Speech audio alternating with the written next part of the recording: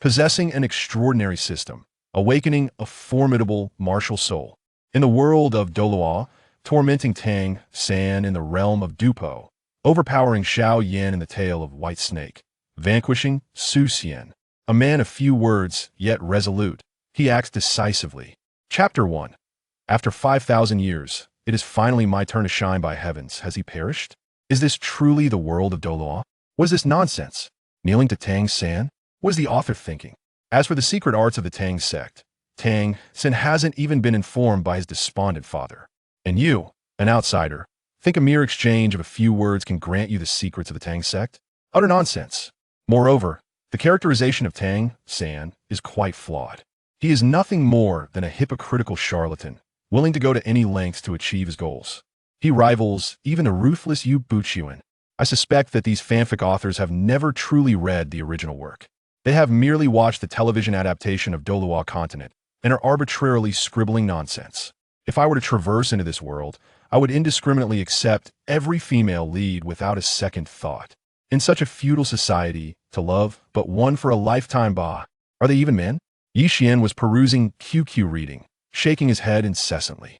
Just as he contemplated putting down his phone, it suddenly emitted a blinding light. Then, everything went dark. In the Douluo continent, in the Heavendo Empire, at Holy Soul Village. Xian, are you training again? An elderly man, with slightly graying hair and a beard, leaning on a cane and hunched over, paused in front of a large rock, displaying a tender smile as he greeted a young boy, doing push-ups atop the stone. Good morning, Grandpa Jack, the boy replied, continuing his exercise. Xian, today the steward from the spirit hall will come to our village to help the children awaken their martial souls. Now that you are 6 years old, make sure you don't arrive late, old Jack reminded him. Understood, Grandpa Jack, the boy replied. Continue your training. After you're done, wait for me here. I need to make a trip to the blacksmith shop. Among the villagers, Tang Hao is the most difficult to deal with. How can such a well-behaved child have such a father? Old Jack rambled on as he turned to leave. The boy, named Xian, had a healthy bronze complexion. Like Tang San, he too had traversed into this world known as Douluo. Unlike Tang San, however, Xian was an orphan. No one in the village knew who his parents were. It was a stormy night when old Jack arose to tidy up the yard, only to discover a baby wrapped in cloth, placed in a bamboo basket. The cloth was embroidered with a character for Leaf.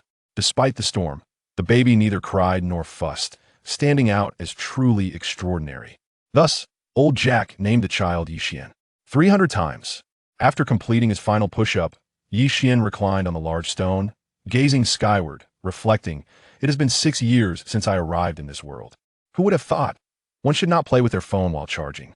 Indeed, Xian had been playing with his phone while it charged, leading to an explosion that propelled his soul into the Douluo continent he once cherished. Initially, Xian thought he might still be dreaming. It wasn't until he took his first steps and stumbled that he realized he was indeed in the real world, having authentically traversed into the Douluo continent. Coincidentally, both he and Tang San were now 6 years old, which meant they would both awaken their martial souls this year. What will my martial soul be? Xian could not suppress his curiosity. Regardless of status or wealth, everyone possesses their own martial soul. Some souls are manifested as hoes, others as blue silvergrass, and some even take the form of various beasts. To gain insight into what one might awaken, one can often refer to their parents' martial souls. Typically, children inherit the martial soul of one parent. With no knowledge of his parents, Xian felt uncertain about what his martial soul might be. No matter what my martial soul is, I am certain I possess soul power. Xian thought to himself.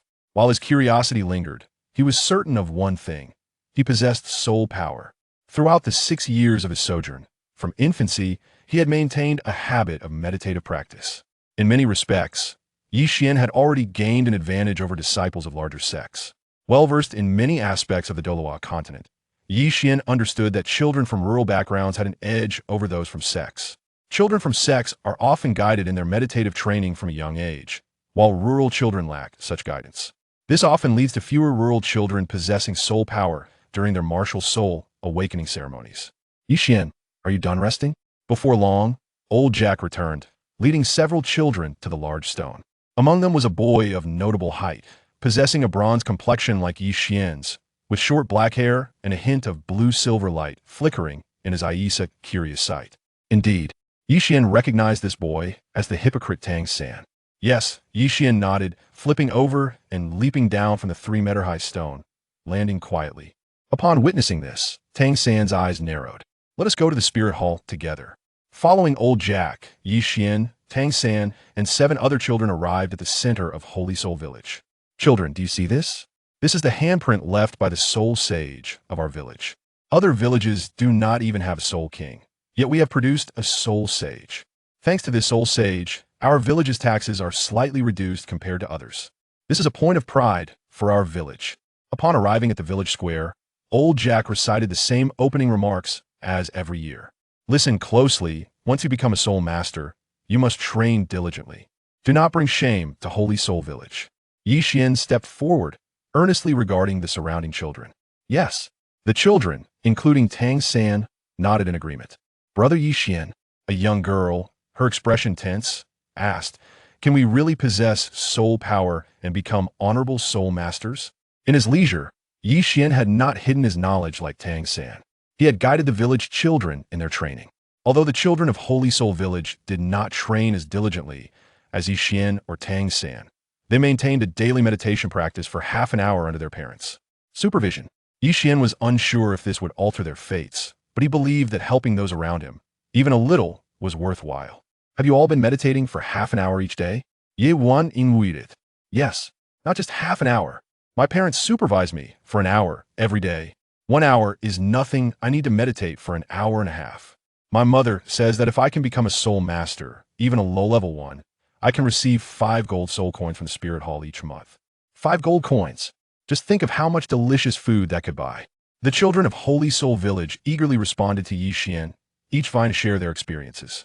And that is precisely the point. Xian smiled and said, "Since you have all engaged in meditation and have strived for a brighter future, let us entrust the outcome to fate. I believe that each of you has the potential to become a glorious soul master." Chapter 2. Prerequisites for activating the golden finger. Is it truly so effortless to become a soul master? A voice, rather unremarkable, resonated through the air, prompting the onlookers to turn their gazes. There, a figure swiftly scaled the eaves, leaving the children present in awe with their mouths agape. Finally, upon reaching the pinnacle, the figure executed a graceful 180-degree turn mid-air, descending like a leaf and landing steadily on the stone steps before the entrance of the spirit hall. Remarkable. This was Xian's assessment of Su Yuntao. The display moments ago by Su Yuntao had indeed been impressive. Is it genuinely so simple to become a soul master? In response to Su Yuntao's claims, Xian retorted earnestly, "I have traversed 7 villages without encountering a single child endowed with soul power, nor a suitable martial spirit.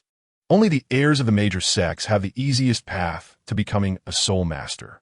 For you country folk, it is exceedingly challenging." Su Yuntao replied with a hint of pride, "Are you brave enough to wager with me?" Xian inquired with a smile. "Wager?" Su Yuntao hesitated momentarily. Xian nodded affirmatively. "What wager could I possibly engage in with a mere child?" Su Yuntao scoffed dismissively. "What, are you afraid?" Xian's hand delved into his pocket, retrieving a bag of copper soul coins. "Where did you acquire such wealth?" Old Jack wondered internally. "From the villagers and the pocket money you give me each year. Over the years, it has accumulated to this amount." Xian chuckled. His soul, having originated from another world, utilized advanced agricultural knowledge to significantly enhance the agricultural and pastoral sectors of Sacred Soul Village, resulting in nearly a 10-fold increase in per capita income. To express their gratitude, the adults in the village often brought him delicacies from Soto City or gifted him copper soul coins. After several years, this collection had amassed a considerable sum. Su Yuntao remained silent, his eyes reflecting a mix of intrigue and hesitation. Although Xian possessed a substantial amount of money, a wager between an adult and a 6-year-old child, even if victorious, would lack honor. If you believe my youth creates a mental barrier for you, then wager with old Jack instead. What do you say? Xian discerned Su Yuntao's apprehension and pressed on. Child, are you sure? This sum is not insignificant. It could be saved for your future wife. Old Jack remarked. Indeed, as long as there is even a modicum of soul power, regardless of the martial spirit, one can cultivate to become a soul master. Am I correct, master? Xian turned to Su Yuntao. Su Yuntao nodded in agreement. However, our village has not produced a child capable of becoming a soul master in several years. Old Jack cautioned, still hesitant. Trust me, Grandpa Jack. Let us wager. Ye one asserted earnestly. Very well, Old Jack conceded, observing Yi Xian's determination.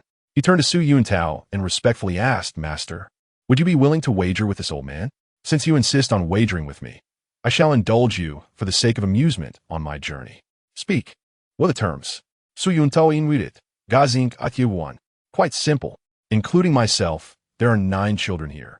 If at least 2 possess soul power and can become soul masters, you lose. Conversely, should I lose, all the copper soul coins in my possession will be yours. If you lose, you must pay me an equivalent amount of copper soul coins, Yi Xian explained. Are you certain? Su Yuntao asked. I am certain. Yi Xian affirmed with a vigorous nod. Su Yuntao scrutinized the 9 children before him. 4 rural children. Encountering even one endowed with soul power was a rarity, let alone 2.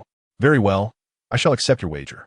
If you intend to bestow money upon me, who am I to refuse? Su Yuntao is me to give. With that, Su Yuntao formed a hand seal, releasing his soul power to imprint on the spirit hall's door. The door creaked open with an eerie sound. Come in, Su Yuntao beckoned, casting a sideways glance at Yi Xian. Following Su Yuntao, the 9 children entered the hall of the spirit hall. Ding dong. What sound was that? As Yi Xian stepped across the threshold of the spirit hall, a bell-like chime echoed in his mind. The system has detected that the host is about to undergo martial spirit awakening. Please reveal Tang San's Xiao Yan hammer martial spirit to obtain fortune points and activate this system. A system? At last, I possess a golden finger. Yi Xian stood frozen in place, overwhelmed with excitement. For 6 years, he had feared he would be without a golden finger. Now, upon entering the spirit hall, he was finally on the verge of acquiring one. It seems the adage holds true. For those who traverse worlds, the golden finger may arrive late, but it shall never be absent. However, the prerequisite for activating the system is to expose Tang San's Xiao Yan hammer martial spirit. Yi Xian gazed at Tang San's silhouette, a sudden realization striking him. Could it be that he was destined to bind to an anti-Tang San system? During his time in Sacred Soul Village, although Yi Xian harbored no ill will towards Tang San, their relationship was not particularly warm either. Yi Xian, why are you still lingering outside? Old Jack gently called, noticing Yi Xian's stupor. As Yi Xian turned, Old Jack added, do not be anxious. Becoming a soul master offers a better chance at life. But even if you cannot become one, you can still live a splendid life. Becoming a soul master is merely a shortcut in life. Indeed, Yi Xian understood that Old Jack had misunderstood and nodded obediently as he stepped into the hall, aligning himself with the other children in a row. Yam Su Yuntao, a level 26 great soul master, and I shall be your guide. I will awaken your martial spirits one by one. No matter what happens, do not be afraid. You, yes you, step forward. With a wave of his hand, 6 black stones formed a formation, swirling around the chosen child. Suddenly, 2 soul rings ignited beneath Su Yuntao's feet, one white, one yellow. A purple soul power coalesced behind him, manifesting as a red-eyed, upright wolf spirit. The wolf spirit roared ferociously, startling the innocent children of Sacred Soul Village, who had never encountered such a bizarre entity, causing them to retreat in fear. I told you not to be afraid. This is my martial spirit, the lone wolf. Should any of you succeed in becoming a soul master, you will possess similar abilities. Now let us continue. A gleam of pride sparkled in Su Yuntao's eyes.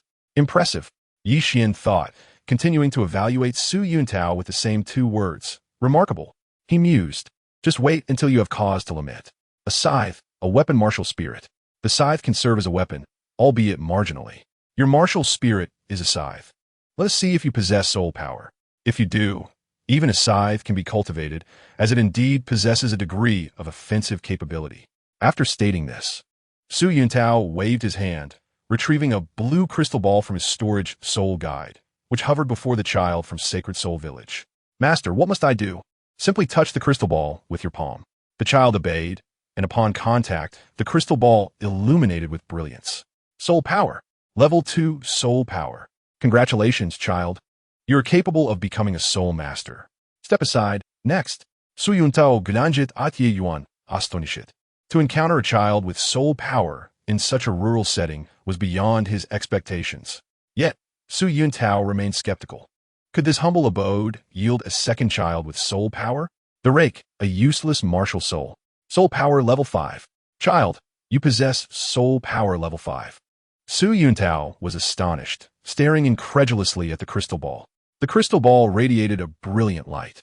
Su Yuntao could hardly believe that during this visit to the Holy Soul Village, he encountered a child with such remarkable soul power. However, after a moment's pause, Su Yuntao turned his gaze to the far left, where Xian stood. This also meant that he had lost the bet. Chapter 3. The tyrannical system of the protagonist. Though Xian was merely 6 years of age, beneath his youthful and innocent features lay a mind far beyond his years. At this moment, Su Yuntao's thoughts were not difficult for Xian to surmise. The copper soul coins in Xian's possession were not plentiful, amounting to nearly 50,000. When converted to gold soul coins, it equated to 5 gold soul coins. While 5 gold soul coins appeared substantial, it represented a considerable sum for the common folk. Such a lucrative opportunity was too good for Xian to overlook.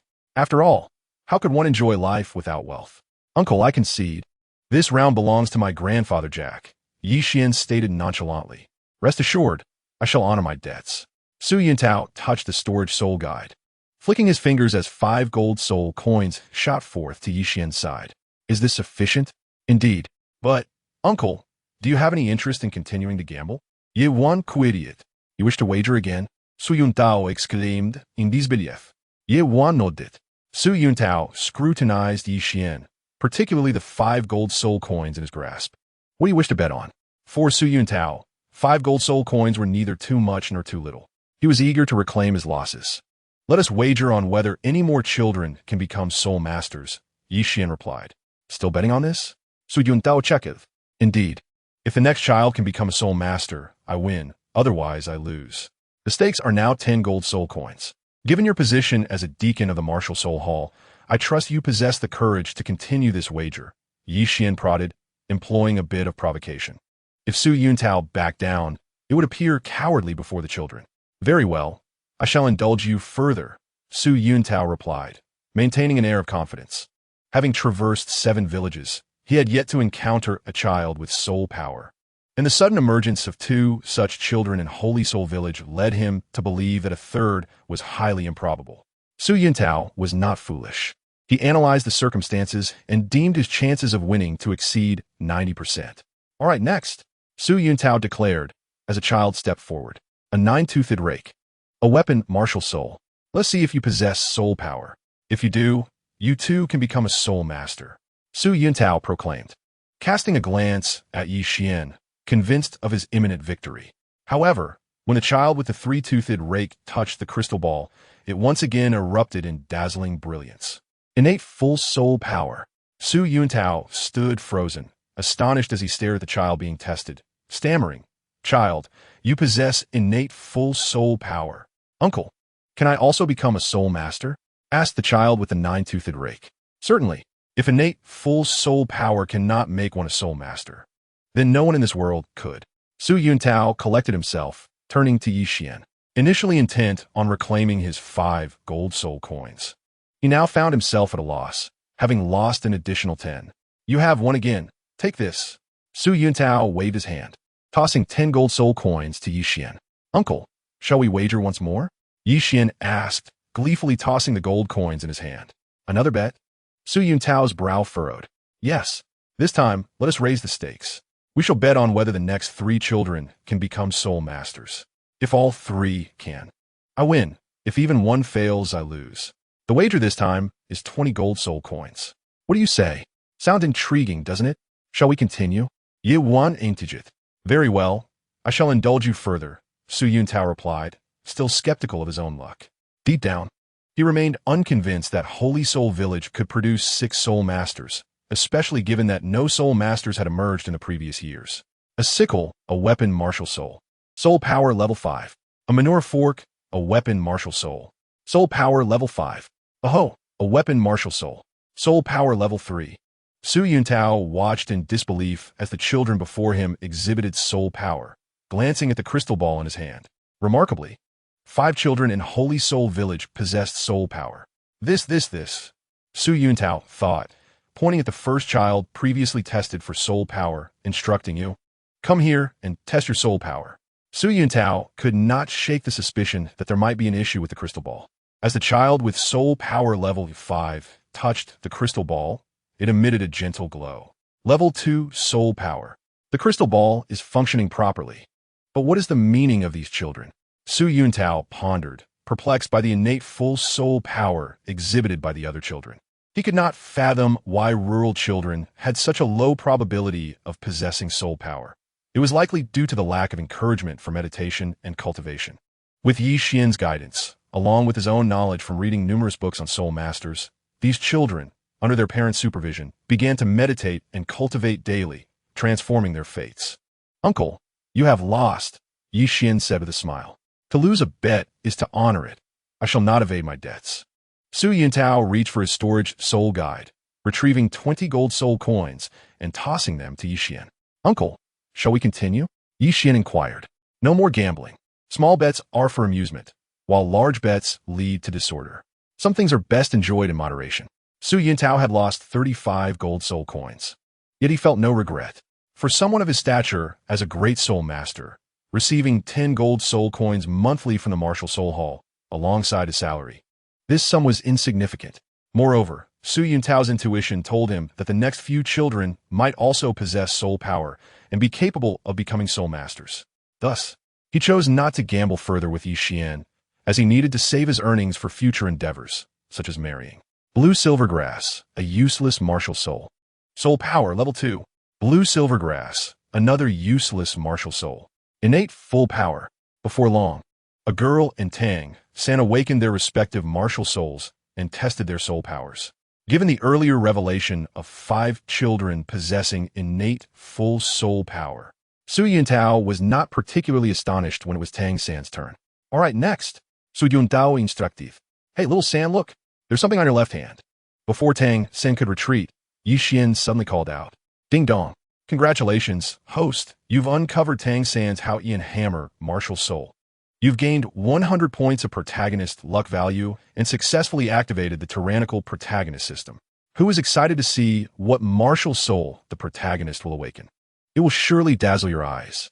The soul of a warrior that no one has ever possessed. It is worth noting that some believe Lu Hao, upon awakening his weapon spirit, the 9-pronged rake, has acquired innate full soul power, and this seems somewhat dubious. Allow me to clarify. In the original storyline, the blind tool, named Su Yuntao, adhered strictly to his habitual approach. If he deemed a weapon spirit to be worthless, he would not waste time testing someone else's soul power. In the original narrative, had it not been for Tang San's determination, Su Yuntao would not have provided him the opportunity to test his soul power.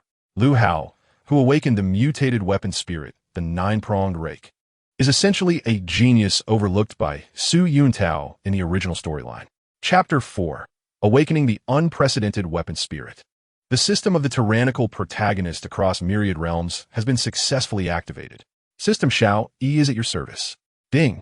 The system's first activation grants the host a lottery ticket.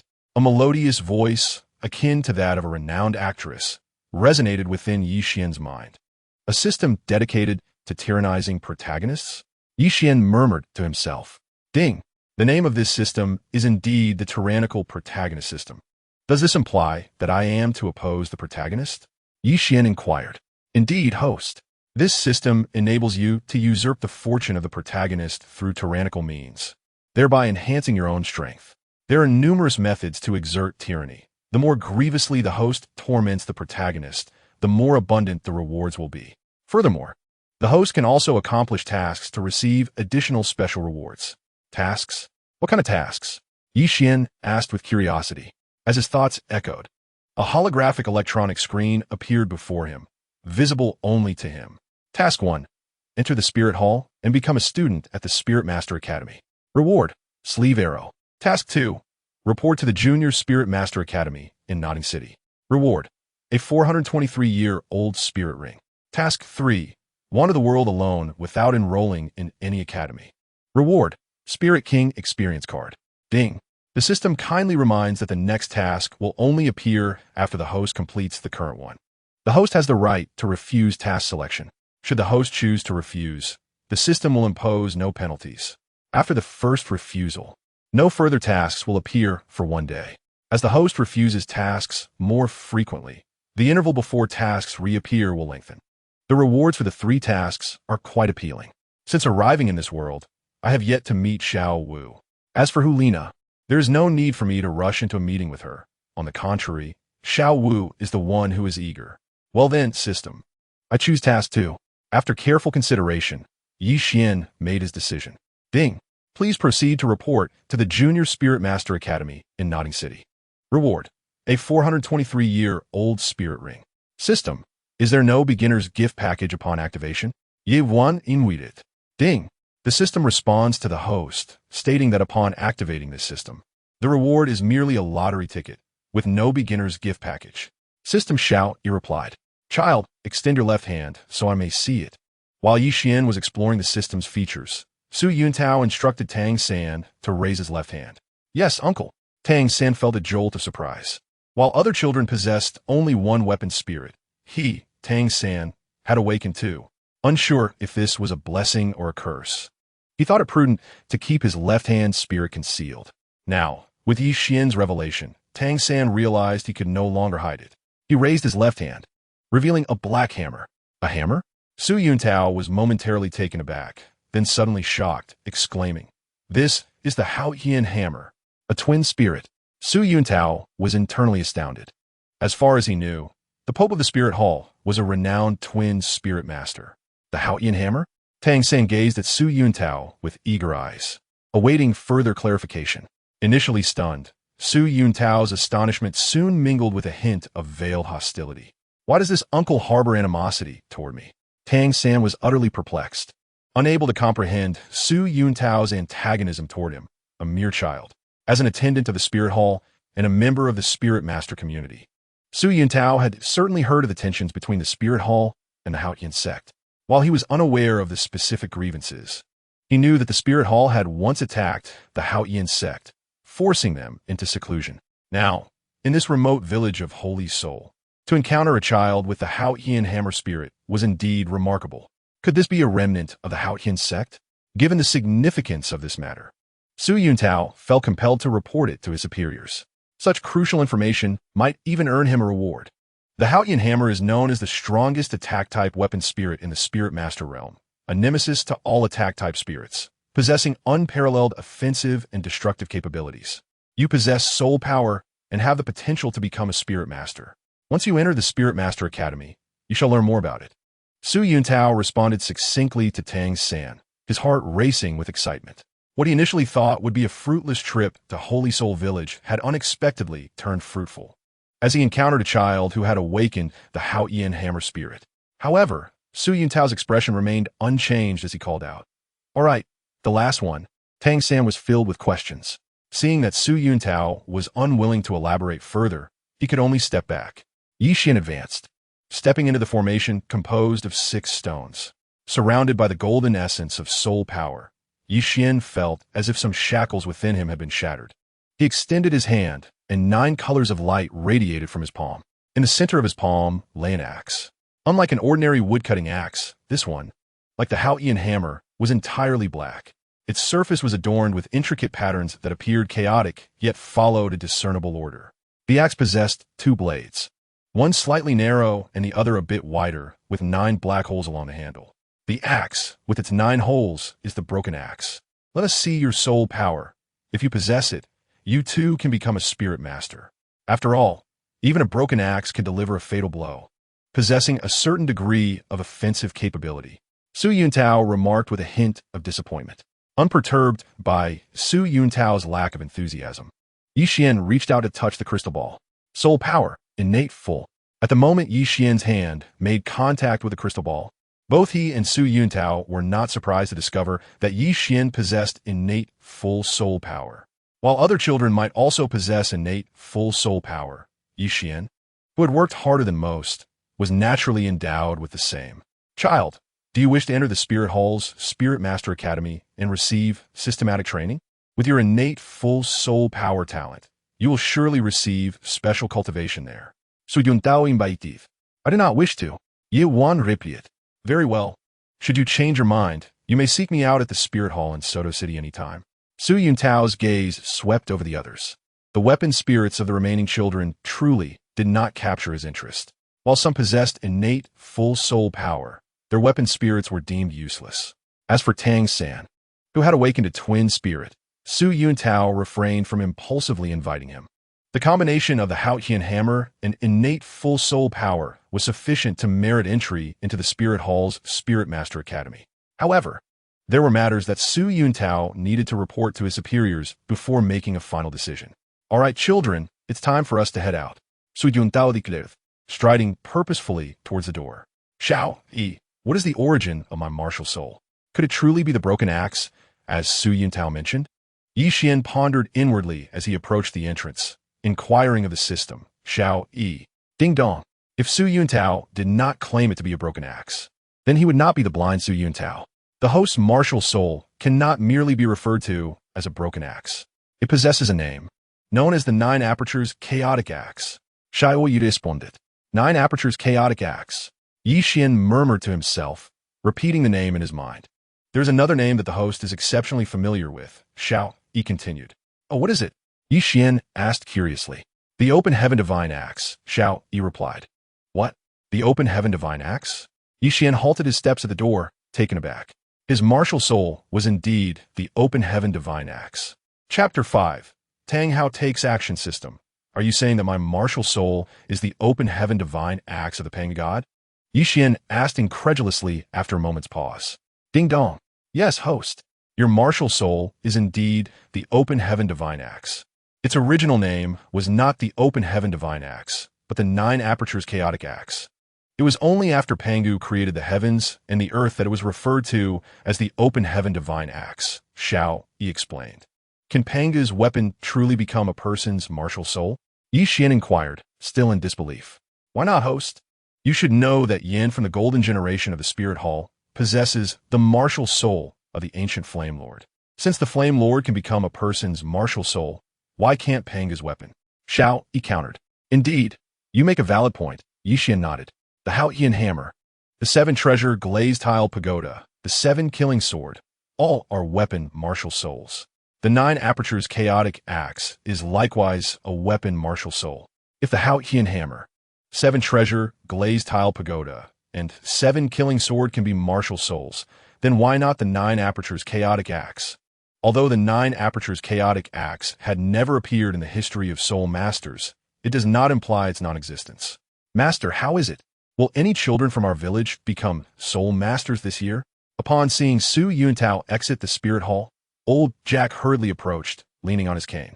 All 9 can. Su Yuntao replied. Oh, none can? Old Jack's expression fell before he realized Su Yuntao's words and asked, Master, I'm a bit hard of hearing due to my age. What did you just say? I said, indeed there are 9. All 9 children can become soul masters, Su Yuntao reiterated. What? They can all become soul masters? I must not have heard correctly. Old Jack exclaimed, excitement causing his hands to tremble around his cane, making one wonder if a gust of wind would knock him over. You heard correctly. Among them, 3 children possess innate full soul power. As long as they acquire a soul ring, they can become soul masters and advance to the next title. Su Yuntao swept his gaze back to the 9 children, following him out of the Spirit Hall. This year's awakening of martial souls in Holy Soul Village has yielded children with soul power, 3 of whom possess innate full soul power. Innate full soul power? Old Jack's eyes widened, his excitement causing him to stumble unsteadily. Yes, Su Yuntao confirmed. Master, could there be a mistake? How could our village suddenly have 3 children with innate full soul power? Old Jack, who had served as village chief for decades, was incredulous about Su Yuntao's assessment. Initially, I too wondered if the crystal ball was faulty. After verification, it is indeed functioning correctly.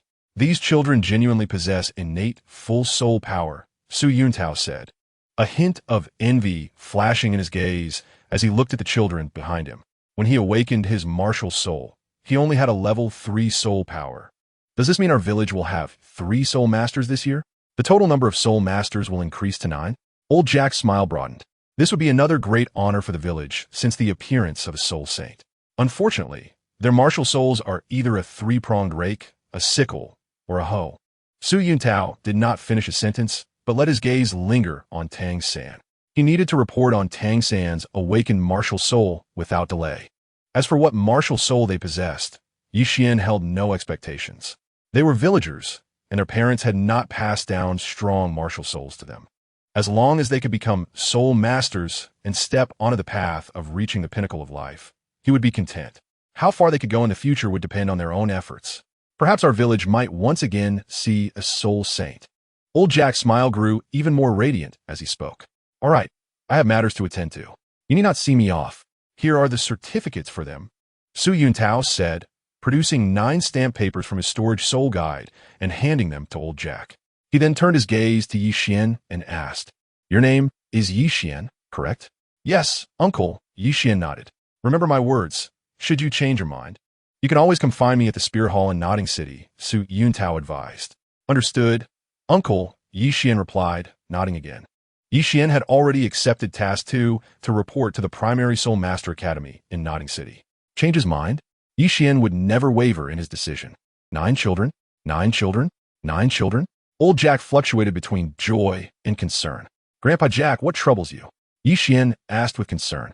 Our village has 9 children capable of becoming soul masters, yet we only have 1 quota for a work-study student. As soon as Old Jack finished speaking, Tang San, Zuohua, and others exhibited varying degrees of anxiety. Children, do not worry. Grandpa will make a trip to Notting City. Other villages share quotas among 2 or 3 villages. If no children from their village can become soul masters, I will strive to secure a quota for you all. Now, each of you go home and share the good news with your parents. Old Jack said earnestly. Before long, all 8 children, including Tang San, had departed. Old Jack, securing quotas from other villages will surely be quite challenging. The orphan Xian remained behind, inquiring of Old Jack. Indeed, it poses some difficulty.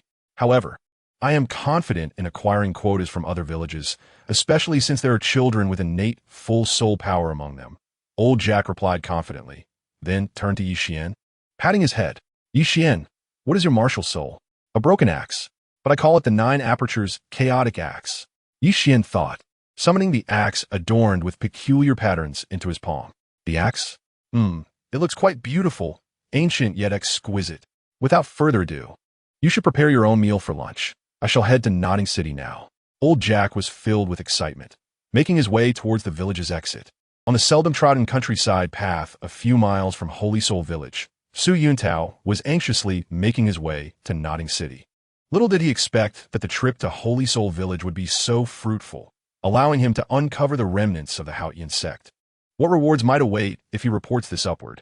Su Yuntao pondered deeply, disregarding the soul awakening tasks in the other villages, and made his way straight back to Notting City. Suddenly, a figure descended from the heavens, blocking his path.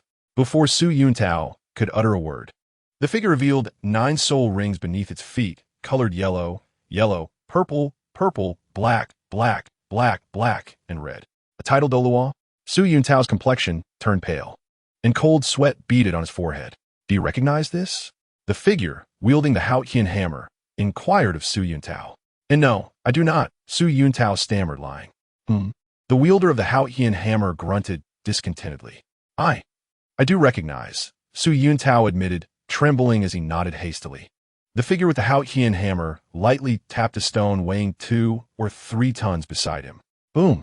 A terrifying force shattered the stone into countless fragments. Having never encountered such a master, Su Yuntao's legs weakened, and he collapsed onto the ground, his pants soaked. If you dare to speak out of turn, this stone shall be your fate. Whoosh! As the words fell, the figure vanished, leaving behind a frightened and pale Su Yuntao. Chapter 6. A new task in the Tiando Empire, Bala Kingdom, Notting City. Notting City, located at the border of the Tiando Empire and the Xinghua Empire, is not considered a first-rate city. However, due to the frequent passage of merchants, it has become quite prosperous. Xian, among the 9 children, you are the most obedient and sensible. Once I deliver you to the academy, I will return immediately. Regardless of the situation, keep an eye on them. Old Jack advised while walking along the street. Okay, Grandpa Jack, but are you in such a hurry to leave? Xian asked. Indeed, this is Notting City, and the inns here are not for poor folk like us, Old Jack replied. Grandpa Jack, what do you think of this inn? Xian suddenly stopped beside a hotel. This is the most expensive in Notting City, requiring 5 gold soul coins for a night stay. Once, that spendthrift Wate stayed here for a night and boasted about it for a whole month back in the village. Old Jack expressed enviously. "Wait for me, Grandpa Jack," Xian said, stepping into the inn. Shortly after, he emerged with a room card in hand. "What are you doing, Xian?" Old Jack asked, astonished. "The day is not yet over. By the time you return to the village, it will be 8 or 9 o'clock at night. The mountain roads are treacherous, and there may be soul beasts lurking. Trust me, let's stay the night and return to the village early tomorrow," Xian insisted. "No way. One night costs 5 gold soul coins. That's too extravagant, too wasteful. 5 gold soul coins would cover my expenses for an entire year," Old Jack protested, attempting to return the room card to Xian, who did not accept it and walked toward the main road instead. "It's already too late. I've paid in full," Xian said, hands on his waist, smiling proudly. "Foolish child, 5 gold soul coins could buy meat. Why waste money like this? Return it." Old Jack continued to plead. "I can't return it. I've confirmed that once payment is made, this inn does not issue refunds. Even if you don't stay, you must," Xian replied. "Come on, Grandpa Jack. My soul power is at its innate maximum, and once I acquire a soul ring, I can ascend to the next title and become a soul master. At that point, I can collect 5 gold soul coins monthly from the Spirit Hall. If I obtain 2 soul rings, the monthly amount will increase to 10. You raised me for 6 years. Now it's time for you to enjoy life," Xian said, smiling as he tugged at Old Jack. "Oh, you child." Old Jack sighed, but his gaze softened with pride, realizing that the child he had taken in 6 years ago was now growing into a person of promise. "Move along, beggar." The guard at the entrance of Notting Academy sneered as Old Jack approached with the 9 children, just as he was closing the gate. "A beggar?" Old Jack, with his gentle temperament, explained kindly, "Young man, we hail from Holy Soul Village. These 9 children are this year's work-study students. Here are the credentials issued by Master Su Yuntao from the Spirit Hall. A soul spirit, broken axe, innate full soul power. A soul spirit, blue silvergrass. Another with innate full soul power." The guard, upon inspecting the credentials, was astonished. "Wait, 9 children. The lowest soul power is level 2, 2 at level 3, 2 at level 5, and the remaining 3 all possess innate full soul power. In all my years as a guard, I've never encountered anyone with innate full soul power, let alone 3 from a grass hut. Could your credentials be any more fabricated? Why not claim they all have innate full soul power?" The guard scoffed, waving the 9 credentials dismissively. "You," Old Jack huffed in frustration. "Who said my credentials are false?" Just then, a voice interjected from his side. "Master Su Yuntao," Old Jack exclaimed, recognizing the person approaching as not just anyone, but the esteemed Su Yuntao. "Wait, something's off," Xian thought to himself. Shouldn't the timid Yu Xiaojiang be appearing at this moment instead of Su Yuntao? As Su Yuntao stepped forward, he looked at Old Jack and picked up one of the credentials from the ground, declaring, "These credentials are indeed issued by me. Do you have any further questions?" "And no questions at all. How could I have any issues if they are issued by you?" "It must have been a misunderstanding on my part," the guard stammered, bowing slightly and scratching his head in embarrassment. "Thank you, Master," Old Jack said gratefully. "There's no need for thanks. It was a small matter. I have other matters to attend to, so I must take my leave," Su Yuntao replied coolly. With Su Yuntao's words, the guard dared not obstruct Xian and the others any longer. Upon entering Notting Academy, Xian inquired along the way until he reached the registration office. "Ding! Congratulations. You have completed the task. You have registered at Notting Academy. Reward, a 423-year-old soul ring." "Ding! Congratulations. You have received a new task. Task 1. Accept Master Yu Xiaojiang as your teacher. Reward, Zhuge Divine Crossbow. Task 2.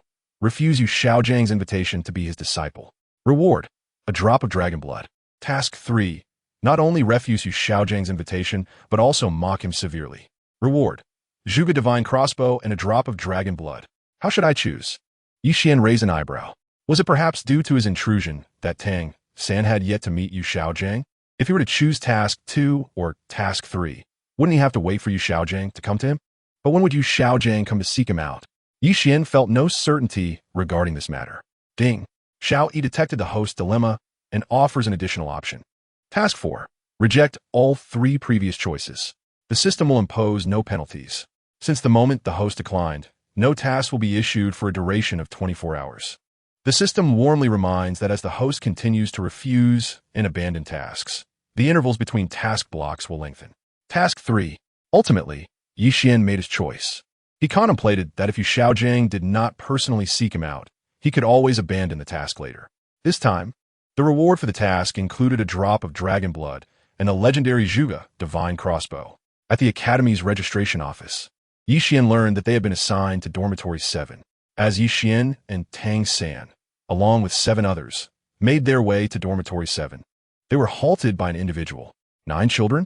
The person blocking their path silently counted in his mind. Meanwhile, Xian felt a sense of foreboding. Pondering, could this stern-faced individual be Yu Xiaojiang? Chapter 7. The First Encounter with the Timid Man. Yu Xiaojiang, the one obstructing Xian and Tang San, was a middle-aged man, donned in dark attire, exuding an aura of detachment from the world. His eyes, seemingly above all, carried a hint of resolute depth. Standing tall and proud, his identity appeared to be quite significant. "Are you 9 children from Holy Soul Village?" The middle-aged man inquired, addressing Xian, the leader of the group. "Teacher, do you need something from us?" Tang San interjected, nodding with curiosity. "I am not a teacher of the academy. Here, I am referred to as Master," the middle-aged man explained. "Master?" Xian exclaimed, realizing that this was indeed the timid Yu Xiaojiang. "Master?"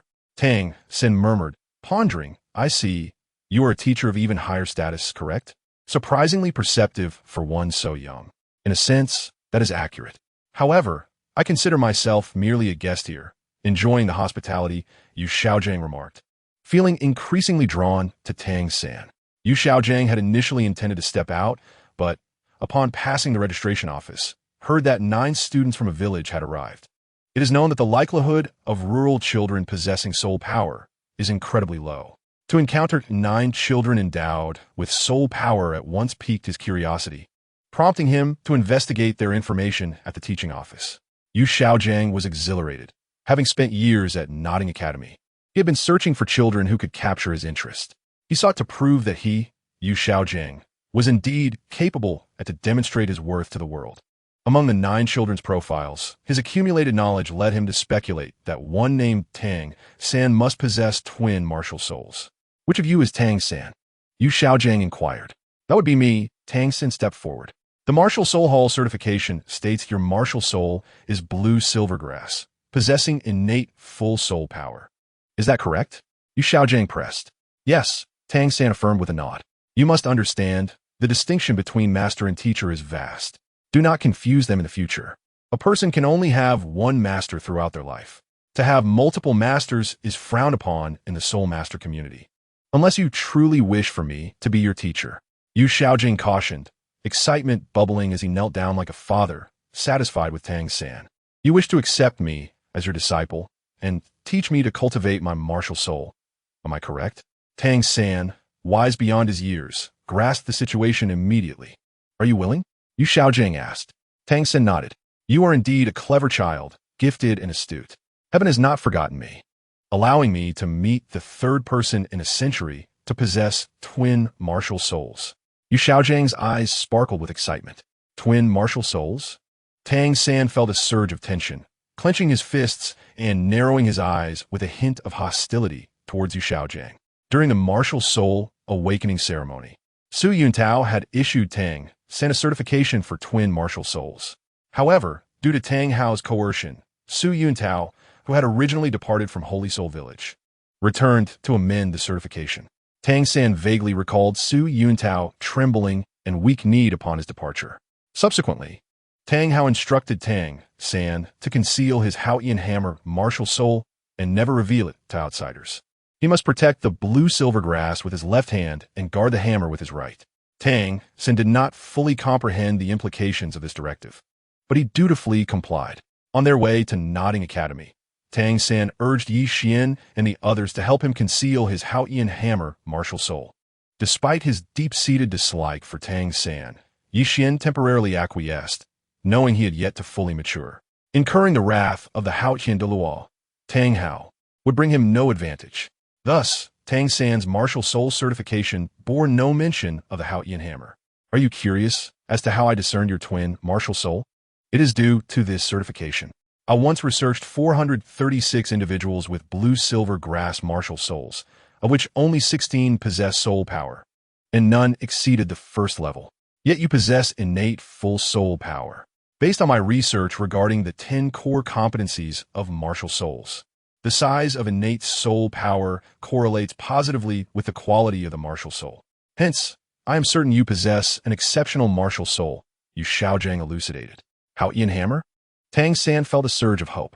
According to Yu Xiaojiang's reasoning, his Hao Xian Hammer martial soul must indeed be extraordinary. Wonderful. I have awakened an exceptional martial soul. With the Tang San's secret arts combined with a superior martial soul, I am destined to stand at the pinnacle of the continent in this life. Tang San thought joyfully, eyeing Yu Xiaojiang with newfound respect. The ability to deduce his twin martial soul from a mere certification indicated that this middle-aged man was quite remarkable. With a thud, Tang San knelt before Yu Xiaojiang. What are you doing? Yu Xiaojiang asked, puzzled. Tang San bowed thrice, a gesture typically reserved for sovereigns and parents. But as the saying goes, once a disciple, forever a son. Master, please accept my bow, Tang San declared, bowing once more. Good, good, good. Yu Xiaojiang smiled for the first time in decades, his expression softening as he turned his gaze to the others. Who among you is Yi Xian? Yu Xiaojiang inquired next. That would be me. Yi Xian stepped forward. The Martial Soul Hall certification states you possess innate full soul power and your martial soul is the broken axe. Is that correct? Yu Xiaojiang asked, his heart racing with interest. Yes, Yi Xian replied. May I see your martial soul? Yu Xiaojiang requested. Of course, Yi Xian responded, focusing his thoughts as a sturdy axe materialized in his palm, adorned with 9 holes and a dual-edged blade, exuding an ancient and dignified aura. As Yu Xiaojiang beheld Yi Xian's martial soul, a profound and solemn energy emanated from it. Even with his blue lightning tyrant dragon's mutated martial soul, he could not suppress a shiver of trepidation. At the moment the martial soul appeared, Yu Xiaojiang distinctly sensed a wave of caution within himself, as though confronted by a formidable adversary. This feeling was subtle, akin to a sixth sense, an intuition difficult to articulate. It warned Yu Xiaojiang that Yi Xian's martial soul was extraordinary. Are you willing to let me guide your martial spirit, just like Tang San? Yu Xiaojiang inquired. His heart stirred. Chapter 8. Confronting Yu Xiaojiang with fury, do you wish to take me as your apprentice? Yi Xian asked. Indeed, would you be willing? Yu Xiaojiang replied. A surge of joy filled Yi Xian's heart. His fortune was indeed remarkable. Yu Xiaojiang had voluntarily offered to take him as a disciple. Yet, would Yi Xian accept Yu Xiaojiang as his master? The answer was a resounding no. However, in order to fulfill a task, he could not simply refuse. You mentioned your research on the 10 core competitive theories of martial spirits. Could you elaborate on which 10 core theories you refer to? Yi Xian inquired. Yu Xiaojiang regarded Yi Xian thoughtfully. In his studies, he discovered that over a century, only 2 soul masters with twin martial spirits had emerged from the Tiando Empire and the Xinglua Empire, while 19 possessed innate full soul power. Among those 19, each martial spirit was a formidable entity, with the youngest having already attained the rank of Great Soul Master. Notably, 5 of these exceptional individuals possessed mutated martial spirits. According to Yu Xiaojiang's research, it was exceedingly rare for a martial spirit of the axe type to exhibit innate full soul power. Even among the direct descendants of prominent sects, none have been found to possess an axe martial spirit with innate full soul power. Past studies had led Yu Xiaojiang to conclude that this particular child was extraordinary.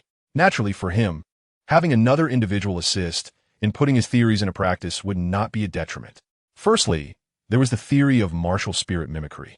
It was not a necessity for plant-type soul masters to absorb spirit rings from plant-type soul beasts. Under certain circumstances, they could also absorb rings from animal-type soul beasts. Secondly, the theory of martial spirit inheritance posited that the type of martial spirit one acquires is directly linked to their parents. Children may inherit the martial spirit of one parent or potentially both, leading to the awakening of twin martial spirits. The closer the blood relation between parents, the greater the likelihood of mutation. While most mutations tend to be weaker, a small fraction may yield exceptionally powerful results. In addition, there were 8 other theories requiring extensive discussion. Yu Xiaojiang found himself genuinely captivated by Yi Xian and patiently explained these two theories. Is that all? Yi Xian questioned, raising an eyebrow. These are merely two of the major theories, Yu Xiaojiang replied. If I am not mistaken, your name is Yu Xiaojiang, correct? Yi Xian asked. Yu Xiaojiang was momentarily taken aback, then nodded in affirmation. You have heard of me? Yu Xiaojiang asked, a hint of astonishment in his voice. Certainly. How could I not have heard of someone who was cast out by the Blue Lightning Tyrant Dragon sect due to a negative mutation of their martial spirit and subsequently expelled from the martial spirit hall? Yi Xian replied indifferently. Yu Xiaojiang's expression remained unchanged, having grown accustomed to such jibes over the years. In other words, he had become numb to them. Tang San narrowed his eyes, casting a hostile glance at Yi Xian. Did Yi Xian not perceive the tension between them? No, he was acutely aware. Yet, to fulfill his task, Yi Xian pressed on. In fact, you were mistaken in your previous statement, Yi Xian continued. What did I say incorrectly? Yu Xiaojiang, having sensed Yi Xian's reluctance to accept him as a master, was intrigued by his words. As a researcher of theories, he held great regard for what he said. You asserted that children who awaken the blue-silver grass martial spirit cannot exceed level 1 in soul power. You are mistaken, Xiu Hu. Tell him your soul power level. Ye Wan commanded. My martial spirit is blue-silver grass, and my soul power is level 2. A small girl dressed in a floral dress stepped forward. Level 2? How did you achieve that? Yu Xiaojiang inquired. Through meditation, Xiu Hu replied. Meditation? Yu Xiaojiang repeated, pondering. Yes, for the past 2 years. My parents have compelled me to meditate for 4 hours every morning, Xiu Hu explained. Are you saying you began meditating like a soul master from the age of 4? Yu Xiaojiang asked, astonished. Xiu Hu nodded. Yi Xian turned to Yu Xiaojiang, continuing, a high-quality martial spirit can indeed bestow a certain level of soul power to its owner upon awakening. However, this is an innate talent. As the saying goes, 3 parts are determined by fate, while 7 parts rely on effort. Apart from innate talent, a person's monumental achievements are also attributed to their diligent endeavors. Humans awaken their martial spirits at 6 years of age. If they meditate before that age, they can still acquire some soul power. When they awaken their martial spirit, the soul power tested will no longer solely be that granted by the martial spirit, but also includes the soul power gained through their efforts. Yi Xian was aware that. A millennium later, soul master academies would overlook students lacking innate full soul power, even those from institutions with weaker faculties. A millennium later on Douluo continent, innate full soul power would be commonplace. Why? Because people began to recognize the importance of effort and meditation prior to martial spirit awakening. Ah, I see. Yu Xiaojiang realized with clarity. Given that Xiu Hu possessed the blue-silver grass martial spirit, her soul power could not possibly reach level 1 at the time of awakening. The reason she achieved level 2 was due to her diligent efforts. Meditating for 4 hours daily was an accomplishment even many adults could not achieve. Xiu Hu gazed at Yi Xian with gratitude. If not for him, her parents would not have compelled her to meditate, and she would not have hoped to become a soul master. Once she became a soul master, she would receive 5 gold soul coins from the Martial Spirit Hall each month. I was walking by 1-year-old, speaking by 2, and learned the universal language of this continent. By 3, I began reading books about soul masters. While I may not have read every book in depth, I possess some knowledge about soul masters, spirit rings, and soul beasts. As for your theories on mimicry and inheritance, I must say, you are not the only researcher prior to you. Numerous authors have written on these subjects, especially concerning soul masters. The case you mentioned regarding plant-type soul masters absorbing animal-type soul beast rings is documented in a book titled My Brief Thoughts on Spirit Rings and Soul Beasts. As for your inheritance theory, it originates from the Encyclopedia of Martial Spirits. Even a simple villager knows that martial spirits are inherited from their parents. Close kinship can lead to a higher probability of producing children with intellectual disabilities, while there is also a small chance of exceptional talents emerging. The same applies to martial spirits. I truly do not understand how you can be so shameless as to compile the findings of predecessors and present them as your own theories. I genuinely doubt whether your expulsion from the Martial Spirit Hall was due to this very reason, your lack of respect for the research contributions of those who came before you regarding martial spirits, spirit rings, and soul beasts. Frankly speaking, I do not know many people, yet I have never encountered someone as shameless as you. Yi Xian regarded Yu Xiaojiang with a mocking and disdainful gaze. The theory of martial spirit inheritance? Even old Jack knows that the martial spirit a child awakens is related to that of their parents. How absurd that Yu Xiaojiang would consider this a personal theory. The theory of martial spirit mimicry? There are records of this in the history of soul master development. There are few soul masters who, unable to bear the thought of wasting a high-aged soul beast soul ring that does not match their attributes, daringly attempted it. In the end, they succeeded in their endeavors. Yet, Yu Xiaojiang absurdly took these occurrences and formulated them into his own theory. How ludicrous! How utterly ridiculous! Ding dong! Due to Yi Xian's relentless and scathing sarcasm, the voice of the system, Xiao Yi, finally chimed in. Congratulations, you have completed the task. Not only did you reject Yu Xiaojiang's invitation to become his disciple, but you also harshly ridiculed him. Reward items: Zhuge Divine Crossbow and a drop of Dragon Blood. Chapter 9. A drop of Dragon Blood. Zhuge Divine Crossbow. 8 inches in length, lacking tail feathers. The back 4 inches are cylindrical, while the front 4 inches taper to a sharp point. The foremost 3 inches contain exactly 12 tiny blood grooves, with an exceptionally sharp tip that glimmers with a faint chill, classified as a mechanical type of concealed weapon, characterized by its formidable lethality and extensive range. A drop of dragon blood. Encompassing the essence of dragon lineage, it possesses diverse applications, suitable for refining the body, concocting elixirs, and inscribing talismans, among other uses. Ding dong! Congratulations, this task can be rated 5 stars. The system grants an additional reward, Invincible Fist. Invincible Fist, a growth and evolution type combat technique. It consists of merely one move, yet its power is astonishing and its intricacies boundless. When cultivated to the highest realm, it can shatter an entire dimension with a single punch. The stronger the physical strength and power, the greater the impact. Wow, I mock Yu Xiaojiang and receive this reward. Xiao Yi, I adore you. Yi Xian was overwhelmed with joy, especially upon reading the skill's description, which nearly induced an uncontrollable laugh within him. To shatter a dimension with a single punch, how terrifying that would be. Ding dong. The system reports to the host. Each time the host completes a task, the system will evaluate the host's performance. There are no negative reviews, and should it reach a 5-star rating, the system will provide a mysterious additional reward. Xiao Yi. To speak candidly, I truly wish to kiss you. Ye wan iklamit ikchitidli. Ding dong.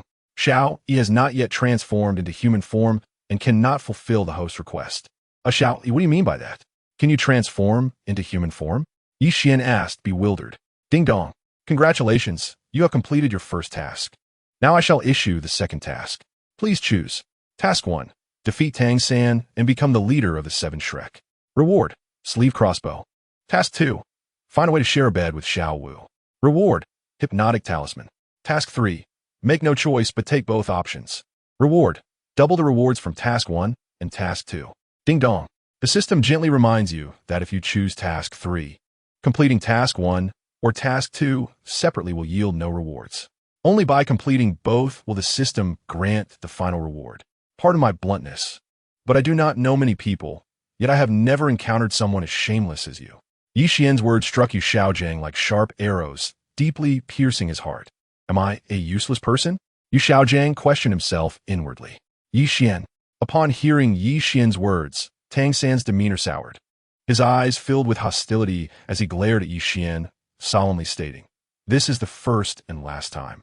If you do not wish to spar with me, please refrain from making such presumptuous judgments about my teacher." Upon hearing this, Yi Xian was equally displeased. He retorted angrily, "Tang San, to put it plainly, this so-called master merely desires someone to test his theories. If you wish to be a guinea pig, I shall not stop you. However, if you seek to spar with me, I shall not cower." Tang San stepped forward. The Xintian treasure record states, if you determine that your opponent is an enemy and they possess a path to your demise, do not show mercy. Otherwise, you will only invite trouble upon yourself. In Tang San's view, since Yi Xian wished to become his enemy, he would not hold back. Just as Tang San took a step, Yu Xiaojiang reached out to stop him. Becoming a disciple is inherently a voluntary act. Each person has their aspirations. If you do not wish to be my disciple, I shall not force you, Yu Xiaojiang said before continuing. Who among you is Lu Hao? I am. A small boy standing next to Yi Xian, who bore the scent of poultry droppings, stepped forward. The proof issued by the Wuhuan Hall states that your martial spirit is a 9-toothed rake, possessing innate full soul power. Is that correct? Yu Xiaojiang inquired. Yu Xiaojiang had perused many ancient texts and compiled data. Among the 466 children with rake-type martial spirits he had studied, only 26 possessed soul power, and none exceeded level 1 upon awakening their martial spirits. Moreover, their martial spirits were all three-toothed rakes, which in the soul master community were deemed as worthless as blue silvergrass. In the original storyline, the blind Su Yuntao did not test Lu Hao's soul power simply because of the rake martial spirit. When it was Tang San's turn, Su Yuntao remained unchanged. Su Yuntao, if I would act otherwise, I would not be the blind tool character.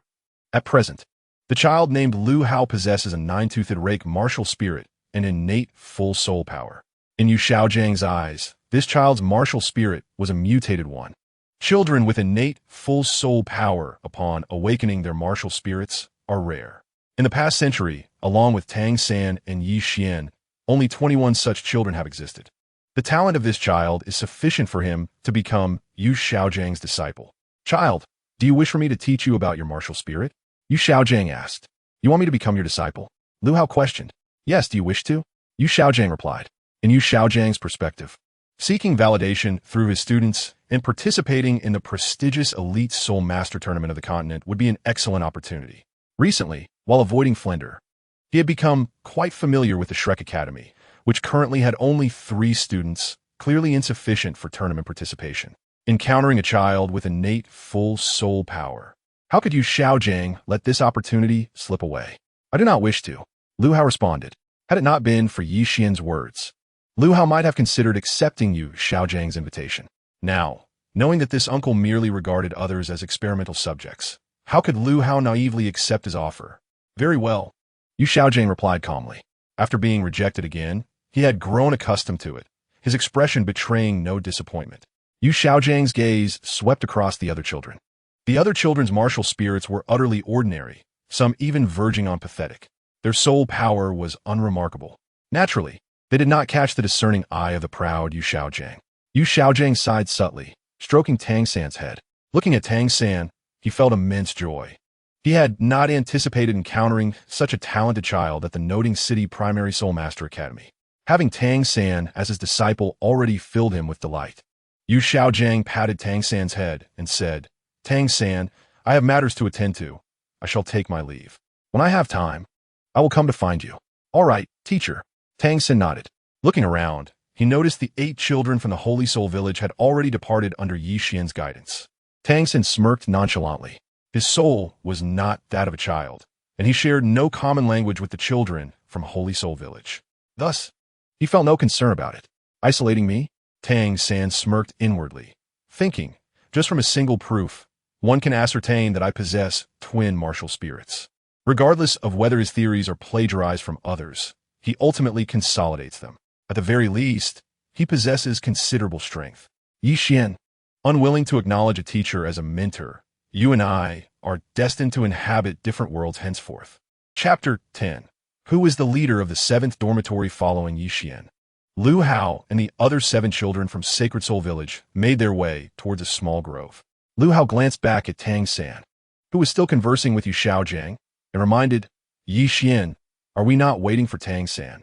Yi Xian cast a brief glance at Tang San and replied indifferently, I'm not speaking ill of others behind their backs. Yu Xiaojiang is precisely that type of person. He openly criticized me, and Tang San actually wants to confront me. Did he consider that we hail from the same village? If he does not value me, why should I value him? Lu Hao and the others secretly nodded in agreement. Though Yi Xian's words may have been harsh, they were far better than the petty remarks of those who speak ill of others in secrecy. Moreover, what Yi Xian stated was the undeniable truth. Yi Xian observed his companions and added, of course, if you wish to continue following him, I have no objections.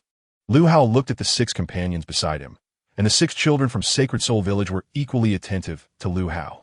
Ultimately, Lu Hao declared, when Grandpa Jack departed, he entrusted us to heed your words. I choose to follow you. Me too. Count me in. The 7 children from Sacred Soul Village unanimously expressed their allegiance, abandoning Tang San in favor of Yi Xian. However, Lu Hao inquired, are we truly going to ignore him? At the heart of the matter lies the conflict between Yi Xian and Tang San. Lu Hao found it somewhat difficult to accept the sudden cessation of communication with someone.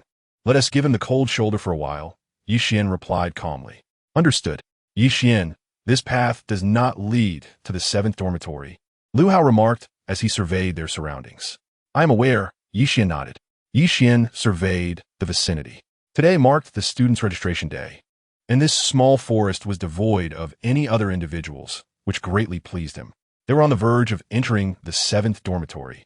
Xian bore a mission to defeat Tang San and become the leader of the 7th dormitory, while also finding a way to share a bed with Xiao Wu.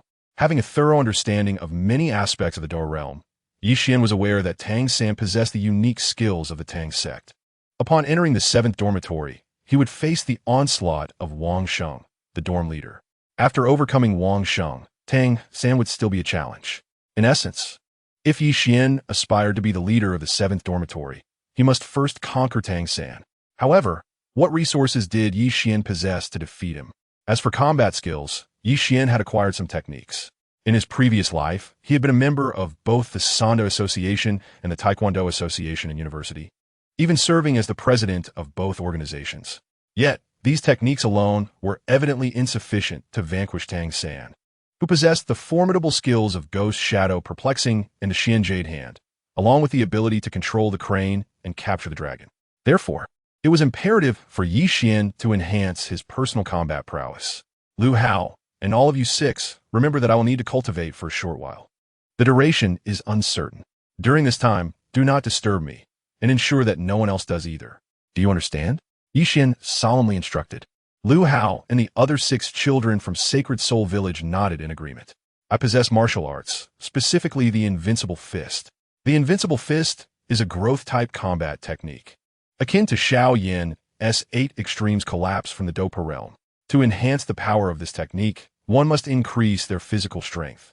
I lack the medicinal baths of Yao Lao, but I recently completed a task and obtained a drop of dragon clan blood. This should be sufficient to augment the power of the Invincible Fist. Xian pondered, retrieving a drop of golden liquid from his system package. The energy emanating from the drop was substantial, sending ripples through the surrounding space since its appearance. System, how do I absorb the energy of this drop of blood? Xian inquired. To absorb the energy of the blood, a simple method exists: swallow a whole. However, given the current strength of the host's physique, directly consuming this drop of Dragon Clan blood would undoubtedly cause the host's body to burst. I suggest placing it between your palms and, through meditation, gradually refine the energy. The system, Xiao Yi, responded. Place the Dragon Clan blood between my palms, Xian repeated to himself. Xian then sat cross-legged, his left palm facing the sky and his right palm facing the ground. He closed his eyes and began to meditate. The method of meditation for a soul master was quite simple. It merely required the manipulation of surrounding elements through one's will to draw them into one's body. Currently, Xian's absorption of the Dragon Clan blood followed the same principle. Of course, this method of cultivation, relying solely on meditation, would undoubtedly be slower than that of Tang San, who possessed established techniques. As Xian meditated, threads of golden energy began to seep into his palms and subsequently into his veins, nourishing every inch of his being. Under the warmth of that energy, Xian felt enveloped in sunlight. Ding! Congratulations! Your physical realm has been elevated. Current physical realm, 1-star copper skin, iron bones. Xiao Yi, has my physical realm increased? Xian inquired, intrigued. Is there a ranking system for physical realms? Yes, host. The physical realms are categorized from low to high as follows. Mortal body, copper skin, iron bones, strength of 100 bulls, copper bone body, silver bone body, golden body, and myriad phenomena body. Each major realm can be further divided into 10-star levels. The system, Xiao Yi elaborated. Xian opened his eyes. At this point, the Dragon Clan blood had not yet visibly changed in size. Tang San had cultivated the unique skills of the Tang sect for a maximum of 6 years. And, considering his current age and cultivation level, Xian believed that with his 1-star copper skin, iron bones realm, he could contend with him. Lu Hao, how long have I been cultivating? Xian asked. About 5 or 6 minutes, Lu Hao replied, perplexed. Xian, aren't you going to cultivate longer? Xian's meditation had not lasted as long as Lu Hao's daily practice. Let us go Follow me to the 7th dormitory, Xian said lightly. Following Xian, Lu Hao and the other 6 children from Sacred Soul Village arrived at the student dormitory. The door to the 7th dormitory was slightly ajar, and through the gap, they could see students standing in 2 rows, respectfully greeting a boy with a wheat-colored complexion. I'm here to learn, not to become a leader. This is the rule of our 7th dormitory. Whoever has the strongest fist becomes the leader. Yes, that's the rule. Leader. Before even stepping into the 7th dormitory, they could hear the conversation within. Despite the wheat-colored boy's reluctance to assume the title of leader, the students inside chanted in unison, pledging their support for him. Xian, from now on, are we also expected to call Tang San leader? Lu Hao asked as they stepped into the 7th dormitory. Do you wish to? Ye wan inwaited. Not all. Grandpa Jack said we should listen to you. Not to Tang San, Lu Hao replied without hesitation. Then that is settled, Xian said calmly. Are you all new work-study students this year? A boy noticed Xian and the others' arrival and stepped forward to inquire. Xian and Lu Hao nodded in response. According to the rules of the 7th dormitory, newcomers must spar with the dorm leader.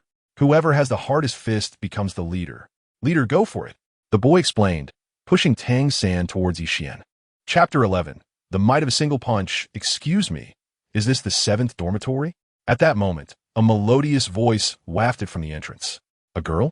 Lu Hao, taken aback, turned to the older boy beside him and inquired, is it permissible for boys and girls to reside together here? Of course. Our academy's dormitories do not distinguish between genders. We are all just children. After all, it's not a matter of great importance. It is only when one reaches the Intermediate Soul Master Academy that students are separated by gender, the older boy replied. His gaze filled with surprise as he observed the influx of 10 new work-study students this year, whereas there had been none the previous year. The girl was utterly adorable, bouncing on her tiptoes. She wore a short dress and had long brown braids that cascaded down her waist. Hello, my name is Xiao Wu, with Wu meaning dance. I am one of the work-study students sent from Dihun Village this year. She introduced herself, her large eyes sparkling with enthusiasm. Come on, boss, let us go. Wang Sheng urged. Is that really necessary? Tang San hesitated. As the leader, you must spar with the newcomers to determine who will be the true leader of the 7th dormitory. It's the rule here. Since we boys arrived first, let's start with us. You 8, who will be the first to challenge him? Wang Sheng stated firmly, his eyes scanning Xian, Lu Hao, and the others. We'll sit this one out. Xian, it's your turn, Lu Hao said. Grandpa Jack has instructed us to listen to you. In that case, it shall be simple. Your name is Xian, correct? Wang Sheng directed his gaze toward Xian. Yes, Xian nodded. Then you shall spar with the boss. The victor will claim the title of leader of the 7th dormitory. Go ahead, boss, Wang Sheng declared. Tang San exchanged glances with Xian, then said, Xian, it seems our clash is unavoidable. Are you certain? Xian asked. Indeed, Tang San affirmed confidently. Then let us begin, Xian replied with a smile. Whoosh! With a swift motion, Tang San surged forward, his fists aimed at Xian. However, to his astonishment, he found himself at a disadvantage, unable to gain the upper hand against Xian, who relied on his extensive combat experience from a previous life. Bang! Not only did Tang San fail to gain any advantage, but he was also met with a flawless spinning kick from Xian, causing his arm to go numb. What incredible strength, Tang San thought, his expression shifting to one of shock as he regarded Xian. Although they were of the same age, Xian possessed a physical strength that eclipsed his own. In close combat, Tang San found himself firmly at a disadvantage. In a moment of desperation, Tang San resorted to the Tang Sec's ultimate techniques, suddenly accelerating his movement speed and transforming his disadvantage into an advantage. Close combat was no longer a viable option for Xian. The Tang Sec's secret techniques, you say? Xian raised an eyebrow, a faint smile gracing his lips. It's time to conclude this. The invincible fist, the Xian palm. Tang San's expression hardened as he sensed the energy fluctuation surrounding him. Startled, he transformed his palm into a jade-like substance, attempting to withstand Xian's impending strike. Boom! A deep sound resonated as Tang San was propelled backward by an overwhelming force, crashing heavily against a pillar. What? So powerful? Wang Sheng, Lu Hao, and the others exclaimed in astonishment, utterly unprepared for Xian's formidable combat prowess. The Xian palm cracked? Tang San lay on the ground, incredulously examining his jade-like hands, which bore a small fissure. As a practitioner of the Tang sect's ultimate techniques, he understood just how formidable the defense of the Xian jade palm was. Yet, it had failed to withstand Yi Xian's punch. You have won, Tang San. If you defeat her again, you will be the leader of the 7th dormitory. Wang Sheng said, his eyes shifting to Xiao Wu. Me?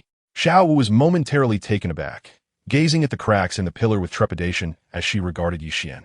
His strength was already on par with a century-old soul beast. Yes, Wang Sheng nodded. Very well, since it is the rule of the 7th dormitory. I shall face him in battle, Xiao Wu stated calmly. Although she found Yi Xian somewhat intimidating, she believed she could hold her own. After all, she was the reincarnation of a 100,000-year soul beast, the soft-bone rabbit. Whoosh, whoosh, whoosh. Before long, Yi Xian and Xiao Wu were locked in an intense exchange. Each move executed with ferocity. Under normal circumstances, Yi Xian would have tempered his strength against Xiao Wu. However, in pursuit of his goal, he could not afford to hold back. One of his tasks was to become the leader of the 7th dormitory. Suddenly, a soft glow enveloped Xiao Wu. A soul skill? The waist bow? Yi Xian felt a surge of alertness. Well-versed in the lore of Douluo, he was aware of some of Xiao Wu's secrets.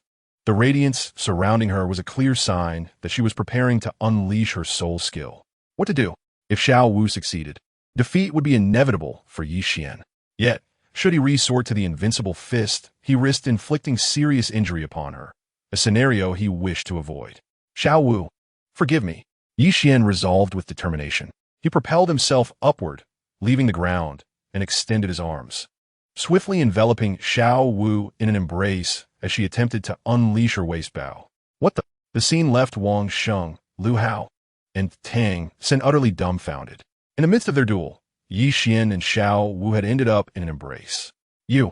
Xiao Wu stared at Yi Xian in disbelief, realizing that she was being held by a boy. Let go of me, she urged, her voice tinged with urgency. Yield, and I shall release you, Yi Xian replied coolly. You must release me first. Xiao Wu countered cleverly. If I let you go, how can I be assured you'll yield? If I'm not mistaken, you intended to use your soul skill just now, correct? Yi Xian inquired. H, how did you know? Xiao Wu looked at him in astonishment. I possess a sensitivity to soul power. To be precise, I am attuned to the flow of energy. Just now, I sense fluctuations in your soul power and deduced that you were about to unleash your soul skill, Yi Xian explained. His words weren't mere fabrications. He wasn't entirely sure if it was due to the 9 orifices' chaotic acts, but his physical form exhibited a remarkable affinity for elemental energies. Furthermore, being well acquainted with the intricacies of Douluo, he understood that Xiao Wu had been poised to execute her waist bow. You truly are a peculiar individual. You're holding me too tightly. I can hardly breathe. Fine, I concede. Can you let go of me now? Xiao Wu reluctantly admitted defeat. Very well. Yiwan nodded, relais sinker. Xiao Wu's cheeks flushed as she regarded Yi Xian, her heart a mix of astonishment and indignation. She had yet to use her waist bow, but had been forced to yield. Moreover, this boy, who appeared to be her age, had successfully interrupted her attempt to unleash her soul skill. Xiao Wu instinctively sensed that this boy was extraordinary. Additionally, she detected a peculiar aura emanating from him, an essence that belonged solely to soul beasts. Although faint, it was unmistakable to her. Chapter 12. Intercepting Xiao Wu. Why are this year's work-study students so formidable? Indeed, each one seems stronger than the last. I wish I were as strong as they are. The exhilarating battles between Tang San, Yi Xian, and Xiao Wu left Wang Sheng and the other upperclassmen utterly astonished. Wang Sheng approached Yi Xian and inquired, "What is your name?" "Yi Xian," he replied. "You have triumphed. According to the old customs of our 7th dormitory, from this moment on, you shall be the leader, our superior. Everyone, come forth and greet our leader." Wang Sheng called out, "Leader, leader, leader." The students of the 7th dormitory lined up in 2 rows, bowing deeply in utmost respect towards Yi Xian. Only Xiao Wu was an exception. "Leader?" she said, her large eyes blinking playfully. "Yi Xian, may I discuss something with you? Now that you are the leader, could you let me have some fun too?" "Sure, no problem. Listen up, everyone. From now on, Xiao Wu is the big sister of the 7th dormitory. If I am absent, she will take charge," Yi Xian commanded solemnly. "Yes, leader. We acknowledge the big sister." Wang Sheng and the other work-study students bowed deeply to Xiao Wu. Do not call me big sister. It makes me sound old. From now on, refer to me as Xiao Wu Jia. Do you understand? Xiao Wu said with a smile. Yes, Xiao Wu Jia, they replied, bowing once more. In their eyes, Xiao Wu, as a soul master, possessed soul skills which qualified her for their obedience. Xian, may I inquire if I can refrain from calling you leader? Xiao Wu asked. Being the incarnation of the 10,000-year soul beast, the soft-boned rabbit. Even the mighty Deming and Air Ming of the Stardow Forest would refer to her as Xiao Wu Jia. She felt it would be embarrassing if the soul beast of the Stardow Forest learned that she called a child of her age leader. You are a girl, so you may be the exception. As long as you understand, I am your leader. That suffices. Xian chuckled. Thank you. Xian, Xiao Wu expressed her gratitude. No need for thanks. We are all part of the 7th dormitory now, so no need to be so formal. Xian smiled, his gaze falling upon Tang San. Tang San had blood at the corner of his mouth, having been shaken earlier by Xian's overwhelming power. Xian had now bound himself to the tyrannical protagonist system, which required him to seize the fortune from the protagonist to strengthen himself. Thus, today's sparring was merely the beginning, and in the future, more friction would arise between Xian and Tang San. Xiao Yi, if I understand correctly, the more I torment Tang San in the Douluo realm, the greater the benefits I will ultimately receive, right? Xian mused, inquiring of the system. Indeed, host, your understanding is entirely correct. The more you torment the protagonist of the Douluo realm, the more benefits you will reap in the end, the system replied. So it is, Xian thought with a smile. He had not forgotten that activating the system required exposing Tang San's Xiao Yan hammer martial soul. This system was clearly designed to work against Tang San, as he needed to torment Tang San further, and since they were now roommates in the 7th dormitory, he could not push too hard too soon. Moreover, at this moment, the Hao Qianduo Tang Hao was undoubtedly lurking in the shadows, safeguarding his precious son. Tormenting Tang San excessively might jeopardize Xian's own safety. There is a saying that opportunity and danger coexist. Tang San was an opportunity for Xian, yet it also harbored peril. Tang San, Xian called. Tang San turned to him. Are you all right? Xian asked with a feigned concern. I'm fine.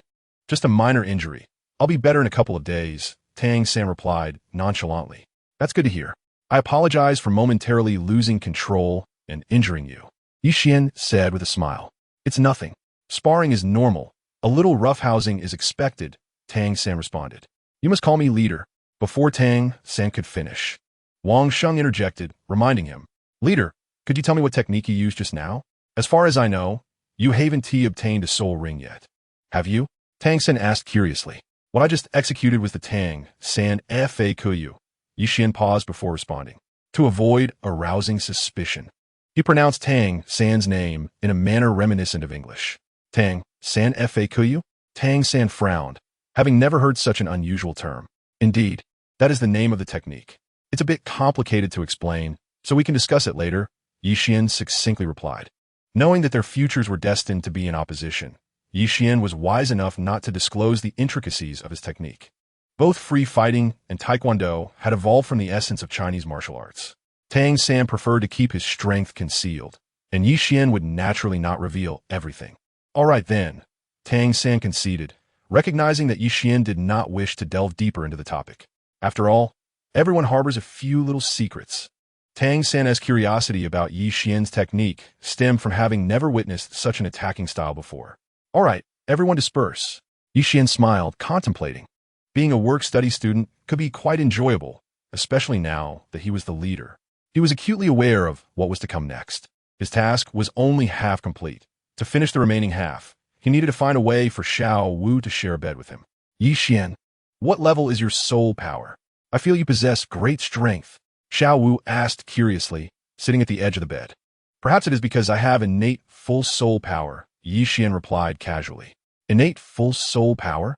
No wonder your strength surpasses mine by such a margin. What is your martial soul? Xiao Wu continued her inquiries. My martial soul is a broken axe, but I call it the 9-portal chaotic axe. Ye Wan responded honestly. Which one is Tang San? At that moment, a teacher entered, holding a neatly stacked pile of white bedding. After conversing with Tang San, everyone learned that it was Tang San's teacher, Yu Xiaojiang, who had brought in the bedding.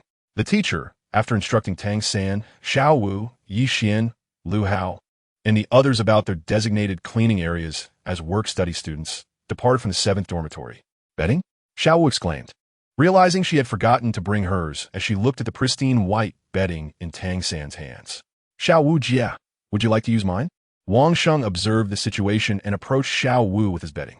After all, Xiao Wu was essentially the second in command of the 7th dormitory, and being a work-study student was no easy feat given her financial struggles. She was often bullied. Wang Sheng seized the opportunity to ingratiate himself with her. Xiao Wu shook her head. Your bedding is dirty and has a faint musty odor. Tang San. Xiao Wu's gaze fell upon Tang San. Tang San's expression hardened, his grip on the bedding tightening. The astute boy had already caught on to Xiao Wu's intentions regarding his bedding. Tang San felt a bit anxious, unsure how to refuse if Xiao Wu truly desired his bedding. Just then, Xiao Wu's eyes sparkled as her gaze shifted from him to Xian. Wow, so many carrots. And the bedding is pink. There are so many exquisite patterns of rabbits on it. How adorable! Xiao Wu exclaimed, appearing beside Xian's bed, gazing at the neatly made bedding. Xian, let us discuss something else. Another discussion? Xian replied. What? Are you displeased? Xiao Wu pouted. Speak, what is it? Xian inquired. Your bedding is so large. It is ample enough for 2 people to share. I forgot to bring a blanket. Shall we push the beds together and share one? Xiao Wu inquired. Huh? Xian smirked, not out of astonishment at Xiao Wu's words, but rather because he found it amusing. On the way here, Xian had anticipated this storyline would unfold, which is why he took a moment to browse a shop and purchased such a delightful bedding set, solely to intercept Xiao Wu at this moment. What is this? I'm a girl, and I don't mind at all. Why would you care? Xiao Wu said while playfully nudging Xian's chest. Ding dong. Congratulations. You have completed task 3, defeated Tang San, and become the leader of the 7th dormitory, allowing Xiao Wu to share a bed with you. Reward items. Hidden arrows 2. Reward items. Illusion talismans 2. I recommend 2 excellent completed novels that can be read for free in your browser. Douluo, beginning with the Dragon God S9 trials and overturning all realms starting from Dopa. There's also a new serialized book, Douluo, beginning with the Chaos God S trials, which is bound to attract attention. Chapter 13, a product of the system. Guaranteed excellence, ding dong. The system begins to issue new tasks. Task 1. Proceed to the Stardow Forest and acquire your first soul ring. Roa, Combaskil, Absorb Palm. Absorb Palm, a low-level Xian rank combat skill that, when perfected, can absorb 1,000 gene boulder. In battle, its fierce suction can forcibly extract blood from the human body. Task 2. Prevent Tang San from obtaining his first soul ring from the Mandala snake. Reward. Cultivation technique. 9 Yang divine skill. Task 3. Assist Lu Hao, who has reached level 10 soul power, in acquiring his first soul ring. Reward. A vial of energy pill. Energy pill. A first-grade elixir from the Dopa realm, capable of enhancing personal strength by 10%. Task 4. Make no choices and accept all the above tasks. Additional reward. Mysterious reward. Of course. Task 4 entails making no choices. Xian approached Lu Hao and said calmly, Lu Hao, come out for a moment. I need to speak with you privately. Lu Hao, curious, asked, what is so important that it can't be said here? My legs are sore from walking all the way from Holy Soul Village. Xian replied coolly, less chatter. Follow me. Lu Hao, resigned, had no choice but to follow Xian out of the 7th dormitory. Old Jack had instructed him to always listen to Xian, especially since Xian was now the leader. Following Xian, Lu Hao made his way toward the back mountain of the academy. Upon reaching the summit, Xian surveyed the surroundings for other people and, not spotting anyone, turned to Lu Hao and asked, Lu Hao, your soul power has reached level 10. Do you wish to obtain a soul ring? Upon hearing Xian's words, Lu Hao replied without hesitation, of course. However, Old Jack mentioned that obtaining a soul ring requires hunting soul beasts, which only soul masters can do. Xian smiled and asked, what if I were to give you a soul ring right now? Would you accept it? You would give me one? Lu Hao looked at Xian skeptically. Yes, Xian confirmed with a nod. But how do you possess a soul ring? Lu Hao inquired. I don't. Xian replied. Then how do you have one? Lu Hao asked, intrigued. Stop asking questions about how I acquired the soul ring. Just answer me. Do you want or not? Xian pressed again, as he had the task of helping Lu Hao obtain his first soul ring. Yes. Lu Hao replied eagerly. From a young age, Xian had asked villagers from the town to bring him books about martial souls, soul rings, and soul beasts. Thus, Lu Hao was well aware that acquiring a soul ring would elevate him to the title of Soul Master, allowing him to receive 5 gold soul coins monthly from the Spirit Hall. This was the motivation behind Lu Hao's parents insisting he meditate. Lu Hao's martial soul was the nine-toothed rake, endowed with innate full soul power. Acquiring a soul ring would enable him to become a soul master. Thus, when Xian offered him a soul ring, only a fool would refuse. With a thought, Xian retrieved an object from the system space. It glowed with a golden light and bore 4 exquisite patterns. Any soul master present would recognize this luminous item as a soul ring that had existed for over 400 years. Is this the soul ring? Lu Hao pondered aloud. Xian nodded. It's beautiful. Are you sure you want to give it to me? Lu Hao asked. Xian affirmed with a nod. But why? Lu Hao questioned. Puzzled. Your soul power is also innate full soul power, just like Tang San's. Why not keep it for yourself or give it to Tang San instead of me? Why indeed? Why would Xian give this soul ring, obtained through a task and lasting 423 years, to Lu Hao? The answer was simple. Xian deemed this soul ring unworthy. With its mere 423 years of age, Tang San would never part with it.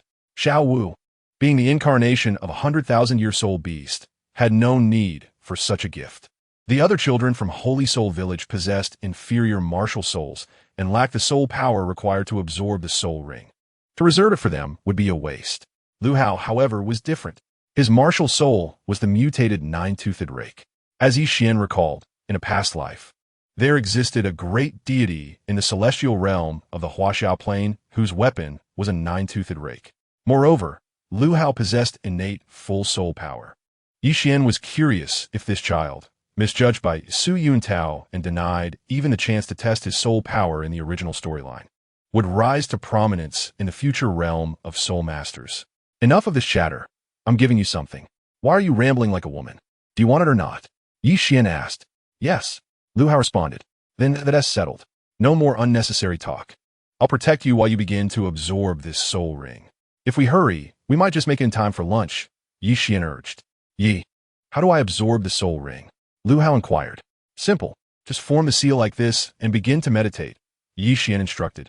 Lu Hao followed suit, forming the same peculiar hand seals as Xian. He then sat cross-legged and began to absorb the soul ring given to him by Xian. According to the common knowledge of soul masters, the upper limit for absorbing a first soul ring was 423 years. Exceeding this limit by absorbing a higher age soul ring could result in fatal consequences. Lu Hao, coming from a family that raised pigs, was relatively affluent in Holy Soul Village. His robust physique made the absorption process relatively smooth, with only a slight furrowing of his brow. Clearly, given Lu Hao's physical strength, he could absorb a soul ring of slightly higher age. Upon opening his eyes, Lu Hao's face beamed with joy. Thank you, Yi, for bestowing me this soul ring. In the future, should you ask me to walk through fire, I shall not hesitate. Enough with the pleasantries. Tell me, what is your first soul skill? Yi Wan Inweedit. Intrigued. My first soul skill? I have named it the Meat Bounce Trampoline, Lu Hao replied. Meat Bounce Trampoline? Yi Wan Equid. Contemplating. Yes. Once activated, my body will be enveloped in a radiant glow. I can leap with great force, and upon landing, I can inflict physical damage on any enemies I strike. Furthermore, I can bounce again, allowing for 2 consecutive attacks, Lu Hao explained. The impact waves generated by the body would also produce a range of dizzying effects. Lu Hao replied joyfully. After bouncing twice, he created a widespread state of dizziness. Xian felt a shock within. The power of Lu Hao's first soul skill was already comparable to that of certain Millennium Soul Rings. A profound sing echoed in Xian's mind. What the system produces must be a masterpiece. The soul rings rewarded by the system possessed effects akin to those of divinely granted soul rings, allowing the soul masters who absorb them to acquire soul skills most suited to their needs. Ding dong. Congratulations. You have completed Task 3, assisting Lu Hao, who possesses innate full soul power, in obtaining his first soul ring. Reward: a bottle of energy pills. Soul power reward: 800 points. Chapter 14. Lessons for the Spoiled Young Masters. Wow. Xiao Wu exclaimed as she entered the academy's cafeteria, unable to contain her astonishment. Having either lived in the Stardow Forest or spent her days in the Imperial Soul Village, Xiao Wu who had seen little of the world, had never encountered a vast dining hall that could accommodate 400 to 500 people. Let's hurry inside. The dishes on those tables looked delectable. Xiao Wu's large eyes sparkled as she scanned her surroundings, her throat moving as she swallowed in anticipation. Hey, look, aren't those the impoverished Wang Sheng and his gang? The poor will always remain poor and can never dine on the second floor. Before Xiao Wu could take 2 steps, a mocking voice echoed from the second floor. A few boys leaned against the railing on the upper level, casting disdainful glances at Xiao Wu and her companions. Xian sensed a stirring in his heart. Even before Wang Sheng had spoken, their arrival had already captured the attention of their adversaries on the second floor, indicating they had been waiting to satiate their sense of superiority by mocking Wang Sheng and his fellow working students. How can you speak like that? Do you have no sense of decency? Is it so impressive to look down from the second floor? Before Xiao Wu could respond, Lu Hao, who had just acquired his soul ring, retorted against them. The second floor is for la carte dining, and each dish is stir-fried individually. A plate with some meat costs a silver soul coin. Indeed, we cannot afford it. Wang Sheng hung his head, unable to meet the gaze of the spoiled young master above. Oh, and there's a little lowly. What a pity. She's just another poor soul. Wang Sheng, I'm off to eat now. I'll let you off this time. The 3 spoiled young masters on the upper level finished their taunts and left the railing. How insufferable. Xiao Wu pouted in anger, but before she could take a step, she was stopped by Tang San. Xiao San, why are you stopping me? Xiao Wu asked, perplexed. Tang San replied calmly, let it go. We are here to eat. It would be unwise to stir up trouble so soon after entering the academy. Xian, what do you think? Xiao Wu turned to Xian, who was also regarded with a glimmer of anticipation by Wang Sheng, who had previously been bullied. Let us eat on the second floor, Xian replied. Boss, the food on the second floor is quite expensive. For us, it would take at least 2 to 3 gold soul coins just to choose some dishes, Wang Sheng cautioned. 1 gold soul coin equated to 10 silver soul coins, which in turn equated to 100 copper soul coins. As working students of the Nodding Academy, they earn a maximum of 10 copper soul coins a day for cleaning the academy, and any mistakes could lead to deductions. Furthermore, they had living expenses to consider. For diligent working students, the second floor's prices were indeed unaffordable. Ding dong. The system detected that the host intended to treat Tang San to a meal. The system kindly reminded the host that such an action would violate its fundamental principles. Should the host treat Tang San, consequences would follow. Don't worry, it's on me, Xian said generously. You, Wang Sheng regarded Xian with skepticism. Yes, just for Tang San. To punish you, let it go. Think carefully about what it means to live, Xian stated calmly. After saying this, Xian did not wait for a response from Tang San and headed toward the second floor. Xiao Wu walked alongside him, curiously asking, Xian, what does it mean to live? Xian smiled and replied, living is naturally about fighting for a breath of air. Otherwise, what difference would there be from being a salted fish? Xiao Wu nodded in agreement, saying, yes, you're absolutely right, Xian. Tang San is too timid. He is even less courageous than a rabbit. When cornered, a rabbit will bite back. I never expected Tang San to be so fearful. Hey boss, look. Wang Sheng and his gang are coming up. They really are coming. Boss, should I confront them? Not yet. It seems they intend to dine on the second floor as well. We'll wait until they order their dishes before approaching. Understood, boss. As Wang Sheng, Xian, Xiao Wu, Lu Hao, and the other working students ascended to the second floor, not only the previously mocking spoiled young masters, but also other students dining in the cafeteria turned to look at them in surprise. Amidst the curious gazes of onlookers, an array of sumptuous dishes was served before Xian and his companions. At that moment, the spoiled young master who had mocked Wang Sheng approached him with his 2 minions, speaking in a taunting tone. Oh, it seems you ordered quite a spread. 1, 2, 3, 4, 5. There are a total of 20 dishes. But do you have the money to pay for it? Wang Sheng lowered his head. Xian, these dishes must cost at least 8 gold soul coins. Whose dog is that? How can you let it roam freely? Xian remarked casually. Who are you calling a dog? The spoiled young master angrily pointed at Xian. Isn't the second floor supposed to be an upscale dining area? How could they allow dogs to wander about? Xian continued to mock. How dare you repeat that? The spoiled young master was enraged, stamping his foot and revealing a white soul ring beneath him. A soul master? Xian raised an eyebrow, surprised that someone so young was already a soul master, albeit with a 10-year white soul ring. So you admit it? Xian smiled. Stop. As a confrontation seemed imminent, a relevant authority figure from the cafeteria stepped forward, saying, Xiao Qinyu and you others, if you want to fight, take it outside. This is a dining area. Even if you don't want to eat, others do. Xiao Qinyu? Xian felt a stirring in his heart. If he recalled correctly, the person who had previously clashed with working students was none other than Xiao Qinyu, the leader of the students at Nodding Academy. Are you brave enough to meet me at the back mountain? The one named Xiao Qinyu asked. Why not? Xian replied nonchalantly. Then let us go right now, Xiao Qinyu urged. Let us go, Xian said, following Xiao Qinyu to the back mountain of the academy. The area was densely wooded, often frequented by students for training. Since it was mealtime, no other students were present aside from them. Xiao Qinyu scrutinized Xian sharply and inquired, What is your name? Xian, he answered. Wang Sheng. If you regret it now, it's not too late. Xiao Qinyu said with a smirk. Are you scared? Xian preemptively asked. What a joke. I am the leader of the academy's students. How could I be afraid? Wang Sheng, make him kneel and apologize, and today I won't bully you. Xiao Qinyu threatened. I cannot do that, Wang Sheng replied. It seems you working students are itching for a beating, Xiao Qinyu sneered.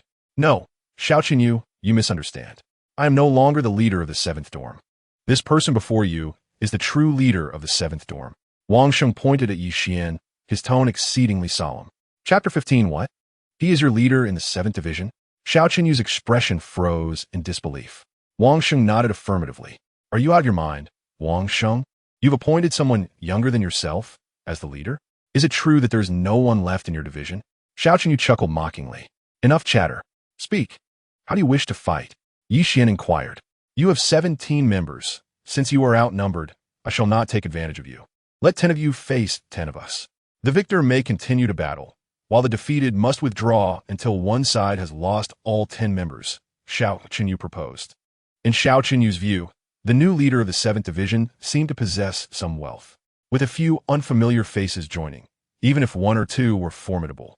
A war of attrition would eventually wear them down. Agreed, Xian replied without hesitation. Splendid. Lu Gang, you go. Xiao Qinyu gestured, and one of his companions stepped forward. Boss, let me take the lead. Wang Sheng volunteered eagerly. No need. Since he underestimates us newcomers, let us newcomers take the stage, Xian declared, glancing at Lu Hao beside him. Yes, bossy. Lu Hao acknowledged, a smile gracing his face. Having just acquired his soul ring, he was eager to test his soul abilities. Newcomers? It seems you labor students truly are out of your depth, sending a newcomer to face me. I am a 5th-year student after all. Very well. If I do not bring you down today, I shall not bear the surname Lu. The senior student with the surname Lu mocked Lu Hao. If you lose, you shall be known as Fallen Flower, Defeated Willow, Lu Hao retorted. That depends on whether you possess the capability. The senior Lu summoned his soul power, and a staff materialized in his grasp. Bang! As Lu Hao focused his thoughts, a soul ring appeared beneath his feet. A soul ring? A newcomer has actually obtained a soul ring, and a yellow 100 years. The senior students, who had taunted the labor students, were now astonished to behold Lu Hao's manifestation of power. The burgeoning soul energy coalesced in Lu Hao's hands, forming a 9-pronged rake. After absorbing a 423-year soul ring, Lu Hao's rake had transformed, appearing even more substantial. Are you afraid? Lu Hao asked with pride. If so, you best concede now. From this day forth, you shall be known as Fallen Flower, Defeated Willow. How dare you? Who said I concede? The senior Lu waved his staff and charged at Lu Hao. Bang! Bang! After merely 2 exchanges, the senior Lu's hand went numb from the impact. A 10-year soul ring could enhance a soul master S attributes by 10 points, while a 423-year soul ring augmented Lu Hao's attributes by 423 points. Even without employing soul skills, Lu Hao and the senior Lu were not on the same level. Bang! After the 3rd clash, the senior Lu could no longer withstand Lu Hao's strength and was forced to retreat under the relentless assault of the 9-pronged rake. Puff! The senior Lu spat out a mouthful of blood. Do you now acknowledge your status as Fallen Flower, Defeated Willow? Lu Hao asked triumphantly. Having dreamed of being a hero since childhood, he never imagined he would one day possess such strength. Indeed, Fallen Flower, Defeated Willow suits you, Wang Sheng remarked with satisfaction. Oomph. What is there to be proud of? It was merely a stroke of luck. Xiao Qinyu's expression darkened. Wisely concede, You have no chance against us, Wang Sheng asserted confidently. Do not celebrate too soon. Xiao Qinyu exhaled heavily, stepping forward. He recognized that he must now battle, facing a soul master with a soul ring. Xiao Qinyu, 6th year student, martial spirit, wolf. Level 11, one ring battle soul master. Crimson soul energy surged from Xiao Qinyu, coalescing behind him into the phantom of a wolf-headed human. A white 10-year soul ring materialized beneath his feet. Lu Hao, 1st year student, martial spirit, 9-pronged rake. Level 11, one ring battle soul master. Lu Hao introduced himself. Are you truly a 1st year student? Xiao Qinyu questioned incredulously. In this elementary soul master academy, one could graduate upon acquiring a soul ring. Yet, even some 6th year students lacked a soul ring. The realization that a mere 1st year student had already obtained one left the pampered Xians feeling unsettled. A 1st year student has already become a soul master? How infuriating! What a monster! Boss, take him down. Xiao Qinyu's subordinates, reeling from the shock, urged him to punish Lu Hao. An impoverished student from the countryside, how formidable could his true combat strength be? Even with a powerful soul ring? Boss, hurry up. One of Xiao Qinyu's subordinates urged. Silence. Xiao Qinyu frowned, his expression darkening. He felt a twinge of apprehension towards Lu Hao. Are you not going to fight? If you are afraid, you might as well concede. Lu Hao remarked coolly. Afraid? What a joke. Xiao Qinyu's demeanor hardened, and his white soul ring glimmered. First soul skill, Wolf Claw. Xiao Qinyu dashed forward, wielding his wolf claw to strike at Lu Hao. At almost the same moment, Lu Hao's yellow soul ring illuminated, and his surrounding soul power surged, forming a golden barrier around him. Lu Hao leapt into the air. Hey, up there! Xiao Qinyu's wolf claw missed its target as he looked up. The stout Lu Hao was descending upon him like a meteor. This is bad, Xiao Qinyu thought to himself. Despite having bullied others in the past, his combat experience was decent. Seeing Lu Hao plummeting towards him, he swiftly sidestepped. Bang! Lu Hao landed, nearly brushing past Xiao Qinyu. Ugh, my head spins. Xiao Qinyu was momentarily dazed, confusion flooding his mind. As Lu Hao landed, a peculiar wave radiated outward. Almost immediately, Xiao Qinyu saw stars and struggled to remain upright, wishing to attack again, but finding his body unresponsive. Just as Lu Hao had landed, he sprang up again, plummeting towards Xiao Qinyu once more. Bang! A resounding thud echoed as Lu Hao struck Xiao Qinyu, who coughed up a large mouthful of blood. Now do you concede? Lu Hao asked, standing over the fallen Xiao Qinyu. Xiao Qinyu struggled to rise, clutching his chest. No need to continue. You have won. But should I acknowledge you as my leader or him? Clearly, it is Boss Yi. I could never rival Boss Yi, Lu Hao replied. What? He is even stronger than you? Xiao Qinyu's expression was one of astonishment. Of course. Boss Yi is the strongest in our 7th division, Lu Hao affirmed. Everyone come here. From this day forth, he shall be the leader of the academy, Xiao Qinyu declared solemnly. Boss! Xiao Qinyu's subordinates chorused in unison, addressing Yi Xian. Kneel, Ye Yuan commanded. What? Xiao Qinyu looked at Yi Xian in confusion. Kneel and bow 3 times, Yi Xian ordered. Why? Xiao Qinyu inquired. You just said that, Yi Xian remarked. I was merely jesting. It should not be taken seriously, Xiao Qinyu defended himself. If we were to lose, it would hardly be a mere joke, would it? Yi Xian retorted with a cold smile. In his heart, Xiao Qinyu realized that should Yi Xian's group lose, he had no intention of letting them off lightly. Are you wealthy? Yi Xian continued to inquire. Xiao Qinyu hesitated, recalling how he had previously mocked Yi Xian and his fellow students for being destitute. I wouldn't say I'm very wealthy. My father owns a few shops in Notting City, he replied modestly, feeling uneasy. Kneel down, bow 3 times, and apologize to us. Additionally, you must pay 100 gold soul coins each month. The others will each contribute 5 gold soul coins monthly. If you fulfill these conditions, we may discuss you addressing me as boss, Yi Xian stated solemnly. 100 gold soul coins? That's my entire monthly allowance. Will I have to eat in the cafeteria on the 1st floor? Xiao Qinyu lamented. That's your concern. Of course, you can choose to refuse. The consequence will be that I will thoroughly bully you again, and that will not cease. Yi Xian chuckled. You mean that will not cease? Xiao Qinyu's expression darkened. Although he understood that a wise man does not suffer immediate losses, he had never knelt to anyone before. In a public setting, he simply could not bring himself to kneel. Can I just apologize without kneeling? Xiao Qinyu protested internally. Stop wasting words. Weren't you the one who bullied us before? Kneel before Boss Yi. Wang Sheng had approached Xiao Chenyu from behind and kicked the back of his knee.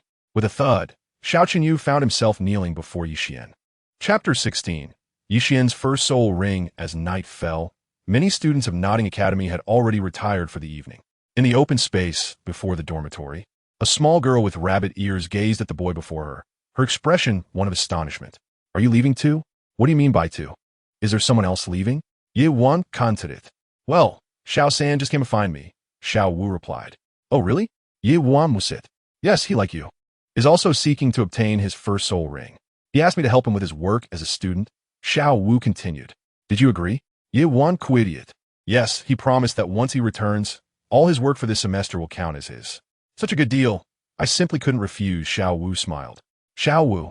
From now on, Wang Sheng and the others will pay us a protection fee each month. The students in our dormitory will each receive at least 10 gold soul coins monthly on average. We won't have to do student work anymore, right? Xian suggested. Wang Sheng will have to pay 100 gold soul coins every month. Our dormitory has 18 people, plus the fees from Wang Sheng subordinates.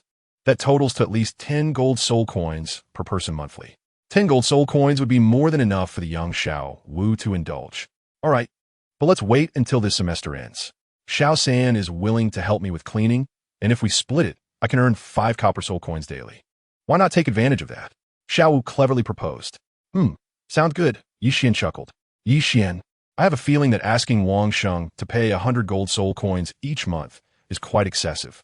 That's all the allowance he has. If you don't leave him some, I'm worried he might have ulterior motives, Xiao Wu analyzed. Despite her appearance as a 6-year-old girl, Xiao Wu had lived for 100,000 years, far surpassing her peers in wisdom. You're right in your analysis. In the past, he always looked down on the poor. This time, let him experience being poor himself. Xian resolved firmly. All right, you're the boss. It's your decision, Xiao Wu conceded. As night deepened, Xian turned to leave. However, I still want to have another match with you, Xiao Wu declared. Another match? Xian raised an eyebrow. That's right. You won against me in that manner during the day, and I felt quite unsatisfied. I want you to fight me again, Xiao Wu implored. Are you certain? Xian asked. I am, Xiao Wu nodded. Fine, but if you lose again, don't start crying. Ye Wan laughed. Only children cry. Xiao Wu pouted adorably, inching closer to Xian, her face mere inches away from his. Xian could easily catch the scent of her feminine aura wafting from her. Aren't we supposed to spar? Xian's heart raced slightly. I have come here, haven't I? Xiao Wu replied mischievously, cracking her whip and launching a surprise attack that coiled around Xian's neck. With a thud, Xian firmly planted his foot, causing the ground to slightly indent as he slid backward, narrowly evading Xiao Wu's strike. Hee, she giggled, her eyes glinting with triumph. Again, Xiao Wu urged. Their playful skirmish shattered the tranquility of the night at Nodding Academy. The next day, a carriage departed from Nodding Academy, heading northeast. Inside the carriage sat a man of middle age, dressed in fine clothes, and a child. Soul beasts are classified into 5 grades. 10-year soul beasts, 100-year soul beasts, 1,000-year soul beasts, 10,000-year soul beasts, and 100,000-year soul beasts. Each corresponds to the colors white, yellow, purple, black, and red respectively. Soul rings enhance the attributes of soul masters. A 10-year soul ring provides 10 points, while a 100-year soul ring gives 100 points. If one can obtain a 1,000-year soul ring, it will increase a soul master's attributes by 1,000 points. The benefits are self-evident. Our destination this time is the northeastern forest of Nodding City, where the Empire raises soul beasts. Our academy is quite close. We will reach there in half a day's time. Within the carriage, the finely dressed middle-aged man explained the knowledge regarding soul rings and soul beasts to the child seated opposite him. Xian, are you feeling unwell? The middle-aged man inquired. Principal, I'm not unwell. I simply did not sleep well last night, Xian replied. Since Xian had yet to take on any mentors and was embarking on his first hunt for a soul beast, he sought the Academy's assistance for safety. It was known that Xian needed to hunt a soul beast to acquire a soul ring, specifically one with at least 400 years of age. Had it been anyone else, the Academy would have certainly refused, as they typically assist students only in acquiring their first 2 soul rings. And students have no say in the age of the soul rings they receive. Xian was no ordinary individual. He possessed innate full soul power. Since the establishment of Nodding Academy, they had never admitted a student with innate full soul power. Upon learning of this, the academy's principal, Wu Dajiang, agreed to Yi Xian's request and even personally offered to assist Yi Xian in obtaining a satisfactory soul ring. Yi Xian, you have just enrolled. Remember, despite your innate full soul power, if you do not diligently practice and remain humble in your studies, you will ultimately squander such a remarkable talent. Principal Wu Dajiang earnestly advised. Yes, I will, Yi Xian replied, gathering his focus to listen attentively to the principal's explanation. Although Yi Xian had read enough books on soul rings, soul beasts, and soul masters to fill a cart, he pretended to be engaged, not wanting to disappoint the kind-hearted elder. The principal of Nodding Academy, as the head of a junior soul master institution, held the privilege to enter the Imperial Soul Beast Forest at any time. After Jiang presented proof of his identity, Yi Xian followed him into the forest as he wished. Half a day later, Yi Xian, your martial soul is an axe. This yellow-spotted leopard stands at 1.5 meters tall and is over 300 years old. Are you satisfied? Jiang, wielding a hammer, stood over a dazed and barely conscious spotted leopard he had just subdued. As the principal of Nodding Academy, Jiang had 5 soul rings surrounding him, their colors being yellow, yellow, purple, purple, and black, indicating he was a soul king with a power level exceeding 50. At the Heaven Do Royal Academy, teachers of over 40 levels were considered elite instructors. With his level of soul power, Jiang could easily qualify as a top-tier teacher at the Heaven Do Royal Academy, yet he chose to lead this modest institution. I'm not satisfied. Yi Xian shook his head without hesitation. Very well, let us search further, Jiang replied calmly. In truth, this was not the first century-old soul beast Jiang had slain. The previous ones were all under 200 years old, failing to capture Yi Xian's interest.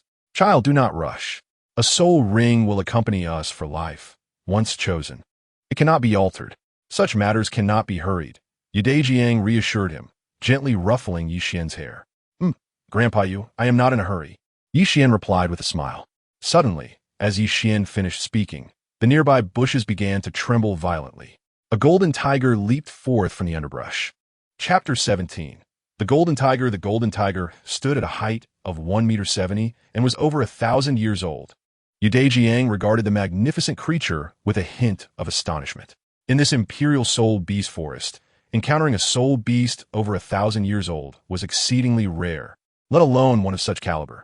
Jiang was taken aback to find a millennium-old golden tiger on the outskirts of the forest. Grandpa, I choose it as my soul ring, Yi Xian exclaimed with excitement. Child, do not speak recklessly. The limit for a soul master to absorb their first soul ring is 423 years. This golden tiger is not an ordinary beast. It is nearly 2,000 years old, Jiang cautioned. 2,000 years? Yi Xian's expression froze in disbelief. Indeed, for every 1,000 years of age, the number of patterns on its tail increases by 1. The second pattern is nearly forming, indicating that its age approaches 2,000 years, Jiang elaborated. Ye Wan nodded, recalling what he had read in the Soul Beast Encyclopedia. The golden tiger roared and charged at the seemingly weakest Yi Xian. It's coming for me. Yi Xian startled, remembering that in his past life, he had only sparred with people, never faced such a fierce creature. In that moment, he completely forgot to summon his martial soul. Jiang swiftly activated his first soul skill, Rapid Advance, causing his first soul ring to glow with yellow light. He transformed into a streak of light, teleports 5 meters ahead. Following that, his third soul skill, Stunning Strike, activated as his third soul ring shone with purple light.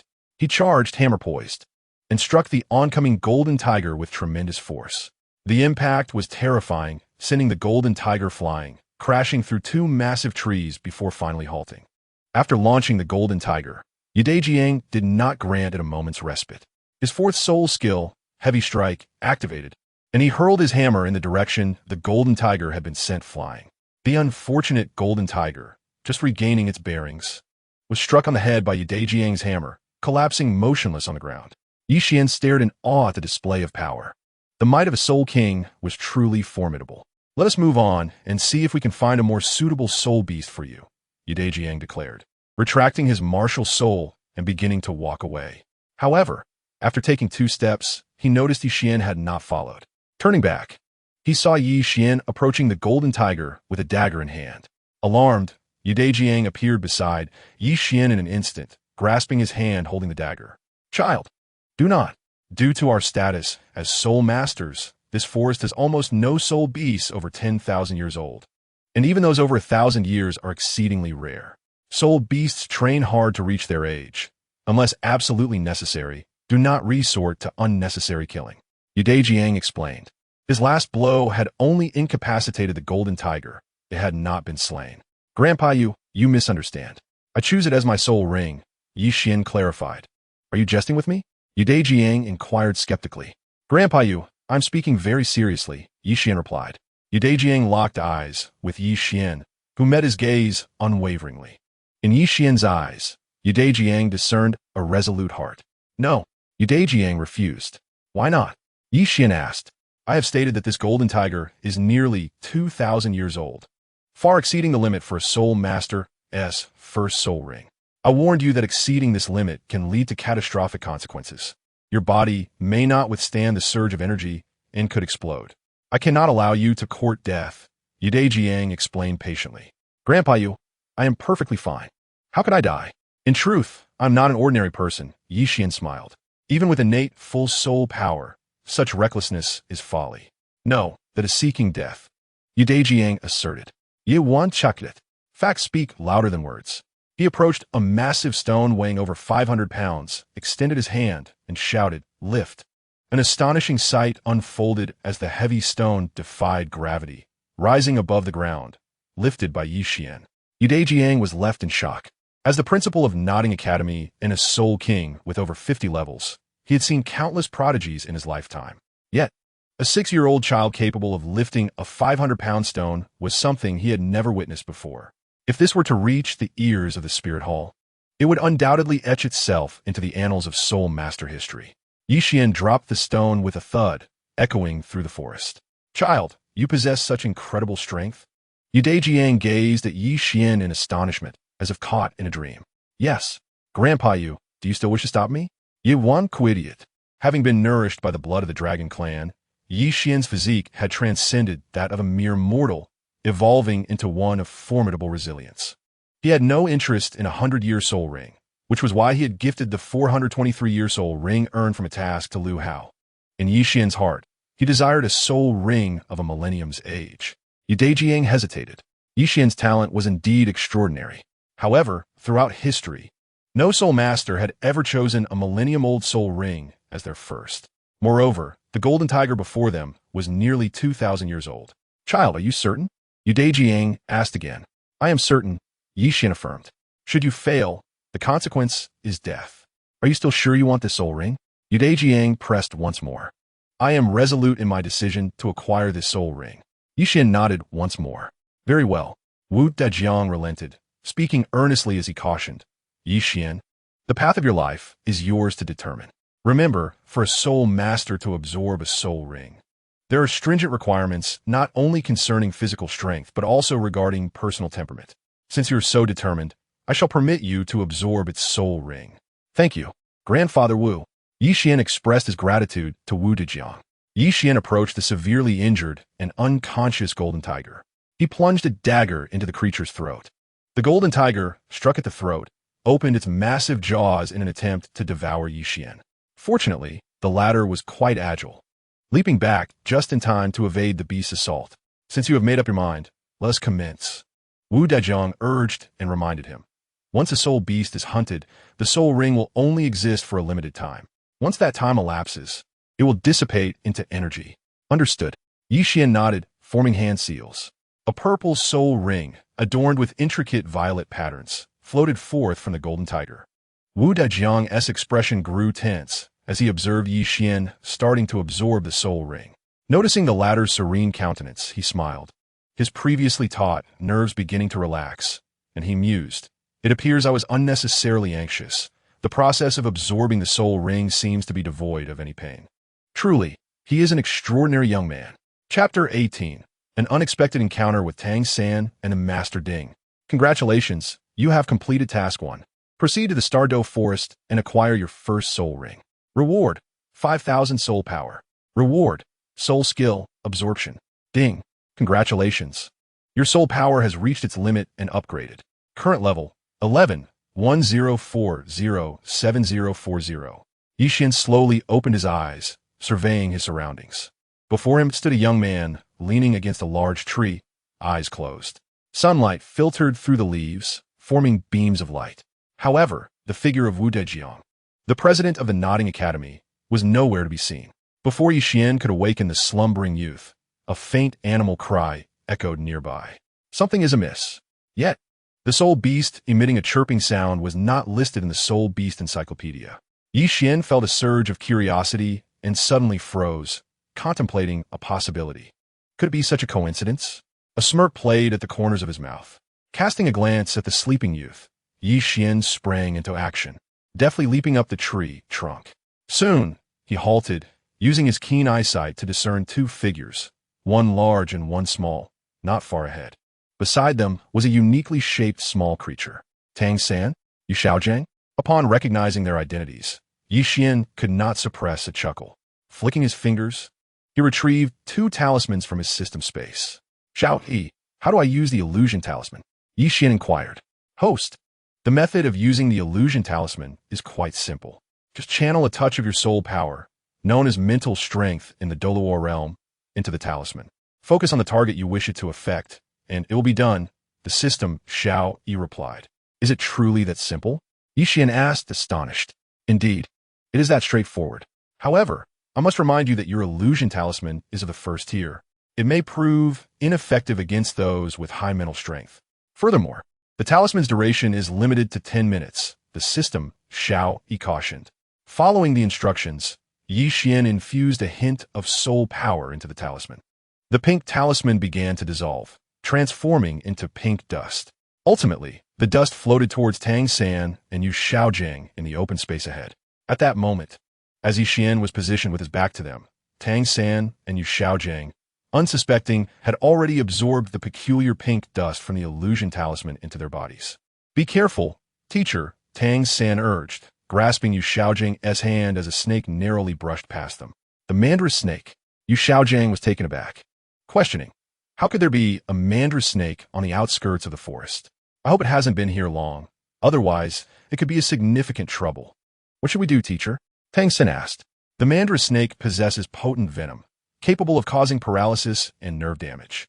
It is one of the most terrifying entities among toxic soul beasts, and its speed is incredibly swift. Now, I will teach you a principle. More rings, more bones. Unleash your skills. Fewer rings, fewer bones. Make a quick escape. If your soul rings and soul bones exceed those of your opponent, you can rely on your soul skills and power to overwhelm them. If not, do not hesitate, run. With a booming voice, Xiao completed his sentence, forming hand seals. His first soul skill, fart like thunder, caused his body to inflate rapidly, and he unleashed a yellowish gust toward the Mandra snake. Boom! It must be said, the fart like thunder truly resonated like thunder, accompanied by a shockwave that swept the area. Meanwhile, Xiao had taken Tang San's hand and fled in a random direction. As they ran, Tang San glanced back, advising, Teacher, it's not chasing us. Xiao, feeling a sense of relief, also turned to look back. They observed the Mandra snake's body gradually descending to the ground. Has it perished? Tang San asked. No, it is merely unconscious, Xiao replied, furrowing his brow. Teacher, you mentioned this snake has nearly 400 years of age.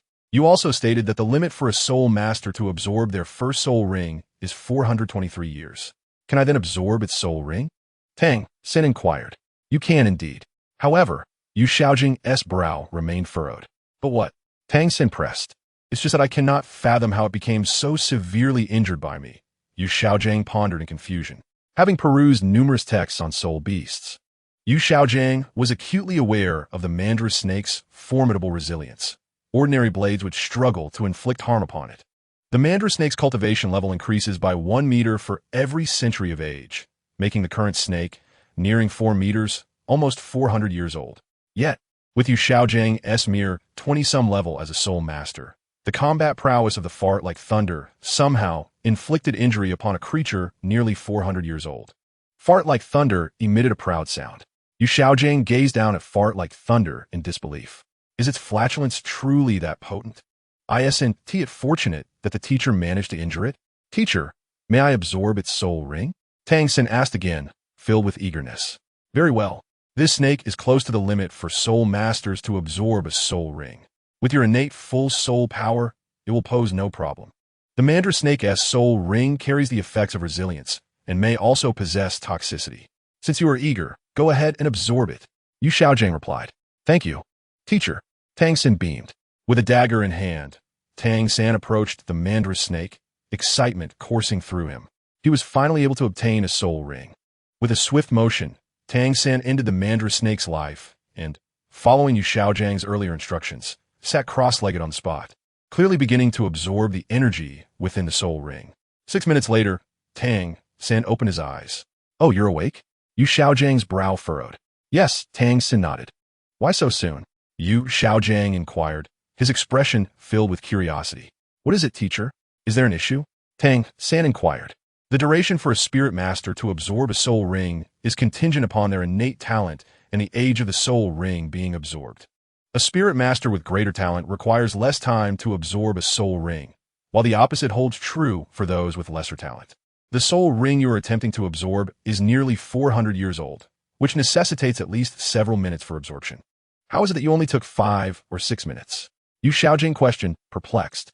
Perhaps it's because I possess innate full spirit power, which enables me to absorb the soul ring in a shorter time. Tang San proposed a possibility.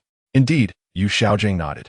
In his scholarly perspective, only Tang San's explanation could account for this peculiar circumstance. Yu Xiaojing then lowered his gaze to the corpse of the mantis snake and stood there in a daze. Lil San?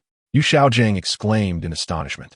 Tang San turned to Yu Xiaojing, who was now staring at the ground, and was equally taken aback, exclaiming, This is not a mantis snake, but rather a red chain snake. The red chain snake, adorned with vibrant patterns of red and black, is non-venomous and is relatively common even in the human world. Chapter 19. The inconvenience. Tang San. Yu Xiaojing's expression darkened. As an expert in martial souls, he could not be considered a master. Having perused numerous texts, he immediately recognized that the snake beneath their feet was a rather common red chain snake. The quality of a spirit master's martial soul varies, with many possessing low-quality martial souls and only a select few possessing high-quality ones. The same principle applies to spirit beasts. Rare spirit beasts bestow more powerful soul skills upon their soul rings, while common spirit beasts fall short in certain aspects. On his way here, Yu Xiaojing had contemplated various spirit beasts suitable for Tang San's martial soul, which included both rare and common species. However, the red chain snake was unequivocally not among his considerations. Does it possess additional resilience effects? The red chain snake does not. What about toxicity? The red chain snake lacks that as well. Moreover, this particular red chain snake is merely 1 meter in length, appearing to be the lowest tier with a mere 10-year lifespan. Ding! Congratulations! You have completed Task 2, preventing Tang San from obtaining his first soul ring from the mantis snake. Reward: 30,000 spirit power. Reward: 9 Yang divine art. Ding! Congratulations! Your spirit power has reached maximum capacity and has leveled up 4 times. Current level: 15, 10, 0, 13, 500. The 9 Yang divine art, a martial arts manual from ancient Huaxia, is known for its formidable and vigorous techniques. A smile crept upon Yi Xian's lips, for he too had finally acquired a superior martial art akin to Tang San. Having a soul from the Huaxia realm, Yi Xian understood that the 9 Yang divine art was even more profound than the Xintian art. Should he master the 9 Yang divine art, he would undergo a transformation, cultivating his essence and generating ethereal purple energy. His internal power would grow at an astonishing speed, becoming boundless, and even ordinary strikes would yield immense power. His defense would be unparalleled, automatically shielding him and reflecting external attacks. Achieving an indestructible physique, practitioners would experience a significant enhancement in speed. And it serves as a sacred text for healing, preventing ailments, and resisting all toxins.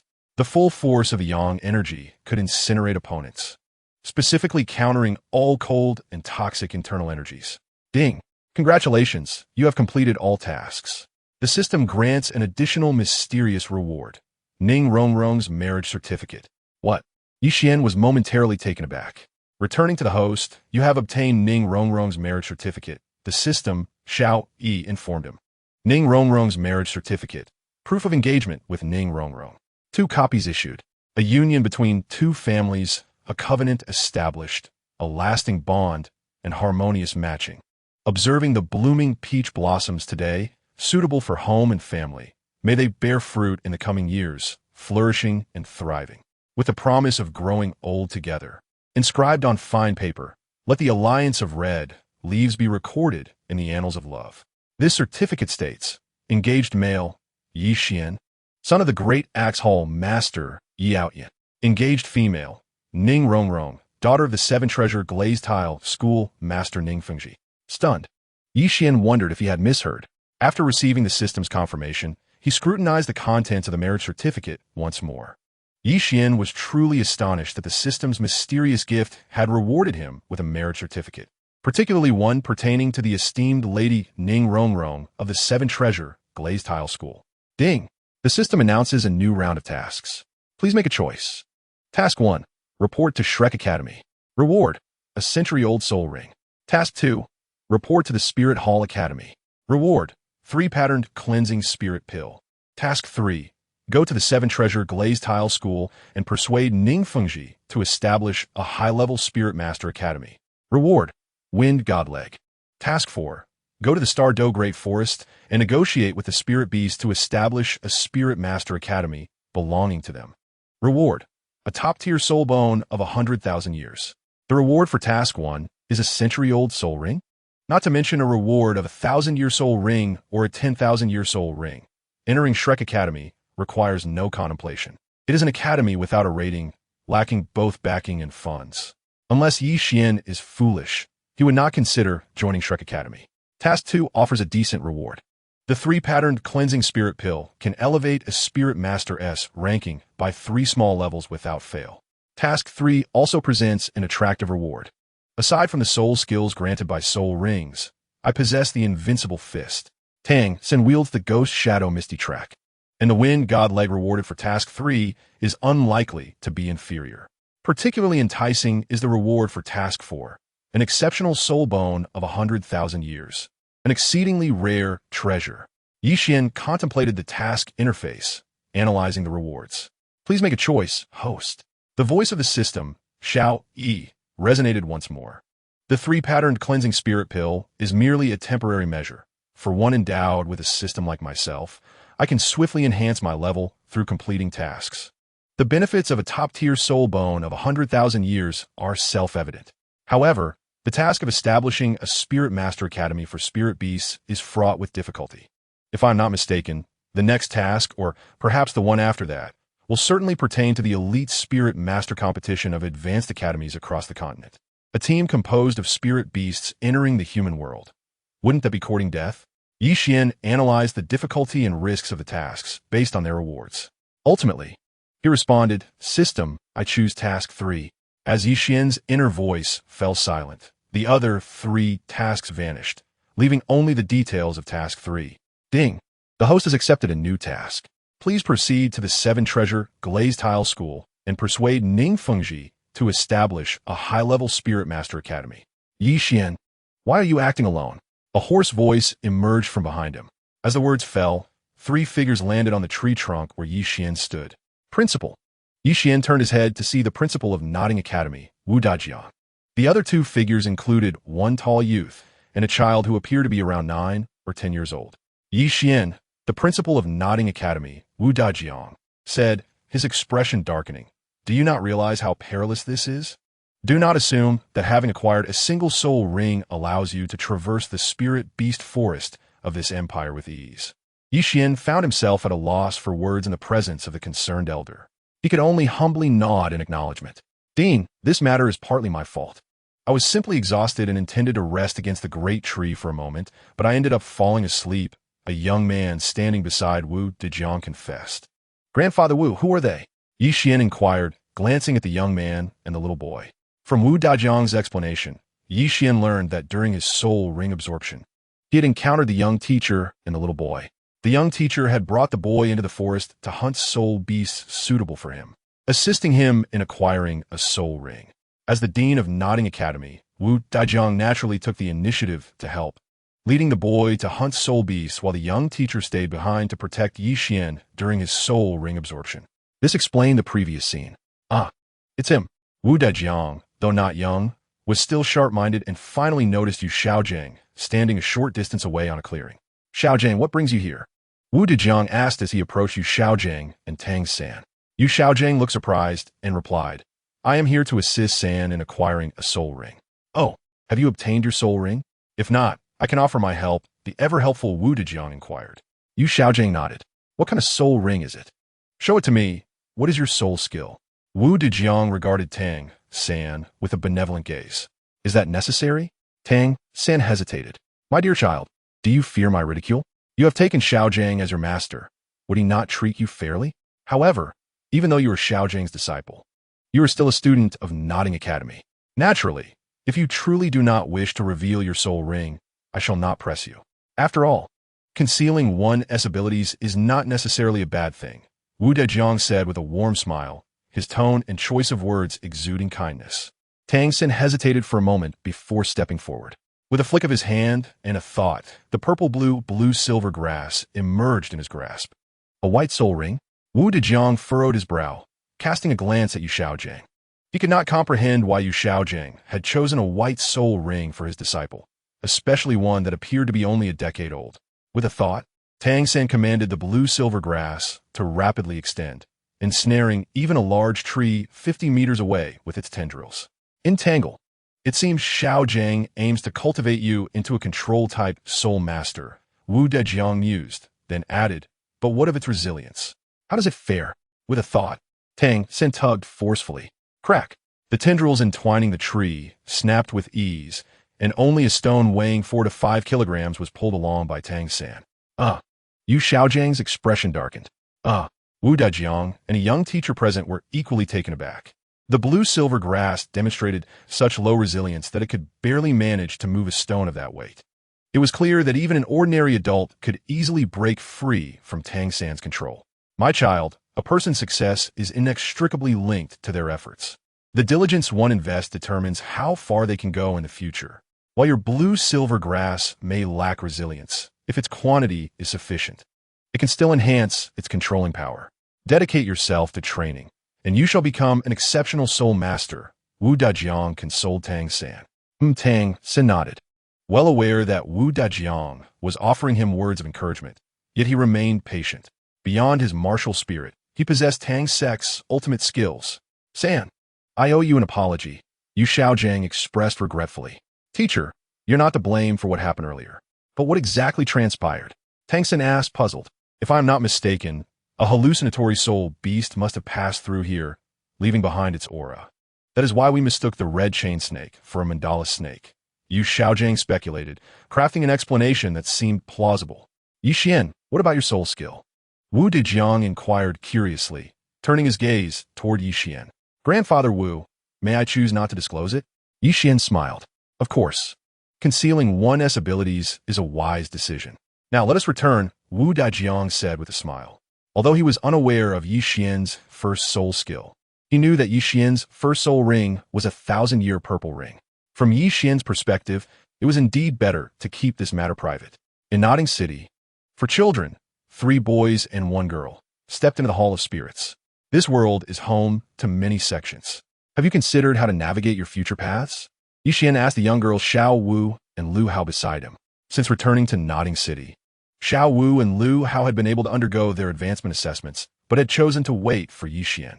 Wherever you go, I shall follow. Lu Hao declared first. Me too, Xiao Wu chimed in. Only Tang San remained silent, not responding to Xian's question. San, what about you? Xiao Wu inquired.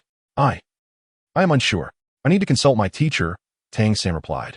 San, I'm not criticizing you. Xiao Wu frowned, adopting a tone of a wise elder. You are a boy, yet why do you always seek your teacher's opinion? Do you not realize that a boy who relies too much on his teacher may find it difficult to attract a partner?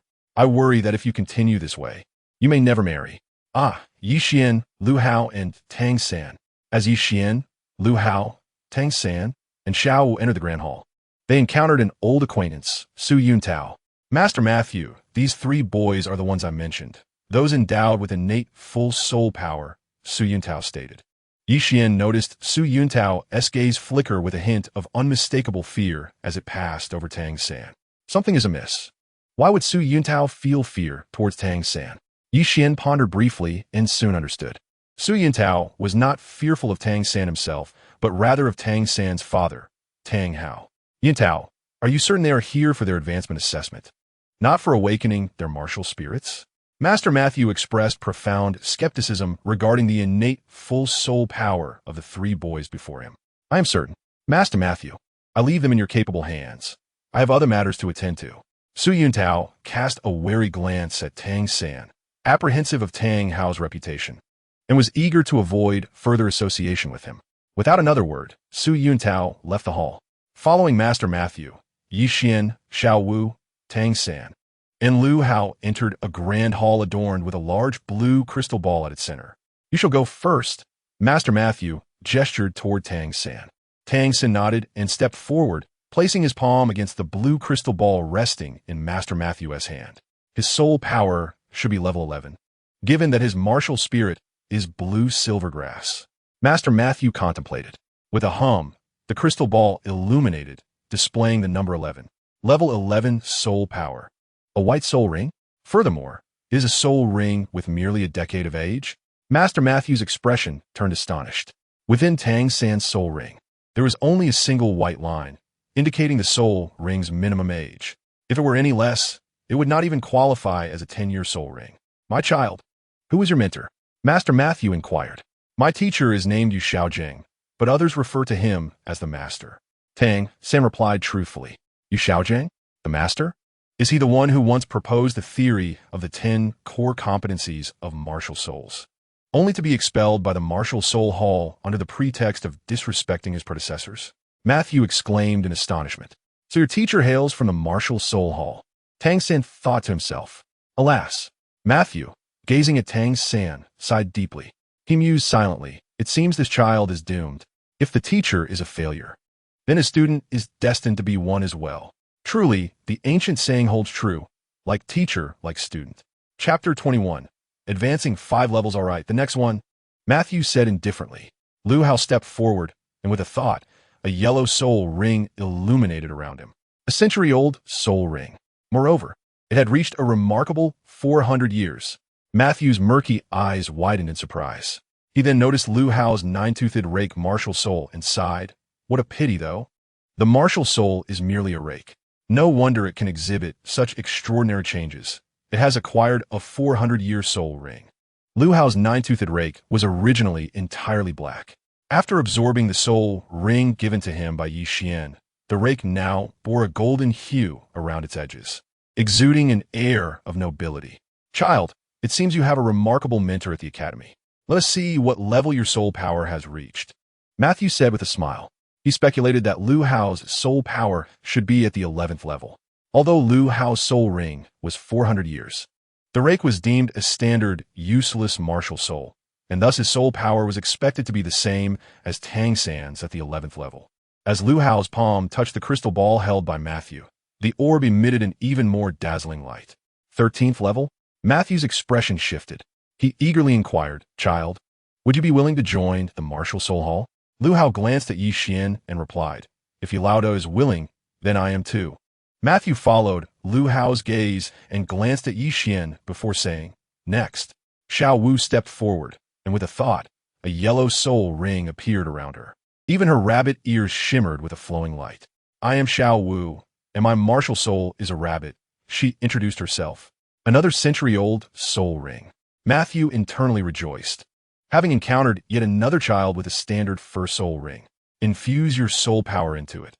Let us see what level your soul power has reached. Matthew instructed Xiao Wu, thinking to himself that the rabbit martial soul was quite common, and her soul power should be at the 11th level. 12th. Matthew was once again taken aback.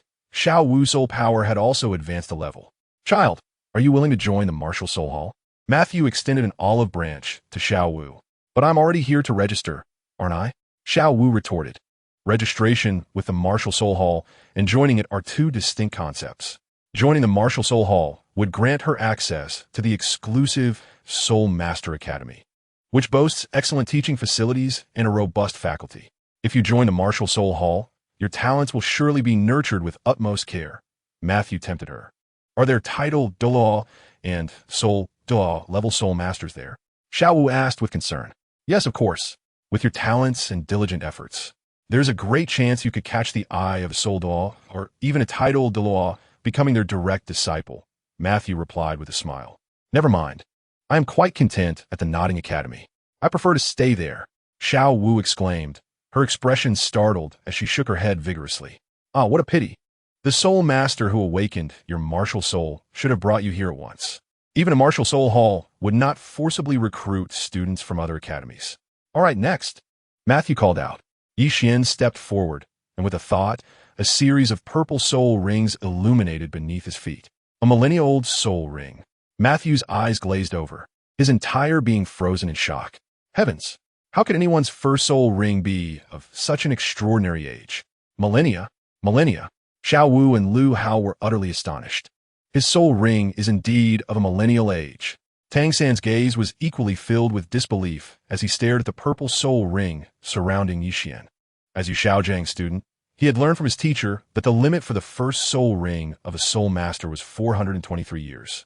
Yet, Xian's first soul ring defied all expectations with its millennial age. My soul ring is a decade, while his is a millennium. Tang San clenched his fists, resolutely vowing to strive harder in the future. Otherwise, even with the Tang sect's ultimate skills, he and Xian would truly inhabit different worlds. A millennial soul ring.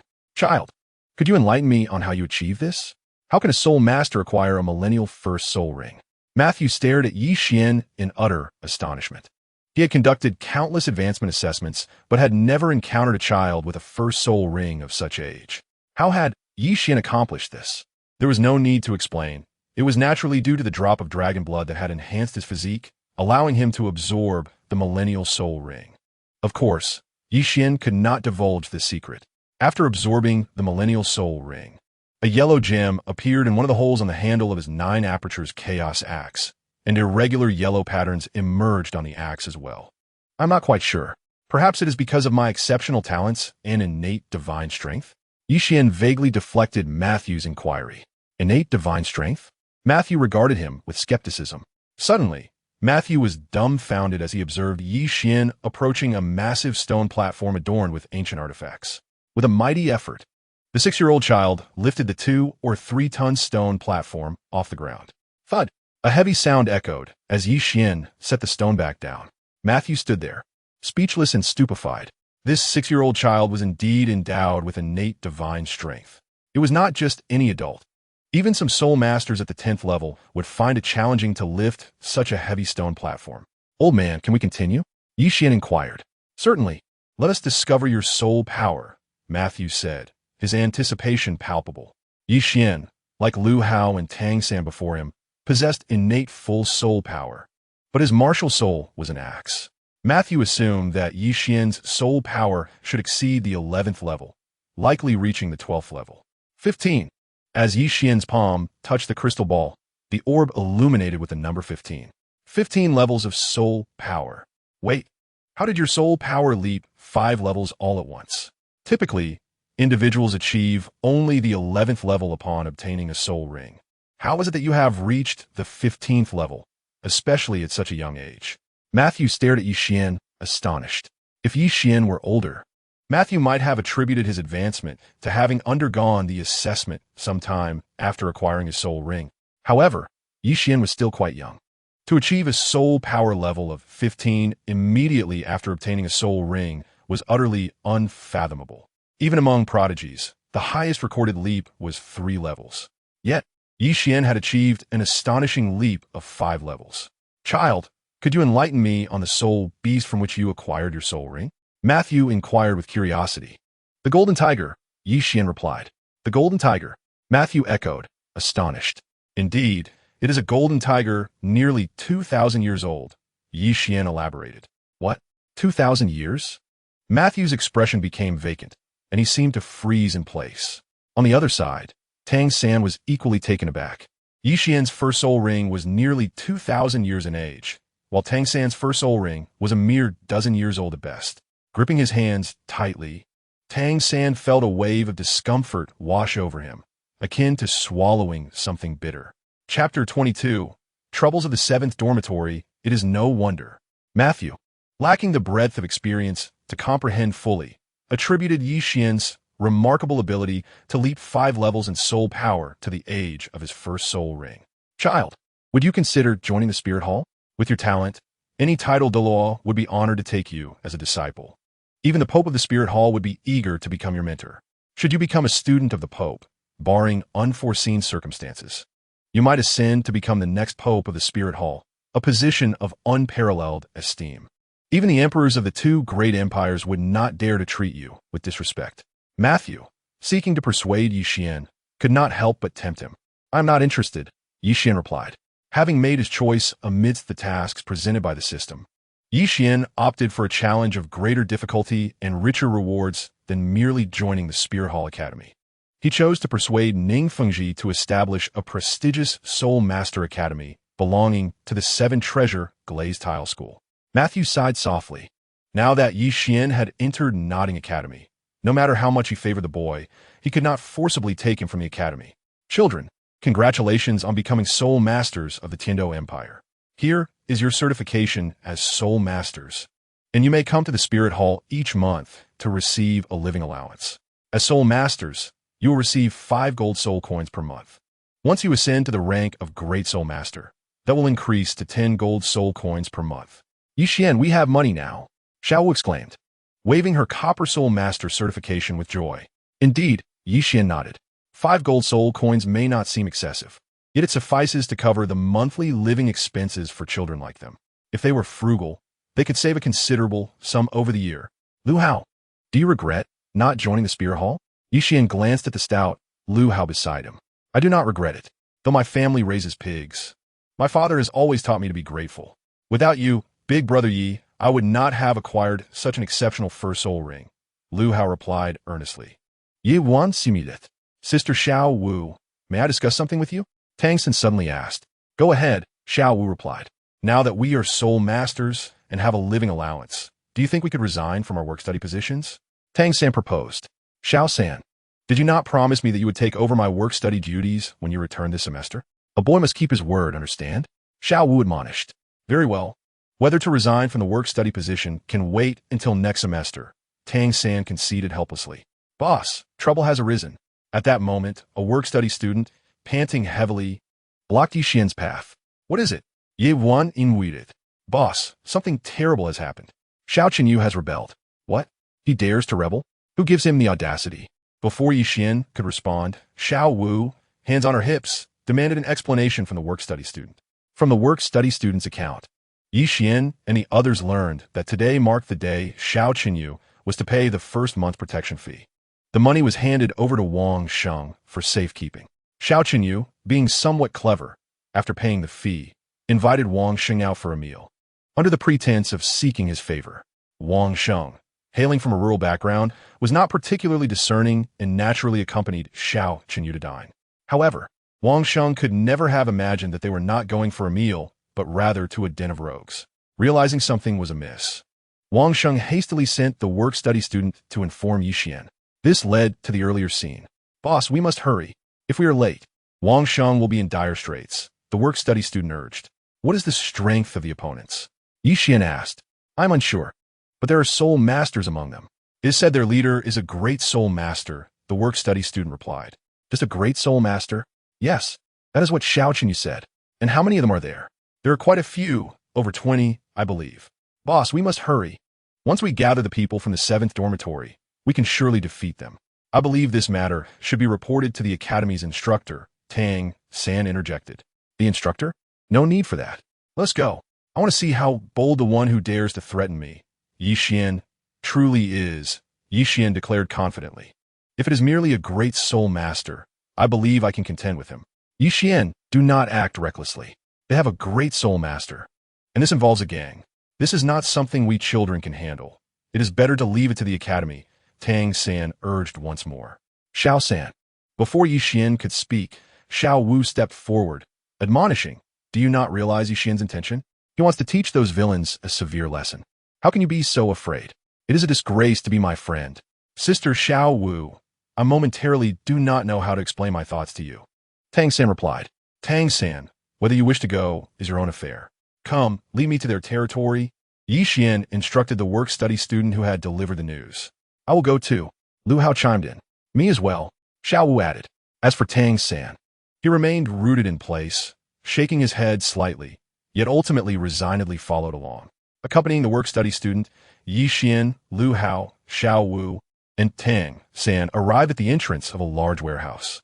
Sounds of anguish echoed from the courtyard, unmistakably belonging to Wang Sheng. Upon entering the courtyard, Xian observed Wang Sheng and 3 work-study students bound to a rack. Stop, Xian commanded. Who are you to meddle in my affairs? Do you know who I am? A youth, currently beating Wang Sheng, glared at Xian. Boss. Wang Sheng, bloodied and muffled, called out. Boss. The foremost youth raised an eyebrow. Xiao Chenyu whispered to him, and the youth surveyed Xian with disdain, scoffing. A 6-year-old child dares to call himself boss. Go on.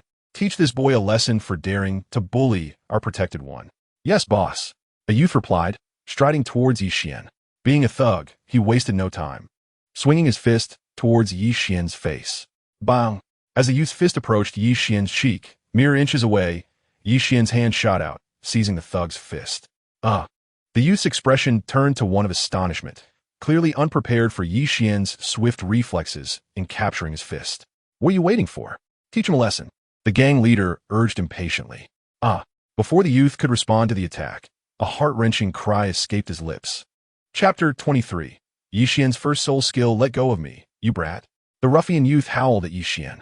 His expression contorted in pain almost immediately. With a subtle exertion, Xian produced a sound reminiscent of a bone snapping. The very next moment, the youth who had just been roaring at Xian was now hunched over, trembling uncontrollably. My hand. My hand. A sickening sound echoed as blood dripped to the ground, revealing that Xian had crushed the youth's hand. With his current physical prowess reaching the level of a 1-star iron skin copperbone, he could effortlessly lift stones weighing 3 to 4 tons. The ruffian before him was merely an ordinary person, utterly no match for Xian. So you're also a soul master. No wonder you dare to trespass on my territory with these few people. You lot, come at me. The gang leader surveyed the other youths. Xian, a formidable soul master, possessed extraordinary strength. The 6 youths stepped forward, each summoning their respective martial spirits, a white soul ring glowing beneath their feet, indicating a 10-year limit. Xiao Wu, Lu Hao, any issues? Ye wan inweed it. Let us give it a try, Lu Hao replied with confidence. Don't worry, leave it to the 3 of us. We'll take on 2 each, Xiao Wu said, smiling confidently. 3 people? Which 3? Xian glanced at Tang San, choosing not to speak to him. Xian was well aware of Tang San's true nature and harbored no affection for him. He is somewhat formidable, but I doubt you all are that impressive. A ruffian smirked, swinging a brick-like martial spirit toward Xiao Wu. Xian's first soul skill, Iron Board Invincible. As the brick flew towards her, Xiao Wu deftly sidestepped, avoiding the attack with ease. Now in close proximity, a smirk of pride graced her lips as her first soul ring shimmered with yellow light. 100-year soul ring? The ruffian attacking Xiao Wu's expression shifted. First soul skill, waist bow. Without any suspense, the ruffian was sent flying by Xiao Wu's waist bow. He too possessed a 100-year soul ring. The 2 ruffians closing in on Lu Hao were momentarily stunned as a yellow soul ring appeared beneath his feet. First soul skill, flesh springboard. A golden glow enveloped Lu Hao, propelling him into the air before he crashed down heavily. With a thud, one unfortunate ruffian was crushed under Lu Hao, foaming at the mouth. Seizing the moment, Lu Hao sprang up again, targeting another ruffian. First soul skill, scythe rush. The scythe in the ruffian's hand flew from his grasp, hurtling towards Lu Hao. With a clang, it struck him as if hitting iron, failing to sever him. Instead, the recoil caused the scythe to bounce away. The ruffian's eyes widened in fear as he attempted to retreat, but it was too late. With a thud, Lu Hao's body crashed onto him, causing the ruffian to spit blood twice before Lu Hao rolled a distance before coming to a halt. The 2 ruffians Lu Hao faced were easily defeated by him. First soul skill, entangle. Meanwhile, Tang San unleashed his first soul skill, The blue-silver grass vines extended, ensnaring the two ruffians approaching him. Crack! The vines managed to bind the ruffian's feet, but one ruffian broke free with a swift kick, rendering Tang San's efforts ineffective. Tang San felt a twinge of discontent. While Xiao Wu and Lu Hao dispatched their foes effortlessly, his first soul skill seemed futile. Haha, blue silvergrass.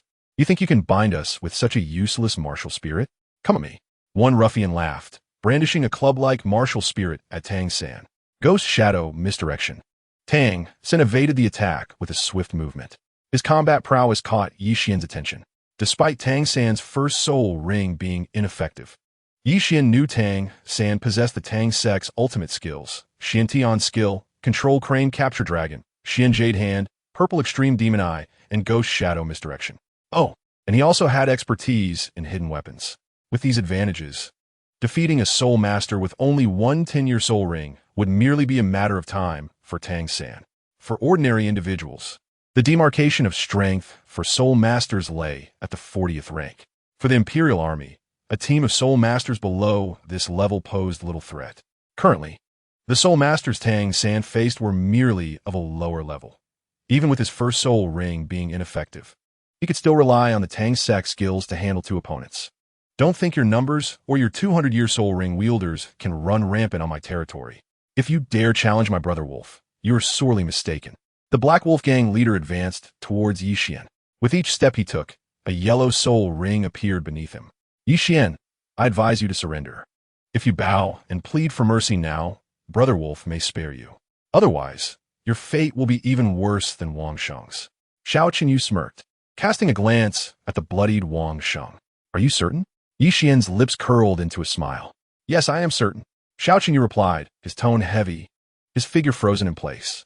Suddenly, a soul ring illuminated beneath Xian's feet, a purple 1,000-year soul ring.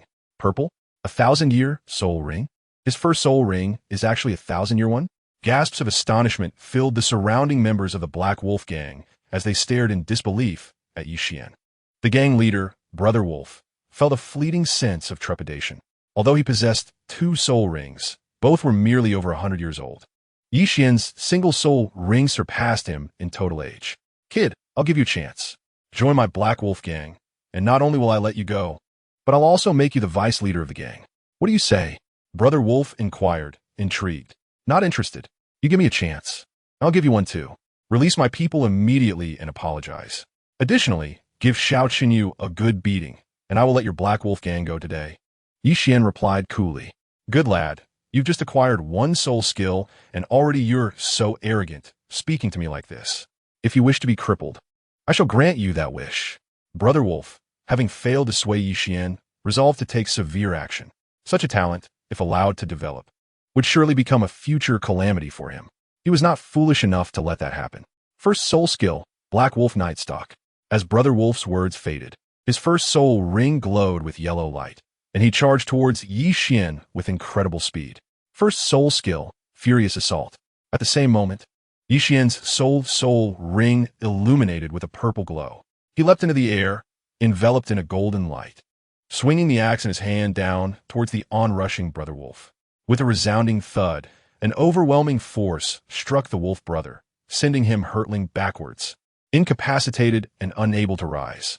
This was the manifestation of Xian's first soul skill, Rampaging Assault. It allowed him to leap towards a specified location within 100 meters.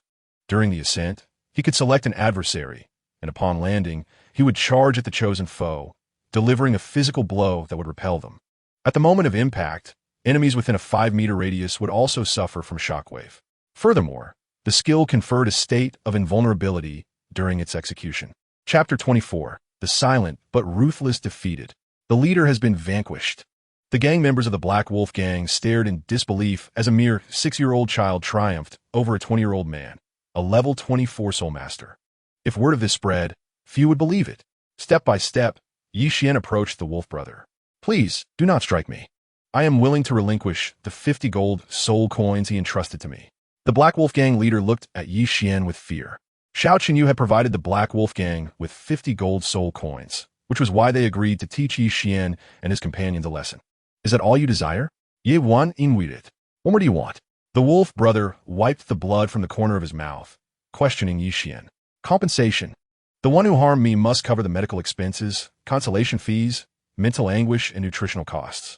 Moreover, we, especially this lovely girl, were forced to take action today. Shouldn't there be some remuneration for our troubles? Xian pointed at Xiao Wu.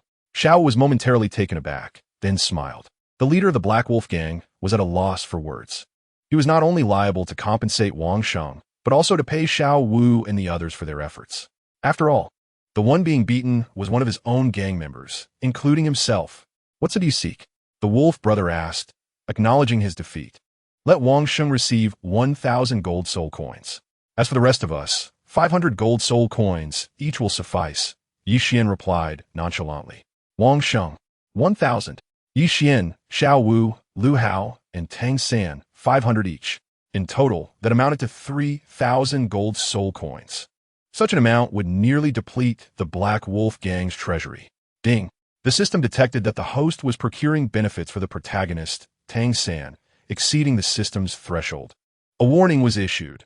Once the host secured 500 gold soul coins for Tang San, a double penalty would be imposed, confiscating 1,000 gold soul coins from the host. Tang San? Xian glanced at him, nearly forgetting his presence. Is there an issue? Ye wan sit. And no issue. Bring forth 3,000 gold soul coins. The wolf brother commanded.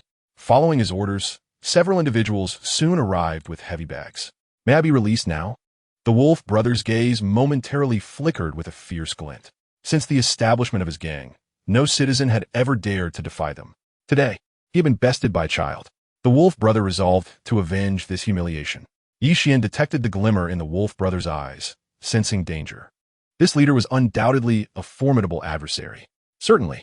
However, did you not just declare your intent to incapacitate me? Xian smiled. That was a misunderstanding. You must have misheard. The wolf brother stammered, a sense of foreboding creeping in. In that case, do not blame me, Xian smirked, brandishing his axe as the wolf brother's anguished cries filled the air. With his limbs incapacitated, the wolf brother lay on the ground, unable to rise. You little brat. I swear, I will kill you in this lifetime. He spat, revealing his true nature. It seems you are willing to part with your tongue as well. Xian remarked sharply.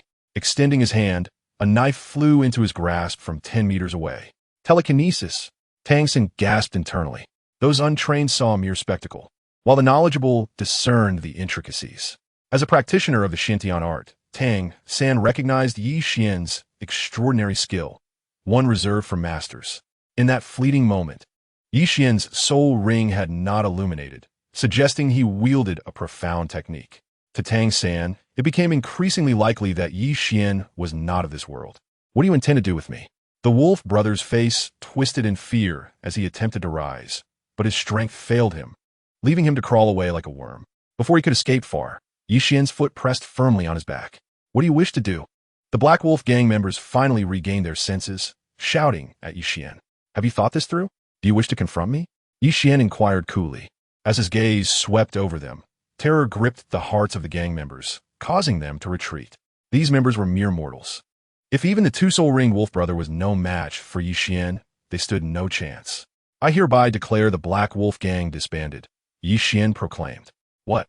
Disband? Is this some kind of joke? If the gang disbands, how will I intimidate others and collect protection fees? The gang members glared at Xian in anger and disbelief. Do you wish to be annihilated? I will not repeat myself. I will count to 3, and anyone remaining here afterward shall not expect mercy. Xian declared. 1. The gang members looked toward their leader, the youth beneath Xian's foot. 2. At the count of 3, the gang members, gripped by fear, fled without a backward glance, including the 6 soul masters previously defeated by Xiao Wu, Tang San, and Lu Hao.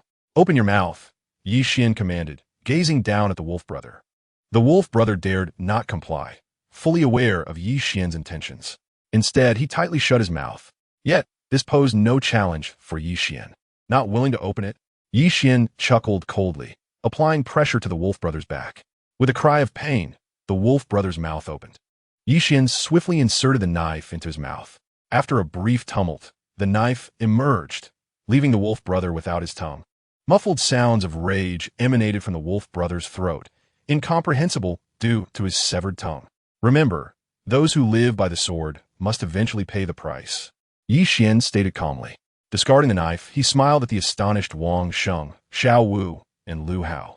He handed 1,000 gold soul coins to Wang Sheng and 500 each to Xiao Wu and Lu Hao. Turning his gaze to Tang San, he remarked, As for you, Tang San, due to your earlier cowardice, I shall impose a penalty. Your deserved reward is forfeited. As Xian's words settled, the system chimed in. Ding! The system detected that the host had not procured any benefits for the protagonist, Tang San, remaining within the system's limits. Thus, no penalties would be imposed on the host. Chapter 25. The road ahead the spring in the countryside is exceptionally vivid.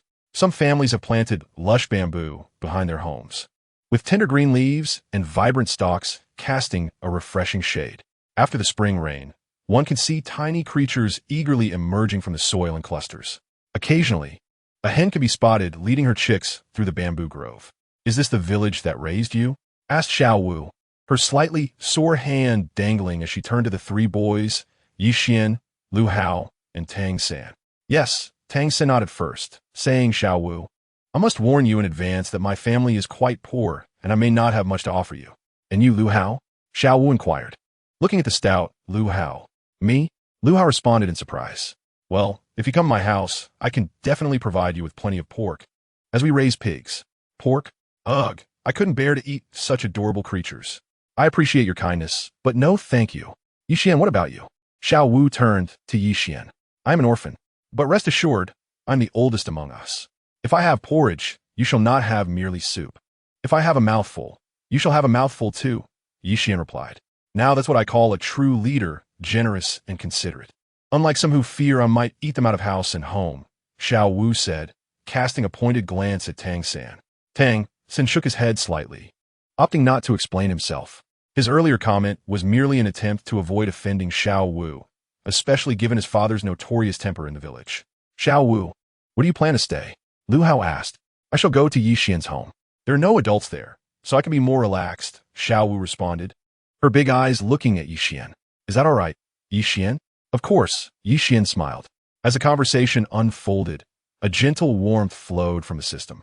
On his personal attributes interface, Xian noted that he had just gained 2,180 points of soul power, with a system that rivaled the protagonists of various realms. He discovered that not only completing tasks, but also engaging in simple dialogues like this could yield soul power rewards, provided it influenced the protagonist, Tang San. Yi Yuan, Xiao San, Lu Hao, you have returned?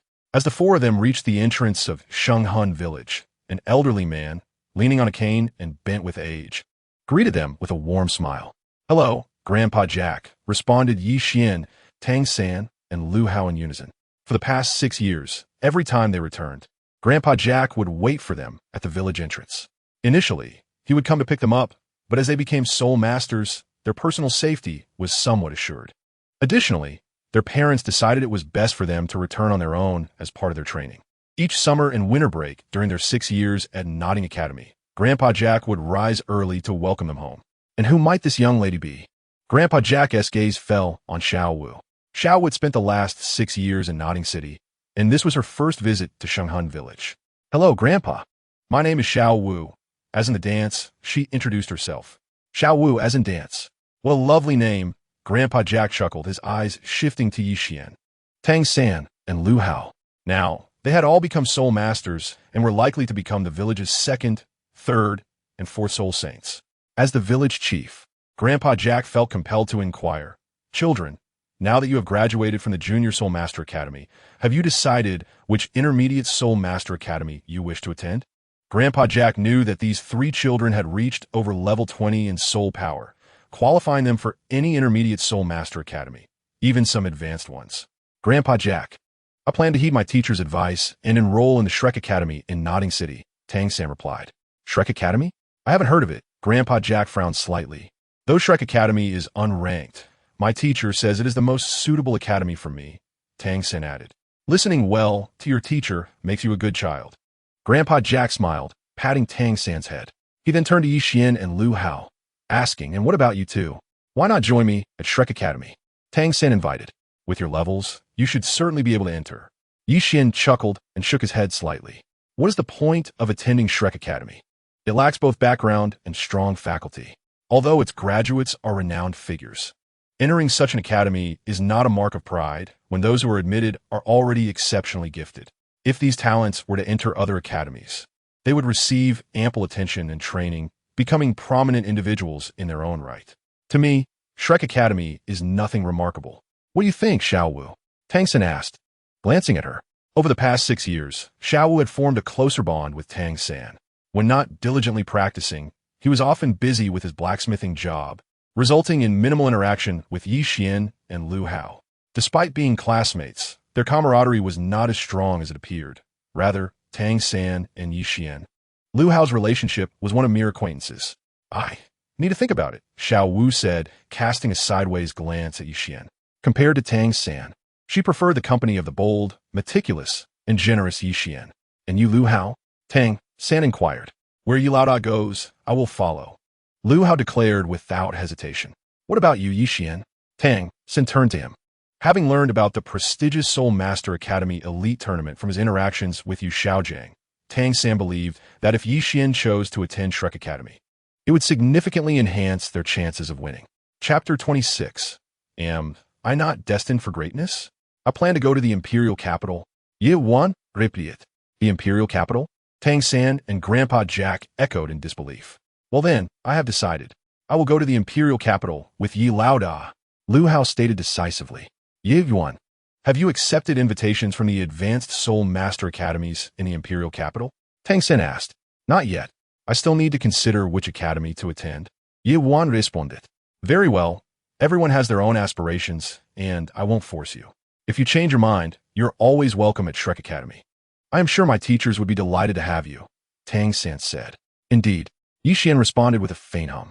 As Tang San's home was situated on the outskirts of the village, he was the first to depart.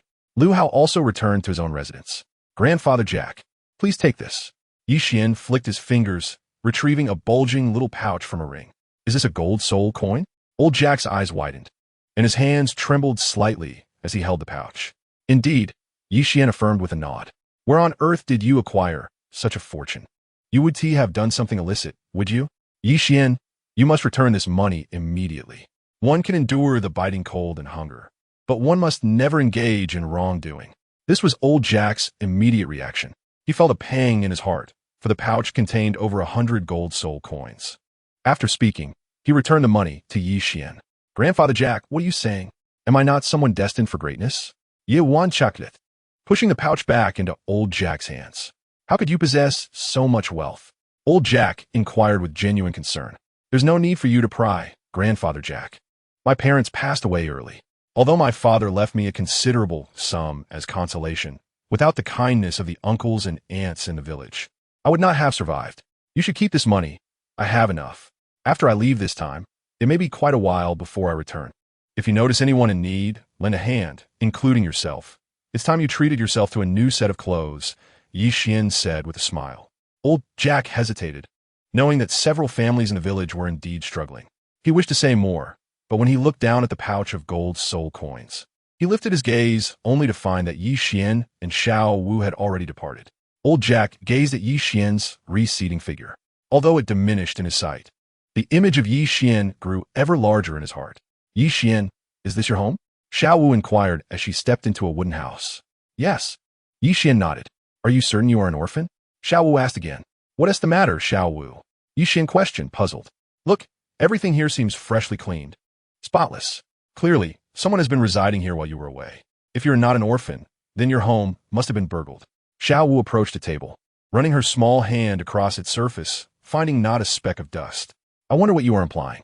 The house is so clean because Grandfather Jack always helps me tidy up. But what about you? Are you truly an orphan? Xian teased back. I certainly am. Xiao Wu replied softly, her eyes reflecting a hint of sorrow. Xian's words had stirred memories of her own tragic past, as her mother had fallen victim to a human soul master. Xiao Wu, Xian stepped closer, asking, since we were both orphans, why don't we become siblings and have each other as family? This way, we will have kin just like everyone else. You want me to call you brother? Xiao Wu lifted her gaze, her interest piqued. No, I meant sister, Xian corrected. Brother, Xiao Wu insisted. Sister, you are younger than I am. Ye Wan chocolate. Sister, no, I prefer brother. Xiao Wu playfully retorted. Xiao Wu, Yi Xian extended his hands, grasping her wrists solemnly. Will you be my sister? Although I currently have nothing, no wealth or power, just this humble tile-roofed house, I believe that one day I will provide you with a prosperous and peaceful life, where everyone will respect you and dare not offend you. As Xiao Wu met Yi Xian's earnest gaze, she saw sincerity reflected in his eyes. Brother, she called out. Sister, Ye Wan Rejuijit, Ikjitid Imbranjink Xiao Wu. 6 years had passed. Yi Xian had waited 6 long years to finally connect with Xiao Wu. Brother, could you let go of me? You're holding too tightly. I can't breathe. Xiao Wu exclaimed in a panic. Huh?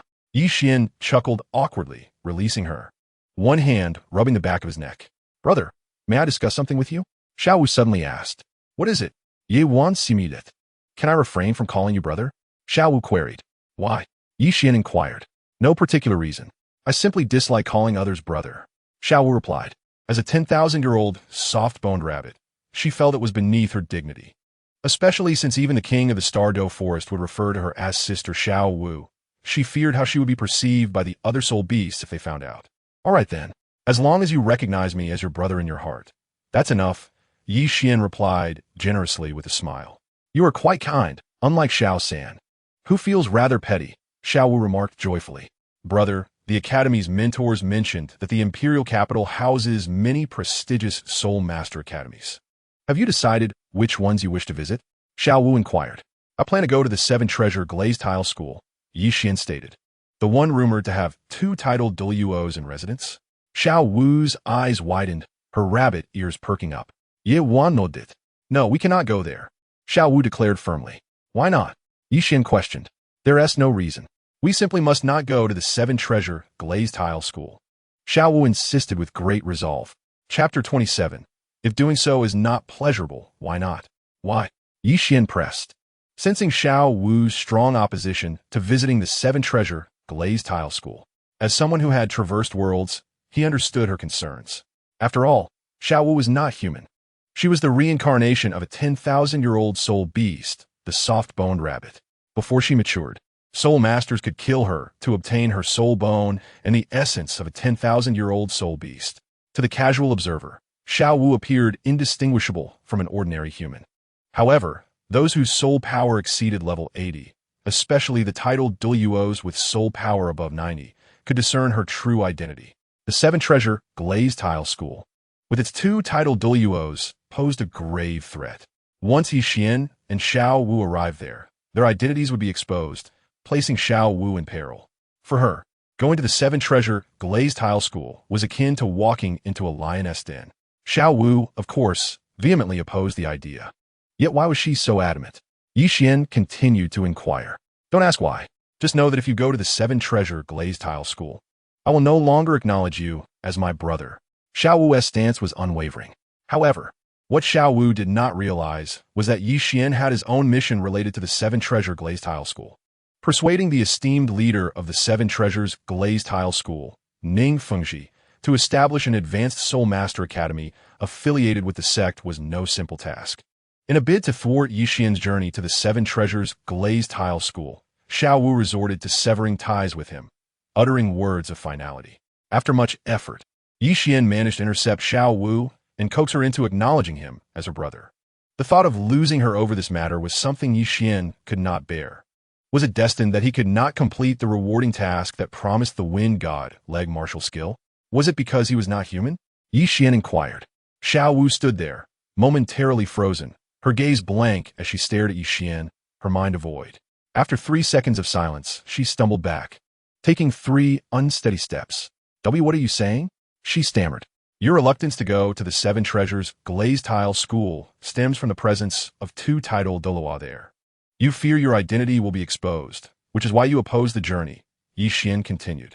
I don't understand what you're saying, Xiao Wu replied, still stuttering. Xiao Wu, you need not conceal anything from me. Even if you're a soul beast, so what? You are not like others. You are adorable, kind, and honest, possessing qualities that many lack. Compared to those treacherous humans, you are far more deserving of the title of human, Yi Xian smiled. Xiao Wu gazed at Yi Xian, her wariness beginning to dissipate. She had to admit that his words held a certain charm. How did you figure it out? she asked, her curiosity piqued. That is a secret, Xian chuckled. Come on, I've hidden it so well. How did you uncover my true identity? She pressed again. I've already stated it's a secret, so I cannot divulge it, Xian replied with a grin.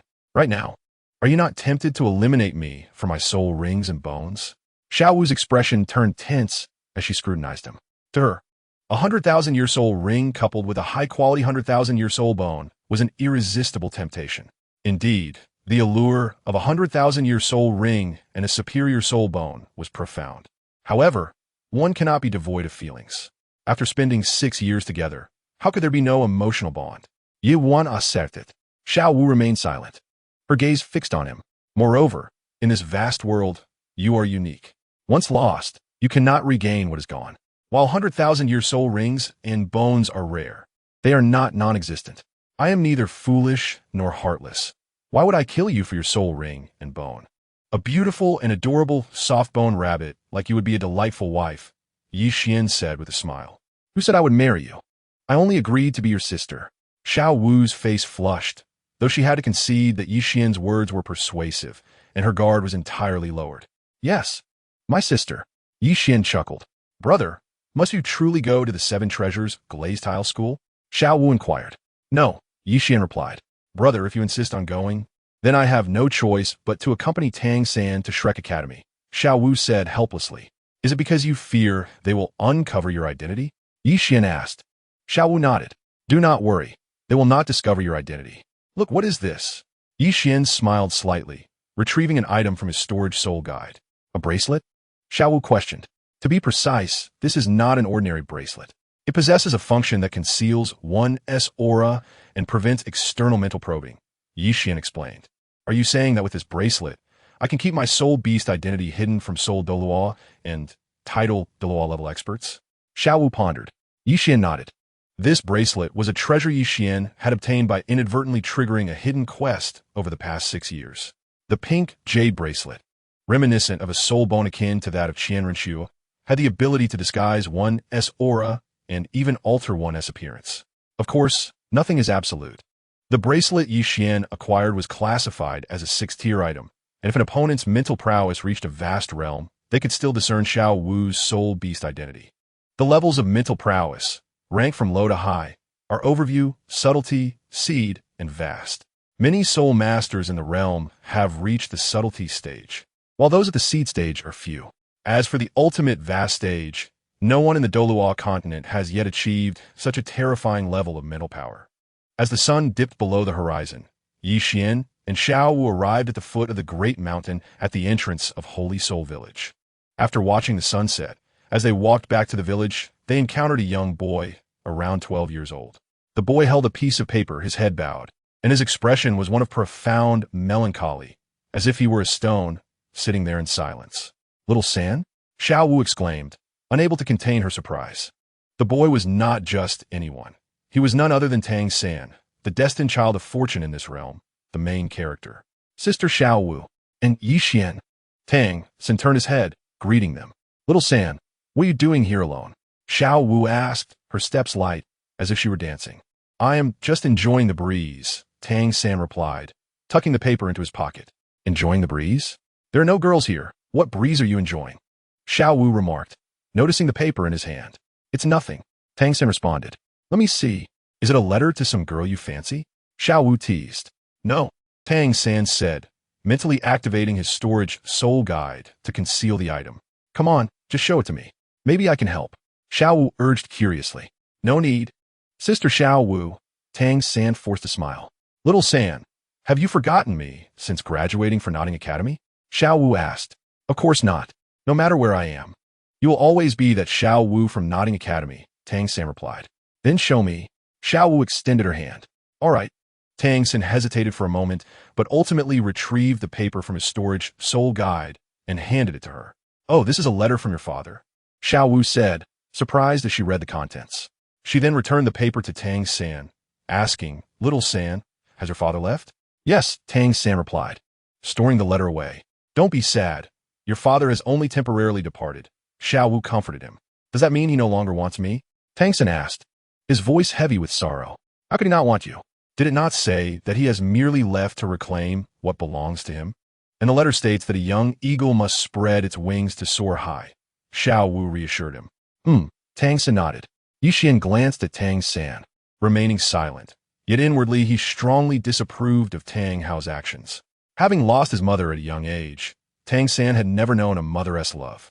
Now, with Tang Hao's departure, he was left bereft of paternal affection. Tang Hao expressed that he was a useless person, with nothing to impart to Tang San. This was merely a one-sided statement. Xian felt a flicker of curiosity within him, pondering whether Tang San's later developed extreme and selfish personality was related to the absence of maternal and paternal love during his upbringing, as well as a lack of proper education. Consequently, after obtaining the Slaughter God domain, Tang San selfishly obliterated the city of Slaughter. The dense forest loomed overhead, casting shadows all around. 3 young individuals advanced slowly, a pair of boys and a girl. If it weren't for their slightly childish features, one might mistake them for adults based solely on their height. Yi Lao Da, could that building atop the mountain be the 7 Treasures glazed sect? Lu Hao pointed towards a mountain that had risen before them, covered in lush vegetation. Amongst the greenery, some ancient-style structures were visible. Indeed, Xian nodded. Will we be spending the next few years here? Lu Hao inquired once more. Are you having second thoughts, Lu Hao? Xiao Wu interjected. Of course not. I, Lu Hao, am a man of my word. Wherever Yi Lao Da goes, I shall follow. Lu Hao replied without hesitation. After a brief pause, he added, however, I have heard that the 7 Treasures glazed sect is different from other powers. They have not established a Soul Master Academy. Upon hearing this, Lu Hao cast a timid glance at Xian, then let them establish one. Xian smiled. Establish one? Lu Hao halted in his tracks. Xian nodded. Yi Lao Da, do you think they will listen to you? Lu Hao questioned skeptically. How can we know without trying? Xian chuckled. All right then. Lu Hao, unable to dampen Xian's enthusiasm, declared once again, wherever you go, I shall follow. Agreed, Xian nodded. Before long, they arrived at the foot of the mountain, where a towering city wall stood before them. As one of the 7 major sects of the present day, the 7 Treasures glazed sect had long since overshadowed the Haoyan sect, which had been reclusive for many years. The 7 Treasures glazed sect had become the foremost sect. Aside from the Spirit Hall, and due to its immense wealth, its status in the Soul Master realm was exceedingly high, to the point that even the Spirit Hall could not shake it. As long as Ning Fengji was willing, with the financial resources of the 7 Treasures glazed sect, it could easily establish a prestigious Soul Master Academy within a year from approval to construction. Children, this is the territory of the 7 Treasures glazed sect. Leave at once. As Xian and his companions reached the city wall, a stern voice echoed from the city gate. Hello, I am Xian. I have some connections with your sect master. Please open the gate and allow me to meet him, Xian said politely. Meet our sect master? Huh, just you? The gatekeeper disciple laughed at Xian's words. Don't even think about it. Not only you, but we can't see the sect master either. Indeed, our sect master is of high standing. How could a mere child like you possibly meet him? You little brat, go back where you came from. This is the 7 Treasures glazed sect. Your mother might be calling you home for dinner. The other 3 gatekeeper disciples mocked Xian cruelly. Brothers, I am not here to cause trouble. Just hand this over to your sect master, and he will naturally come to see me, Xian said, his mind racing as he retrieved a rolled-up letter from his storage soul guide. The gatekeeper disciples took it with skepticism, curious enough to unfold it. Xian frowned. A marriage certificate? The gatekeeper disciple raised an eyebrow, his expression shifting to one of amusement. How funny. I have been a gatekeeper for 10 years and have never heard of our young lady being engaged to anyone. Ridiculous. If you're going to fabricate something to meet our sect master, at least make it look credible. With that, the gatekeeper disciple callously tossed the marriage certificate onto the ground.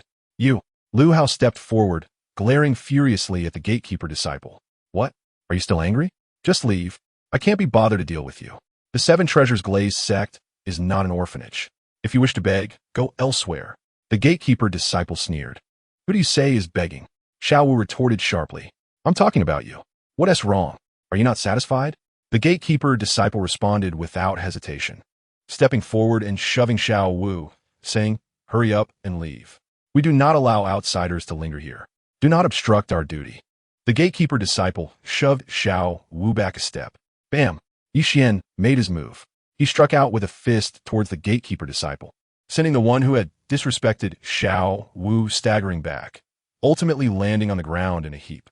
Ah Wu, how could you be defeated by a child? A fellow gatekeeper exclaimed. Aren't you a soul master? Ah Wu, teach him a lesson. Yes, teach him. The gatekeeper disciples either mocked the fallen Ah Wu or urged him to retaliate. All right, daring to act wildly on our territory. Today, I will teach you a proper lesson. The gatekeeper disciple named Ah Wu declared, stepping forward as a white soul ring appeared beneath his feet. Soul energy coalesced into a staff in his hands. A 10-year soul ring? Lu Hao scoffed disdainfully. Whoosh! Ah Wu swung the staff towards Xian, the weapon whistling through the air. Yet, after a flurry of attacks, Ah Wu realized that all his strikes were evaded by Xian. Bang! Xian delivered a powerful palm strike, forcing Ah Wu to retreat 5 steps. Not only did Ah Wu fail to gain the upper hand, but he also felt his blood surge from the impact. Ah Wu, didn't you say you once killed a tiger? How is it that you can't even defeat a teenager now? Ah Wu's companions taunted him, exacerbating his frustration. Kid, you asked for this. Ah Wu's expression darkened as he unleashed his soul power. Do you want to continue? Xian inquired, his brow slightly furrowing. Of course. Ah Wu retorted défiantly. Xian extended a finger. What do you mean? Ah Wu asked, puzzled. One move, Xian replied. Huh? Ah Wu échoued. With just one move, I can defeat you. Yuan asserted confidently, understanding that to accomplish his goal, he needed to be resolute. Xian recognized that only through strength could he gain the respect of the 7 Treasures glazed sect. How audacious! Today, if I don't knock your teeth out, Wang Wu, will not share my surname with you. With that, Wang Wu's soul rings glimmered with white light. First soul skill, blazing staff. Ah Wu's staff ignited in flames as he charged at Xian. In response to the attack, Xian swiftly dodged, narrowly avoiding Ah Wu's flaming assault. At the same time, Xian unleashed a palm strike. Boom! A tremendous force struck Ah Wu, sending him flying 50 meters away, crashing heavily to the ground. With a sudden cough, Ah Wu spat out a mouthful of blood, his eyes wide with bewilderment and shock as he stared at Xian. He seemed unable to comprehend how a formidable soul master of the 14th level could possibly be outmatched by a mere 12-year-old boy standing before him. Dare to act recklessly in our 7 Treasures glazed tile school? Everyone attack together. The words echoed, though the speaker remained unknown, as disciples guarding the gate, along with those on duty atop the castle walls, surged forward to encircle Xian, Xiao Wu, and Lu Hao. Stop! Just as the battle was about to erupt, a hoarse, aged voice resonated from outside the crowd. Everyone turned to see a man approaching, his hair slightly grayed and his tall figure clad in armor. Though he possessed a handsome and resolute appearance, the silver strands in his hair betrayed his considerable age. There was an absence of soul power emanating from him, making him appear like an ordinary person. Yet, his profound gaze hinted at a wealth of past sorrows. Could he be the bon Douluo, Gurong? Xian scrutinized the newcomer, contemplating. Senior Gu, the guardians of the 7 Treasures glazed tile school respectfully bowed to the man. What is the matter? Gu Rong inquired.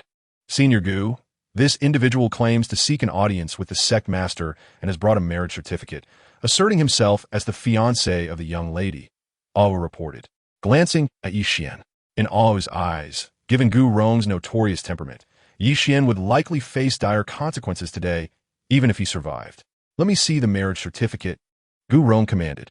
Ah Wu, upon hearing this, retrieved the certificate he had previously discarded, dusting it off and respectfully presenting it to Gu Rong. Senior Gu, I've been a gatekeeper for 4 years, born of the outer sect disciples of the 7 Treasures glazed tile school. I have lived in this fortress since childhood and have never heard of the young lady being betrothed to anyone. His claim to be her fiancé is absurd, truly laughable. Ah Wu cast a derisive glance at Xian.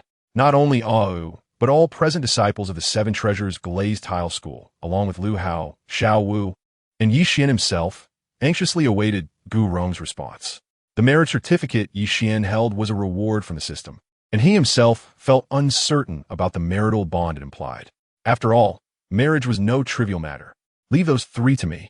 As for you, daring to obstruct someone seeking an audience with the sect master, your audacity is commendable. Gu Rong's tone was calm, yet sent shivers down the spine. Ah Wu met Gu Rong's gaze and immediately lowered his head. This is your first and last warning. If I catch you judging others by their appearance again, you need not remain in the Seven Treasures glazed tile school.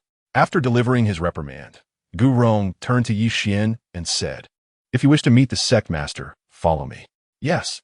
Yi Xian, Lu Hao, and Xiao Wu nodded in unison as they followed the Bon Douluo, Gu Rong. They soon arrived at an ancient structure modeled after the Seven Treasures glazed tile pagoda. Upon entering the hall, Yi Xian, Xiao Wu, and Lu Hao were taken aback by the vastness of the space, which spanned nearly 1,000 square meters. The grandeur within resembled that of an imperial assembly hall, adorned with ice jade thrones, white marble columns, and golden ornaments, truly a testament to the wealth of the richest sect in the Soul Master world. Within the hall, two figures occupied the central and upper left thrones. The central seat was taken by a middle-aged man, whose face resembled a polished gem, with a straight nose and square jaw, exuding an air of scholarly elegance.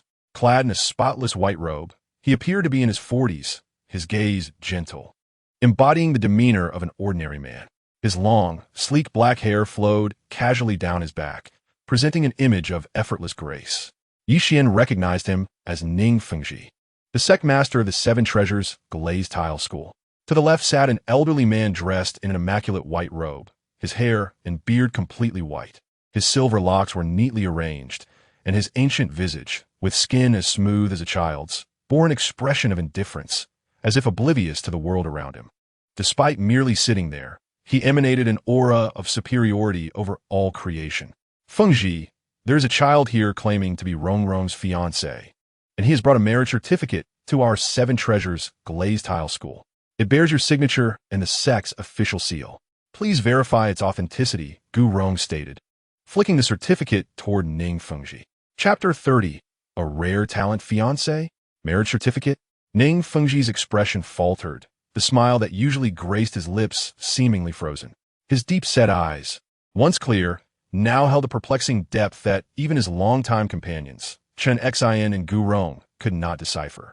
After merely glancing at the marriage certificate, Ning Fengji surveyed the three children before him and inquired, "Which of you is Yi Xian?" "I am." Yi Xian stepped forward. "Child, how old are you this year?" Ning Fengji asked. 12 years old. To be precise, 12 years and 6 months, Yi Xian replied in detail. Upon hearing this, the expression in Ning Fengji's eyes shifted to an even more inscrutable state. 12 years and 6 months. Isn't that the same month as Rongrong? Gu Rong interjected. "Child, where is your father?" Ning Fengji pressed on. "Dead," Yi Xian answered. "And your mother?" Ning Fengji continued. "Also dead. Even if she were alive, I wouldn't know who they are. I was raised by the village chief. The old man who raised me said I was abandoned in his courtyard, and the cradle had a handkerchief embroidered with the character Yi. On that stormy night, I didn't cry or fuss. The old man found this quite miraculous. So he named me Yi Xian." Yi Xian elaborated. "Yi Xian, you say your surname is Yi." Ning Fengji's expression stiffened. "Fengji, could this marriage certificate truly be genuine?" Chen Xian, observing Ning Fengji's demeanor, could not help but inquire. "From what I can see on the marriage certificate, there appears to be no discrepancies. However, to ascertain the truth, we must examine his martial soul." Ning Fengji responded to Chen Xian, redirecting his gaze to Yi Xian. "The martial soul is inherited from both parents. This cannot be fabricated." "That's simple enough," Chen Xian declared, moving closer to Yi Xian. Without waiting for Ning Fengji to request Yi Xian to reveal his martial soul, he raised his hand. Whoosh! A formidable force enveloped Yi Xian, drawing him a few steps closer to Chen Xian. "Brother, you've won!" Xiao Wu and Lu Hao exclaimed in alarm. "Do not move. He means no harm," Yi Xian called out urgently, remaining remarkably composed. He understood that Chen Xian was merely testing his strength to determine if he was worthy of Ning Rongrong. Seizing this opportunity, Yi Xian was ready to showcase his talents and fulfill his mission. Buzz! Under the pressure of Chen Xian's soul power, Yi Xian felt an all-encompassing weight pressing upon him. Huh! Chen Xian was taken aback. He quickly realized that Yi Xian's soul power was around level 36. Just days prior, he recalled Ning Rongrong possessed a soul power of only 26. This boy, the same age as Ning Rongrong, had a soul power 10 levels higher than hers. Immediately, Chen Xian was even more astonished. Under the pressure of Chen Xian's soul power, He believed that Xian had reached his limits. However, Xian exhibited no signs of discomfort whatsoever. The resilience of Xian's physique transcended what one of his rank should possess. What was even more remarkable was that this child was still quite young. Meanwhile, Ning Fengji and Gu Rong exchanged glances, their eyes conveying unspoken thoughts. Under the oppressive force of Chen Xian's soul power, Xian had not even summoned his martial soul. This was truly astonishing to them. It is known that low-ranked soul masters who endure the direct pressure from high-ranked soul masters, achieving 2/3 of their own soul power level, are exceptionally rare in the realm of soul masters, often regarded as geniuses. Those who can maintain parity with their soul power are considered extraordinary, akin to prodigies born once in a century. These soul masters are revered as pillars in the soul master community. However, even those capable of maintaining parity must unleash their martial souls. Presently, the oppressive force exerted by Chen Xian had reached level 36. Yet, Xian not only withstood it, but also did not release his martial soul. Observing Xian's ease, it was evident that Chen Xian's soul power had no effect on him. Could he be a beast martial soul? Ning Fengji could not help but speculate. Only a beast soul master with exceptional physical resilience could withstand such formidable soul power pressure, in Ning Fengji's view. Chen Xian emitted a sound of mild surprise. If 36 cannot provoke your martial soul, then let us try 37. If 37 cannot provoke your martial soul, then let us try 38. If 38 cannot provoke your martial soul, then let us try 39. Chen Xian's enthusiasm grew as he escalated the oppressive force of his soul power. Level 40, 41, 42, 43, 44, 45, 50. When the oppressive force of Chen Xian's soul power reached 50, Xian still had not summoned his martial soul. What a remarkable boy! Chen Xian seldom praised others, as he was inherently prideful. At this moment, facing Xian, who possessed only level 36, yet could endure the pressure of 50, even the swordmaster Chen Xian had to commend Xian's physical resilience. Fengji, what do you think? Gu Rong inquired. An unparalleled talent. Ning Fengji's expression changed as he broke into a radiant smile. The physical resilience displayed by Xian had profoundly moved both Gu Rong and Ning Fengji. In truth, Chen Xian, Ning Fengji, and Gu Rong were unaware that Xian's body had been nourished by a drop of dragon blood. His physical resilience rivaled that of millennium-old soul beasts, and even some low-level 10,000-year soul beasts. 55, 56, 57. The oppressive force of Chen Xian's soul power continued to rise. Buzz. When the soul power pressure reached 60, an axe finally appeared in Xian's hand. Millennium Soul Ring. Tenting, Ning Feng Ti. And Gu Rong gazed at Xian in utter astonishment. Surrounding Xian were two soul rings, both purple in color. One was nearly 2,000 years old, while the other had an age of 8,000 years. After his initial shock, Ning Fengji smiled brightly. Yes, Xian had acquired his second soul ring. With the assistance of the principal of Nodding Academy, Yu Jiang, Xian ventured into the Stardow Forest and obtained his second soul ring from a soul beast known as the Six-Armed Ape. During that encounter, the principal of Nodding Academy sustained considerable injuries while hunting the 8,000-year-old Six-Armed Ape. This was not his limit, Chen Xian stated. Whoosh! Chen Xian did not relent, continuing to exert pressure on Xian. 61, 62, 63. The soul power continued to escalate, causing Xian's features to contort. Buzz! When the soul power reached 65, a radiant light burst forth from Xian's back. External soul bone. Ning Fengji, Chen Xian, and Gu Rong exclaimed in unison. Chapter 31. Past events. High-age soul rings are undoubtedly captivating. However, once a soul master dies, their soul rings vanish from existence. External soul bones, on the other hand, continue to exist even after the soul master's demise. In terms of rarity, external soul bones are even more elusive, for they can evolve as the soul master's level increases. The light emanating from Xian's back began to retract.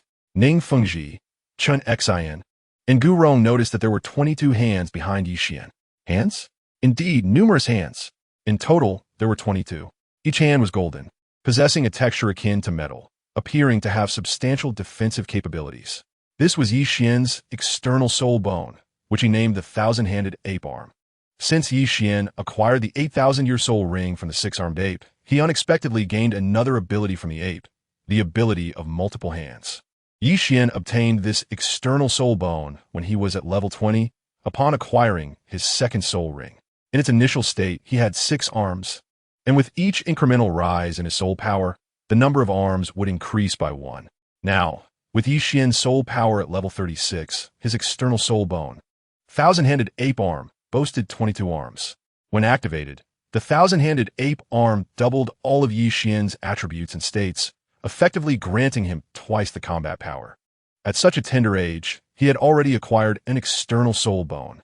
Ning Fengji smiled, knowing that his 7-treasure glazed tile school had struck gold this time. Yet why does that coward still continue to increase the pressure of his soul power? Gurong looked at Chen Xian in confusion. 66, 67, 68. When the oppressive level of Chen Xian's soul power reached 68, the black pupils of Xian transformed into a golden hue. A regal aura emanated from Xian. Another external soul bone, Ning Feng Ti Etklaimet. He possessed 2 external soul bones. Even Gurong, a title Douluo of over 90 levels, could not help but exclaim in surprise. Indeed, Xian possessed 2 external soul bones. The thousand-handed ape arm on his back originated from an 8,000-year-old 6-armed ape, while his golden eyes were derived from a nearly 2,000-year-old golden tiger. For the first external soul bone, Xian named it the Golden Eye. Golden Eye, it possesses 1 passive skill and 1 active skill. The Golden Eye, hailing from the resolute golden tiger, has a passive skill called Breaking Illusions, which allows it to disregard most illusionary and deceptive skills. Its active skill, Golden Light Pulse, emits a mental shockwave from the eye, inflicting mental damage on foes. 2 soul bones? How can one individual possess 2 external soul bones? As Chen Xian voiced his doubts, he simultaneously withdrew his soul power, ceasing the assessment of Xian's strength. It is possible. Xian wiped the sweat from his forehead and replied, due to the limitations of the body, a soul master can only obtain 6 soul bones. However, external soul bones exist in an external form. As long as the conditions are favorable and the opportunities abundant, an individual can indeed acquire multiple external soul bones. Well-versed in the narrative of Douluo, Xian is aware that a millennium hence, the formidable Hui Yuhao obtained 2 external soul bones, the Evil Eye and the Dark Gold Terror Claw right-hand bone. Thank you for your assistance, esteemed senior.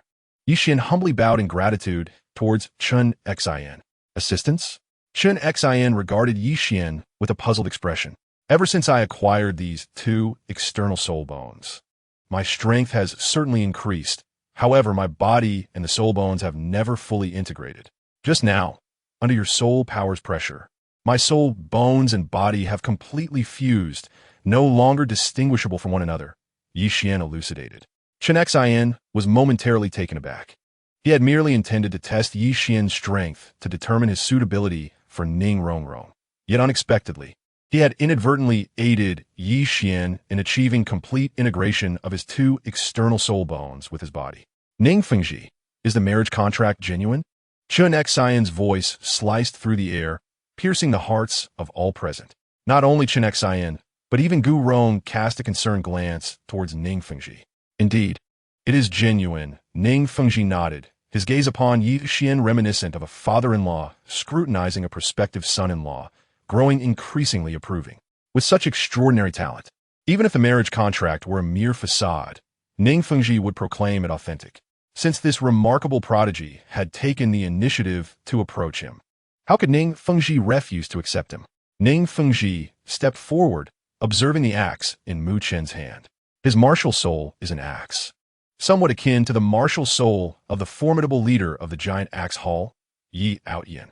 If I am not mistaken, his martial soul is an altered variant derived from the dark gold axe. Indeed, Gu Rong and Chen Xian nodded in agreement. Giant axe hall? Ye Aotian. Ye Wan Murmuret. Repeating the names. Master Ning, are you implying that my father is named Xiao Yan and that his martial soul is the dark gold axe? Yes, Ning Fengji affirmed, adding, Child, you're the son of the Sun West Overlord, Xiao Yan. Sun West Overlord, Xiao Yan. Ye Yuan Iquit softly. During his 6 years in Notting City, he had undergone systematic study of the continent's history, particularly that of soul masters. Speaking of Xiao Yan, he was indeed an extraordinary hero. At the tender age of 30, he had already reached the rank of an 80-level soul Douluo. In the subsequent 4 years, his soul power reached the 87th level, earning him the title of the most promising soul master to potentially surpass the record set by the Xian Douluo, Tang San, and become the youngest title Douluo in soul master history. However, fate is often cruel to the gifted. Xiao Yan, unknown to whom he had offended, was found dead one day. The illustrious Sun West overlord vanished from the public eye. Following Xiao Yan's demise, the giant axe hall he had founded, second only to the 7 major sects, fell into disarray, disappearing like a fleeting blossom from the world of soul masters. In my youth, while traveling with my wife, I fortuitously met your father, Brother Yi. Our personalities were quite compatible. Coincidentally, at that time, my wife was pregnant, and so was Brother Yes. After consulting a healing and spirit-type soul sage, we learned that my wife was expecting a girl, while Brother Ye's wife was expecting a boy. Thus, we established this marriage pact. Before I could announce it to the sect, I heard the news of your father's tragic end. Upon the incident, I hastily returned to Sun West City and the location of your father's demise, but I could not find you or your mother anywhere. Hence, even Uncle Jian and Uncle Gu are unaware of this matter, Ning Fengji recounted succinctly. Master Ning, do you know how my father met his end? Xian inquired with concern. I do not know, Ning Fengji replied. After the fact, I conducted extensive investigations. The place where your father perished was engulfed in flames. If it were not for some identification documents left on his person, no one would have known that the deceased was Brother Yi. Although I am unaware of how he died or at whose hands, at that time, Brother Yi was already an 80-level soul Douluo, and even some ordinary titled Douluos dared not engage him in battle. In the entire realm of soul masters, only a handful possessed the capability to bring about his demise. Are you suggesting the Spirit Hall? Xian's expression darkened. It can only be said that they're the prime suspects. Ning Fengji commended Xian's insight. He continued, however, we possess no concrete evidence to prove that the Spirit Hall was responsible for your father's death. Indeed, Xian nodded. The death of his father, the Sun West overlord Xiao Yan, remained a mystery awaiting his unraveling. Child, since you have arrived, I acknowledge this marriage.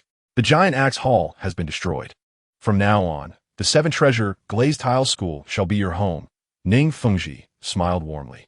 Xian also smiled in return, realizing that Ning Fengji intended for him to become a son-in-law of the 7-treasure glazed tile school. Chapter 32. Ning Fengji's concerns. Master Ning, in truth, I have come to discuss an important matter with you, Xian said with a smile. Oh, what is this matter? Ning Fengji inquired. Master Ning, among the 7 major sects today, apart from the reclusive Xiaoyan sect, only your 7-treasure glazed tile school lacks its own advanced soul master academy, Xian stated. Ah, Ning Fengji chuckled, seemingly grasping Xian's intentions. The strength of a sect hinges on the infusion of fresh blood. To propel the 7-treasure glazed tile school forward, it must recruit more soul masters. Establishing an advanced soul master academy is indeed the most viable option, Xian advocated. Ning Fengji, I understand your point. However, our 7-treasure glazed tile school differs from other sects. Our disciples are solely auxiliary-type soul masters. This sets us apart from other sections. Moreover, some top-tier soul masters do not view our 7-treasure glazed tile school favorably, Ning Fengji candidly admitted. In plain terms, no matter how affluent the 7-treasure glazed tile school may be, its direct descendants remain merely auxiliary-type soul masters, due to the limitations of their martial souls. The disciples of the 7-treasure glazed tile school are destined never to transcend into the realm of soul Douluo. Were it not for the close ties between the 7-treasure glazed tile school and the imperial family, along with the presence of titled Douluos like Jian Dao, Chen Xian, and Gu Douluo Guron, other sects would have long since set their sights on the 7-treasure glazed tile school. In a world dominated by strength, only the strongest command respect. The idea of establishing a soul master academy has crossed the minds of not only the current sect master Ning Fengji, but also those of past sect masters. However, they feared that should the 7-treasure glazed tile school acquire some soul or even title level powerhouses, with the sect master being an auxiliary type soul master, it could lead to a scenario where an outsider usurps the position of sect master. For this reason, The Seven Treasure Glazed Tile School has yet to establish its own Soul Master Academy. To solidify the school's standing, successive sect masters have had to rely on the influence of the Tiando imperial family to deter those with malicious intents from targeting the Seven Treasure Glazed Tile School. Furthermore, Ning Fengji's initiative to propose a union with the formidable Sun West overlord Xiao Yan was also motivated by this consideration, seeking to leverage Xiao Yan and the giant axe hall's renown to further stabilize the Seven Treasure Glazed Tile School's position in the realm of Soul Masters. Ning Fengji, suppose. Call me Uncle Ning. Before Xian could finish his sentence, Ning Fengji interjected. Very well, Uncle Ning. Suppose every disciple of the Seven Treasure Glazed Tile School were to acquire a self-created soul skill of considerable power? Xian was truly putting everything on the line to fulfill this task. Self-created soul skill? What do you mean by that? Ning Fengji inquired. I possess a self-created soul skill, and I am willing to authorize the direct descendants of your Seven Treasure Glazed Tile School to learn it. If that is the case, do you still harbor any doubts within? Could you demonstrate it for me? Ning Fengji inquired, his heart stirred. Certainly, Xian replied, his gaze fixed upon Bone Douluo with a smile. Senior Bone, you are renowned as the strongest defense among the title Douluo. Would you be so kind as to indulge me in a spar? Very well. Gu Rong accepted without hesitation, stepping forward to stand before Xian. Senior, please summon your martial soul. Xian urged with a smile. Is it necessary? Gu Rong asked confidently. In his opinion, even without summoning his martial soul, he could easily withstand Xian's strike. After all, you are Ning Rongrong's esteemed grandfather. If I were to injure you, that would be quite unfortunate. It would be best to utilize your martial soul, Xian insisted once more. All right then. Bone Douluo nodded reluctantly and summoned his martial soul, a dragon bone emerging behind him. For safety's sake, it would be wise for you to employ a defensive soul skill, Xian urged again. No need. A mere child with only 36 levels of soul power cannot harm me, Gu Rong dismissed with a tone of disdain. To be injured by a strike from a 36 level, two-ring soul master was simply unacceptable for Gu Rong's reputation in the soul master world. Senior, Xian called out again. Let us begin, Gu Rong prompted. Are you certain? Xian asked. I am certain, Gu Rong replied, his expression brimming with confidence. I shall commence now, Xian warned. Gu Rong nodded. Xian retracted his martial soul, the 9 apertures chaos axe, as his soul power surged, his fist igniting the air with dazzling sparks as he swung it towards Gu Rong. The invincible fist. Boom! An overwhelming force struck Gu Rong's chest, causing him to stagger back a half-step, his blood surging, a trickle escaping from the corner of his mouth. Ugh! Ning Fengji was taken aback. Ugh! Sword Douluo Chen was also astonished. As an old friend of Gu Rong, Chen was well aware that even without utilizing a soul skill, Gu Rong's defensive capabilities were formidable. Very few, even among soul kings, could injure Gu Rong. Yet this young man, possessing merely 2 soul rings and 36 levels of soul power, managed to wound Gu Rong. Uncle Bone, are you all right? Ning Fengji asked with concern. I'm fine, Gu Rong replied, wiping the blood from his mouth. His expression astonished as he gazed at Xian. Xian truly embodied the phrase born with divine strength. Gu Rong never anticipated that Xian's physique, nurtured by a drop of dragon blood, had achieved the realm of 7-star bronze skin and iron bones. After inquiring about Gu Rong's condition, Ning Fengji's gaze returned to Xian. The soul skill Xian just employed did not invoke his martial soul. This implies that the soul skill is not bound by martial soul limitations. Even if one's martial soul is the 7 treasures glazed tower, one could cultivate such an impressive soul skill. What is the name of that soul skill? Ning Fengji inquired. The invincible fist. The stronger the body, the greater the offensive power. This soul skill is quite suitable for you, Senior Bone. Uncle Ning, do you still have any reservations? Xian asked. Very well. I shall convene a sect meeting tomorrow to announce the establishment of a Senior Soul Master Academy belonging to the 7 Treasures Glazed Sect. The name shall be the 7 Treasures Academy. Xian, do you have any objections? Ning Fengji expressed no reservations. With Xian's self-created soul skill, the 7 Treasures Glazed Sect need not worry about external disciples overstepping their bounds. There would be no concern over external disciples becoming overly powerful while direct descendants remained ineffectual. resulting in a situation of disproportionate influence. Furthermore, auxiliary soul masters, who depend on the fate of others in battle, would see their fortunes rewritten. No objections, Xian replied. Ding. Congratulations, you have completed the task. You successfully persuaded Ning Fengji, the sect master of the Seven Treasures Glazed sect, to establish a senior soul master academy. Reward: Wind God Legs. Soul Power: 100,000 points. Ding. Congratulations, your soul power has accumulated to the point of upgrade. Current level: 37,100,010,6190. Chapter 33 Chen. It seems I shall indulge myself today. Ding. The system issued new tasks. Task 1. Assist Ning Fengji in establishing the Seven Treasures Academy. Within 3 years. Ensure the number of students exceeds 11. Reward: 100 Mechanisms of Hidden Weapons. 100 Mechanisms of Hidden Weapons. A Tang sect secret art from the Xian skill, detailing the use of various hidden weapons. The types of hidden weapons are numerous, and their usage is endlessly variable, attacking when least expected. It allows simultaneous control of 100 different hidden weapons for coordinated assault. Task 2. Take a title Douluo as a mentor. Reward: a 10,000-year-old soft-bone rabbit soul bone. Soft-bone rabbit soul bone. 10,000-year-old, possessing 2 skills: invincible golden body and instant movement. Task 3. Acquire your 3rd and 4th soul rings. Reward: battle technique, flame blasting palm. Flame blasting palm. A low-level battle technique from the Xian realm, capable of generating powerful wind pressure. Wow, these are all marvelous treasures. System, may I select all of them? Xian asked eagerly. Task 4. Make no selections, indulge yourself once, and select all tasks. Upon completion, a mysterious reward will be given. System, I adore you. You truly understand my heart. Xian rejoiced inwardly.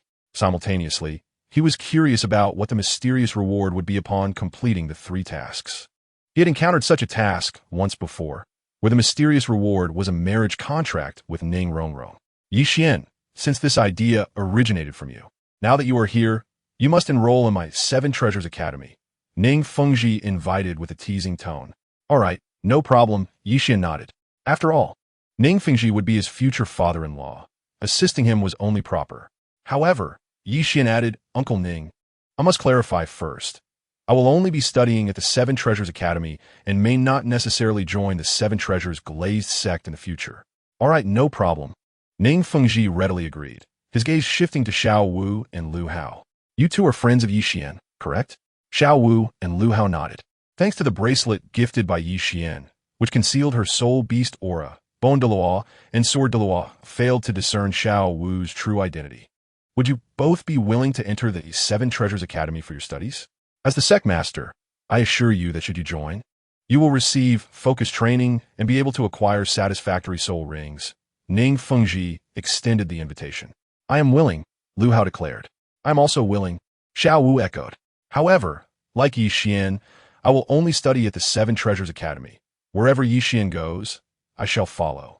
Lu Hao added promptly. Yes, me too. Xiao Wu reiterated. Very well, no problem. Ning Fengji smiled, unfazed by Lu Hao and Xiao Wu's conditions.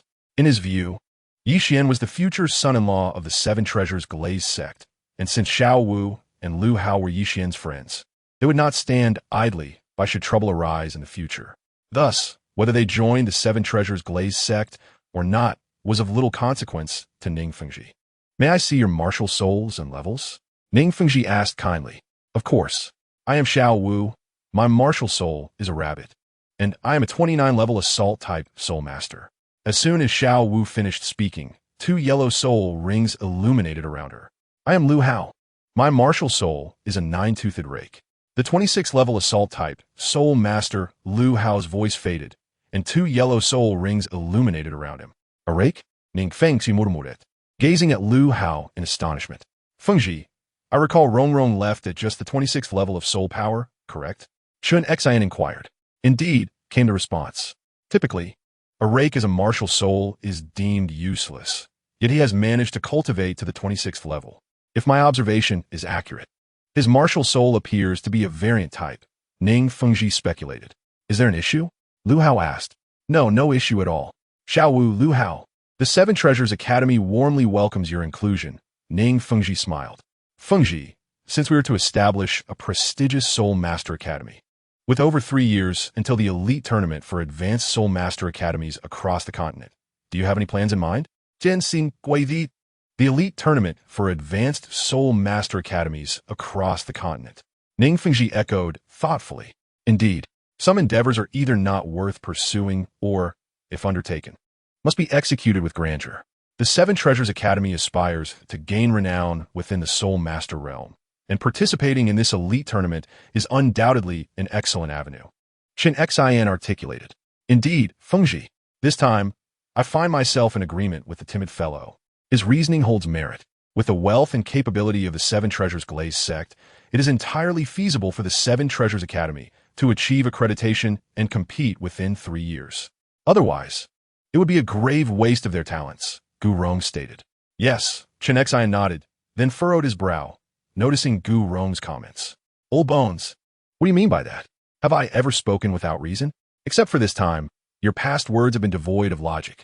What, do you contest this? Shall we settle this with a duel? Gu Rong retorted boldly. A duel it is. Who fears whom?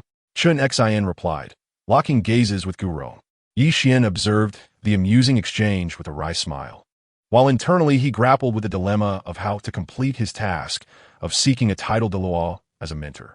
Uncle Jian, Uncle Gu, you two just had a spat last night. Can we not have peace for a moment? With these 3 exceptionally gifted children before you, do you not consider taking on disciples? Ning Fengji reminded them. Taking on disciples? Xian and Gu Rong exchanged surprised glances, their eyes instinctively landing on Xian. Ah, Fengji, you are indeed correct. It seems today I shall indulge myself, Xian declared, his gaze sharp as he allowed a rare smile to grace his lips. Child, do you wish for me to guide your martial soul? Gu Rong inquired, equally intrigued. Ye wan hesitated. What is it, Xian? Are you reluctant? Uncle Gu and Uncle Jian are renowned title Douluo-level powerhouses. Many seek to apprentice under them, yet fail, Ning Fengji urged. Title Douluo? Xiao Wu's ears perked up in surprise, seeing that the 2 elders had not discerned her identity. She felt a surge of joy as she touched the bracelet on her wrist, aware of its ability to conceal her aura. Uncle Ning, you misunderstand. If I agree to take on one senior as a mentor, I would offend the other. I am merely uncertain how to choose, Xian explained, troubled. Simply put, a duel. The victor shall take him as a disciple, Xian suggested. Bring it on. I fear nothing, Gu Rong replied, undeterred. Ning Fengji sighed, glancing at Xian. In the past, he would have remained uninvolved in such matters, knowing that any assistance given to one party would inevitably offend the other. However, for Xian's sake, he could not remain passive this time, considering the former to be the future son-in-law of the latter. Uncle Jian, Uncle Gu, even if you battle for 3 days and nights, you may not reach a conclusion. Xian's martial soul is an axe. I propose he learns from Uncle Jian and follows the path of assault, Ning Fengji proposed. Indeed, Fengji, you possess keen insight, Xian replied with amusement. While Xian found joy in this, Gu Rong did not share his sentiment. Fengji, do you truly believe that my mentorship would be inferior to that of the timid fellow? Gu Rong asked, displeased. Uncle Gu, that is not my intention. Xian's father, Xiao Yan, is a close friend of mine. The formidable Xiao Yan once pursued the path of assault. Had he not met an untimely demise, he would have undoubtedly become the strongest title Douluo following the 3 ultimate Douluos. Furthermore, Uncle Jian has previously battled Xiao Yan. Thus his guidance in Xian's martial soul would be more fitting than yours, Ning Fengji elaborated. Gu Rong could not dispute this. Compared to him, the timid fellow indeed seemed more suitable as Xian's mentor. Xian, do you wish for me to guide your martial soul and take me as your mentor?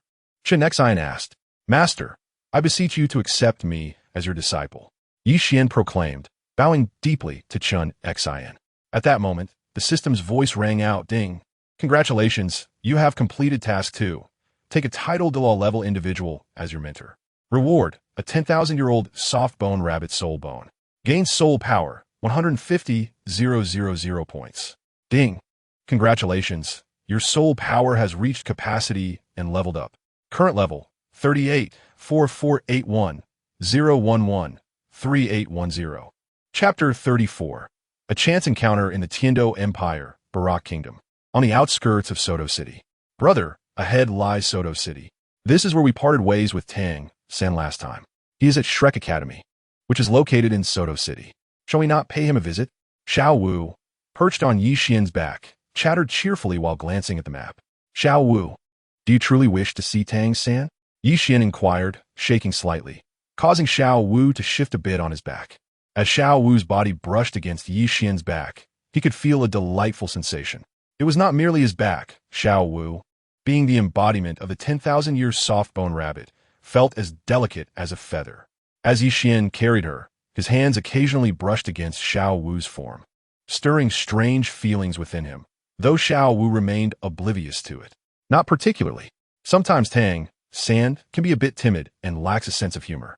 Yet, we spent 6 years together in the same dormitory in Notting City, so I suppose there is a slight emotional connection. Xiao Wu replied earnestly. What about you, fatty? Yi Xian turned to Lu Hao, who was broad and portly. Whether to see Tang San or not is inconsequential. You know best about my relationship with him, Boss Yi. Though we are from the same village and spent 6 years together in the Junior Soul Master Academy in Notting City, our conversations were few. We are little more than strangers who know each other's names and faces, Lu Hao candidly expressed. Indeed, Yi Xian nodded. Not only Lu Hao, but his relationship with Tang San was similarly superficial. They were merely two individuals aware of each other's existence. The trio continued onward. Since Ning Fengji heeded Yi Xian's counsel to establish the Seven Treasures Academy under the Seven Treasures Glaze sect, and Yi Xian took Xian as his mentor, they journeyed to the Star Doe Forest together, where Yi Xian sought to hunt a suitable soul beast for his third soul ring. Currently, Yi Xian has 2 tasks ahead of him. Task 1. Assist Ning Fengji in establishing the Seven Treasure Academy, ensuring that within 3 years, the number of students exceeds 11. Reward: 100 concealed weapons. Task 3. Obtain his 3rd and 4th soul rings. Reward: the battle technique, Fire Blowing Palm. With that said, let's refrain from monitoring his progress. Ye Wan conjured it. All right, Xiao Wu nodded in agreement. As for the stout Lu Hao, he showed no regard for the situation. For Lu Hao, Tang San had scarcely exchanged a few words with him. It was Yi Xian who had extended kindness towards him. Lu Hao had already resolved that wherever Yi Xian went, he would follow. Is Lu Hao foolish? No, he may be quite large, but he is not foolish. Yi Xian could effortlessly produce a soul ring of 423 years and even casually gift a 100-year soul ring. Lu Hao could discern that Yi Xian was an exceedingly generous individual. Furthermore, Yi Xian is now betrothed to one of the 3 great sects, the Seven Treasure Glazed Tile School. As Yi Xian is the future son-in-law of the sect's leader, Lu Hao is naturally more inclined to accompany him. Brother, where is your teacher? Xiao Wu inquired. He mentioned having matters to attend to this morning. He instructed us to stay at the hotel of the Seven Treasure Glazed Tile School in Soto City. Yi Xian replied. In truth, it was not merely today. On the path away from the Seven Treasure Glazed Tile School, unless Yi Xian and his companions encountered life-threatening danger, Jian Dao Chenxin would not intervene. The purpose was simple, to provide Yi Xian with an opportunity for growth. Without tempering, jade cannot become a gem. It is evident that your teacher wishes for us to gain experience in dealing with the world, to cultivate our maturity, Xiao Wu reassured him. Indeed, I understand his intentions. Ye Wan nodded. The trio continued on their journey when a voice filled with anger and self-reproach echoed faintly from ahead. Damn it, that wretched fatty. Why? Why do I lack soul power? If I possessed soul power, my sister Wu Ti be bullied by others. Yi Xian, carrying Xiao Wu, advanced forward. The disgruntled voice belonged to a boy who appeared to be around 8 or 9 years old. In his right hand, he held a bow. Upon noticing Yi Xian and the others passing by, he was momentarily taken aback before retracting his martial spirit and averting his gaze in another direction. Clearly, the boy possessed a sense of pride and did not wish to reveal his despondent side. As Yi Xian walked past the boy, he pondered soul power? How can I acquire soul power? The boy continued to lament, his eyes fixed on his martial spirit. Do you long to possess soul power? A sudden voice drew the boy's attention. He shuddered, uncertain if he was startled by the unexpected voice or if the question had struck a sensitive chord within him. Raising his head, he discovered it was Yi Xian, who had returned, now gazing down at him. Yi Xian gently set Xiao Wu down and reiterated, Do you truly wish to become a soul master? The boy hesitated for a moment, but ultimately nodded vigorously, his eyes reflecting unwavering determination. If you aspire to become a soul master, then acknowledge me as your leader, and from this moment forth, you must not betray me, Xian stated earnestly. You're a soul master? The boy asked. Ye wan nodit affirmative. Can you make me a soul master? The boy inquired again. Xian nodded once more. But when I awakened my martial spirit, I had no soul power. The people from Spirit Hall said I couldn't become a soul master. The boy expressed doubtfully. The Spirit Hall is the Spirit Hall, but I am I. I possess a means to enable you to become a soul master. The only condition is that you must recognize me as your leader, Xian replied. Xian had not forgotten his own task, to assist Ning Fengji in ensuring that the Seven Treasure Academy had at least 11 students. Since they required 11, Xian deemed it necessary to select the members of the team himself. The boy did not immediately agree to Xian's proposal, but pondered for a brief moment before responding. Can you help me teach someone a lesson? The boy asked. Teach someone a lesson? Xian's expression turned astonished, his tone slightly troubled. Rest assured, he is a bad person. If you help me teach him a lesson, I will be willing to acknowledge you as my leader, the boy insisted solemnly. Very well, since he is a scoundrel, I shall assist you. Lead the way. Ye wan simidet. Following the boy, Xian made his way along a rural path to the entrance of a village. It was morning, and the village was devoid of its inhabitants. That despicable fatty. The boy pointed towards a rotund figure ahead. The plump individual was clad in red attire, his hair styled in a flamboyant manner. Though he was indeed overweight, he was not as corpulent as Lu Hao. Observing the man in red, Xian's expression shifted, and he silently mused. Could it be that this is Ma Hongjun? Chapter 35. The Evil Fire Phoenix. Ma Hongjun, leave me be. I can no longer endure your presence. Do not seek me out again, Chen Yi exclaimed. Have I not treated you well? He replied. You have indeed treated me well, but your martial spirit and your evil fire, I can no longer tolerate it, she retorted. Chen Yi, good fortune has arrived. But it seems you are still seeking misfortune elsewhere. That place is filthy. I don't mind. You may not, but I certainly do. Even if you are unconcerned about the filth, I am. Chen Yi, give it a try. You will find great joy in it. Ma Ongjun. I never expected you to be the animal that only thinks with its lower half, as the other girls have said. You shower us with kindness merely to engage with us in that manner. I am human. Being human entails certain needs. On our wedding night, if you grant your first to your husband, I will agree to it. You can offer me something else first, can't you? Chen Yi, give it a try.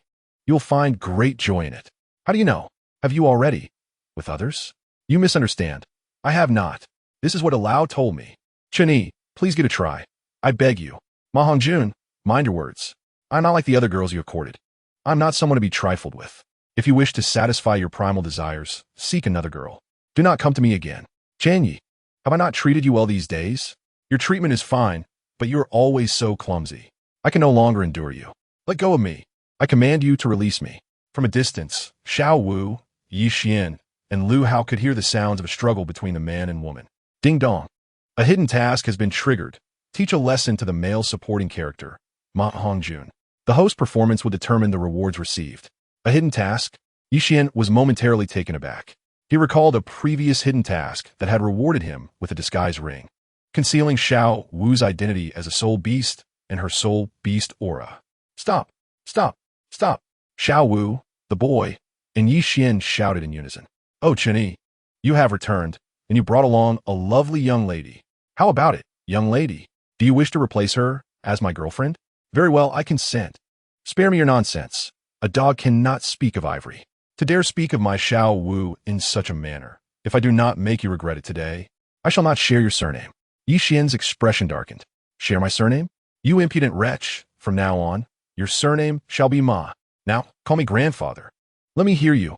While your grandfather has not yet lost his temper, you should retreat to where you feel most comfortable. Ma Hongjun retorted sharply. Who are you calling grandson? Xian inquired. Calling you, of course. Ma Hongjun chuckled. Oh, so you're the grandson. A cold smirk appeared on Xian's lips. Ma Hongjun was momentarily taken aback, realizing he had been outwitted. Releasing the young boy's sister, he advanced towards Xian, throwing a punch in his direction. His hand was rendered useless. Meanwhile, Lu Hao, also portly, shook his head.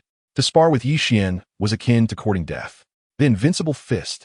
Xian's lips curled into a chilling smile as he met Ma Hongjun's fist with his own. Crack!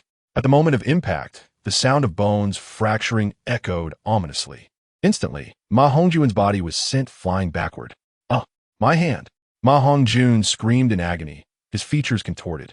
His right arm hung limply, the pain from his broken bone causing cold sweat to bead on his forehead.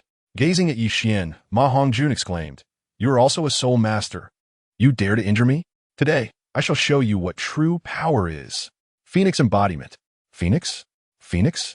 Lu Hao and Xiao Wu's eyes widened in astonishment.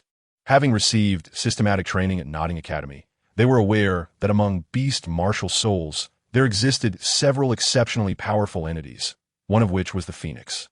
Not only did the Phoenix grant its host the ability to fly, but it also bestowed formidable fire attribute attack power, marking it as an elite battle-type martial soul. Is this truly a Phoenix? Lu Hao scoffed derisively, glancing at the flame-enshrouded Ma Hongjun with a smirk. The second soul skill, Phoenix Fire, and the first soul skill, Phoenix Fire line, manifested as two yellow 100-year soul rings illuminated around Ma Hongjun. First, the outermost soul ring glowed with a yellow light. Following that, the innermost soul ring also shone with a yellow radiance. Well-versed in the intricacies of Douluo, Xian knew that Ma Hongjuan's second soul ring could enhance the Phoenix Flame's attack power by 30%, though his first soul skill possessed terrifying destructive power. It had a mere 5-meter range. Whoosh! Indeed, a hint of purple flames erupted from Ma Hongjuan's mouth. The flames soared a meter above the ground, scorching a conspicuous trail in their wake. The first style of the Wind God Leg, Capturing Shadows. The first style, Capturing Shadows, primarily based on light-footedness, is an essential entry-level technique of the Wind God Leg. Those who master this style move with unmatched speed, swift as a shooting star. Xian dashed through the air, evading Ma Hongjuan's fiery assault. Such speed, Ma Hongjun was taken aback. He was astonished to find that the speed of his Phoenix Fire line could not keep pace with Xian's movements. Xian's agility far exceeded his expectations. Little did Ma Hongjun know, even while on the road, Xian had been practicing the Wind God Leg he had just acquired from his recent mission. Though Xian had not yet attained the level of becoming indistinguishable and as swift as a meteor, his speed was beyond what Ma Hongjun could compare to. Bang!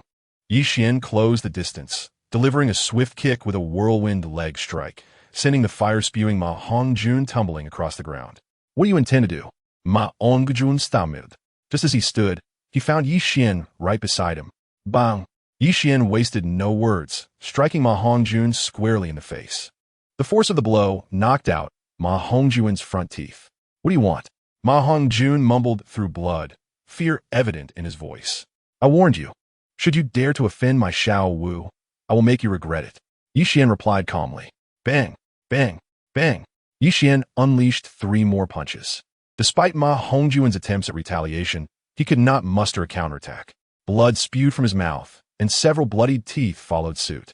Fearfully, he regarded Xian, who continued to advance toward him, and in a panic, he fled in one direction, not forgetting to utter threats. "You wait. This matter is far from over." Chapter 36. The Evil-Eyed White Tiger Dai Mubai. "Do you dare to continue?"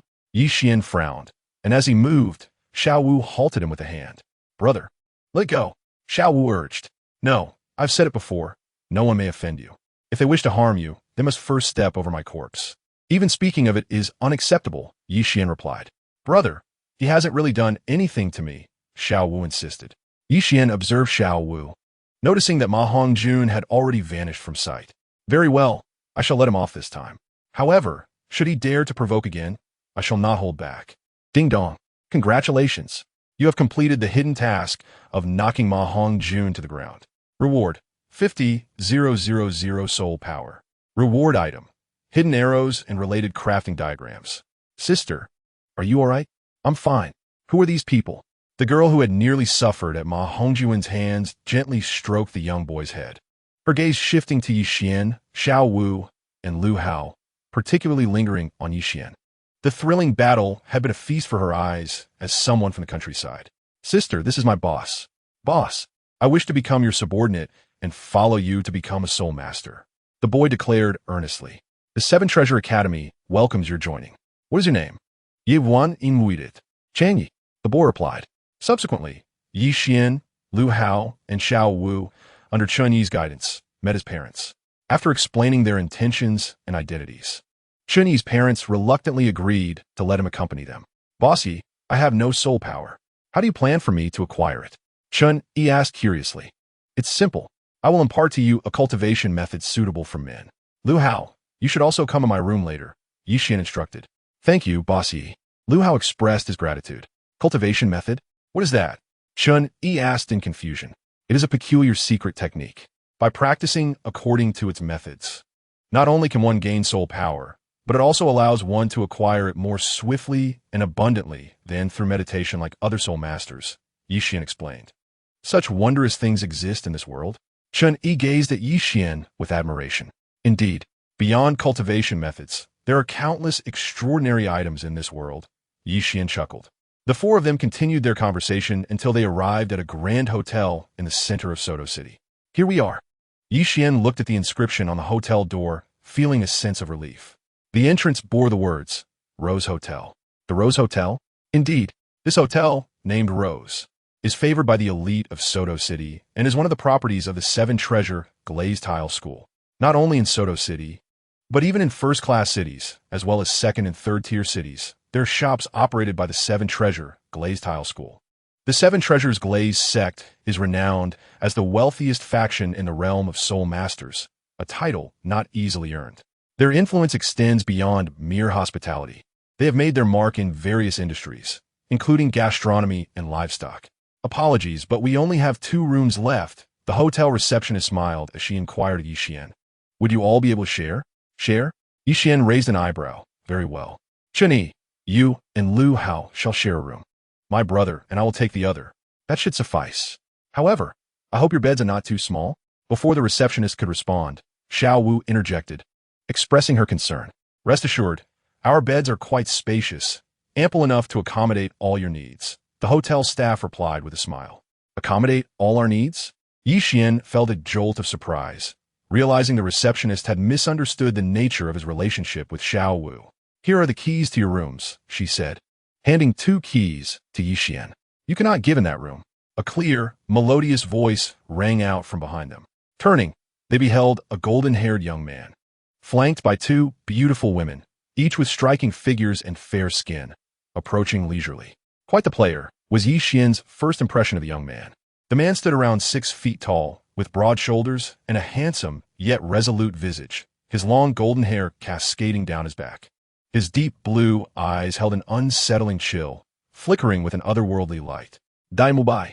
Yi Xian's heart skipped a beat. The distinct features and the timing could only belong to the 3rd prince of the Star Luo Empire, Dai Mubai. Ding! A hidden quest has been triggered. Defeat Dai Mubai. The system will reward the host based on their performance. Dai Mubai. Yi Xian frowned, internally questioning the situation. In the original storyline, Dai Mubai indeed had a confrontation in the hotel lobby over room reservations, specifically with the protagonist Tang San. Moreover, according to the timeline, Dai Mubai's fiancée, Yi Zhujuqing, had already entered Shrek Academy. What reason could Dai Mubai have for visiting the hotel? Was he seeking an affair, unable to suppress his inner desires? Was he here to quench his thirst? After all, who could easily resist such temptations? Are you the hotel staff? Dai Mubai inquired, eyeing the receptionist with an air of impatience. Another newcomer? Dai Mubai frowned. Another? Yi Xian noted the implication in Dai Mubai's words. Did he have prior encounters? Call your manager, Dai Mubai stated flatly. The receptionist immediately departed from the front desk. Hey, but we arrived first, Yi Xian protested. And what of it? Dai Mubai cast a sidelong glance at Yi Xian, revealing 3 soul rings of yellow, and purple. His gaze was filled with mischief as he regarded Yi Xian. Oh, do you wish to challenge me? Yi Xian replied nonchalantly. A challenge? Dai Mubai raised an eyebrow, astonished by Yi Xian's boldness. It seemed he truly was here for a different kind of engagement. Ever since Zhu Zhuqing had joined Shrek Academy, Dai Mubai had refrained from indulging in distractions. Whenever the night beckoned, he found himself relying on his right hand. Yet, he realized that nothing could compare to the allure of a woman's touch, particularly that of a pair of enticing twins. After several days of restraint, he could no longer resist the temptation and sought out the twins to satiate his desires. Chapter 37. Coincidence, since Dai Mubai was discreetly seeking a diversion, he certainly did not wish to escalate the situation. Hence, he unleashed his martial soul, intending to intimidate the youth vying for the room. However, he was taken aback to find that the young man before him appeared unperturbed. Dai Mubai's expression darkened. If Xian was unafraid, he must be his soul master. Without uttering a word, Dai Mubai retracted his martial soul, not wanting to draw undue attention that could potentially reach Zhu Zhuqing's ears. This was far from his intentions. Unexpectedly, yet not entirely surprising, Dai Mubai opted for silence, patiently awaiting the arrival of the hotel manager. Dai Xiao, it's wonderful to see you. We haven't seen you around lately. A sharply dressed man entered the hotel lobby, bowing slightly in a friendly manner to Dai Mubai. Manager Wang, I hear there are no rooms available for me. Dai Mubai replied, his tone laced with dissatisfaction. Impossible. How can we not have a room for you? You are a valued member of our hotel. Manager Wang protested, quickly instructing the front desk staff. Apologize to Dai Xiao and hand him the key to the last room. That room was reserved for Dai Xiao. Any loss will be compensated. Manager Wang reassured Yi Xian and his companions. Absolutely not. We refuse to relent. We booked this hotel, and the front desk must be aware. Just because he has wealth doesn't mean he can bully us. Xiao Wu insisted, her opinion of Dai Mubai decidedly negative. Even a rabbit wouldn't harm both sisters. Indeed, Yi Xian nodded in agreement. Your stubbornness puts me in quite the predicament, Manager Wang said, attempting to negotiate. How about I offer you triple the compensation?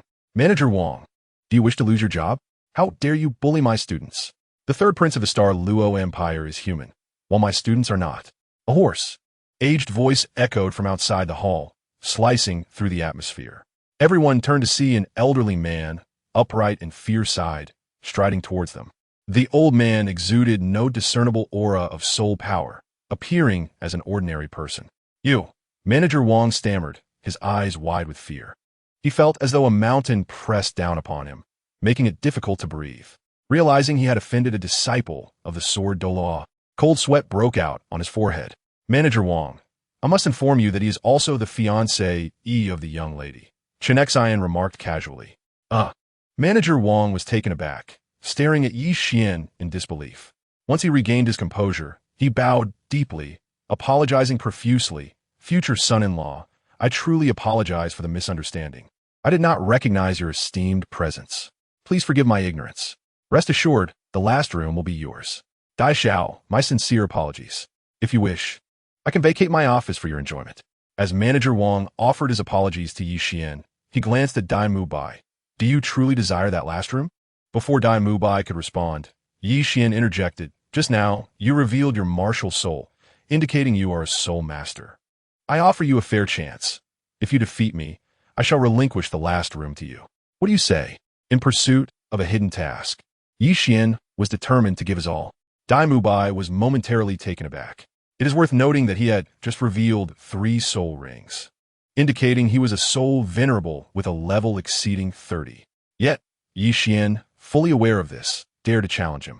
This implied that Yi Xian must possess a trump card. What could it be? Dai Mubai gazed intently at Yi Xian, his curiosity piqued. What fueled Yi Xian's confidence in this challenge? Nonetheless, curiosity aside, Dai Mubai refrained from acting impulsively. He did not forget that he was there for a clandestine rendezvous. Zhu Zhuqing was at the Shrek Academy in Soto City. If you desire the room, then so be it. Let's find another hotel. Dai Mubai wrapped his arm around the waist of the twin sisters and made his way toward the hotel entrance. Young Master Dai, I sincerely apologize for any inconvenience. Please, do visit us often. The hotel manager, Mr. Wang, repeatedly expressed his regrets. Boss Dai, what a surprise to find you here. Before Dai Mubai could exit the hotel lobby, a red-haired man and a silver-haired man entered the Rose Hotel. Oscar? Fatty? Dai Mubai furrowed his brow upon seeing them. What brings you here? I knew you would be here, Oscar replied with a smile. Boss Dai, you must help me. Maong Jun Kaim Din. Fatty, what happened? And what happened to your front tooth? Dai Mubai inquired. Boss, I was attacked, Ma Hongjun lamented. Who? Take me to them. How dare they bully my brother? Dai Mubai's expression darkened. Boss Dai, the one who hit me is... Oh, he is here too. Boss Dai, it was him. Ma Hongjun pointed at Yi Xian. Dai Mubai followed Ma Hongjun's finger and turned to gaze at Yi Xian. Fatty, are you saying that he is the one who assaulted you? Dai Mubai's eyes narrowed sharply as he scrutinized Yi Xian. Yes, Ma Hongzhu nodded. In that case, a confrontation today is unavoidable, Dai Mubai declared as he stepped forward. Gentlemen, Mr. Wang, the hotel manager, grew anxious. This cannot happen. Young Master Dai, could we not resolve this amicably, considering our past relationship? I am willing to offer this young man a compensation. Mr. Wang's loyalty lay with Yi Xian. He recognized the formidable nature of Dai Mubai. To protect Yi Xian from harm, he instinctively attempted to placate Dai Mubai and Ma Hongjun with monetary compensation. Yi Xian, I shall return to my room. Remember, no matter the time or circumstance, you have me as your mentor, Jian Dao Chenxin declared before turning to ascend the staircase to the second floor. Yes, master. Yi Xian responded, casting a glance at Dai Mubai. Presently, he was merely 19,000 soul power points away from leveling up. Should he complete the task of defeating Dai Mubai, it would undoubtedly elevate him to a higher tier. Chapter 38, Yixuan versus Dai Mubai, Gentleman. This is quite an awkward situation for me, Mr. Wang, the hotel manager, thought to himself. One was the future son-in-law of the Seven Treasure Glazed Tile School and a disciple of the esteemed Jian Dao Chenxin. The other was a prince of the Star Luo Empire, both of whom he could not afford to offend. Rest assured, I will cover any losses, Dai Mubai said with a smile. As you wish, Yi Xian replied with a grin. Reveal your martial soul, Dai Mubai urged. Against you, I believe it unnecessary to invoke my martial soul, Yi Xian asserted confidently. Arrogant. Dai Mubai's expression darkened as he focused his thoughts and charged at Yi Xian. With a swift motion, Dai Mubai launched a punch toward Yi Xian, who stood his ground and met the attack with a punch of his own. The impact resonated loudly, with Yi Xian remaining unmoved while Dai Mubai had to pivot away to dissipate the recoil, his arm tingling from the shock. His expression darkened as he contemplated. Could he possibly possess a beast martial soul? In Dai Mubai's view, only a beast martial soul would endow Yi Xian with the strength to contend with him. Shall we continue? Yi Xian inquired. Of course. You have forced me to use my martial soul. I concede this round, but I cannot let the offense against my brother go unpunished. White Tiger, manifest. Dai Mubai stomped his foot, and 3 soul rings appeared around him, glowing in yellow, and purple. A majestic white tiger materialized behind him, and a symbol resembling a king adorned his brow. I am Dai Mubai, wielder of the white tiger martial soul and a 37-level battle soul venerable. I look forward to your guidance. Let us begin, Yi Xian replied calmly. Will you not summon your martial soul? Dai Mubai asked. I have stated against you. It is unnecessary to call upon my martial soul, Yi Xian reiterated. Such bold words. Let us see how long you can maintain that arrogance. Prepare yourself. With a swift motion, Dai Mubai activated his first soul ring, which glowed with a yellow light. First soul skill, White Tiger Shield. A layer of white light enveloped Dai Mubai. With a rush, Dai Mubai attacked Yi Xian with another punch. Invincible punch. Yi Xian retaliated, meeting Dai Mubai's punch with equal force. Crack. Dai Mubai's White Tiger Shield shattered under Yi Xian's strike, and a tremendous force propelled Dai Mubai backward, crashing him into a table and reducing it to splinters. Mr. Wang gasped in dismay. I will compensate. Dai Mubai struggled to rise, his gaze fixed on Yi Xian, his right hand trembling from the impact. Second soul skill, White Tiger Light Wave. A milky white orb of light erupted from Dai Mubai's mouth and surged toward Yi Xian. Boom! Yi Xian sidestepped the attack, and the light orb smashed into the hotel reception, obliterating it. Mr. Wang groaned again. I will cover it. Without hesitation, Dai Mubai prepared another orb of light. Realizing he could not defeat Yi Xian in close combat, he opted for a ranged assault. Second soul skill, White Tiger Light Wave. As Dai Mubai unleashed his second soul skill, Yi Xian simultaneously activated the first form of his Wind God Leg technique, disappearing from sight and reappearing beside Dai Mubai. Boom! Dai Mubai, who had just expelled the light orb, was sent flying by Yi Xian's kick. Mr. Wang, that couch looks like it has served you well for quite some time, Yi Xian remarked. Indeed, it has been 3 months, Mr. Wang replied. Then let us replace it. Yi Xian smiled. Replace it? Mr. Wang's expression reflected confusion. Wind God Leg. Boom!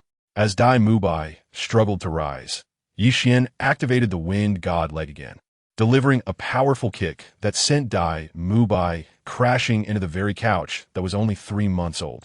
Mr. Wang, That vase also seems due for replacement. Yi Xian chuckled. The vase?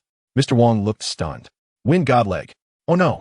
Just as Dai Mubai regained his footing, he sensed the presence of an impending shadow. His brow furrowed as he activated his third soul ring, which glowed with a purple light. Third soul skill, White Tiger Diamond Transformation. Dai Mubai esse muscles bajed. Black stripes appearing on his skin, doubling his resistance, attack power, and defense. With a resounding thud, Dai Mubai, who had positioned himself defensively with both hands, was astonished to find himself propelled backward by a single kick from Yi Xian. The sound of shattering porcelain echoed through the air as a vase met its demise. It seems the revolving door is due for a replacement. Yi Xian chuckled lightly. The mention of the revolving door caused Dai Mubai to furrow his brow. Before he could rise, he was struck again by a fearsome attack that sent him flying through the hotel's entrance, crashing into the revolving door. The chandelier could also use an update. Those potted plants need changing too. In fact, let us replace all the curtains and windows while we're at it. With every kick Yi Xian delivered, Dai Mubai was sent sprawling. Soon, the hotel was left in utter disarray. Stop. I concede. Dai Mubai cried out in desperation. Ding. Congratulations. You have completed the hidden task of defeating Dai Mubai. You have gained 80,000 soul power and obtained a mysterious item, the unreliable Aladdin S lamp. Ding! Congratulations. Your soul power has reached its limit and you have leveled up. Current level, 39,6100,012,2070. Fatty, let us go. Dai Mubai gazed at Yi Xian, desperately trying to imprint his features in his memory. He had been bested by someone who appeared to be a year or two younger than himself. And what was more alarming was that the latter had not even summoned his martial soul. Clenching his fists tightly, Dai Mubai lamented this realization. Meanwhile, Manager Wang of the hotel watched Yi Xian with disbelief. Yi Xian had decisively defeated Dai Mubai, a soul master of over 30 levels, with overwhelming force. Inwardly, he mused. No wonder he is the future son-in-law of our 7-treasure glazed tile school. Defeated. Ma Hongjun and Oscar stared at Dai Mubai in disbelief. Their leader had been vanquished. They gaped at him, speechless. Little did they know, Yi Xian's physique had been nourished by a drop of dragon blood, enabling him to withstand pressures from soul powers exceeding 60 levels. His physical combat prowess could rival that of a soul emperor. Dai Mubai, merely a soul master of over 30 levels, was no match for him. Fatty, Oscar, Dai Mubai called out, noticing that Ma Hongjun and Oscar had not followed. He repeated their names. Dai Xiao, are you leaving? Manager Wang hurried over to Dai Mubai's side. Dai Mubai nodded. Today had been a complete loss of face. You mentioned that all damages would be covered by you. What is the damage, Manager Wang? 6,800 gold soul coins, the manager replied. What? So much? Dai Mubai's eyes widened in astonishment. Dai Xiao, the damages are significant. Sofas, glass, vases, the revolving door, the chandelier, and more. Almost everything that could be destroyed in the lobby has been ruined. My hotel needs to operate, and I must replace all these items, including labor costs. The total exceeds this amount. I've given you a discount of 20% out of our past friendship, Manager Wang added, lowering his voice at the end. Dai Mubai glanced sideways at Yi Xian, realizing that Yi Xian had intentionally caused the destruction. Here, Dai Mubai flicked his fingers, a grimace of pain crossing his face as he tossed several bags of gold soul coins to Manager Wang. Dai Xiao, this seems insufficient. Manager Wang chuckled awkwardly. I can't possibly owe you anything. The rest will come next month, Dai Mubai declared, before being assisted by the twin sisters as he exited the Rose Hotel. However, as Dai Mubai stepped outside, he froze, his gaze locking onto a woman standing at the entrance. She had feline ears. Zhu Qing? Dai Mubai was taken aback, quickly retracting his hands from the twin sisters. Boring. Zhu Qing ignored him as she walked past. As she brushed against him, she lightly remarked, so dirty. And now? Much better now. Before hitting me, you even bowed. Happy April Fool, Day, to everyone. Chapter 39, Astonishment. Rewards for such actions. Future son-in-law. This is a small token of my respect for you. After Dai Mubai departed, Manager Wang approached Yi Xian, presenting him with a bag of gold soul coins. ISNT this for his damages? Yi Xian inquired. To answer the future son-in-law, I was not entirely truthful earlier. The items lost are worth, at most, 5,000 gold soul coins. Manager Wang smiled. 5,000. So, you inflated the cost by at least 1,800 gold soul coins, Xian remarked. All right, keep this money for yourself. Ye wan simidet. Thank you for your generosity, future son-in-law, Manager Wang replied, grinning. Xian chose to ignore Manager Wang afterward, taking the room key and heading upstairs with Xiao Wu. Upon Xiao Wu opening the door, she was taken aback. The cozy room was filled with a fragrant aroma, and the decor was utterly romantic. Xiao Wu, don't you think there's something off about this room? Xian asked tentatively. Off? What do you mean? Xiao Wu questioned. The flowers. The language of roses symbolizes love, Xian observed. He was not Tang San. He dared not assume that sharing a bed with Xiao Wu would lead her to fall in love with him, especially since he was already entangled in a marriage arrangement with Ning Rongrong. Brother, what of it? As long as it looks good, who cares what the flower means? Xiao Wu retorted, her cheeks flushing slightly. Is that truly your belief? Xian pressed. Of course. But you, worrying about this and that. I'm genuinely concerned whether you'll ever marry. As she spoke, Xiao Wu boldly poked Xian's chest, forcing him to lean back. With a thud, Xian lost his balance, collapsing to the floor. In a twist of fate, as he fell, his foot brushed against Xiao Wu. She yelped, tumbling down as well, landing atop him. In that moment, Xian felt something beneath him yield. Before either could react, a remarkable occurrence unfolded. Their lips met. This. Xian's eyes widened in shock. This. Xiao Wu's eyes were equally wide, her rabbit ears standing erect. Silence enveloped them. It was so quiet that a falling pin could be heard. They gazed into each other's eyes, lost in the moment. Ding! Congratulations, you have claimed the first kiss of the female protagonist Xiao Wu from the Douluo realm. Reward, 500,000 soul power. Reward, 100,000 explosion talismans. This extraordinary moment lingered for 3 seconds. Afterward, Xiao Wu stood up, avoiding Xian's gaze. Turning her back to him, she stammered, that was just an accident. Brother, don't think too much of it. As she spoke, she retreated into the inner chamber, shyly burying her head in the heart-shaped bed. System, how did I just gain 500,000 soul power? Xian wondered aloud. Host, this system is known as the tyrannical protagonist system. Besides allowing the host to plunder the luck of protagonists across myriad realms through force, it also grants rewards for capturing the hearts of the female leads from these worlds. However, the rewards obtained can only be claimed when the host receives the first kiss, the first night, and the genuine affection of the female lead of all realms, the system replied. This means that even if I continue to kiss Xiao Wu, I will not receive a reward unless I acquire her first night, correct? Ye wan inwided. Indeed, host, the system affirmed. The 500,000 soul power is neither too much nor too little, allowing Xian to soar from level 39 to level 43. Moreover, he also received 100,000 detonation talismans. The detonation talisman, originating from the Naruto universe, contains highly unstable energy. It can be detonated through the control of mental power, resulting in a terrifying explosion. If used skillfully, the explosive power can be maximized. System, what does it mean to have an unreliable Aladdin's lamp? Xian continued to ask. Upon completing the task of defeating Dai Mubai, Xian unexpectedly received an Aladdin's lamp.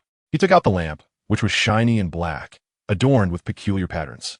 The system reported to the host. An unreliable Aladdin's lamp, as the name suggests, is precisely that, unreliable. The host can use it himself or offer it to someone else. By simply rubbing the surface of a lamp, one can awaken the slumbering genie within and make 3 wishes. However, as this is an unreliable Aladdin's lamp, the wishes made may result in uncontrollable situations, the system explained in detail. Uncontrollable situations? Are those even wishes? Xian questioned skeptically. Of course, they're wishes. As for what uncontrollable situations may arise, even this system cannot predict. The system advised the host to exercise caution when using this lamp. Understood, Xian nodded. In his memories, the Aladdin's lamp exuded a sacred aura. The one before him, however, was glossy and black, adorned with numerous runes, imparting a sinister feeling. At Shrek Academy, as the sun set, Dai Mubai, Ma Hongjun, and Oscar walked gloomily through the academy gates. Mubai, what happened to you? Tang San? Dai Mubai looked up at the sound, noticing Tang San standing at the academy's entrance. Mubai, why is your face so bruised? Before Dai Mubai could respond, a rough voice echoed from within the academy. Teacher Xiao! Teacher Xiao! Teacher Xiao! Dai Mubai, Ma Hongjun, Oscar, and Tang San all respectfully greeted the approaching figure. Mubai, you still haven't answered my question. Who did this to you? Zhao Wujin pressed. Teacher Zhao, it's best if you don't ask. Dai Mubai lowered his head, feeling ashamed to speak of the disgraceful incident. Changing the subject, he asked, Teacher Zhao, are you going out? Yes, I plan to take a walk after a meal. Zhao Wujin's eyes flickered. Dai Mubai understood that this was merely Zhao Wujin's pretext. Zhao Wujin intended to go to the Grand Seoul Arena in Soto City to register for a competition and earn some living expenses. Shrek Academy was quite impoverished and reluctant to accept aid for its students. Had it not been for the royal family of the Star Luo Empire providing some funding, the academy would have long since closed its doors. As a teacher at Shrek Academy, Zhao Wujin's monthly salary was not high, and at times he even had to spend his own money. Thus, he was again compelled to head to the Grand Seoul Arena to earn some extra cash. Mubai, you still haven't answered my question. Did you sustain those injuries at the Grand Seoul Arena? In one-on-one matches, although there are some opponents you cannot defeat, there is no one among your level who could inflict such injuries on you. Zhao Wujin inquired with concern. Teacher Zhao, to be honest, Ma Hongjun interjected. Ma Hongjun, Dai Mubai admonished. Boss Dai, I simply cannot swallow this indignity. Teacher Zhao, not only is Boss Dai injured, but even my front teeth were knocked out by someone. Ma Hongjun stated. Who? Which elder dares to strike a student of Shrek Academy? Do you know their name? Zhao Wujin asked cautiously. Teacher Zhao, he is not an elder, but a child of the same age as me, Ma Hongjun replied. What did you say? You were beaten by someone your age? Zhao Wujin glared angrily at Dai Mubai and Ma Hongjun. Ma Hongjun lowered his head, nodding meekly. Are you still considered monsters? How could you be beaten by someone your age? Zhao Wujin scolded angrily. We were hoping you would help us seek justice, and yet you are chastising us. Ma Hongjun murmured quietly, daring to glance at Zhao Wujin. Zhao Wujin's copper eyes glared at him, causing him to lower his head even further. Let us go. Zhao Wujin clapped Ma Hongjun on the shoulder, a mischievous smile on his lips. Take me to meet that kid. I want to see what he looks like to dare strike a student of Shrek Academy. Chapter 40. Uninvited guests in Soto City at the Rose Hotel. Brother, my legs are so sore. Xiao Wu lay on the sofa in the room, rubbing her feet. Xiao Wu, could you please lie down properly? Ye wandered. Brother, what's wrong? Is something amiss? Xiao Wu inquired. Xiao Wu, Yi Xian pointed at her chest. Xiao Wu was momentarily taken aback, looking down at her chest. From her reclining position, she could see a glimpse of her well-developed bosom from Yi Xian's angle. Xiao Wu's face turned red, and she quickly sat upright on the sofa. Ye Wan, a deep, resonant voice suddenly broke the awkward silence in the room. Who? Yi Xian furrowed his brow. He scanned the room, but saw no one aside from Xiao Wu. Come out. The window of Yi Xian's room was flung open by a gust of wind. Brother, who is it? Xiao Wu moved closer to Yi Xian, asking. I don't know. Yi Xian shook his head. The voice was entirely unfamiliar. He was certain he had never heard it before. I am waiting for you at Yifeng Mountain in Soto City. As soon as Yi Xian's words fell, the strange voice resounded again. Brother, don't go. Anyone looking for you at this hour surely has ill intentions, Xiao Wu advised, shaking her head. Few bear a grudge against me here in Soto City. I can hazard a guess as to their identity. Yi Xian thought for a moment, smiling as he replied to Xiao Wu. Who is it? Xiao Wu asked. Come, let us go see for ourselves. Yi Xian smiled, taking Xiao Wu's hand. With a nimble leap, he gracefully exited the room. As he dashed across rooftops, Yi Xian reached a peak in Soto City. The peak was not high, with lush trees surrounding it. It was a favorite spot for citizens to stroll and hike. At this moment, the bright moon hung high, and a gentle breeze carried a chilling air. Despite it being summer, a slight chill was still felt. Even couples engaging in outdoor activities had returned home. Yi Xian and Xiao Wu arrived at a small flat area at the summit. Yi Xian glanced in one direction and said, You asked me to come out, so reveal yourself. As soon as he finished speaking, 5 figures emerged from behind a tree large enough for 5 people to embrace. You 3 again? What? Was the lesson you received during the day not sufficient? Tang San, why are you with them? Xiao Wu was initially stunned, but her gaze settled on a blue-haired boy, her expression shifting to one of astonishment. That blue-haired boy was none other than Tang San. Sister Xiao Wu and Yi Xian. Tang San's gaze swept over Yi Xian and Xiao Wu, equally surprised. Do you know them? Dai Mubai's expression darkened. Yes, Tang San nodded. Then tonight, I won't be able to seek revenge for you? Ma Hongjun frowned, visibly displeased. Did he strike you? Zhao Wuji inquired. Yes, Ma Hongjun affirmed. Young man, I'll offer you a chance. Join our Shrek Academy. As for the matter of you hitting my 2 students, let's consider it settled, Zhao Wuji stated, taking a step forward. With each step he took, a soul ring appeared beneath his feet, ultimately forming 7 rings around him. 7 soul rings. This indicated that Zhao Wujia was a soul sage with a soul power exceeding 70. Notably, all 7 of Zhao Wujia's soul rings were standard configurations, colored yellow, yellow, purple, purple, black, black, and black. A red aura coalesced behind Zhao Wujia, materializing into a towering bear-shaped phantom. I cannot, Yi Xian replied. Zhao Wujia grunted in displeasure. I have already joined the 7 Treasure Academy, Yi Xian added. 7 Treasure Academy? I haven't heard of it. Zhao Wujia's brows arched, lost in thought. The 7 Treasure Academy is merely a newly established institution.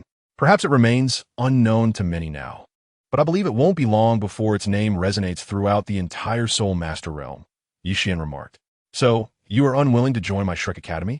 Zhao Wujia's tone was calm, yet there was an underlying pressure in his words. Yi Xian nodded. In that case, the matter of you striking my student cannot be so easily dismissed. Zhao Wujia cracked his knuckles, recalling how he'd been dealt with by Tang San and Tang Hao. He was in dire need of an outlet for his pin-up frustration. What? Do you intend to bully the weak? Just because you are stronger, you think it's acceptable? Yi Xian remained silent, but Xiao Wu could not help but interject. Indeed, you make a valid point. How about this? I shall give you a chance. I will not employ my martial spirit, if you can withstand my attacks for the duration of an incense stick. The grievances between you and my student will be considered settled, Zhao Wujia proposed with a smile, retracting his martial spirit, the formidable golden giant bear. Withstand for an incense stick? Tang San thought to himself. During his entrance examination to Shrek Academy, he faced a similar challenge, enduring for an incense stick in Zhao Wujia's grasp. At that time, he had managed to hold on thanks to Tang Sek's secret techniques. Now, Yi Xian, without those techniques, was expected to achieve the same. Are you sure you won't use your martial spirit against my brother? Xiao Wu asked nonchalantly. Yes, I'm certain. What about you? Are you willing to accept this challenge? Zhao Wujia inquired confidently. Why would I hesitate? Yi Xian replied with a confident smile. Very well, let us begin. Zhao Wujia gestured, producing an incense stick from his storage soul guide and placing it upon a stone. The tip of the incense sank into the stone, which showed no signs of cracking, indicating Zhao Wujia's immense strength. Feel free to use your martial spirit. I am about to start, Zhao Wujia urged. I believe I shall hold off on using my martial spirit for now, Yi Xian confidently responded. Are you certain? Zhao Wujia asked, astonished. Yi Xian nodded affirmatively. Then do not come crying to me afterward. Zhao Wujia smirked disdainfully, launching himself forward like an arrow, delivering a fierce punch aimed at Yi Xian. Invincible fist. As Zhao Wujia's fist approached, Yi Xian countered with his own. A dull thud resonated as the shockwave transformed into a fierce gale. Yi Xian stepped back 1 pace, while Zhao Wujia staggered back 3. Good lad, Zhao Wujia thought, unable to suppress his admiration. No wonder you dare not use your soul power. It seems you possess innate strength. However, that last strike only utilized 30% of my power. Are you certain you wish to remain without your martial spirit? I am certain, Yi Xian replied resolutely. Chapter 41. Are you really only 12? Innate strength? Yi Xian did not possess such a gift. His body had merely been enhanced by a drop of dragon blood. Initially, he believed he could withstand the pressure of a soul power level of 68, capable of matching a soul emperor in combat. Coupled with the invincible fist, he deemed he could contend with Zhao Wujia without relying on his martial spirit. After their first clash, Yi Xian was convinced he could indeed hold his ground. Once more, Zhao Wujia thought, filled with pin-up energy, eager for an outlet. Encountering a strength-type opponent like Yi Xian thrilled him immensely. He threw another punch at Yi Xian. Invincible fist. As Yi Xian faced the massive fist heading his way, he mirrored the attack. Another echoing clash ensued. This time, Zhao Wujia retreated 3 steps, while Yi Xian also stepped back 3. This time, Zhao Wujia could no longer afford to be pleased or mock. He He had unleashed his full strength without utilizing his martial spirit. An impressive 10 out of 10. Yet, Xian matched him blow for blow. Remarkable, young man. Your strength is nothing short of monstrous. However, in the outside world, mere brute strength is insufficient. Without technique or speed, you shall still be unable to endure for an incense stick in my hands, Xiao Wujie proclaimed. A triumphant smile spreading across his face as he charged toward Xian once more. Xiao Wujie, unarmed with his martial spirit, secretly channeled his soul power. His speed was on a level beyond ordinary comparison. Moreover, under the tutelage of the formidable Tang Hao, he had mastered a combat technique. Since when has teacher Zhao's speed become so remarkable? Dai Mubai observed, astonished. Not only was Xiao Wujie's speed impressive, but his strength also seemed to be infused with profound combat skills. Each punch he threw produced a sharper sound as the wind rushed past. Tang San echoed his sentiments. Utilizing the purple extreme demon eye to analyze Xiao Wujie's fighting style, he discovered that Xiao Wujie's technique concealed a method of exerting force, identical to the forging techniques his father, Tang Hao, had taught him. The thunderous sounds of their fierce exchanges filled the air. With each encounter, Xiao Wujie's astonishment grew. The child before him, who appeared to be merely 12 years old, not only matched him in strength but also began to outpace him in speed. The child displayed remarkable skill in both his hands and feet, reminiscent of Tang San in his prime. Suddenly, Xian's leg movements accelerated, landing a blow that pushed Xiao Wujie back. Have I broken through? Ye wan rejuigit internally. His wind god leg had finally advanced to its second form. Meanwhile, Xiao Wujie's body left a mark over a meter long on the ground.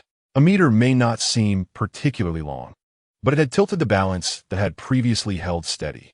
Xiao Wujie, who had once stood shoulder to shoulder with Xian in terms of strength and speed, was now beginning to fall behind. The second form of the wind god leg, the wind in the midst of grass, with unparalleled speed, it strikes at the enemy, harboring immense strength, and thus the damage escalates. After a prolonged exchange of blows, Xiao Wujie's assault temporarily ceased, his arms marred with numerous bruises from Xian's relentless kicks. Are you not going to continue? Xian chuckled. If not, we might as well return to our slumber. The incense is nearly burned out. Little dance? Witnessing Xian's prowess felt genuine joy for him. Xiao Wujie glanced at the incense stick embedded in the stone. The combustible portion was almost extinguished. Without the use of his martial spirit, he truly could not defeat the monstrous Xian within this time frame. With a thud, Xiao Wujie stomped his foot, and 7 spirit rings illuminated beneath him. Ye yuan fronit. What do you mean by this? Did you not promise to refrain from using your martial spirit? Unable to contain herself, Little Dance reproached Xiao Wujie. Have you no shame? A grown man resorting to his martial spirit against my 12-year-old brother. Are you truly only 12? Xiao Wujie inquired, scrutinizing Xian, who stood over 1 meter 65 tall. Xian nodded. You are indeed a peculiar being. Forcing me to employ my martial spirit means I concede this match. Let our past grievances be settled. However, against such a remarkable young talent, how could I not engage in a proper bout? Xiao Wujie's lips curved upward. Are you bullying him? Little Dance retorted angrily. Say what you will, little girl. Xiao Wujie dismissed her words. It was hardly surprising. Xiao Wujie had suffered greatly. Truly, he was a pitiable figure. If Su Yuntao was a blind tool, then Xiao Wujie was a mere human punching bag. He had already endured a fierce retaliation from Tang San using Tang Sek's secret techniques, followed by a brutal assault from Tang San's father, Tang Hao. Now he found himself battered by the monstrous Xian, his body covered in bruises. This was not what he had anticipated when he sought to vent his frustrations today. Regardless of Little Dance's insults, Xiao Wujie was determined to teach Xian a lesson. With the activation of his third soul skill, Gravity Enhancement, a radiant glow emanated from Xiao Wujie's third soul ring. Little Dance's expression darkened, and Tang San's demeanor also shifted. As for Xian, he felt the weight of gravity pressing down on him, as though his feet were ensnared in mire. Now, let us see how you will employ your peculiar leg techniques. Xiao Wujie grinned triumphantly. Yet, Xian's expression grew grave. This was the disparity between soul power and soul skills. If Xian could not maintain distance from teacher Xiao, his defeat was a foregone conclusion. Tang San reflected on how he had once triumphed over Xiao Wujie. relying solely on Tang San's hidden weapons and long-range attacks to endure for a single instance's duration. With the illumination of the yellow light from Xiao Wujia's second soul ring, his hands transformed into massive bear paws as he approached Xian, a wicked smile gracing his lips as he launched a new wave of attacks. Forced into a corner, a golden light erupted behind Xian. The impact of Xiao Wujia's bear paw met resistance from 6 additional hands extending from behind Xian. External spirit bone. The words burst forth from Xiao Wujia's lips, astonished. The 12-year-old boy before him possessed an extraordinary external spirit bone, a coveted treasure among soul masters. Chapter 42. Tang San's gift golden light coalesced behind Xian, forming a total of 29 hands. 6 hands blocked Xiao Wujia's bear paw attack, while the remaining 23 unleashed Xian's unrivaled punch, striking Xiao Wujia on the face, chest, and abdomen. The combined force of 23 hands executing the invincible punch reached a terrifying level. Xiao Wujia was sent flying, landing painfully on the ground, the impact causing tears to well in his eyes. The pain ignited fury within him. He had been bested once again. How infuriating! Xiao Wujia, a man of fierce reputation, despite his time as a teacher, had not lost his rebellious nature. To be struck by a junior was a bitter pill to swallow. He had endured 10 strikes to his face in that fleeting moment, leaving it swollen and bruised. For the 7th soul skill, the great strength diamond bear true body. Xiao Wujia's 7th soul ring radiated a dark glow, transforming him into a powerful bear. Brother. Little Dance's brow furrowed as she approached Xian. Xian felt the weight of the moment. He knew his earlier victory over Xiao Wujia had been a stroke of luck. Once Xiao Wujia unleashed his martial spirit, he would not stand a chance. The disparity in soul power was over 30 levels. Moreover, Xiao Wujia was now utilizing his 7th soul skill, the true form of his martial spirit. Suddenly, as Xiao Wujia prepared to unleash his wrath, a silver light descended from the heavens. Upon landing, it revealed a sword, its aura generating a gale of 7th degree. Following this, a white-haired elder, with his left hand behind his back, slowly descended from above. It is late, time to rest. The elder's voice resonated like a blade through the hearts of those present. Yes, master, Xian replied, bowing respectfully to the elder before grasping Little Dance's hand.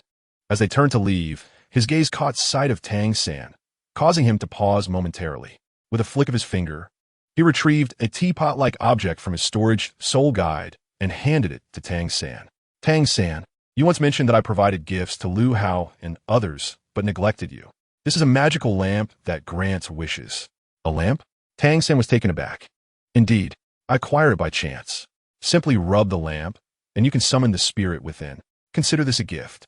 As the hour grew late and the elder had commanded, Xian firmly placed the gleaming lamp into Tang San's hands, then, without waiting for a response, took Little Dance's hand and departed. Master? Tang San gazed at Xian's retreating figure, then turned his attention to the elder who had suddenly appeared, pondering.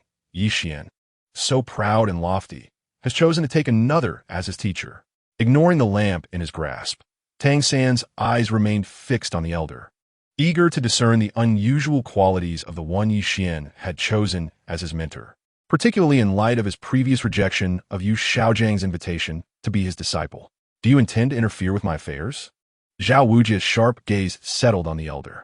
Without a word, the elder, Chen Mo, summoned 9 soul rings around him, signifying his status as a title Douluo. The colors, yellow, yellow, purple, purple, black, black, black, black, black, black, indicated a standard soul ring configuration. Title Douluo? Xiao Wujia's voice trembled, completely devoid of his earlier bravado. So, it is a title Douluo. Tang San felt a shiver run down his spine. In the hidden passageway, it is no wonder that Xian has chosen him as a master. He is, in fact, a title Douluo. I apologize for any offense, esteemed Sword Douluo. Please bear with me. Xiao Wujia thought, beads of cold sweat forming on his forehead, feeling immense pressure. He lowered his head, entirely devoid of his previous bravado. Impossible. Just moments ago, you bullied my disciple with such ease. It seemed quite enjoyable. Now, allow me the opportunity to turn the tables. Xian remarked coolly. Xiao Wujia felt a wave of despair wash over him, casting a furtive glance at Tang San. Having previously bullied Tang San, he now faced the wrath of a Douluo. Once again, Xiao Wujia lamented internally. This unruly child is truly not to be trifled with. Once more, I have stumbled into calamity. Of course, you may perceive this as an act of oppression. You granted my disciple a stick of incense's worth of time. I shall afford you the same courtesy. You refrained from using your martial spirit against my disciple, and I shall do the same for you. Upon finishing his words, Xian offered Xiao Wujia no respite, retracting his martial spirit, the seven-killing sword, and vanished from sight, reappearing instantaneously behind Xiao Wujia. The sound of fists and feet meeting flesh echoed in succession. Before long, Xiao Wujia found himself unable to rise from the ground, struck down by Chen San. Pain coursed through his fingers as he laboriously lifted his head to gaze at the retreating figure of Chen San, frustration bubbling within him. You actually utilized your soul skills. I mentioned not employing my martial spirit, yet I never specified anything regarding the soul skills of my soul bones. Chen San, casting a sharp glance at the incapacitated Xiao Wujia, declared, Xiao Wujia, your cultivation has not been easy. This is your first and final warning. Should I witness you lay a hand on my disciple again, I shall not hesitate to ensure that the unmovable king vanishes from the realm of soul masters. Having spoken, Chen San vanished in an instant. Teacher Xiao, Teacher Xiao, Teacher Xiao, Teacher Xiao, Tang San, Dai Mu Bai, Ma Hongjun, and Oscar hurried forward. Oscar produced a sausage and offered it to Xiao Wujia. Overwhelmed, Xiao Wujia succumbed to unconsciousness. Observing this, Tang San swiftly reached out to check Xiao Wujia's breath. Exhaling in relief as he turned to the equally anxious Dai Mu Bai, Ma Hongjun, and Oscar. Fear not, Teacher Xiao has merely fainted. He is not in grave danger. Alas, I have caused Teacher Xiao this trouble, Ma Hongjun lamented. Little did I expect him to take Chen San as his mentor. No wonder his combat prowess is so formidable. Dai Mu Bai regarded the unconscious Xiao Wujia, a look of guilt crossing his face. After a moment, he continued, Seven Treasure Academy? Is it affiliated with the Seven Treasure Glazed Tile School? What? The Seven Treasure Glazed Tile School? Does this mean Rong will have to leave us? Oscar's expression turned anxious upon hearing Dai Mu Bai's speculation. I cannot say for certain. This is merely my conjecture, Dai Mu Bai replied. Meanwhile, Tang San remained unfazed, gazing down at the glossy black lamp in his hand. Chapter 43. The enchanting Aladdin's lamp, the bright moon hung high. The stars twinkled in the night sky. After a day of toil, the faculty and students of Shrek Academy had nearly all succumbed to slumber. A blue-haired youth sat before a table, fixated on a lamp resting upon its surface. The lamp was smooth and gleaming, adorned with numerous intricate patterns, emanating an indescribable aura of mystery. A magic lamp? Does this world truly harbor deities? Tang San pondered, unable to quell his curiosity. Upon departing, Xian had gifted the Tang sect a magic lamp. If it is indeed a magic lamp, could it not be imbued with divine essence? But how does one activate it? Tang San mused aloud. He employed his purple extreme magic eye to scrutinize the object for quite some time, concluding that it was not a concealed weapon.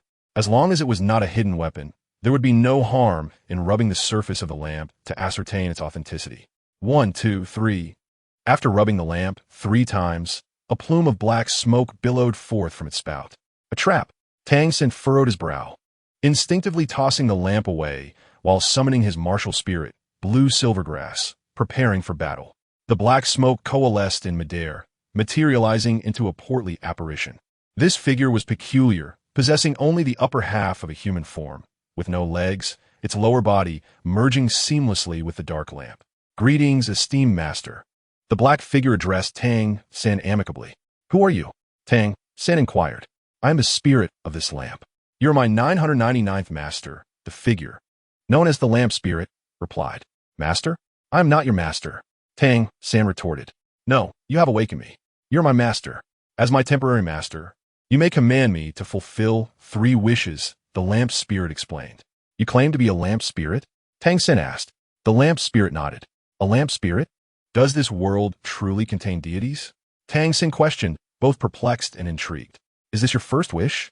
The lamp spirit inquired. Tang San shook his head. Very well. As a courtesy to my final master, I shall reveal this for free. This world is inhabited by humans and monkeys. Why should it not also contain deities? The lamp's spirit countered. Are you implying that deities genuinely exist? Tang San pressed. The lamp's spirit nodded affirmatively. You mentioned that I am your last master. What does that mean? Tang San asked, intrigued. I once erred in the divine realm, and am currently enduring punishment. Only by assisting 999 individuals in realizing 3 wishes each can I return to the divine realm. Before you, I had already aided 998 individuals in fulfilling their desires. Once I serve you and grant your 3 wishes, I shall be free to return to the divine realm. The lamp's spirit elaborated, its tone growing increasingly fervent. Master, let us now discuss your 3 wishes. You may articulate your first wish. My first wish? Tang San raised an eyebrow, replying, I have no particular desire to fulfill. How can that be? Every human has desires, aspirations they yearn to achieve. How can you lack wishes? The lamp's spirit implored, urgency in its voice. I can accomplish my ambitions through my own efforts. Tang San replied confidently. Please, Master, help me. Once I fulfill your 3 wishes, I can return to the divine realm. Consider it an act of kindness. The lamp's spirit beseeched. Tang San hesitated, observing the lamp's spirit's pleading expression. Very well, Tang San finally relented. After a moment's pause, the image of Xian utilizing an external soul bone surfaced in his mind, prompting him to ask, can any wish be realized? The lamp spirit nodded. Excellent. For my first wish, I desire to obtain a soul bone. Tang San declared. Having perused the text provided by Xiao Yan, he understood the immense benefits soul bones offered to soul masters. If he could acquire a soul bone, his combat prowess would undoubtedly see a significant enhancement. Your wish is granted, the lamp spirit proclaimed, waving its hand as a beam of black light shot towards Tang San's head, ultimately merging within him. I have acquired a soul bone. Tang San's eyes widened as he felt a radiant symbol illuminate upon his forehead. However, the joy was short-lived as pain suddenly gripped him. Ouch! Tang San grimaced, curiosity piquing as he gingerly touched his head.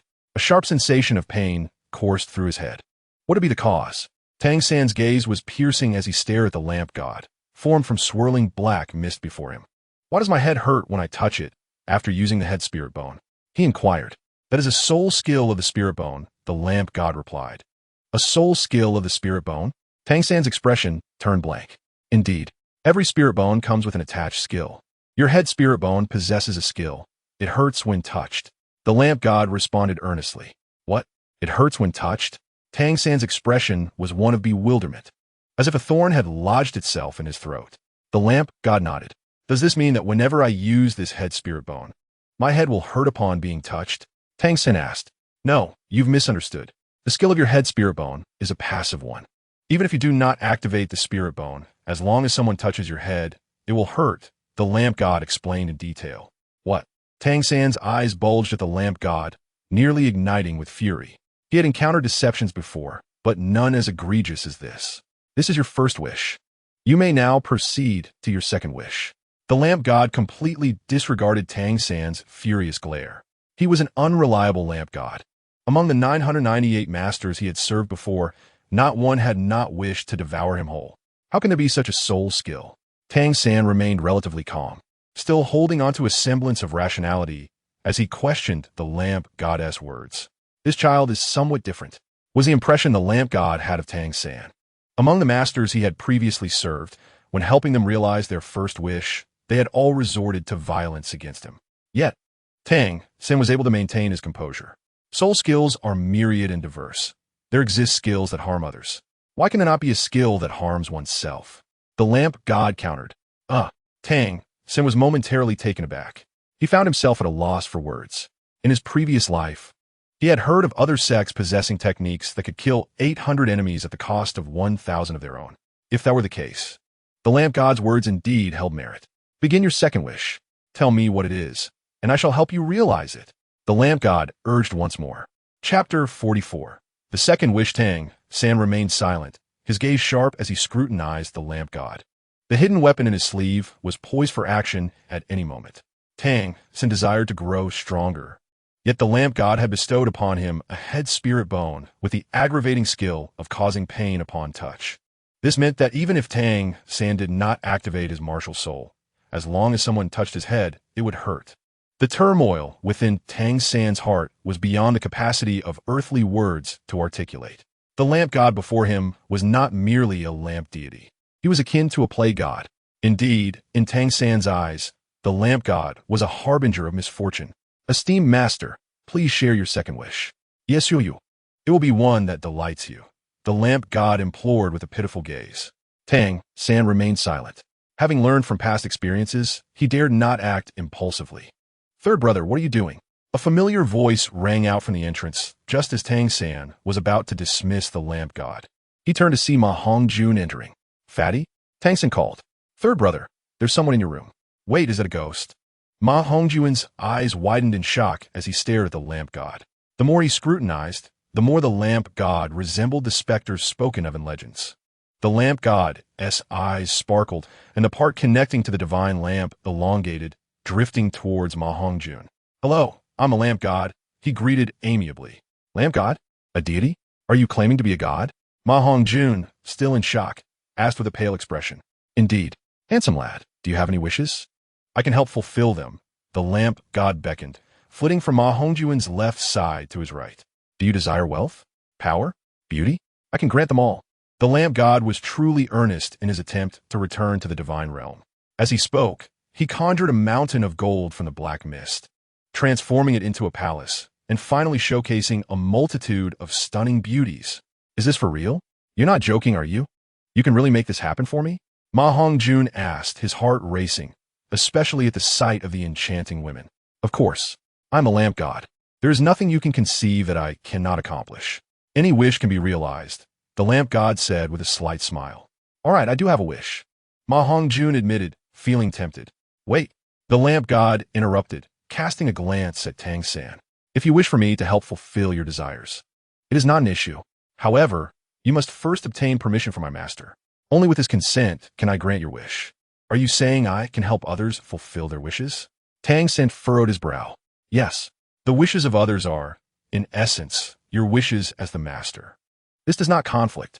Regardless of who the final beneficiary is, as long as it is spoken by you, my master, I can realize it, the lamp god asserted, nodding emphatically, then turning back to Ma Hongjun. Since he could not deceive Tang San, he shifted his focus to Ma Hongjun, continuing, handsome lad. Would you like to give it a try? Third brother. No. Before Ma Hongjun could finish, Tang San interrupted. Third brother, do you not want to help me? Ma Hongjun asked, his voice tinged with sadness. Fatty, you misunderstand. I just acquired a head spirit bone through him. The head spirit bone has only one skill. It hurts when touched, Tang San explained. What? You obtained a head spirit bone? Ma Hongjun exclaimed in surprise. Fatty, don't overthink it. The skill of my head spirit bone is a passive one. And it's not that it hurts others. It's that if someone touches my head, it will hurt, Tang San clarified. Huh? Ma Hongjun stared at Tang San in disbelief. The capabilities of this lamp god were indeed perplexing. Yet, it fell off to him. For safety's sake, it was best not to realize any inner wishes through him. Having learned a lesson, Tang San had become quite prudent and was now advising Ma Hongjun to forego any wishes through the lamp god. Ma Hongjun hesitated. Looking at the lamp god, he seemed to have made a significant decision, then said, Third brother, can you help me fulfill a wish? Fatty, Tang San exclaimed. Despite having made himself clear, Ma Hongjun still refused to relent. Third brother, due to my martial soul, I have yet to find a girlfriend. Today, my 18th girlfriend has broken up with me. Ma Hongjun lamented. Fatty, do not be anxious. The dean is already seeking a solution for your martial soul issue. Tang San reassured. Third brother, I have been hearing that for 6 years. I have waited for 6 years. If there were a solution, it would have been discovered long ago, Ma Hongjun declared, his determination evident as he clenched his hands. You wish to use him to resolve the flaws of your martial soul? Tang San's expression darkened. Is that possible? Ma Hongjun asked, his interest piqued. Before Tang San could respond, the lamp god seized the opportunity, quickly interjecting, Of course it is. This is merely a trifling matter for me, requiring only a word from my master. The genie of the lamp expressed cheerfully. Third brother, called Ma Hongjun. Tang San hesitated. Third brother. Ma Hongjun continued to invoke Tang San. Fatty, have you truly made up your mind? Tang San inquired once more. Ma Hongjun nodded vigorously. Very well. Tang San sighed in resignation, turning to the genie of Aladdin's lamp. My second wish is for Ma Hongjun to resolve the flaw of his martial soul, the evil fire phoenix, and to perfect his martial soul. Your wish is my command. The genie waved his hand, and a stream of black light permeated Ma Hongjun's body. Fatty, how do you feel? Tang San asked with concern. I can't tell just yet, but there was indeed a warm current that spread throughout my body, Ma Hongjun replied. Master, you may now proceed with your third wish. The genie urged Tang San once more. To the genie, Tang San was his 999th master. With just one more wish to fulfill, he could return to the divine realm. However, Tang San, being prudent, refrained from acting impulsively. Having learned from past experiences, he was reluctant to fulfill any further wishes through the current genie. His earlier assistance to Ma Hongjun was merely a result of yielding to Ma Hongjun's pleas. What are you doing? At that moment, a feminine voice echoed from the doorway. Chapter 45. Ma Hongjun, third brother, wait for me for 3 seconds. The newcomer was a woman, her long black hair cascading over her shoulders, her skin fair, and her figure voluptuous beyond her years. Her expression was cold, emanating a genuine chill, pure and unfeeling. Her dark eyes bore no trace of anger, which contrasted sharply with her otherwise beautiful face. Her limbs were long and proportionate, exuding an unsettling, deathly coldness. Zhu Qing? Zhu Qing? Tang San and Ma Hongjun exclaimed in unison, especially Tang San, who upon regaining his senses, hastily stowed the Aladdin's lamp into his storage soul guide. What was that glow just now? Zhu Qing boldly entered the room, observing Tang San and Ma Hongjun fully clothed. Nothing, Tang San replied, his face calm and breath steady. Zhu Qing turned her gaze to Ma Hongjun. Really, truly nothing. Ma Hongjun, on the other hand, flushed slightly, his breath quickening, and his eyes betraying a flicker of anxiety. Speak, Zhu Qing commanded softly. Zhu Qing, there is genuinely nothing. It's late, we should rest. Please excuse yourself. Tang San could no longer restrain himself from issuing the guest farewell. Zhu Qing studied Tang San, whose deep-set gaze and composed demeanor made it impossible to discern his true thoughts. Her eyes then shifted to Ma Hongjun. Ma Hongjun lacked any subtlety, and it was evident that he was concealing something from Zhu Qing. I just heard other voices here. Are you hiding someone? Zhu Qing speculated. Now that Zhu Qing had entered Shrek Academy, she could hardly believe that Dai Mubai would stealthily indulge in infidelity. Zhu Qing was reluctant to assume the worst, but she couldn't shake off the suspicion that Tang San and Ma Hongjun were hiding a woman for Dai Mubai. Hiding someone? Hiding someone? Ma Hongjun and Tang San exchanged glances. They were well aware that Dai Mubai had recently taken an interest in Zhu Qing. From Dai Mubai's demeanor, it seemed he intended to pursue her. Upon hearing Zhu Qing's words, Ma Hongjun quickly clarified, there is no one hidden here. It was merely a lamp speaking. A lamp? Zhu Qing regarded Ma Hongjun with disbelief, as if to say, do you think I'm so easily deceived? A lamp, capable of speech? Third brother, just bring it out. It seems we cannot conceal it any longer, Ma Hongjun lamented. Ah, Tang San sighed, resigned to the absurdity, and retrieved the unreliable lamp once more. When the lamp was uncovered, black mist swirled forth, coalescing into the genie once again. This sight caused Zhu Qing's eyes to widen in shock, prompting her to instinctively step back. See, I did not lie to you. Ma Hongjun chuckled. Honorable master, have you made up your mind? Let us commence with your third wish. The genie displayed his signature smile. Master, wish, Zhu Qing murmured. Through Ma Hongjun's explanations, Zhu Qing gradually grasped the situation's context. Are you saying he can assist others in fulfilling their wishes? Zhu Qing's interest piqued. Indeed, Tang San nodded. Little beauty, your appearance is quite pleasing to me. Would you consider asking my master to grant you a wish? Whatever it may be, I can fulfill it, the genie tempted Zhu Qing. Can it truly be done? Zhu Qing's gaze turned to Tang San.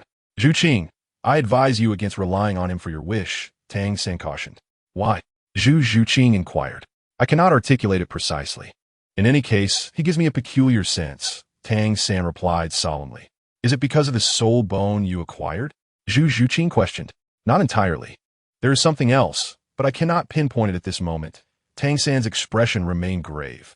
Zhu Qing fell silent, observing Tang San before finally turning her gaze to Ma Hongjun.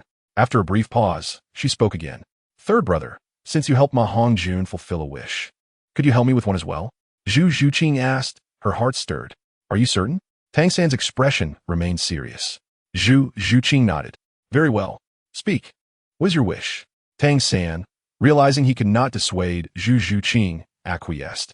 I wish for my fiancé to never cause me pain or sorrow again, Zhu Zhuqing articulated. Fiancé? As Zhu Zhuqing's wish registered, Tang San's heart sank.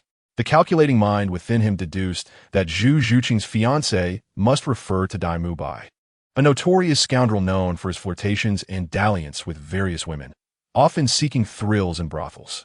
In truth, Zhu Zhuqing could tolerate Dai Mubai's harem, but she absolutely could not abide his escapades in the red light district. Proud and noble, hailing from a prestigious family, she was a noble descendant of the Star Luo Empire.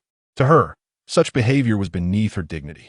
However, today, Dai Mubai had once again sought pleasure elsewhere, leaving Zhu Zhuqing feeling deeply unsettled. Is it possible? Zhu Zhuqing turned to Tang San. Genie, my third wish is for Zhu Zhuqing's fiancé to never cause her pain or sorrow again, Tang San declared.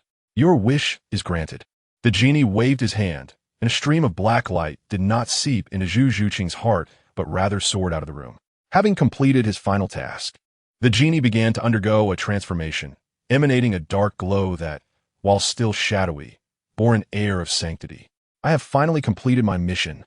After 3,330 years, I have fulfilled all my tasks. Farewell, everyone. The genie's excitement was palpable as he transformed into a beam of black light, vanishing without a trace.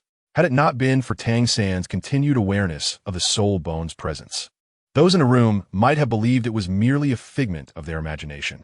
The following day, Tang San rose early, feeling the oppressive aura from Xian. Tang San rose earlier than usual this time. Even as the first light of dawn merely hinted at the horizon, he was already up, diligently practicing his Xiantian Gong and purple extreme demon eye. As he passed by the villager's pig pen, a series of low, guttural sounds filled the air. Having grown up in the countryside, Tang San recognized them as the sound a sow makes during mating. Despite his youth, he had matured in many ways, not least of which was the sharpness of his intellect beneath his handsome visage. Out of curiosity, Tang San turned his head towards the pig pen to observe the animals. However, when his gaze landed inside, he froze in astonishment. Behind the sow stood a person, a rather portly individual, no less. To his surprise, it was someone he knew well. Fatty? Tang San exclaimed in disbelief. Third brother? Ma Hongjun replied, equally astonished. What are you doing? Tang San asked, his eyes wide with curiosity. The sow continued to emit a series of impatient grunts, seemingly protesting Ma Hongjun's sudden halt. Third brother, just give me 3 seconds. Ma Hongjun's face flushed with embarrassment as he resumed his activity. 3 seconds later, Ma Hongjun emerged from the pig pen, having hastily dressed. Fatty, have you lost your mind? Have you really sunk so low as to not even spare a sow? Tang San scolded. Third brother, it's not entirely my fault. It's due to my martial soul. Ma Hongjun replied, a look of despair on his face as he slumped onto a nearby rock. Your martial soul? Tang San asked, taken aback. Ma Hongjun nodded. Last night, I improved the flaws in my martial soul thanks to the lantern god. Tang San pondered this, his curiosity piqued. Really? So your martial soul has been enhanced? Indeed. It has transformed completely into the evil fire phoenix, Ma Hongjun said, summoning his martial soul. Its dark red hue was strikingly sinister, and fiery energy coalesced into a magnificent black-red phoenix behind him. Transformed into the evil fire phoenix? Tang San murmured, noting the pronounced malevolence in Ma Hongjun's martial soul compared to before. Yes, previously I only felt a slight heat in my lower abdomen from time to time, but now it's almost constant, especially when I see beautiful women. The urge becomes overwhelming. I can sense that the flaws in my martial soul have vanished, but it has morphed into something far worse, Ma Hongjun lamented. Tang San felt a chill run down his spine. When he had wished for a soul bone, he had indeed received one, albeit a rather useless one that occupied a valuable spot he could have used for a better soul bone. Ma Hongjun, on the other hand, had simply wished to resolve the shortcomings of his martial soul, and while that wish had been granted, it had led to an unfortunate outcome. Thoughts of Zhu Zhuqing's wish crept into Tang San's mind. From his and Ma Hongjun's experiences, it was clear that the Lantern God was nothing short of a harbinger of misfortune. Zhu Zhuqing's desire that her fiancé no longer cause her pain seemed innocuous enough at first glance. Yet Tang San's intuition warned him of impending misfortune for both her and Dai Mubai. Third brother, I swear I couldn't help myself. You must keep this a secret from me, Ma Hongjun said, casting a glance at the contented Cao before turning back to Tang San. As the first rays of sunlight illuminated the Rose Hotel, Xian rose from his slumber, eager to continue his journey to acquire his third and fourth soul rings. A sense of joy filled him as he recalled the events of the previous night. Though the Douluo continent upheld certain laws, strength remained the ultimate authority. To establish himself in this realm, Xian knew he needed to cultivate his power, especially since he had developed a significant connection with the Seven Treasure Glazed Tile School. Aware of the future narrative, he understood that this sect would soon become a target of the Spirit Hall, and thus, he felt compelled to avert any potential tragedies. Name, Xian. Age, 12 years. Soul power level, 47-100, 020, 7270. Physical level, 7-star copper skin, iron bone. Soul rings, purple, purple. Soul bones, none. External soul bones, thousand-handed ape arm, enhances all states, doubles combat power, golden eyes, illusion break, golden light pulse. Soul skills, furious assault, justice's hand. Martial arts, 9 Yan divine skill. Combat techniques, invincible fist, absorb palm, wind god leg. Items, hidden dart, essential crafting blueprints, 100,000 explosive talismans. Hey system, why has my level changed to 47? Ye Wan pondered it inyardi. He distinctly remembered his soul power being only level 43 before he fell asleep. The system responded, while you were slumbering, you inadvertently siphoned the fortune from the protagonist Tang San and the supporting character Ma Hongjun, accumulating nearly 600,000 soul power points. Your level has increased by 4 tiers. Really? I gained nearly 600,000 soul power points? Xian beamed with delight. Yes, host. I did nothing out of the ordinary, yet you received such an immense boost. Could it be due to the unreliable Aladdin's lamp? Xian mused. Host, based on the system's analysis, there is a 999 probability that Tang San utilized the lamp's power to make a wish, thereby fulfilling his desire, and in the process, he did not benefit from it, but was instead ensnared by the unreliable lantern god. Thus, you received such generous rewards, the system elaborated. Oh, what wishes did he and Ma Hongjun make? Xian inquired, intrigued by the notion that their wishes had led to such a windfall for him. The system replied, currently, the system's capabilities are limited and cannot ascertain the specifics of their wishes. Brother, you're awake. Xiao Wu's voice suddenly chimed in. Xian turned to see Xiao Wu entering the room, bearing a selection of breakfast. After placing the plate on the table, she added, your teacher is waiting for us in the living room. He instructed me to tell you to wash up and have breakfast before joining him. All right, Xian nodded, rising to wash up and enjoy the meal Xiao Wu had brought. Once they reached the hotel lobby, Jianduo stood up from the sofa, flanked by Lu Hao and Chun Yi, who had been waiting. Have you eaten? Jian Xin Yin Guit? Yes, Xian affirmed with a nod. Let's depart, Chen Xian said calmly, already making his way out of the Rose Hotel. Following Chen Xian, Xian, Xiao Wu, Lu Hao, and Chun Yi exited Soto City. Teacher, this isn't the way to Stardow Forest, Xian pointed out. Before we head to Stardow Forest, we must first visit a village called Wowo Village. Chen Xian replied. Wowo Village? Xian's expression shifted to one of concern. I inquired with a few people. Rong went to a place called Shrek Academy in Wowo Village, he explained. Since you are here, let us go and visit Rong, Chen Xin suggested. Very well, teacher. Xian nodded in agreement. Brother, you are about to meet your fiancée. Shall I call her sister-in-law? A fleeting hint of disappointment crossed Xiao Wu's expression as she smiled and inquired of Muchun. It would be better to call her elder sister. She is my fiancée now, so calling her sister-in-law would be inappropriate. Xian responded to Xiao Wu while gently taking her hand. Xiao Wu momentarily froze, but the unsettling emotions within her were greatly soothed. Chapter 47, Shrek Academy, third update, Wowo Village, a small hamlet located outside Soto City, had expanded by a third since the arrival of Shrek Academy. Although Shrek Academy was unranked, it possessed all the necessary facilities except for the simulated training ground. Wow, Ma Hongjun exclaimed, gazing with sparkling eyes at Ning Rongrong and Zhu Zhuqing standing beneath the flagpole. Fatty, keep your lewd thoughts to yourself, Dai Mubai admonished sternly. What? Are you going to take action again? Boss Dai, even if you intend to, at least let your brother have a taste, Ma Hongjun retorted, his gaze still fixed on Ning Rongrong. Meanwhile, Tang San breathed a sigh of relief. Observing Dai Mubai's concern for Zhu Zhuqing, he surmised that Zhu Zhuqing's wish from the previous night had likely come to fruition. In Tang San's view, this was a step in the right direction. Soup? What's soup? Regardless of who it was, anyone who broke the Academy's rules would face punishment without mercy. Just then, a voice broke the tension.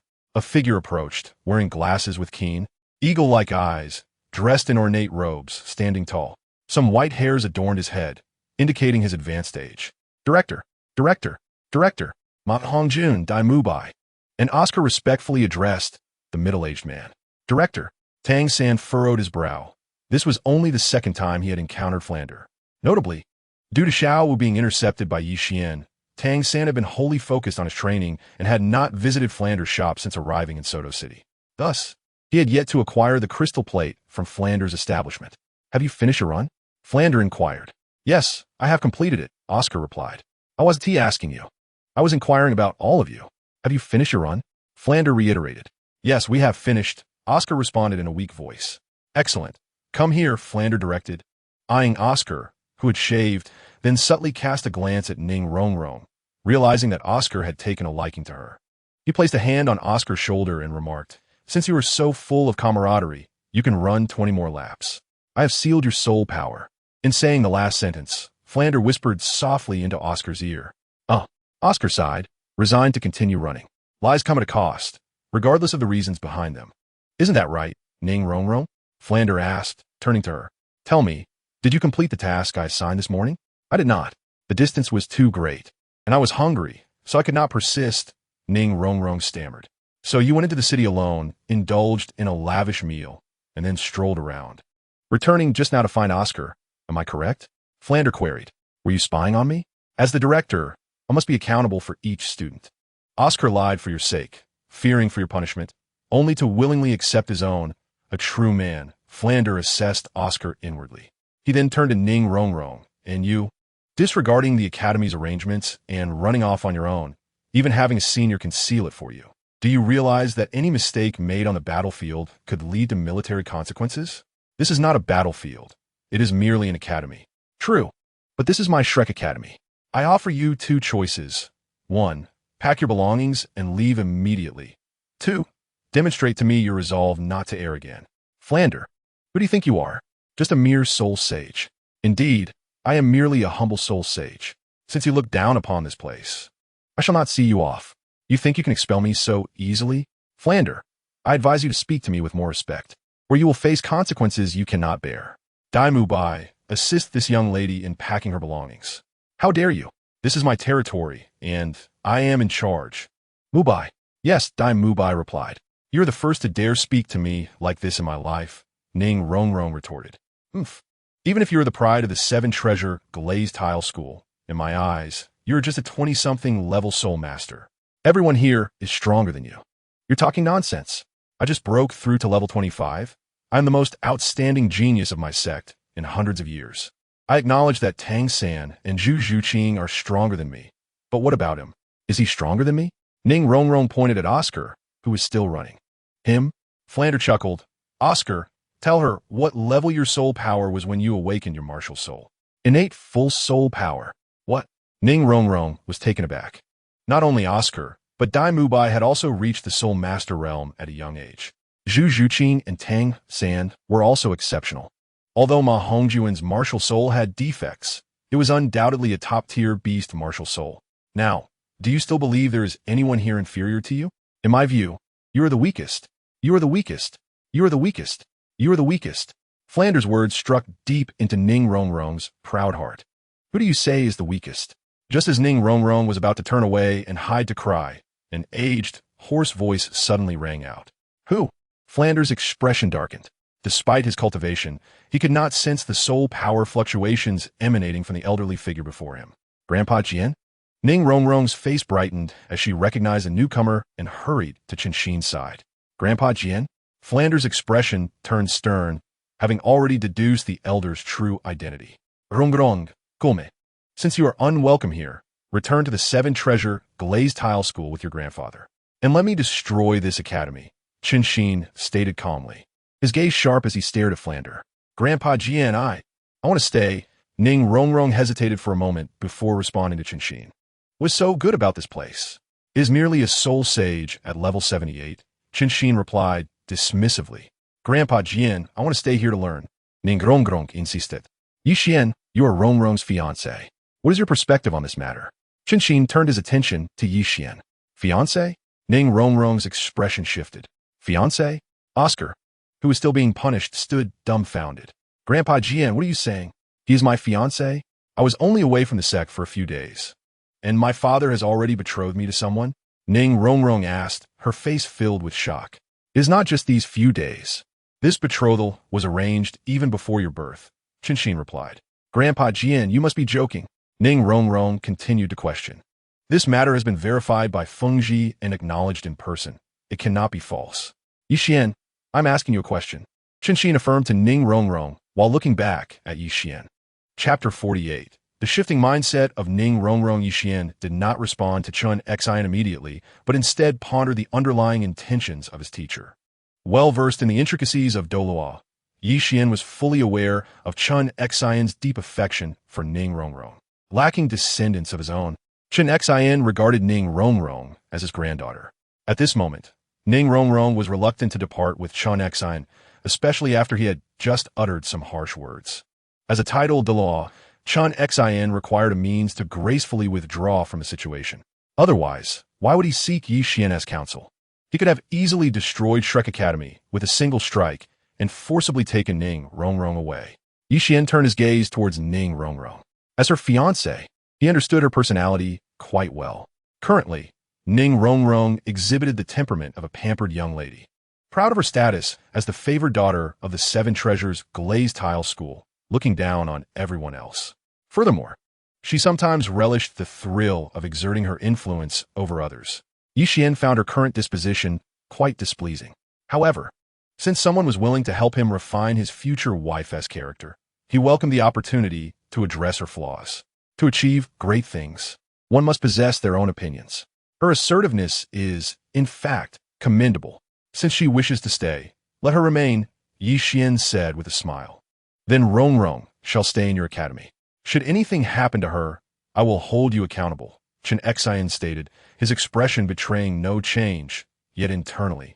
He felt a deepening satisfaction with his disciple. Grandpa Jian, are you really leaving? Ning Rongrong asked, her voice tinged with reluctance. Yes. Grandpa Jian still needs to procure a satisfactory third soul ring for my student, Chen Xian replied, gently patting Ning Rongrong's head with an uncharacteristic smile. The third soul ring? Ning Rongrong's expression froze momentarily. The third soul ring? Dai Mu Bai, Ma Hongjun, and the others mirrored her surprise. Grandpa Jian, you mean his soul power has reached level 30? Ning Rongrong gazed at Yi Xian in astonishment. Chen Xian nodded affirmatively. Grandpa Jian, you just mentioned that I was betrothed to him even before I was born, correct? Ning Rongrong inquired again. Chen Xian nodded once more. Ning Rongrong was taken aback. This meant that Yi Xian was now the same age as she was, but had already surpassed her in soul power, reaching level 30, 5 levels ahead of her. Do you have any questions? Chen Xian asked. No, none at all, Ning Rongrong replied, while secretly stealing a glance at Yi Xian, her cheeks flushing. Initially, Ning Rongrong had harbored strong resistance to this unconsented engagement.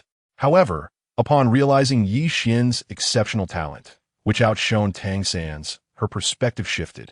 In terms of innate ability alone, Yi Xian was indeed worthy of her. Thus, the rebellious thoughts she once entertained about protesting the engagement were silenced, especially considering Yi Xian's pleasing appearance and impressive stature, which provided her with a sense of security. Rongrong, I will visit you again when I have the time, Chen Xian said, affectionately stroking her hair. Ning Rongrong nodded, though her eyes discreetly assessed Yi Xian. Dinfu, a woman's voice broke into the conversation. Yi Xian turned to see an elderly woman approaching, carrying an unpleasant odor. Aunt Seven, Flinder remarked, puzzled as to why the pig farmer from their village had come to Shrek Academy. Usually, The academy sourced its pork from a village, most of which was supplied by her. Seeing Aunt Seven arrive, Flinder asked, "Is this about the outstanding payment for the pork? I thought we settled that a few days ago. I'm not here regarding money. I wish to inquire about something." Aunt Seven replied, her expression grim. "What is it?" Flinder asked. "Dean Fu, did your students leave the academy at any time from last night to this morning?" Aunt Seven inquired. Flinder glanced at the Shrek Six. "Did any of you leave the academy last night or this morning?" "No," Zhu Zhuqing responded. "No, not all." Ma Hongjun added, his voice lacking conviction. "Are you certain?" Aunt Seven's gaze scrutinized the Shrek Six, landing finally on Ma Hongjun. "Absolutely not." Ma Hongjun, momentarily evasive, insisted on his falsehood. "What is the matter, Aunt Seven?" Flinder asked. Curiosity piqued. "I lost a sow in my pig pen today." Aunt Seven fixed her gaze on Ma Hongjun. "Losing a sow? That is not uncommon," Flinder responded, puzzled. "This was no ordinary sow. It was one I intended to breed," Aunt Seven clarified. "A breeding sow?" Flinder's expression shifted as he regarded Aunt Seven and then Ma Hongjun, seemingly grasping her intentions. "Indeed, this morning I sought a boar for breeding, only to find my sow dead, not long after passing. There were strange fluids on the ground. I suspected foul play and called a veterinarian, who determined it had died from exhaustion due to external means," Aunt Seven explained. "Exhaustion?" Flinder's expression grew serious. "Yes, it was done in," Aunt Seven replied. "What?" Flinder gasped, instinctively directing his gaze at Ma Hongjun. What? Yi Xian, Dai Mubai, Zhu Zhuqing, and others expressed their shock. "Brother, what does it mean to die from exhaustion? What do you mean by done in? Was someone secretly killed?" Xiao Wu, still new to such matters, asked Yi Xian with confusion. Yi Xian leaned in close to Xiao Wu's ear, whispering softly. "Ah!" Xiao Wu's face turned crimson, indignation swelling within her. "How could they even harm a sow? Indeed, how could they harm even a pig?" Aunt Seven exclaimed, her eyes never leaving Ma Hongjun. Shrek Academy's establishment in Moa Village was not a recent development, and Aunt Seven was quite aware of Ma Hongjun's reputation. In her view, the culprit behind her sow's demise could only be Ma Hongjun. How despicable, to harm even a breeding sow. "If I find out who did this, I will ensure they pay for their actions," Aunt Seven declared fiercely. Yi Xian felt a pang of unease. Such an event had not unfolded in the original storyline. Now, due to his presence, numerous plot lines were diverging. Could it be that Ma Hongjun had also made an ill-fated wish to that unreliable lamp god? Moreover, instead of resolving his martial soul's flaws, had he inadvertently exacerbated his inner turmoil? Chapter 49. An unexpected encounter as the sun dipped below the horizon.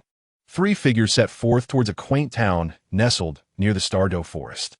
The foremost individual, possessing ebony hair and eyes, stood over 6 feet tall, his fair complexion giving him an appearance akin to that of a boy no older than 12 or 13. Yet, his profound gaze mirrored the vastness of the cosmos. Trailing behind him was a young girl with rabbit ears, adorned in a translucent dress. Her long braids cascaded down her waist, and despite her youth, the rhythmic movement of her body revealed a burgeoning femininity. Following closely was a rotund figure, his ample frame resembling that of a weeble. His exaggerated physique was quite a sight. Although the weather was mild, he remained bare-chested. "Xiao Wu, are you tired?" The leading boy glanced back at the girl. "I'm not tired," Xiao Wu replied with a smile. "Yi, you always show concern for Xiao Wu. Can't you spare a moment to inquire about me?" The stout figure at the back of the group asked, dripping with jealousy. "Are you tired, fatty?" Yi Wan inweited, exhausted. "Can we take a short break?" Lu Hao wiped the sweat from his brow, looking at Yi Xian. "No, we must keep moving. There is still a considerable distance to the next village." "We must arrive before nightfall," Yi Xian replied. Since leaving Shrek Academy, Ning Rongrong had chosen to remain behind, while Yi Xian, Lu Hao, and Xiao Wu had embarked on their journey through the vast Stardow forest. Chun Yi was not yet a soul master and had been sent to the 7-treasure glazed tile school by Chen Xian. Upon departing Shrek Academy, an agreement had been established between Chen Xian and the trio. Unless faced with a 10,000-year soul beast or a pack of soul beasts, Chen Xian would not intervene. The elite competition of the continent's advanced soul master academies was drawing near. To make the most of their time, Yi Xian did not allow a moment to be wasted on the journey. In his words, traveling was also a form of cultivation. Indeed, since leaving Shrek Academy, Under Yi Xian's insistence, he, Xiao Wu, and Lu Hao had been fervently exhausting their soul power daily.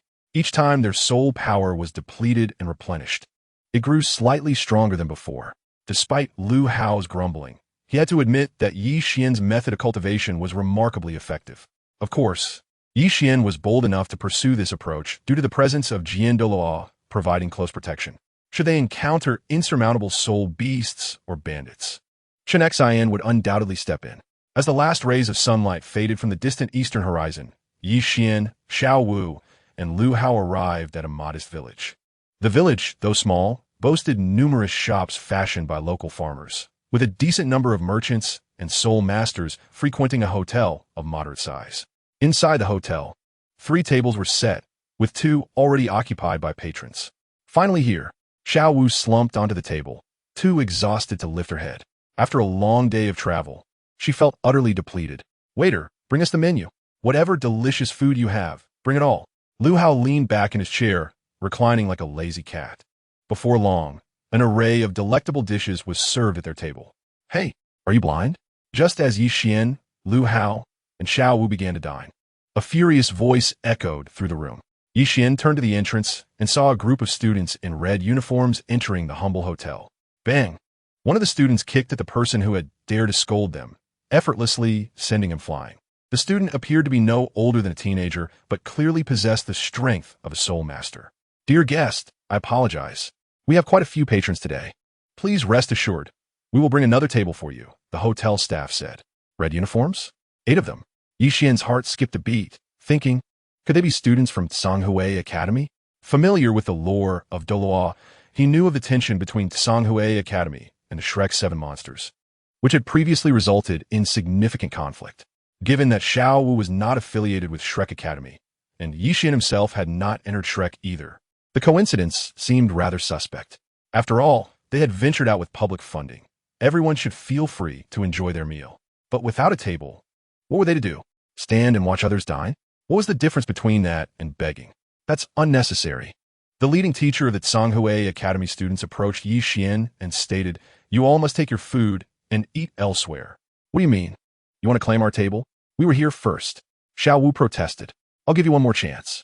Take your food and make room for us. This table belongs to us now," the teacher insisted. "Brother." Xiao Wu looked to Yi Xian. "Yi, big brother." Lu Hao called out as well. When venturing outside, this is also a part of cultivation. Remember, a soul master who does not dare to stir trouble is not a worthy soul master. Give me a chance, and I shall offer you one too. Don't provoke me. The consequences will be beyond your capacity to bear," Yi Xian replied calmly. Such a bold lad, daring to speak to me in such a manner. The leading teacher shot a glance at one of his students. The student understood the cue and approached Yi Xian, attempting to grab his collar and forcibly remove him. Bang! Yi Xian reacted swiftly, stepping on the student's foot, causing him to yelp in pain. With a flick of his hand, he sent the student flying. The remaining students could no longer sit idly by. Some attempted to confront Yi Xian, only to be halted by their teacher. In the teacher's view, Yi Xian's prowess was notable, and since Yi Xian, Xiao Wu, and Lu Hao were merely teenagers, it was likely that an adult accompanied them. "Which academy do you belong to?" the teacher inquired. "Are you asking me? You aren't worthy to know." Lu Hao replied coolly. "What an arrogant little brat. Get them. Teach them a lesson." The teacher commanded furiously. "Fighting? I relish the thought." Xiao Wu smiled brightly as she stepped forward. In no time, all 6 students were swiftly dispatched by her in just a few moves. "Teacher, avenge us." The students moaned on the ground. "I am Yi Zhiqiu, the head of the Foreign Affairs Department of Tsanghui Academy. Which sect do you disciples belong to? Dare to reveal your names?" The middle-aged man asked, cautious in his inquiry, believing that Yi Xian, Xiao Wu, and Lu Hao must belong to some sect due to their lack of uniformity. Chapter 50. Yi Xian, Soul King, 3rd update. We are from the 7 Treasure Academy. Lu Hao declared proudly. 7 Treasure Academy? I have never heard of it. Yi Zhiqiu frowned. Not having heard of it only indicates your ignorance. Lu Hao chuckled nonchalantly. Humph. Yi Zhiqiu sneered, a wicked smile curling at the corner of his mouth. He was no fool. His inquiry was born out of a desire to avoid offending significant figures or powerful factions. In his eyes, the 7 Treasure Academy must be a trivial institution, and he surmised that these 3 peculiar youths could not belong to any major sect. With this thought, Yi Zhiqiu felt reassured. Bang!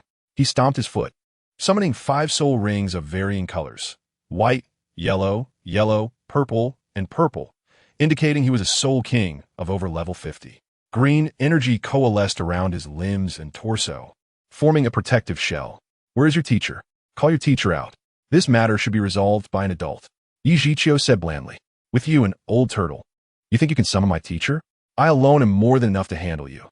Yi Xian responded coolly. What did you say? Who are you calling an old turtle? Ye Ziyu say angurflated. Your hearing seems poor. It appears you truly are an old turtle. Yi Xian replied again. How dare you insult me twice? Fine, I will take it upon myself to educate you on behalf of your teacher. Yi Zhiqiu fumed, his soul power surging. The gust of wind stirred the items within the shop.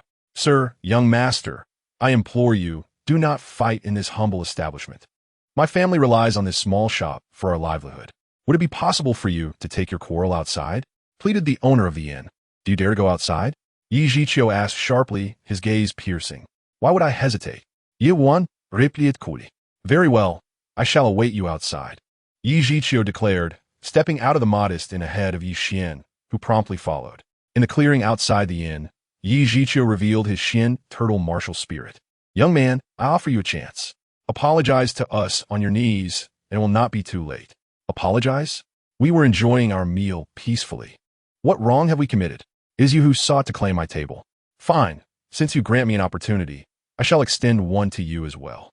Apologize to us on your knees, or you shall face a severe beating, Yi Xian said with a smile. What an arrogant young man. Very well. Allow me to teach you a lesson in humility. Summon your martial spirit. Yi Zhiqiu replied calmly, a smile gracing his lips. This way, you might endure a bit longer. As you wish, Yi Xian said, stepping forward, 2 soul rings illuminating beneath his feet, both colored purple. Purple? A Millennium Soul Ring?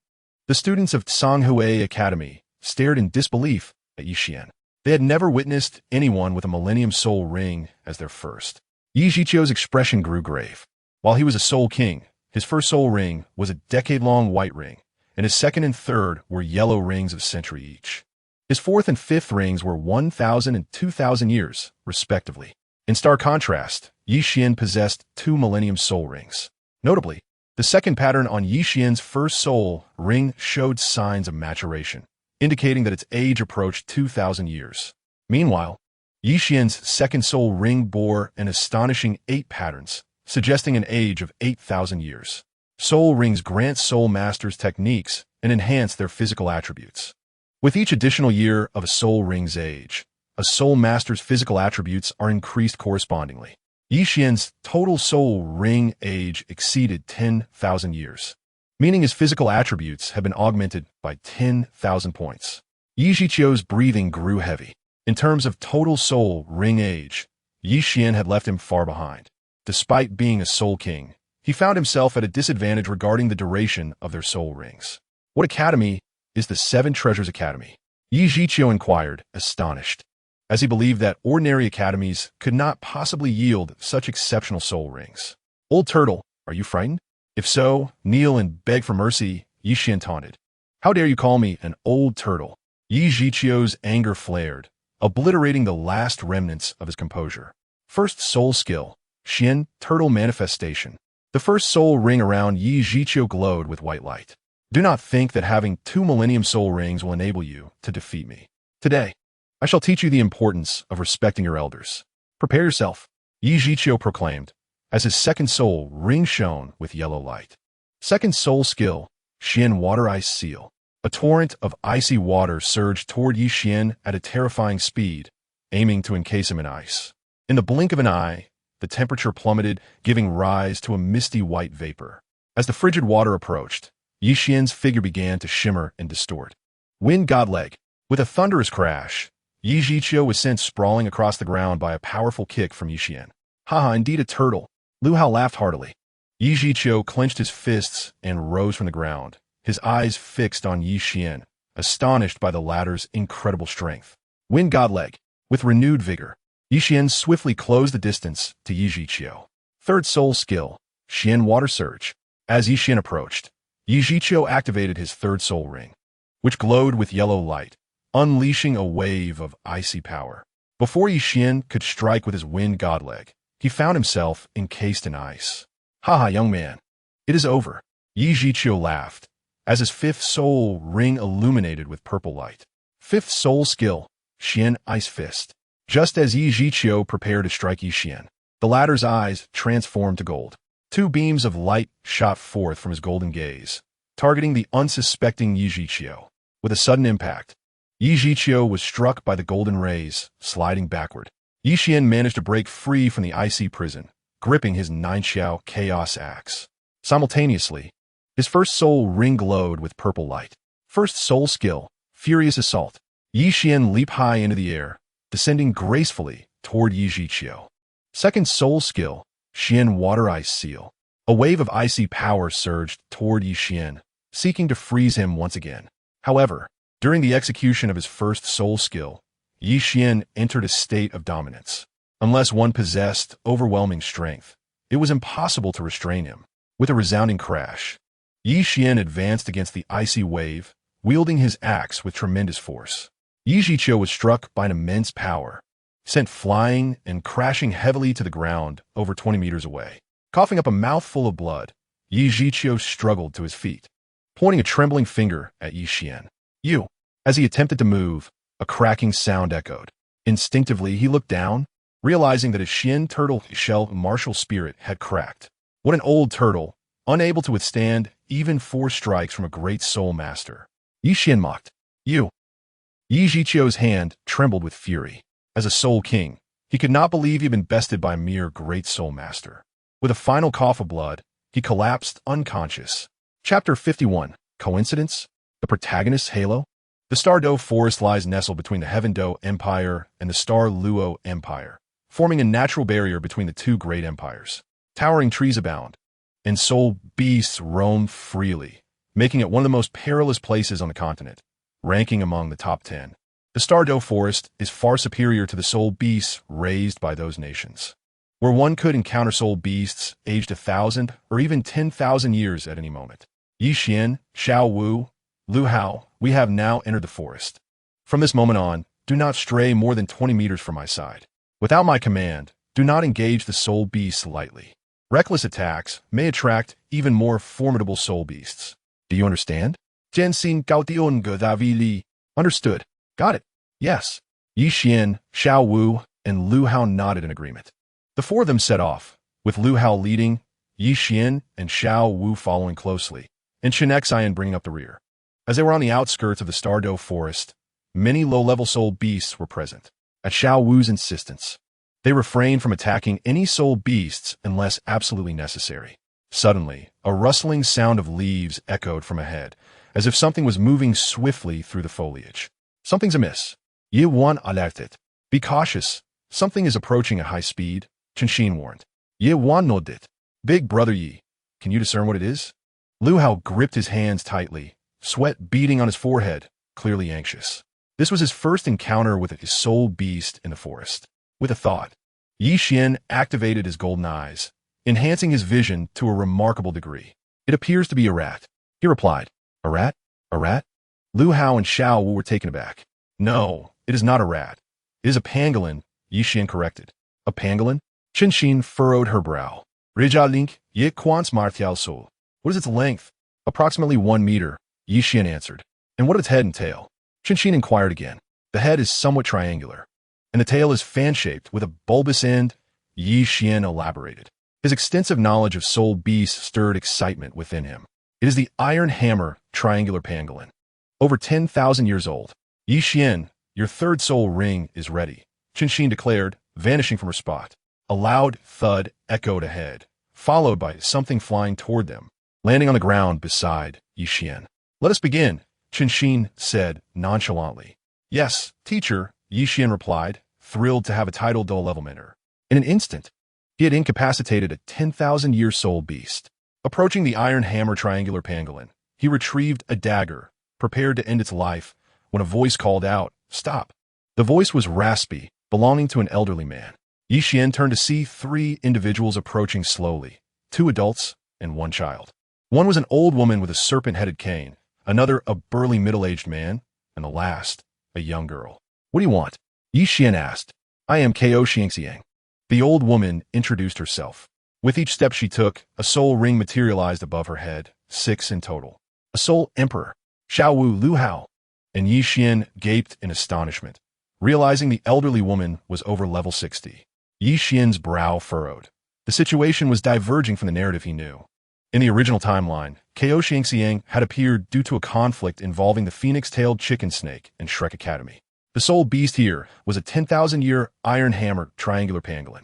Not only was the soul beast incorrect, but even if Meng Yiran wished to absorb it, she could not absorb this soul beast's ring.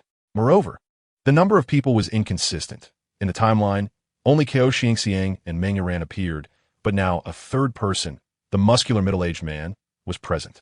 Oh, what do you intend? Chen scoffed, as 9 soul rings illuminated beneath her feet. 9 soul rings? A title Douluo? Xiang, Meng Yiran.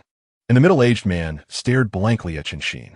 The power disparity between a soul emperor with 6 rings and a title Douluo with 9 was immense. The 7 killing sword. Xiang and the middle-aged man recognized Chen's martial soul and deduced her identity.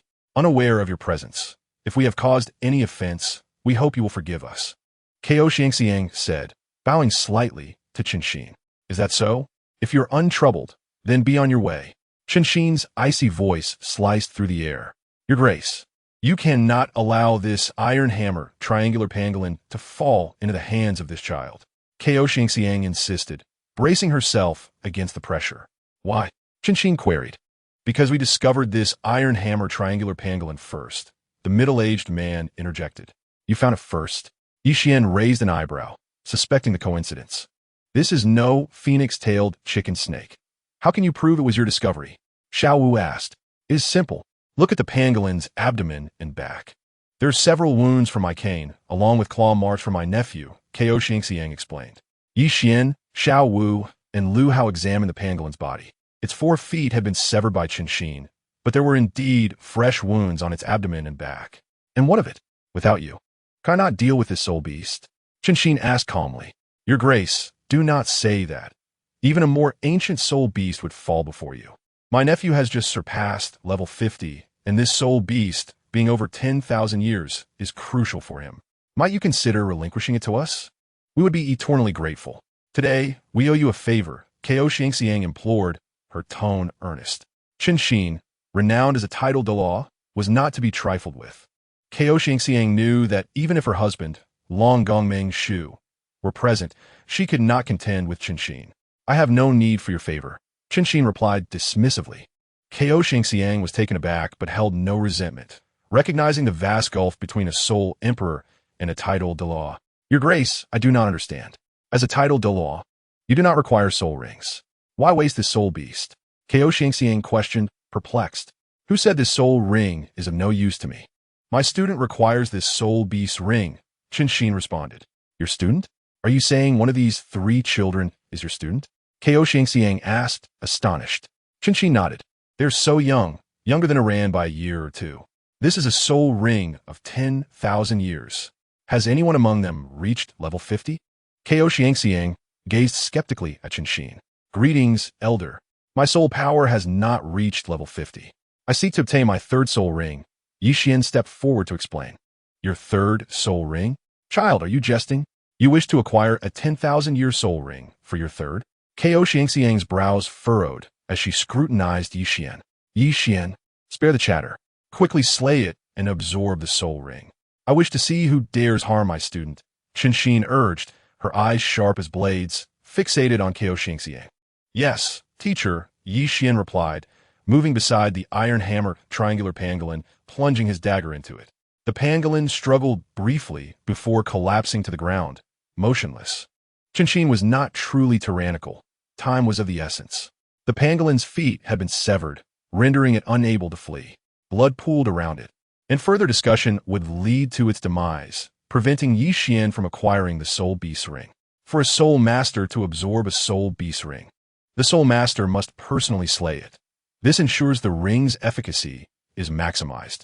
As Xian formed hand seals, a black 10,000-year soul ring emerged from the pangolin's corpse. With a thought, the soul ring descended around Xian, transporting his consciousness into a peculiar realm.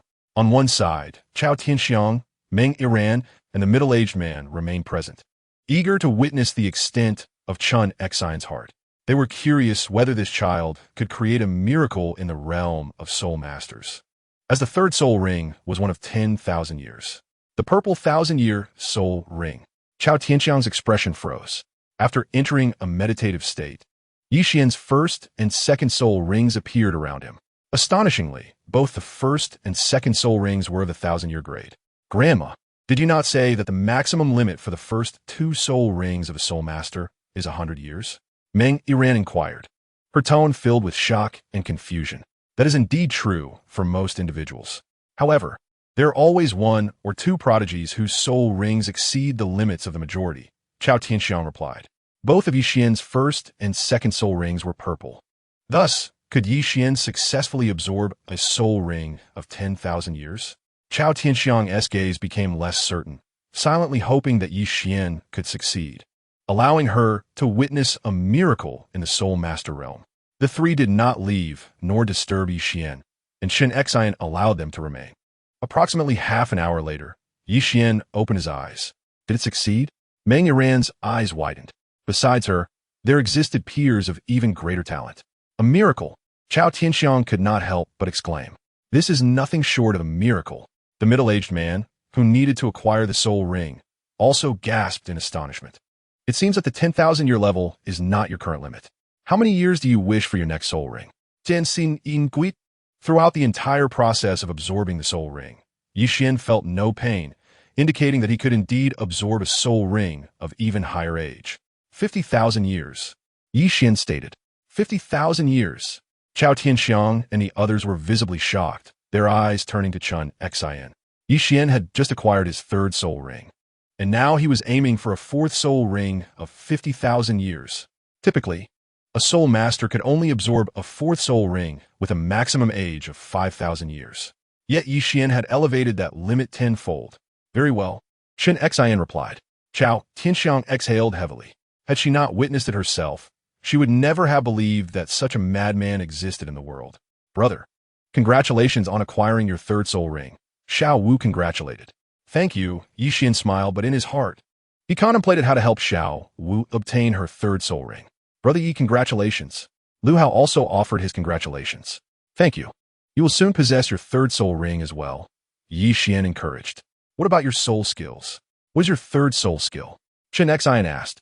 My 3rd soul skill allows me to concentrate soul power into the 9 apertures chaos axe. It is a charged attack soul skill, and during this time, I can move. Once the charge is complete, as I swing the axe forward, I can unleash 4 axe energies that can reach a length of 400 meters. Each time my soul power increases by 10 levels. Upon entering the next title, the number of axe energies I release will increase by 1, and the length will extend by 100 meters, Xian explained in detail. This meant that when Xian became a title Douluo, he could release up to 9 axe energies similar to sword energy, with a range of 900 meters. That sounds impressive. I just wonder how effective it truly is. Chen Xian nodded in satisfaction. I shall name this soul, skill opening the heavens, and parting the earth, Xian proclaimed with a smile. Meanwhile, Chao Tianxiang listened to the conversation between Xian and Chen Xian, and as she gazed at Xian, she felt a strong intuition that the future realm of soul masters would undoubtedly belong to this young man. Excuse me, we must take our leave, Chao Tianxiang said with a simple bow to Chen Xian, then signaled her granddaughter and nephew to depart. Wait, Xian suddenly called out. Chao Tianxiang halted, turning to face him, puzzled about what he wanted to discuss. Senior, I apologize for the earlier inconvenience. I truly require the soul ring of this soul beast. Xian said with a sheepish smile. You are too polite. What your master said is correct. Even without us injuring it, your master could still severely wound it. Chao Tianxiang replied with a smile. Senior, while that may be true, this soul beast was indeed encountered by you first. How about this? We are also in need of hunting soul beasts, so why not join forces? If we encounter suitable soul beasts, we can assist each other. Xian proposed amicably. Is that acceptable? Chao Tianxiang looked at Chen Xian with intrigue. With a title Douluo like Chen Xian on their side, how could they fail to find a suitable soul beast? Chao Tianxiang understood that Xian's words were merely courteous. Teaming up would indeed benefit them more. Chapter 53. The King of Birds, the Iron Feather Flame Eagle. With a resounding sound, a shadow descended upon an open area where an elderly man and 4 youths stood. A ripple spread through the space around them.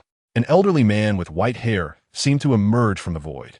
Disciple, this old beast has a lifespan of 50,000 years, perfectly matching your expectations. Begin the absorption now, the white-haired elder said calmly. Yes, master, Xian replied with delight. Nodding at Chen Xian, the soul beast on the ground bore a pair of wings that extended to 20 meters. Its wings were pitch black, possessing a texture akin to metal. Its beak stretched nearly 3 meters long. This old beast was known as the Iron Feather Flame Eagle, rumored to possess the bloodline of the phoenix. It had 5 protrusions atop its head resembling the feathers found on a phoenix, indicating its 50,000-year age. The Iron Feather Flame Eagle was a formidable soul beast within the Douluo forest. If the Titan Great Ape was the king of land beasts, then the Iron Feather Flame Eagle was the sovereign of avian creatures. Even a 1,000-year Iron Feather Flame Eagle could contend with ordinary soul beasts of 10,000 years. Were it not for Chen Xian's title Douluo status, Xian would not dare to covet it. As Xian drew out a dagger, preparing to strike the Iron Feather Flame Eagle, a voice suddenly rang out. Stop! Xian froze, turning his gaze toward the source of the voice, where 10 individuals approached. They were 6 adults and 2 children, all with sky-blue hair. I am Shui Ruhan, the elder at the forefront announced. With each step he took, a soul ring descended from above his head, accumulating to a total of 8. He was, in fact, an 80-plus level soul Douluo. Soul Douluo? Yuan Fronit. Such individuals were typically supported by empires and major forces. The appearance of an 80-plus level soul Douluo was unexpected. Shui Ruhan? Xian pondered, unable to ascertain the true identity of the individual. Shui Ruhan, the principal of the Tianshui Academy. Soul Power Level 84, Martial Soul, Xian Shui Qingwan. Chen Xian noted the confusion in Xian's eyes and revealed the identity of the newcomer. The blue soul power coalesced behind the white-haired elder into a blue phoenix poised for flight. As Chen Xian introduced him, she summoned 9 soul rings from above her head. 9 soul rings? Title Douluo? 7 Killing Sword, Sword Path, Chen Xian. The group looked on in astonishment at Chen Xian. Tianshui Academy? Xian's gaze shifted to the 2 young girls, one of whom stood about 1 meter 65 tall, with a perfectly proportioned figure, neither overly voluptuous nor too slender. A cascade of water blue hair flowed down her back, framing a porcelain face adorned with exquisite features. At first glance, her beauty may not have seemed particularly striking, yet upon closer inspection, one could continually uncover her allure, a subtle and ethereal charm. Could this maiden be Shui Binger, the possessor of the Ice Phoenix martial soul? Xiao Wu chuckled. Lu Hao smiled. Xian also grinned.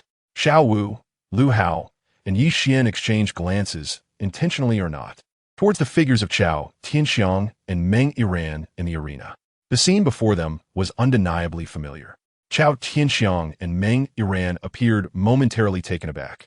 Despite her age, Chao Tianxiang managed to maintain her composure, whereas Meng Yiran could not suppress the blush that colored her cheeks.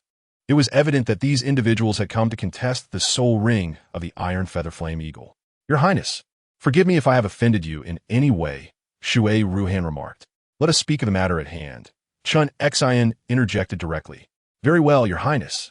To be candid, we have been tracking this Iron Feather Flame Eagle for half a month. During this time, we have employed various methods in an attempt to capture this soul beast. Today, it finally consumed a rabbit that we had poisoned, Shui Ruhan explained. A rabbit? Xiao Wu's expression shifted. The thought that these individuals had harmed a rabbit in their pursuit of the Iron Feather Flame Eagle left her feeling somewhat unsettled. Indeed, Shui Ruhan nodded, turning his gaze toward Xiao Wu. Due to Xiao Wu's disguise ring gifted by Xian, Shui Ruhan, a soul Douluo, could not discern her true identity. We follow the Iron Feather Flame Eagle closely. If not for my granddaughter's delay in absorbing a millennium-old Iron Feather Flame Eagle, we would have already slain it. Shui Ruhan continued. Oh, and what of it? The one who ultimately wounded it is I, Chen Xian replied coldly. Your Highness, this Iron Feather Flame Eagle's soul ring is of great importance to my son. Might it be granted to him? Shui Ruhan inquired. This soul ring is also highly suitable for my student, Chen Xian remarked with indifference. Student? Student? Student? The expressions of Shui Ruhan and the others shifted to astonishment. The renowned sword master Chen Xian had taken on a disciple. Might I ask who is your highness's student? Shui Ruhan asked. It is I. Xian stepped forward. You? Shui Ruhan's brows furrowed deeply. Yes, Xian affirmed. Your soul power is only at level 43. Securing a millennium-old soul ring is sufficient. There is no need for a 10,000-year soul ring, Shui Ruhan remarked, casting a puzzled glance at Chen Xian, questioning whether he lacked such basic knowledge. The limit for a soul master absorbing their fourth soul ring is 5,000 years. That is a concern you need not worry about, old sir, Xian replied dismissively. So, you do not intend to yield this iron feather flame eagle to my son? Shui Ruhan's expression darkened, his brows knitting tightly. Suddenly, the 7 individuals surrounding Shui Ruhan unleashed their respective martial souls. Ice Phoenix. Xian was momentarily taken aback, a smile curling upon his lips. The maiden before him was indeed Shui Binger. The other girl who bore a striking resemblance to her must surely be her half-sister, Shui Yuer. Have you thought this through? Chen Xian's tone was eerily calm, a tranquility that evoked unease. In Chen Xian's view, despite the presence of a soul, Douluo, 5 soul emperors, and 2 soul kings on the opposing side, he felt confident in his ability to dominate them, for he was a titled Douluo of level 96. Shui Ruhan glanced between Chen Xian and the ailing iron feather flame eagle on the ground, his gaze shifting back and forth. Ultimately, he let out a heavy sigh and retracted his martial soul. Shui Ruhan's martial soul was formidable, yet compared to Chen Xian's 7-kill sword, he lacked the confidence to seize the 50,000-year-old iron feather flame eagle from him. Senior, just as Shui Ruhan was about to concede, Xian spoke up. All eyes turned toward him. Indeed, you were the first to discover this iron feather flame eagle and have dedicated half a month to its pursuit. My teacher ultimately inflicted serious injury upon it, which is a fact. Without my teacher, you may not have succeeded in capturing it, Xian stated. What are you implying? Shui Ruhan asked curiously. The soul beasts of the star Do Great Forest are, to humanity, considered unclaimed. Therefore, let us adhere to the rules of the soul master community. Ye Wan Ripiet. Please elucidate the rules of the soul master community, Shui Ruhan requested. You shall present someone of comparable age to me. The victor shall claim this soul beast. After all, the 7 treasure glazed tile school values reason. Xian smiled. Upon hearing this, Chen Xian's esteem for Xian grew. His proposal not only preserved Chen Xian's dignity, but also ensured that they would not lose the rare iron feather flame eagle. Chen Xian was acutely aware of Xian's combat prowess. A talent like him was a rarity that might not appear even once in a millennium. Xian had no doubt that Shui Ruhan's 2 granddaughters could not surpass his student. Shui Ruhan's expression faltered as he regarded his precious granddaughters. Xian's words were unmistakable. Among them, only his 2 beloved granddaughters could meet his criteria. Very well. Binger, you shall fight on behalf of your father, Shui Ruhan declared. Yes, grandfather. Shui Binger stepped forward, radiating confidence. She had just acquired a millennium-old soul ring and saw this as the perfect opportunity to test her 3rd soul skill. Shui Binger's voice was melodious, akin to water, capable of softening the world around her. I am Shui Binger, 13 years old. A 34th level, 3-ring battle soul master with the Ice Phoenix martial soul, she announced. I am Xian, 12 years old. A 34th level, 3-ring battle soul master with the axe martial soul, Xian replied. What? 34th level at just 12 years old? Shui Ruhan and the others gazed at Xian in astonishment. As for Xiao Wu, she merely smiled. Encountering Xian without feeling astonished was indeed a rarity. Once again, Shui Ruhan and the others were left in disbelief. Xian's surroundings illuminated with 3 soul rings, their colors a striking purple, and black. Huh! At this revelation, Shui Ruhan no longer felt skeptical. Xian's 3rd soul ring was, in fact, a black 10,000-year soul ring. A 1,000-year soul ring and a 10,000-year soul ring? Shui Binger stood in stunned silence, gazing at Xian in shock. Are we not to compete? Xian asked with a smile. Of course we shall compete. Are we ready to begin? Shui Binger inquired confidently. With her exceptional beast martial soul, the Ice Phoenix, and another hidden card up her sleeve, She felt assured of her ability to contend with Xian. Very well, Xian nodded. First soul skill, Ice Seal. Shu Binger Fujisit had gaze Onyevwan. As her first soul ring glowed, Xian found himself encased in a block of profound ice. A soul skill with instant activation. Xian could not help but exclaim. Instant activation of soul skills was a rare ability possessed only by a select few soul masters. Typically, only those at the soul sage level or above could achieve such a feat yet. Here was Xue being a mere 34th level soul master, capable of instantaneously unleashing her soul skill. This was one of the reasons Xue Binger believed she could triumph over Xian. Xue Ruhan. You are fortunate to have such a remarkable granddaughter, Chen Xian praised. With a triumphant smile illuminating Xue Binger's face, the profound ice encasing Xian began to solidify. Cracks appeared, swiftly transforming into fragments that shot outwards in all directions. All of this transpired in the blink of an eye. Under your guidance, you have acquired an exceptional student, Xue Ruhan remarked. As Xue Ruhan, the grandfather of Xue Binger, frequently instructed her in the cultivation of her martial spirit. He was well aware of the formidable nature of her ice-sealing technique.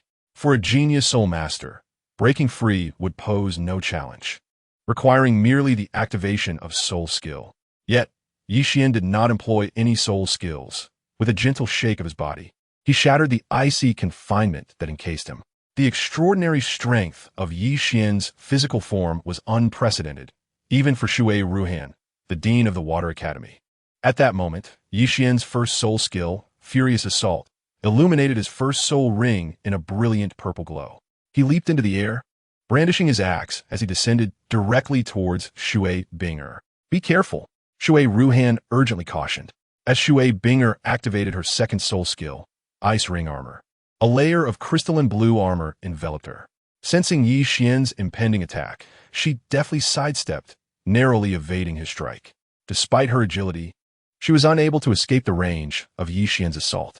Encased in a golden aura, Xian plummeted to the ground with a thunderous crash, causing the earth within several meters of his landing to fracture.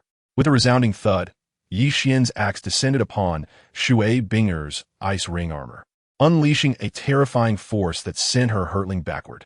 In response, as Xian's axe collided with her armor, Xue Binger activated her third soul skill, Resist Ice Ring. A burst of icy blue light erupted from her, forming a ring that expanded outward from her center, propelling Xian away. Despite being pushed back, Xian remained encased in the lingering ice.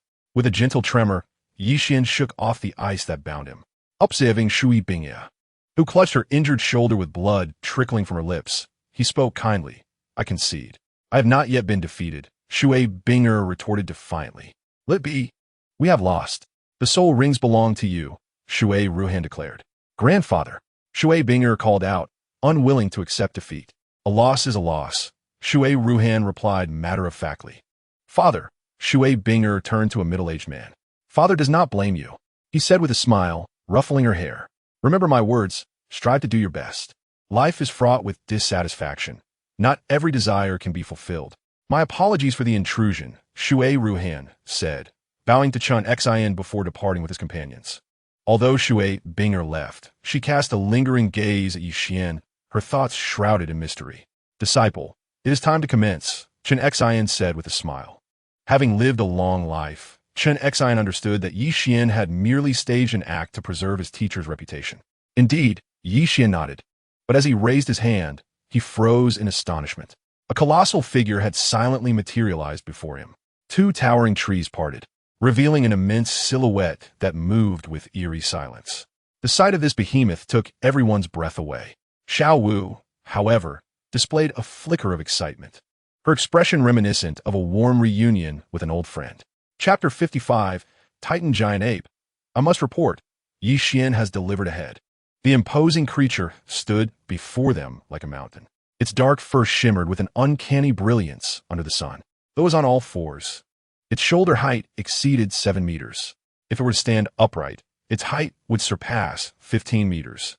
Its appearance resembled that of a gargantuan gorilla, with eyes as large as lanterns. Despite its rapid movement, it emitted no sound, an unsettling phenomenon indeed. Its muscles were as robust as protruding granite, and golden patterns adorned its skin, imbuing it with an aura of sanctity. The king of the forest, the Titan giant ape, Chen Xian exclaimed, the heavy words resonating. The Titan giant ape is a dominant force in any forest it inhabits. A Titan giant ape aged a millennium could contend with a 10,000-year-old ordinary soul beast. They possess unparalleled strength and speed, with their attacks and defenses nearly flawless. Most terrifyingly, they can execute skills akin to soul skills. Throughout history, no one has comprehended the Titan giant ape's abilities, as those who have witnessed them are long deceased. The king of the forest, the Titan giant ape, truly lives up to its name. Erming. Xiao Wu's heart leaped. She recognized that Erming had come to find her. Filled with excitement, she took a step forward but was halted by Xian's hand. The Titan giant ape, he cautioned. Even the formidable snake lady, Xiao Yan, wore an expression of grave concern. Despite her own prowess, she felt no confidence in challenging the king of the forest, the Titan giant ape, even with her husband, Long Gongmeng Shu, by her side. Xiao Tianxiang looked towards Chen Xian. If anyone had a chance to confront the Titan giant ape, it would be him. Titan giant ape, Chen Xian continued, aware that the creature possessed intelligence comparable to some humans and could comprehend human speech. If we have inadvertently trespassed upon your territory, it is purely coincidental. Allow my disciple to absorb the soul ring of this soul beast, and we shall depart. His words were neither submissive nor arrogant. Yet the gravity of his demeanor betrayed his uncertainty in facing the king of the forest. Due to rampant human slaughter, all soul beasts harbored deep animosity towards humans.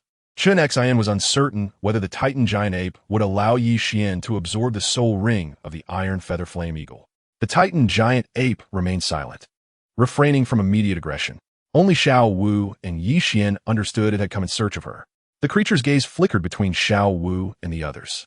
As Chen Xian's first and second soul rings glowed, his first soul skill, Sword's Edge, and second soul skill, Spirit Sword Guardian, activated. A powerful sword energy enveloped the blade, enhancing the 7-kill sword's attack power by 30%. Furthermore, the second soul skill created a protective barrier 2 meters in diameter, centered on Chen Xian. The more soul power he channeled, the stronger the defense. This was Chen Xian's sole defensive soul skill. With both skills activated, it was evident that Chen Xian's confidence was waning. Snake Lady, take the children away, he commanded. Teacher, I will not leave, Xian responded, activating his own soul ring. I will not leave either, Xiao Wu echoed. If we are to depart, we shall do so together, Lu Hao proclaimed, summoning his martial spirit, the 9-toothed rake. Brother, Xiao Wu called out. Do not rush, Xian replied. Xiao Wu's intentions were clear. The Titan giant ape sought her out. As Chen Xian prepared to take decisive action, Xiao Wu could not bear to leave the Titan giant ape's side. At that moment, she found herself torn, unable to acknowledge the Titan giant ape while feeling the weight of her connection to it. In the realm of gravitational control, the Titan giant ape observed Chen Xian using his soul skill and mistakenly believed Chen Xian was about to strike. The gravitational force on the ground suddenly intensified to a terrifying degree, akin to being submerged in a quagmire. The Titan giant ape extended its hand, attempting to seize Xiao Wu. Confronted by the Titan giant ape, Chen Xian had no choice but to invoke his 7th soul skill, the true body of 7 kills. At this moment, Chen Xian appeared as a magnificent sword, standing firm between heaven and earth. Disciple, behold, this is my ultimate technique, Chen Xian proclaimed. A peculiar scene unfolded as Chen Xian's physical form began to merge with his martial spirit, becoming indistinguishable from one another. This represented Chen Xian's most formidable strike, possessing power comparable to divine techniques. With the activation of his 7th soul skill, Chen Xian unleashed the full potential of this sword technique. The 7 kills sword and the surrounding space visibly warped under its might. The Titan giant ape, sensing the power of Chen Xian's sword technique, raised its fist, which was as massive as a small hill. The concentrated soul power radiated a brilliant light. A terrifying sight emerged as not only soul power gathered upon the Titan giant ape's fist, but also its comprehension of gravity. The air compressed into a fearsome energy, emitting a blinding light akin to a newborn sun. As the Titan giant ape swung its fist, the space around them shattered, forming cracks resembling a spider's web. The highly compressed air transformed into a projectile, meeting the descending silver blade. The moment their forces collided, an eerie silence enveloped the surroundings. After a brief pause, the earth quaked violently. A thunderous roar erupted as a terrifying shockwave surged, sweeping through the area. Dust and debris filled the air, obscuring visibility. Xian, Xiao Wu, Meng Yiran, and Lu Hao were inevitably propelled into the air by the shockwave. Now, Xian's heart raced as he remained suspended. Reaching out towards Xiao Wu's back, a surge of soul power erupted, propelling Xiao Wu forward. Xiao Wu, to avoid raising suspicions from Chen Xian and Meng Yiran, Xian shouted urgently. The Titan giant ape, acting in perfect unison, feared for Xiao Wu's safety and, disregarding Chen Xian's titled Douluo status, reached out to grasp Xiao Wu in midair. After securing her, the Titan giant ape wasted no time, utilizing its terrifying speed to flee the scene. Chen Xian, however, merely panted lightly, showing no intent to pursue. What thoughts occupied Chen Xian's mind at this moment was beyond even Xian's comprehension. Xiao Wu, Xian took a few steps, but then halted, turning his back to Chen Xian and the others. His gaze fixed on the direction where the Titan giant ape had departed. Disciple, do not pursue. With your current abilities, you cannot save her. Trust me. Absorb the soul ring from this iron feather flame eagle, and then we will search for Xiao Wu, Chen Xian advised calmly. Chapter 56. Phoenix Tail Coxcomb Snake. Xian felt a smile tugging at his heart. Xiao Wu was a soul beast. There was no need to hunt soul beasts to acquire soul ring. Currently, Xiao Wu's soul power level exceeded 30, and she needed some space and time to obtain her third soul ring. Although Chen Xian was Xian's mentor for Xiao Wu's safety, Xian had to keep her identity concealed. I understand. Master, please protect me. I'm going to acquire my fourth soul ring. Xian's expression was serene, betraying no hint of his intentions. Approaching the corpse of the iron feather flame eagle, he drew a dagger and ended its life. He then sat cross-legged, beginning the process of absorbing the soul ring. After approximately 10 minutes, Xian opened his eyes. Did it succeed? Meng Yiran asked, astonished. Indeed, a true prodigy. Chao Tianxiang could not help but praise. Xian, only 12 years old, possessed soul power exceeding 40 levels and absorbed a soul ring with a 5,000-year lifespan. Throughout the process, only a slight trace of pain appeared on his face. Ding dong. Congratulations, you have completed task 3 and acquired your third and fourth soul rings. You have gained 200,000 points of soul power and the reward skill, Fire Blasting Palm. Fire Blasting Palm, a low-level Xian tier fighting technique from the Douluo Tsang Qiong realm, capable of generating powerful wind pressure using soul power. Ding dong. Congratulations. Your soul power has reached its limit and leveled up. Current level, 44. Congratulations, you have completed 3 tasks and received a mysterious reward. 10,000-year Extreme Soul Ring. 10,000-year Extreme Soul Ring. A soul ring with a lifespan of 999 years. Ding dong. The system has issued a new task. Prevent Tang San and Oscar from obtaining their third soul rings from the Phoenix Tail, Coxcomb Snake, and the Human-Faced Demon Spider. There's a situation. Chao Tianxiang's expression turned grave. Following her gaze, they indeed saw the nearby bushes rustling, as if something was moving rapidly. Grandma, let me climb a tree to take a look, Meng Yiran suggested. Upon seeing Chao Tianxiang nod, she sprang lightly onto a large tree, observing ahead. It looks like a flying snake. A flying snake? Xian's heart raced. What does it look like? Chao Tianxiang inquired.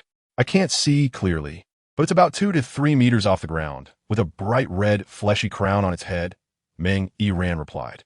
What about its tail? Chao Tianxiang asked. The tail? It resembles a fan shape, Meng Yiran responded. It must be the Phoenix Tail, Coxcomb Snake. I wonder how many years it has lived. If its age is not too high, it could serve as a suitable soul ring, Meng Yiran said. Yiran, check its length and the color of its wings. Xian urged. It's about 6 to 8 meters long, and its wings are light red, Meng Yiran reported. 1,000-year lifespan. The exact age should be between 301, 800 years, making it a fitting choice for Yiran's third soul ring. Xian looked at Meng Yiran, surprised that they had encountered the Phoenix Tail, Coxcomb Snake in such a manner. Was it possible that in the original storyline, Chao Tianxiang and Meng Yiran had also encountered the phoenix tail coxcomb snake this way? This was the Stardow Forest, where blood easily attracted soul beasts. Perhaps this phoenix tail coxcomb snake was drawn here by the blood of the iron feather flame eagle. Yes, both its age and attributes are suitable. 1,000-year phoenix tail coxcomb snake is quite rare. Yiran, you are fortunate, Chao Tianxiang smiled, nodding in approval, as 6 soul rings illuminated around her. Senior, let me handle it. Xian stepped forward. By yourself? Chao Tianxiang questioned, skeptical. Yes, for a 1,000-year soul beast, I am more than sufficient. Xian replied confidently with a smile. Before long, the phoenix tail coxcomb snake flew out, and with a thought, Xian revealed his martial spirit. Let us conclude this battle swiftly. Xian grinned. With that, Xian's 4th soul ring glowed with black light, and the surrounding soul power surged, forming numerous energy axes around him. 4th soul skill, 10,000 axes returning to origin. With a wave of his hand, the axes hurtled towards the phoenix tail coxcomb snake. Bang! Bang! Bang! The unfortunate phoenix tail coxcomb snake, unable to mount an attack, was struck by Xian's axes, sustaining numerous wounds. What has happened? A familiar voice echoed. Everyone turned to see a figure approaching. Xiao Wu, how did you come back? Are you a ghost? Lu Hao gazed at Xiao Wu in horror. Do you wish for my demise? Xiao Wu chuckled. How did it release you? Xian asked curiously. I'm not sure. It had already captured me. In the midst of the journey, a distressed bovine sound resonated, seemingly filled with fear. A cow's sound? Xiao Wu remarked. Could it be the azure sky bull python? A creature capable of instilling dread in the titan giant ape? Xian inquired. I am uncertain, perhaps it is, was the reply, followed by a sudden jolt that rendered me unconscious. Upon regaining consciousness, I found myself surrounded by numerous dazed soul beasts. I swiftly dispatched one that suited me, thus obtaining my 3rd soul ring. Xiao Wu prepared the well-rehearsed words that Xian had arranged for her, delivering them with fluidity that left no room for criticism. Remarkable. Your fortune is indeed enviable. Lu Hao gazed at Xiao Wu with admiration. It's not too bad. A charming girl like you surely has good luck, she replied. Her curiosity piqued. But what just transpired? Xiao Wu asked inquisitively. A shadow soared from where the phoenix-tailed coxcomb snake had fallen. Xian observed as the snake, realizing its defeat, utilized the nutrients from its comb to flee. My soul ring. Meng Yiran exclaimed urgently. Pursue it, Xian commanded. After a brief interval, the phoenix-tailed coxcomb snake had already distanced itself considerably. Xian, Lu Hao, Xiao Wu, Meng Yiran, Chen, and Chao Tianxiang promptly took off. Chen refrained from intervening. He had an agreement with Xian that he would not act against soul beasts under 10,000 years unless Xian's life was in peril. The phoenix-tailed coxcomb snake was merely a 1,000-year-old soul beast, and thus, Chen found no reason to intervene. As they pursued, the sounds of a fierce battle erupted from the forest ahead. Listening to the distant commotion, Xian felt a surge of excitement. Teacher Zhao, you won't escape so easily. With his 5th soul skill, gravitational compression, and his 4th soul skill, target tracking, he pressed forward. Ahead, several loud noises indicated an intense struggle between humans and soul beasts. Oscar, come here. To avoid prolonged delays, act quickly. Pierce down from that flesh crown, and the soul ring will be yours. A rugged voice called from the front of the forest. Xian recognized the voice as that of the formidable Zhao Wujin. As they approached, the figures of Tang San, Oscar, Ning Rongrong, Zhu Zhuqing, Ma Hongjun, and Dai Mubai gradually came into view. Stop! Chao Tianxiang cried out as Oscar was about to strike. She simultaneously began her familiar introductory speech. I am Chao Tianxiang. With each step she took, a soul ring descended from above her head, culminating in a total of 6. Zhao Wujin observed Chao Tianxiang's display, a smirk gracing his lips as he too summoned soul rings, bringing his total to 7. Soul Sage? Chao Tianxiang stared, momentarily taken aback. Is there something amiss? Zhao Wujin inquired politely, his gaze resting upon Chen Mo, his surprise evident as he recognized the sword law. Grandfather Jian. Ning Rongrong sprinted to Chen Mo's side. He gently ruffled her hair, replying, You must resolve your own matters. I shall not wade into your troubles. Zhao Wujin sighed in relief at Chen Mo's stance. Had he chosen to contest the phoenix-tailed coxcomb snake, Zhao Wujin would have found himself at a disadvantage. You cannot grant that soul ring to that child, Xiao Yan retorted. Why not? Zhao Wujin queried. Because we discovered this soul beast first, and it had already been gravely injured by Ning Xiao. Meng Yiran answered hastily. You discovered it first? Zhao Wujin's expression shifted as he examined the phoenix-tailed coxcomb snake, noting the visible wounds inflicted by sharp instruments. Zhao Wujin fell silent. Oscar, growing anxious, turned to Zhao Wujin. Even if you found it first, what of it? This phoenix-tailed coxcomb snake was ultimately subdued by us. Without our intervention, it would have fled long ago, Tang San countered. Zhao Wujin's expression darkened as he contemplated his next move, determined not to wait for Long Gong Mengshu's arrival. I am Zhao Wujin, he introduced himself. Oh, so you are the renowned, unmovable king of the soul master world. That explains the presence of such a young soul sage, Xiao Tianxiang said, her surprise evident. I'm unworthy of such praise. It is merely infamy. Senior, you are in dire need of this soul beast soul ring. Logically, as a junior, I should yield. However, my academy students require this soul beast soul ring as well, Zhao Wujin responded. Are you suggesting you will not return this phoenix-tailed coxcomb snake to us? Xiao Tianxiang inquired. Your reasoning is flawed. Soul beasts in the Stardow Forest are, by nature, unclaimed entities. Thus, there is no obligation to return them, Zhao Wujin retorted. In that case, let us proceed according to the customs of the soul master world, Xiao Tianxiang declared. The customs of the soul master world? Please clarify, senior, Zhao Wujin requested. Let your disciple, who requires the soul ring, engage in a duel with my granddaughter. The victor shall claim the phoenix-tailed coxcomb snake. Does that seem agreeable? Xiao Tianxiang proposed. Agreed, Tang San interjected. Third brother? Oscar glanced at Tang San, concerned that pitting him against Meng Yiran was tantamount to cruelty. However, we have one condition. Oscar is a food system soul master, and a battle against your granddaughter would be less than fair. I shall take his place, if that is acceptable, Tang San suggested. You? Xiao Tianxiang replied, astonished. My level 29 does not confer an unfair advantage, does it? Tang San asked. Xiao Tianxiang fell silent, contemplating. Oscar grinned, and upon seeing Zhao Wujin's gaze, nodded eagerly in agreement. Is that acceptable, senior? Zhao Wujin asked, a smirk playing on his lips. He believed Tang San's combat prowess to be formidable. Very well, Xiao Tianxiang acquiesced. Wait, a sudden voice drew everyone's attention to Xian. Senior, since they proposed the participant in need of the soul ring to engage, why should Iran be the one to fight? Allow me to stand in for her. Would that be acceptable? Xian asked. You? Xiao Tianxiang frowned, aware that Xian was already a four-ringed soul master. Indeed, interestingly, he and I hail from the same village, born on the same day, in the same month, and the same year. Xian smiled, glancing at Zhao Wujin. Given our shared age, it would not be an unfair advantage, would it? Zhao Wujin hesitated. He had first-hand experience with Tang San's combat capabilities, and he also recognized Xian's strength. If Xian were to represent Meng Yiran, Zhao Wujin was not entirely confident that Tang San would emerge victorious.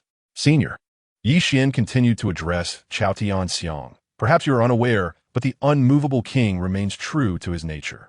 While he outwardly shows you respect, he may secretly conspire against you. Conspire against me? Xiao Tianxiang's eyes widened with suspicion. Indeed, you might not know this, but any student wishing to enter Shrek Academy must overcome 5 trials. The final trial is under Zhao Wujin's supervision, requiring them to endure for the duration of an incense stick.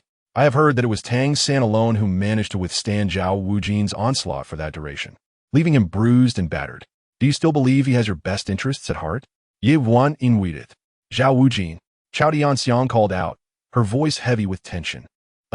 Tang San looked at Xian, astonished. Dai Mu Bai, Zhu Zhuqing, Ning Rongrong, and others gazed at Xian with astonishment. Xian spoke as though he had witnessed the events firsthand. Tang San, Zhao Wujia, Zhu Zhuqing, Dai Mu Bai, and Oscar all turned their attention to Ning Rongrong, assuming she had relayed this information to Xian. Not me. This is only the second time I've met him, Ning Rongrong hastily clarified. Zhao Wujia, with a somewhat somber tone and evident displeasure, urged, is this acceptable? Zhao Wujia remained silent, looking towards Tang San. In his view, Since Dai Mubai had previously been defeated by Xian, he was not fit to battle. Thus, only Tang San held a glimmer of hope in overcoming Xian. Tang San nodded in agreement. All right, Zhao Wujie responded. Tang San, martial soul, blue silver grass, level 29, a 2-ring soul master. Please, Tang San introduced himself. Xian, martial soul, 9 aperture chaos axe, level 44, a 4-ring soul zone. Please, Xian introduced himself in turn. What? Level 44? At such a young age? He has already attained a rank of soul zone? The expressions of Shrek's 7 devils were filled with disbelief as they stared at Xian. And even Zhao Wujie was no exception. Grandpa Sword, does he truly possess level 44 soul power? Ning Rongrong looked at Xian, her betrothed, in shock. Indeed. Chen Xian nodded. Is he really my betrothed, born in the same year as I? Ning Rongrong continued to inquire. So, how do you find the fiancé your father selected for you? Chen Xian chuckled. Grandpa Sword, he hasn't agreed to this matter yet. Ning Rongrong's cheeks flushed, her gaze secretly darting towards Xian. Chapter 58. The initial battle with Tang San, level 44, 4-ring soul zone. As Xian reintroduced himself, he summoned 4 soul rings from beneath his feet, their hues being purple, purple, black, and black. A 9-holed axe, 4 of which were adorned with gemstones, materialized in Xian's right hand. This is unfair. Tang San is merely a level 29 Great Soul Master, while he is a level 44 Soul Zone. Dai Mubai protested indignantly. We were born in the same year, Xian replied. What does that matter? A Great Soul Master against a Soul Zone. Where is the fairness in that? Oscar anxiously interjected. We were born in the same year, Xian repeated calmly. Even so, it shouldn't be like this. Ma Hongjun couldn't help but voice. Fatty, stop talking. Xian is just showing off. Tang San advised. Showing off? Showing off? Showing off? Dai Mubai, Oscar, and Ma Hongjun were momentarily taken aback, realizing the situation. Tang San, do you still wish to spar? Ye wan inweeded. I'd like to give it a try. Xian, please enlighten me. Tang San responded, summoning 2 soul rings beneath his feet, their colors being white and yellow. A white soul ring? Meng Yiran was taken aback. Due to Xian's influence, Tang San's first soul ring was not the expected 400-year soul ring, but rather a mere 10-year white soul ring. Very well, as you wish. Although it is unfair for me to face you, in this world, everything is determined by strength, Xian declared, as a second soul ring glowed with a purple radiance.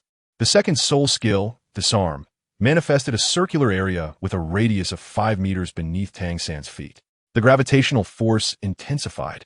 Xian's second soul skill bore a striking resemblance to teacher Zhao's gravity enhancement. Tang San's heart sank. With the purple extreme demon eye activated, even his hands had turned to a stone-like texture. The ground beneath Tang San's feet glimmered, as though a colossal hand was gripping his legs.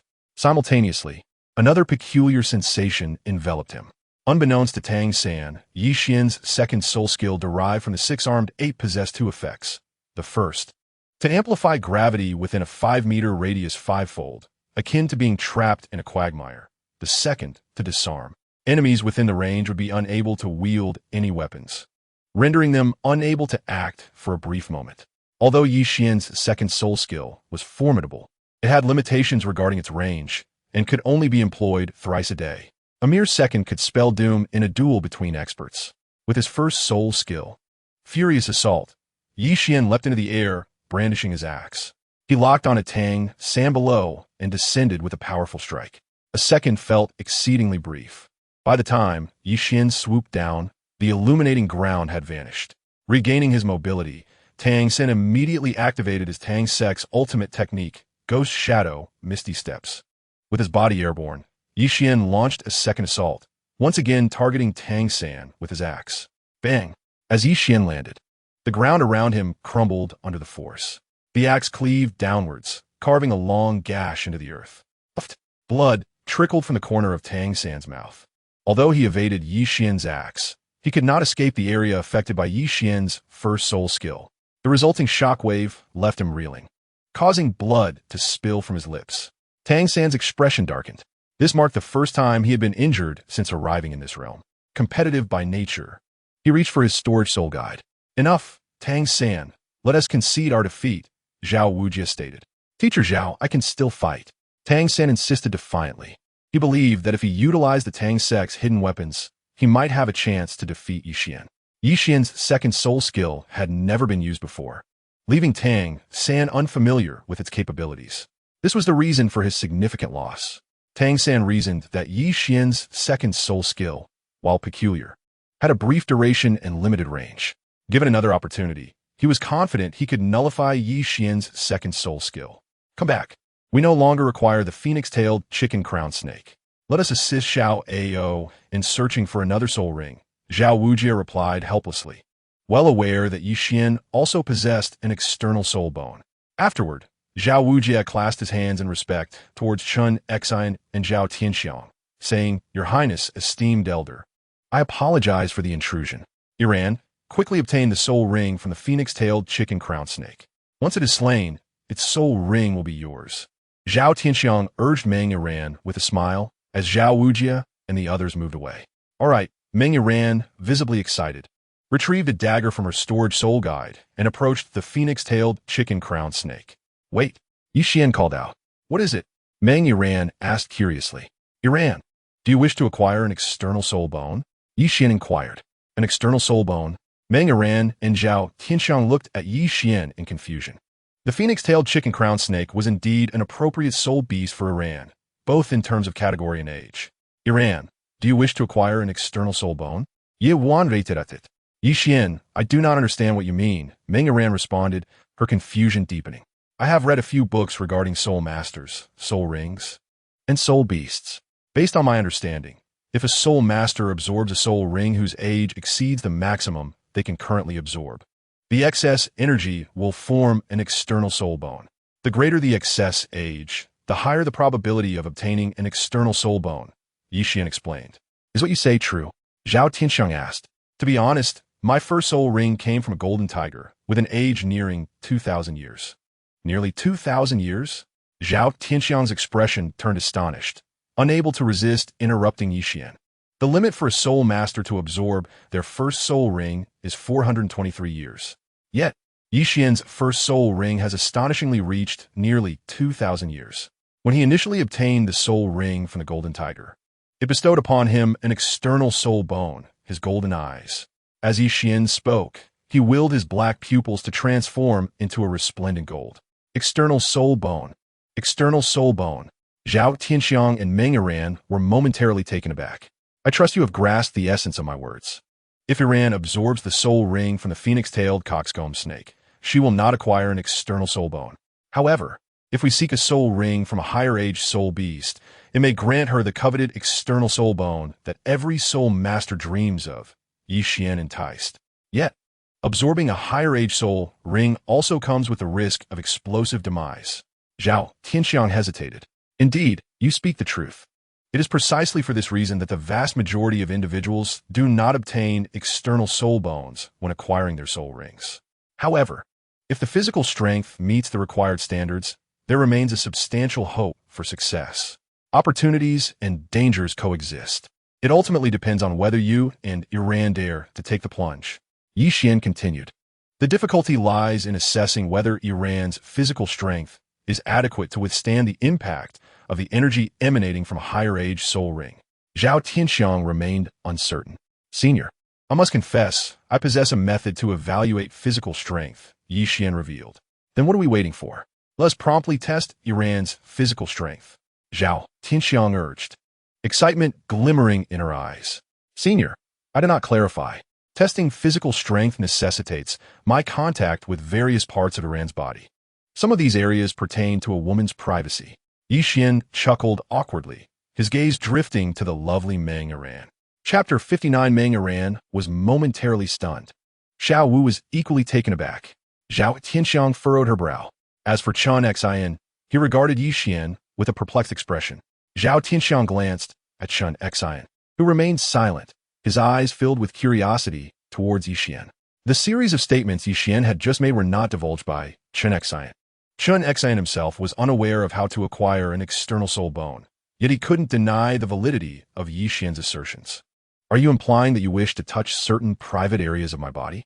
Meng Iran's brows knitted together as a blush crept across her cheeks. Yes. Ye wan no dit solemnly. Iran, your life path must be determined by you. What are your thoughts on this matter? Xiao Tianxiang, uncertain of Yi Xian's intentions, ultimately placed the decision in Meng Iran's hands. Must it be done this way? Meng Iran inquired. Yes, Yi Xian affirmed. Can someone else do it instead? Meng Iran asked with reluctance. That is not possible. The assessment of physical strength must be conducted by me personally, Yi Xian replied. Meng Iran hesitated. Coming from a respectable family akin to a noble lineage, she was a proper young lady. How could she allow another to touch her body, especially in sensitive areas? Meng Iran glanced at Yi Xian and then at the feeble phoenix-tailed coxcomb snake lying on the ground. Iran, in truth, you are still young. Allowing a professional to examine your body is not inappropriate. Xiao Tianxiang supported Yi Xian's theory.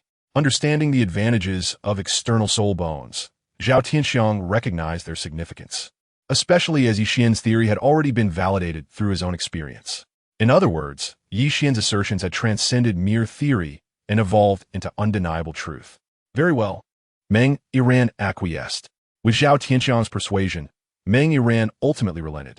A blush adorned her cheeks as she turned to face Xiao Tianxiang, Lu Hao, Chen Xian, and Xiao Wu, and suggested, shall we go over there? To undergo such an examination in the presence of a third party was utterly mortifying for her. Aldikt ye wan no dit.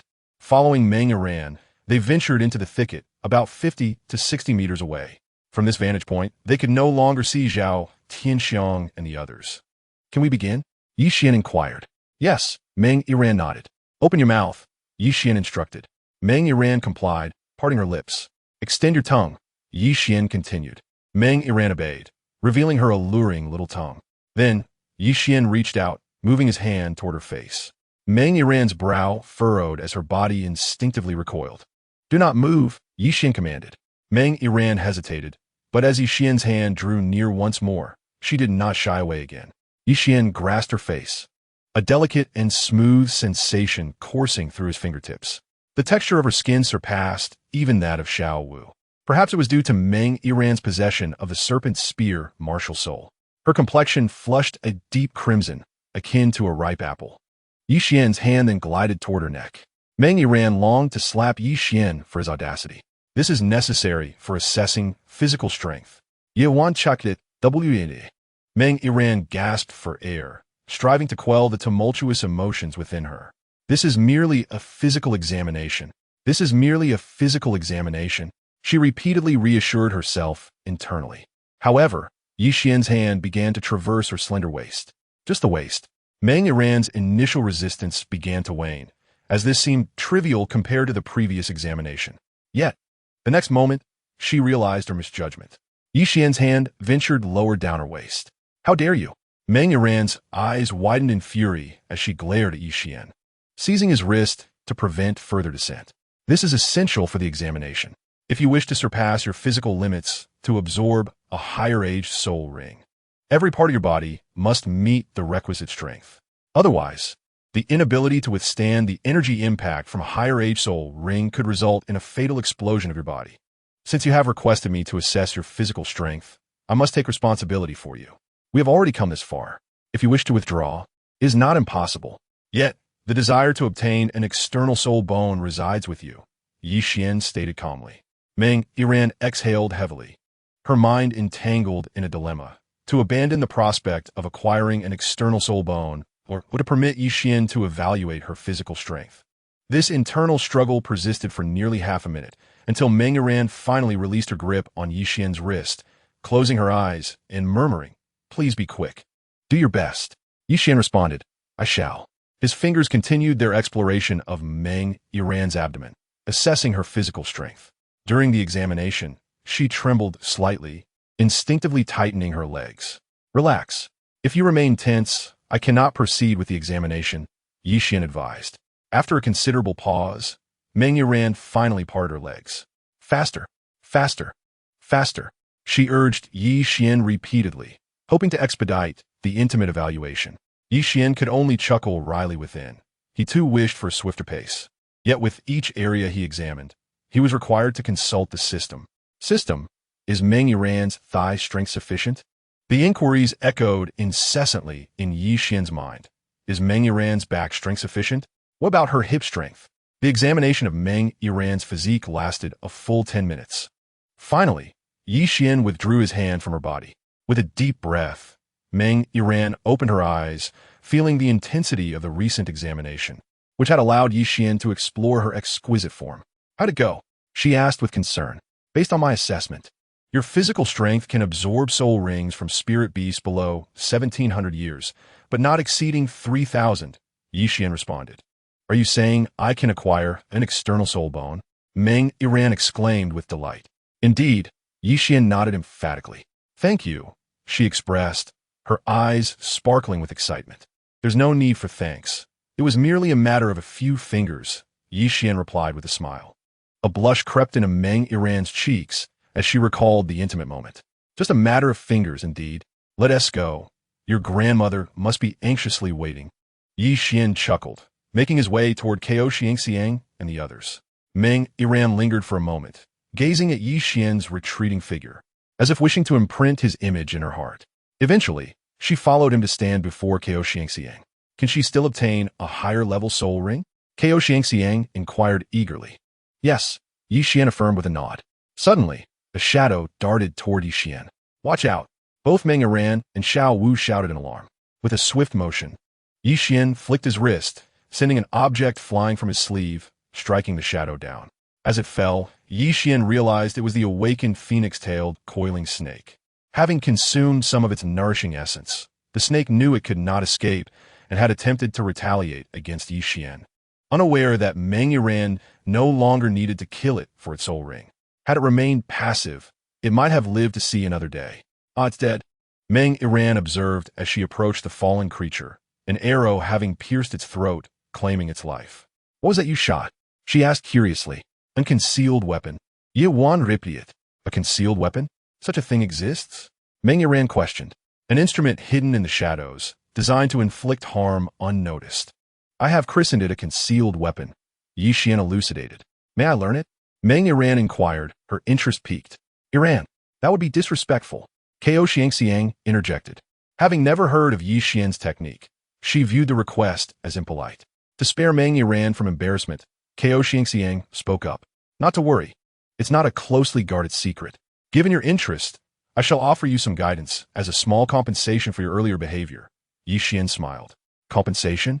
Meng Yiran's expression shifted immediately. What do you mean? Is this akin to payment for services rendered? You merely assessed my physical strength without crossing any boundaries.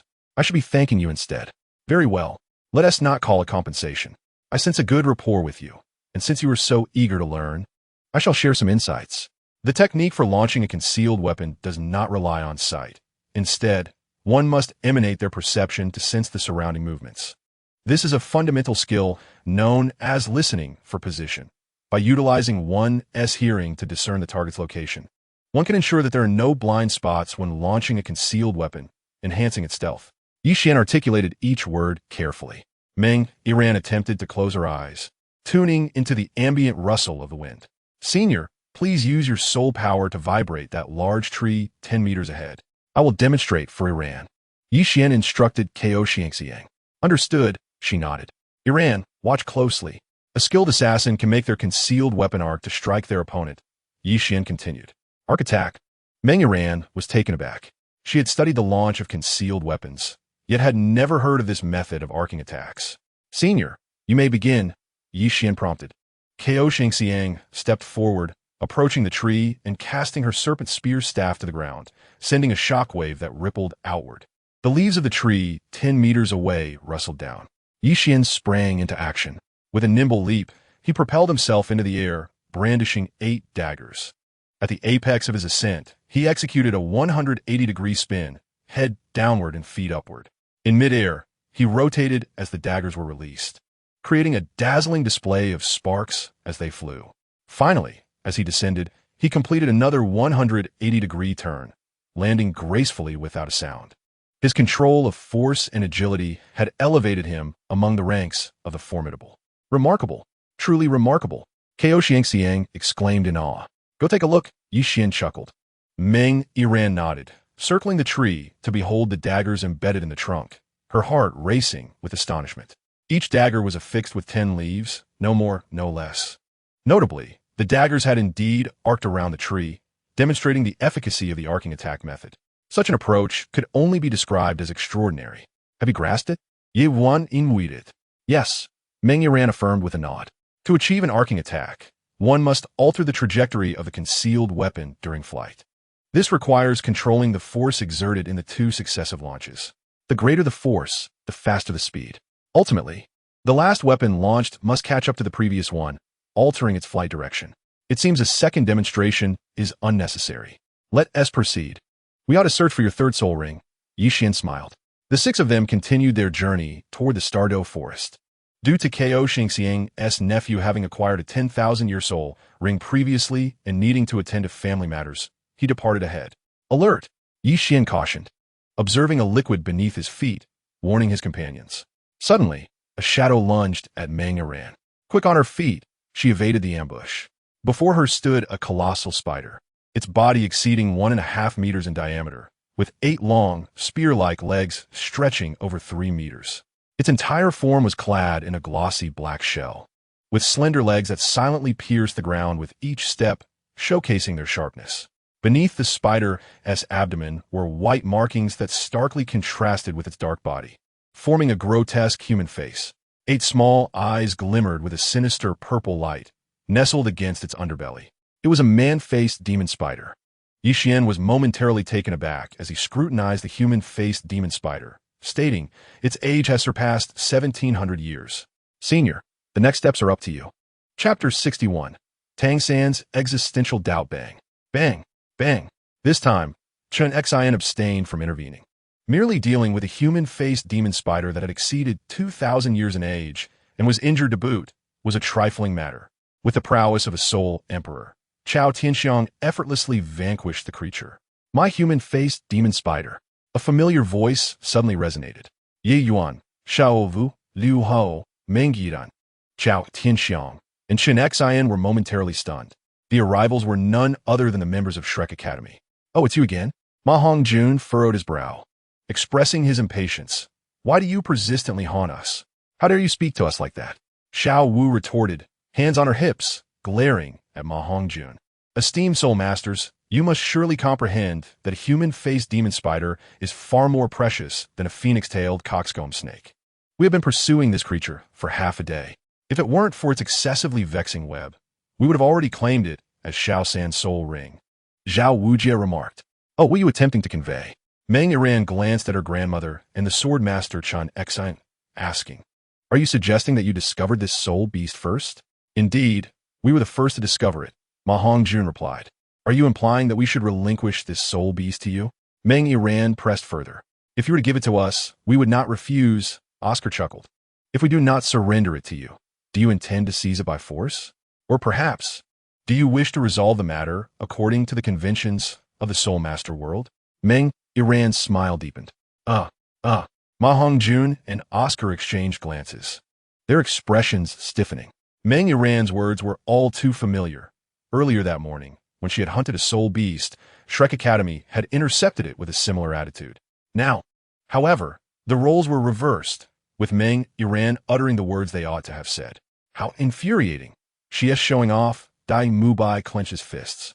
Should Shrek Academy acquiesce to Meng Yiran's last statement and once again resort to the conventions of the Soul Master world to determine the ownership of a human-faced demon spider? The outcome would be inevitable.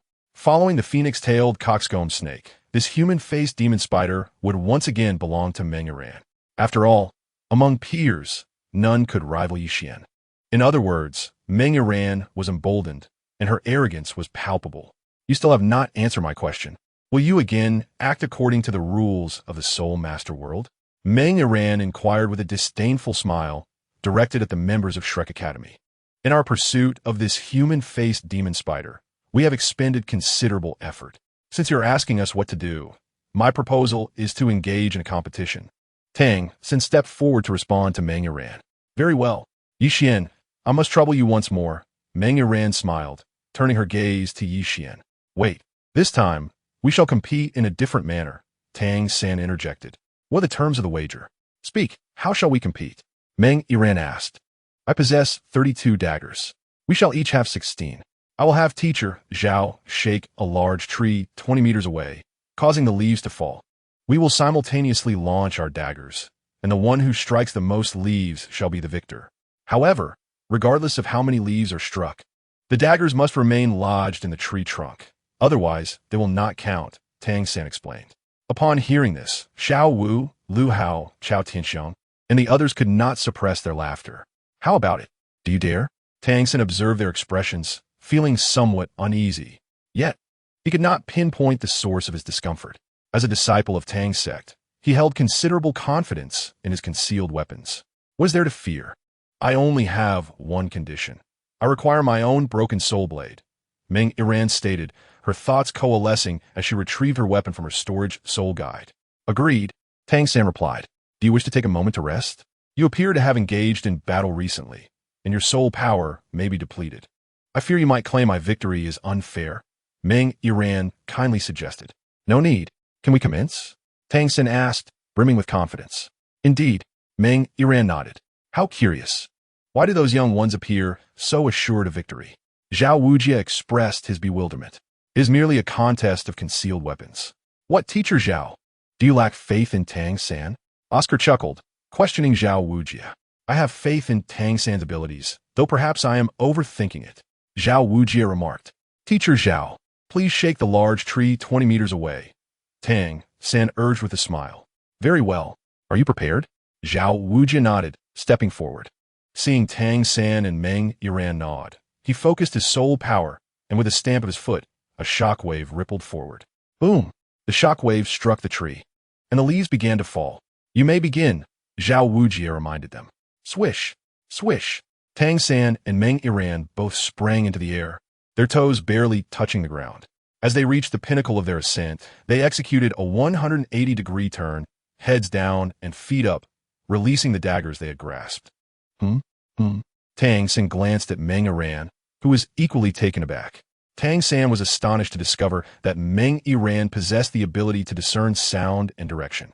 Meng Yiran was equally surprised, realizing that aside from Xian, there was another individual capable of this skill. All right, let's go and see, Chao Tianxiang remarked nonchalantly. Once everyone gathered at the tree trunk, they beheld 16 daggers, each embedded with 10 leaves.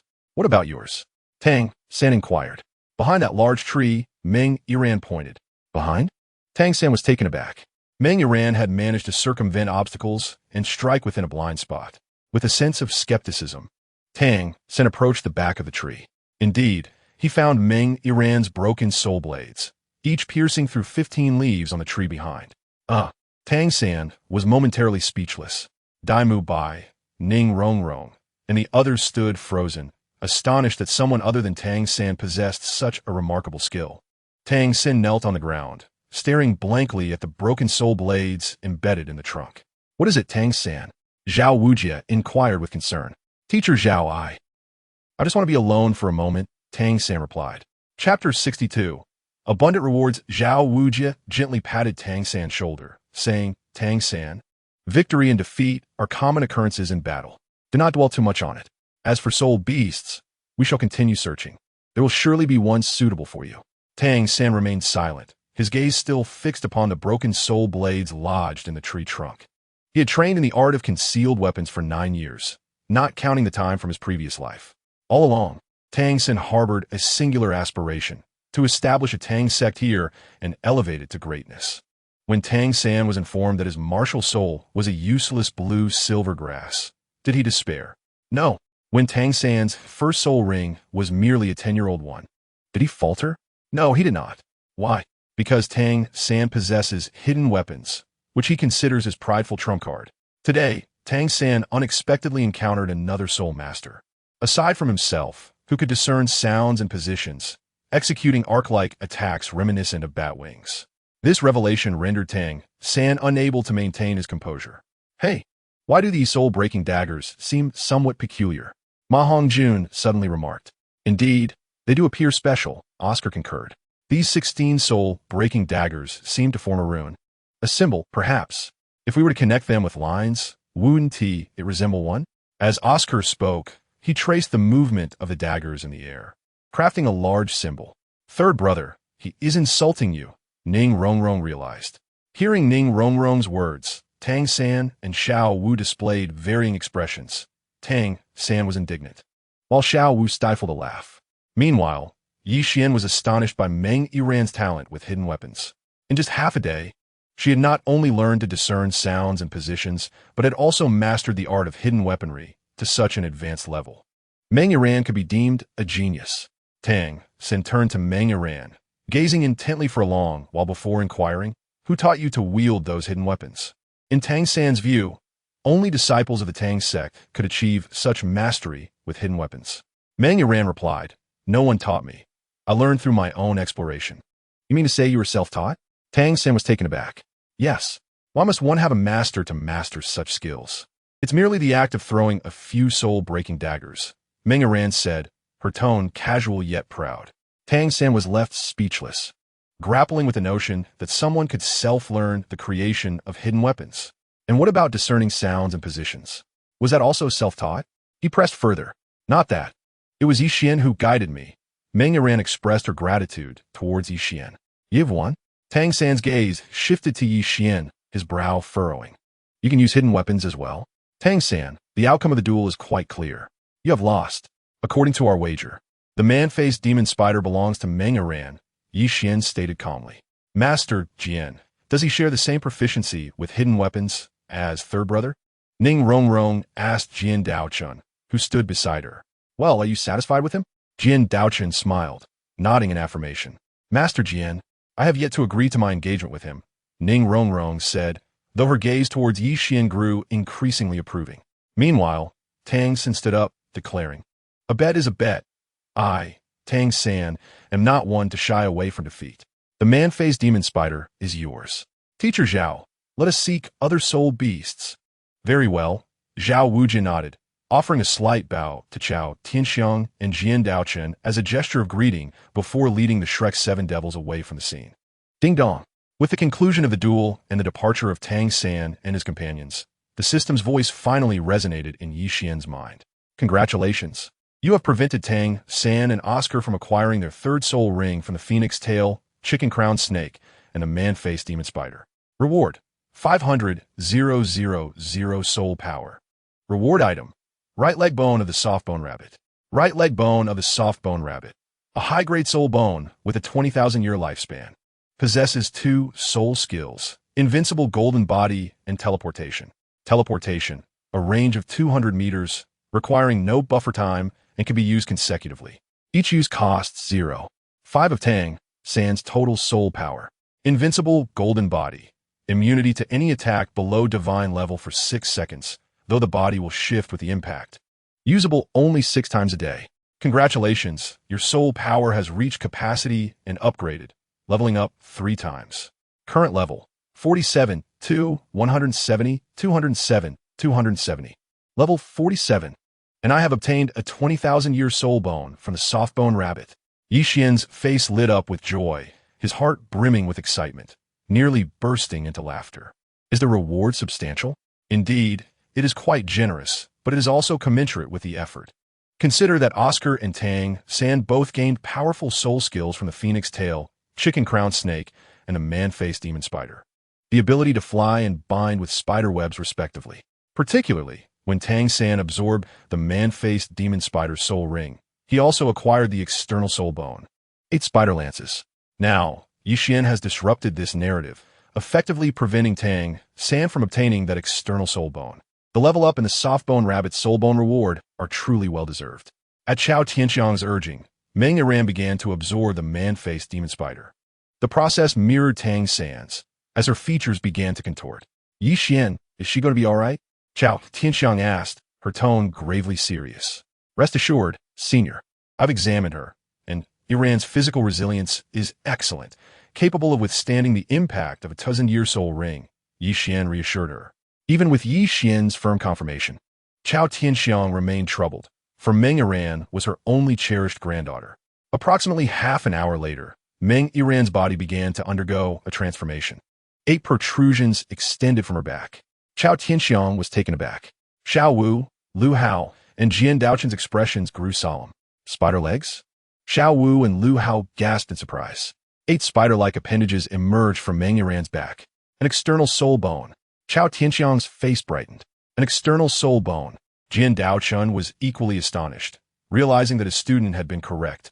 Absorbing higher-grade soul rings could indeed lead to the acquisition of external soul bones. Her skin is so fair, was the collective thought of everyone present. The emergence of the 8 spider lances caused a surge of soul power that tore through Meng Yiran's clothing, revealing her fair skin. Chao Tianxiang noticed the awkwardness of the situation and said, "Your Highness, Yi Xian, Lu Hao, could you gentlemen please turn away?" Jian Daochen, engrossed in his training, calmly turned his back. Lu Hao's face flushed, and upon hearing Chao Tianxiang's request, he too turned away from Meng Yiran. As for Yi Xian, he chuckled softly and turned to avert his gaze from Meng Yiran. "Yi Xian, can you check on her? Why hasn't she awakened yet? Is she transforming into a spider?" Chao Tianxiang asked anxiously after a while. "Senior, this seems inappropriate. Yiran's current state is quite revealing." Yi Xian stated, "You are an expert. What does it matter to you? Please check on her quickly, lest something unfortunate occur." Chao Tianxiang urged with concern. "All right." Yi Xian acquiesced, turning to face Meng Yiran. At the moment he turned around, Yi Xian was struck dumb. The excess energy from the man-faced demon spider's soul ring had destroyed what little remained of Meng Yiran's upper garment, leaving her exposed before him. Chapter 63. Meng Yiran's heart. Yi Xian was rendered completely immobile. Though still a child, he was a transmigrant and possessed considerable maturity regarding such matters. "Yi Xian, please help me ascertain if Yiran can bear this," Chao Tianxiang implored, her anxiety palpable. Yi Xian remained silent. "Yi Xian, why are you not speaking?" Chao Tianxiang pressed. Yi Xian continued to offer no response. "You've won." Chao Tianxiang called out again, her voice rising slightly. Senior, what did you just say?" Yi Xian finally inquired. "Is it truly bearable to remain in such a state?" questioned Chao Tianxiang. "Do not fret, esteemed elder. This is merely a typical occurrence," replied Yi Xian. "Is this truly normal?" Chao Tianxiang challenged. Suddenly, a more enchanting scene unfolded. The energy surging from Meng Yiran's body intensified over time. It was not only her upper body that was affected, even her lower garments were completely shattered. A perfectly sculpted figure was revealed before Yi Xian's eyes. Yi Xian's breath quickened, and he felt the warmth of blood rising to his cheeks. After a moment pause, he stammered, I should take my leave. What are you avoiding? You are an expert." Chao Tianxiang immediately admonished him before he could turn away. "Esteemed elder, the current situation is rather inconvenient." Yi Xian alluded. "What inconvenience?" "Rest assured, I will not hold you accountable," Chao Tianxiang assured. "And what of her?" Yi Xian inquired, glancing at Meng Yiran. "I shall explain it to Yiran. But you have yet to answer my question. Is Yiran in danger?" Chao Tianxiang's expression turned grave. Her heart filled with regret for allowing Meng Yiran to absorb the soul ring of the human-faced demon spider. A pained groan escaped Meng Yiran's lips. Her blood vessels began to protrude, and her body radiated light. As a soul master, Chao Tianxiang recognized this as a sign that her physical form could not withstand the overwhelming energy of the soul ring, a precursor to catastrophic failure. "Fear not. She will be fine. One must sacrifice to gain," Yi Xian reassured. In the original storyline, it was the protagonist Tang San who absorbed the nearly 2,000-year-old human-faced demon spider's soul ring. When Tang San underwent the process, he too exhibited signs of suffering. Tang San possessed dual martial souls. In addition to his blue-silver grass, he wielded the formidable Xiao Yan hammer. Coupled with his childhood training in blacksmithing, his physical resilience surpassed that of others, allowing him to absorb the soul ring without peril, ultimately acquiring the external soul bone, 8 spider lances. Meng Yiran, however, was not a bearer of dual martial souls, and her physical tenacity paled in comparison to Tang San's. The pain Meng Yiran experienced was far more intense, which Yi Xian anticipated. Such beauty, he mused internally. With her short hair and youthful visage, she possessed delicate features, fair skin, alluring collarbones, and a curvaceous form complemented by a slender waist. At that moment, Meng Yiran sprouted 8 elongated appendages from her back. As time progressed, these appendages grew increasingly longer, eventually lifting her form off the ground. "Yi Xian, are we to remain idle?" Chao Tianxiang implored anxiously. Aside from observing, there is naught we can do. Iran is at a critical juncture. Any disturbance would only exacerbate her plight. As an elder, you understand the consequences of interrupting a soul master's absorption of a soul ring. Xian responded. Qiao Tianxiang cast a glance at Xian, tacitly accepting his words. Should a soul master be forcibly interrupted during the absorption process, the consequences could range from severe injury and stagnation of cultivation to instant demise. After a prolonged surge of soul power fluctuations, the energy gradually subsided. The soul power conversion was successful, eliciting great joy from Qiao Tianxiang. Grandma, she called out. Ahem, Xiao Wu discreetly coughed. Noticing Meng Yiran's lack of response, she coughed again. What is it, Xiao Wu? Is your throat uncomfortable? I know of a remedy that works wonders. Would you like to try? Meng Yiran inquired. Xiao Wu, momentarily speechless, pointed at Meng Yiran's form. Following her gaze, Meng Yiran gasped, my clothes. As she raised her head, she locked eyes with Xian, her expression frozen in shock. She could never have imagined being so exposed before him. A gust of wind brushed against her skin, sending a chill through her. Suddenly, she let out a piercing scream. Clutching her chest, are you still looking? It is not my intention to gaze, Xian explained. It was I. Qiao Tianxiang interjected. Grandma, how could you let someone see my body? Where are my clothes? Who removed them? Meng Yiran's face flushed with embarrassment and anger. No one removed your clothes. While absorbing the soul ring, the energy burst through your garments. You cannot fathom how worried I was for you, fearing something might go awry. That is why I asked Xian to check if you were all right, Qiao Tianxiang clarified. But he saw my body like that. I'm still a girl. How will I face others? If anyone finds out, how can I ever marry? Meng Yiran lamented, her expression a mix of emotions. I believe the lower regions are of greater importance to a girl, Xian remarked suddenly. The lower regions? Meng Yiran's eyes widened as realization struck, hastily covering herself with one hand. Before you complain, perhaps you should first get dressed, Xian suggested. Meng Yiran's face flushed again. She felt utterly exposed before Xian. If there had been a crack in the ground, she would have dived in without hesitation. Realizing her predicament, she dashed behind a large tree. The sounds of rustling fabric echoed as she attempted to dress. Grandma, her bashful voice emerged from behind the tree. What is it? Qiao Tianxiang inquired with concern. My spider legs are quite troublesome. I'm struggling to put on my clothes. Xian, could you assist me once more? Qiao Tianxiang turned her gaze back to Xian. Chapter 64. 7 Treasure Academy. Xian felt a pang of realization. Was he to once again behold Meng Yiran's exquisite form? He chuckled softly and said, Yiran, similar to martial souls, external soul bones can be summoned with mere thought. To retract them, simply will them away. After a moment of silence behind the tree, the sound of rustling clothing resumed. After considerable hesitation, Meng Yiran emerged from behind the tree, now clad in a green garment, resembling a sprite amidst the star-dough forest. Xian, thank you, Qiao Tianxiang bowed deeply, expressing her gratitude. You have not only guided Iran in discerning her surroundings, but also helped her with her martial soul, enabling her to acquire an external soul bone. This kindness I shall remember. Xian smiled and replied, Esteemed elder, you are too kind. I have merely done the bare minimum. Qiao Tianxiang scrutinized Xian thoughtfully. Her interest piqued. Xian, may I inquire if you belong to any family or faction? Xian pondered briefly before responding. Not at the moment. Qiao Tianxiang's eyes brightened. Xian, would you consider joining my family? Xian smiled wryly, realizing his initial instincts had proven correct. The serpent woman, Qiao Tianxiang, had taken a liking to him. Your family? He echoed.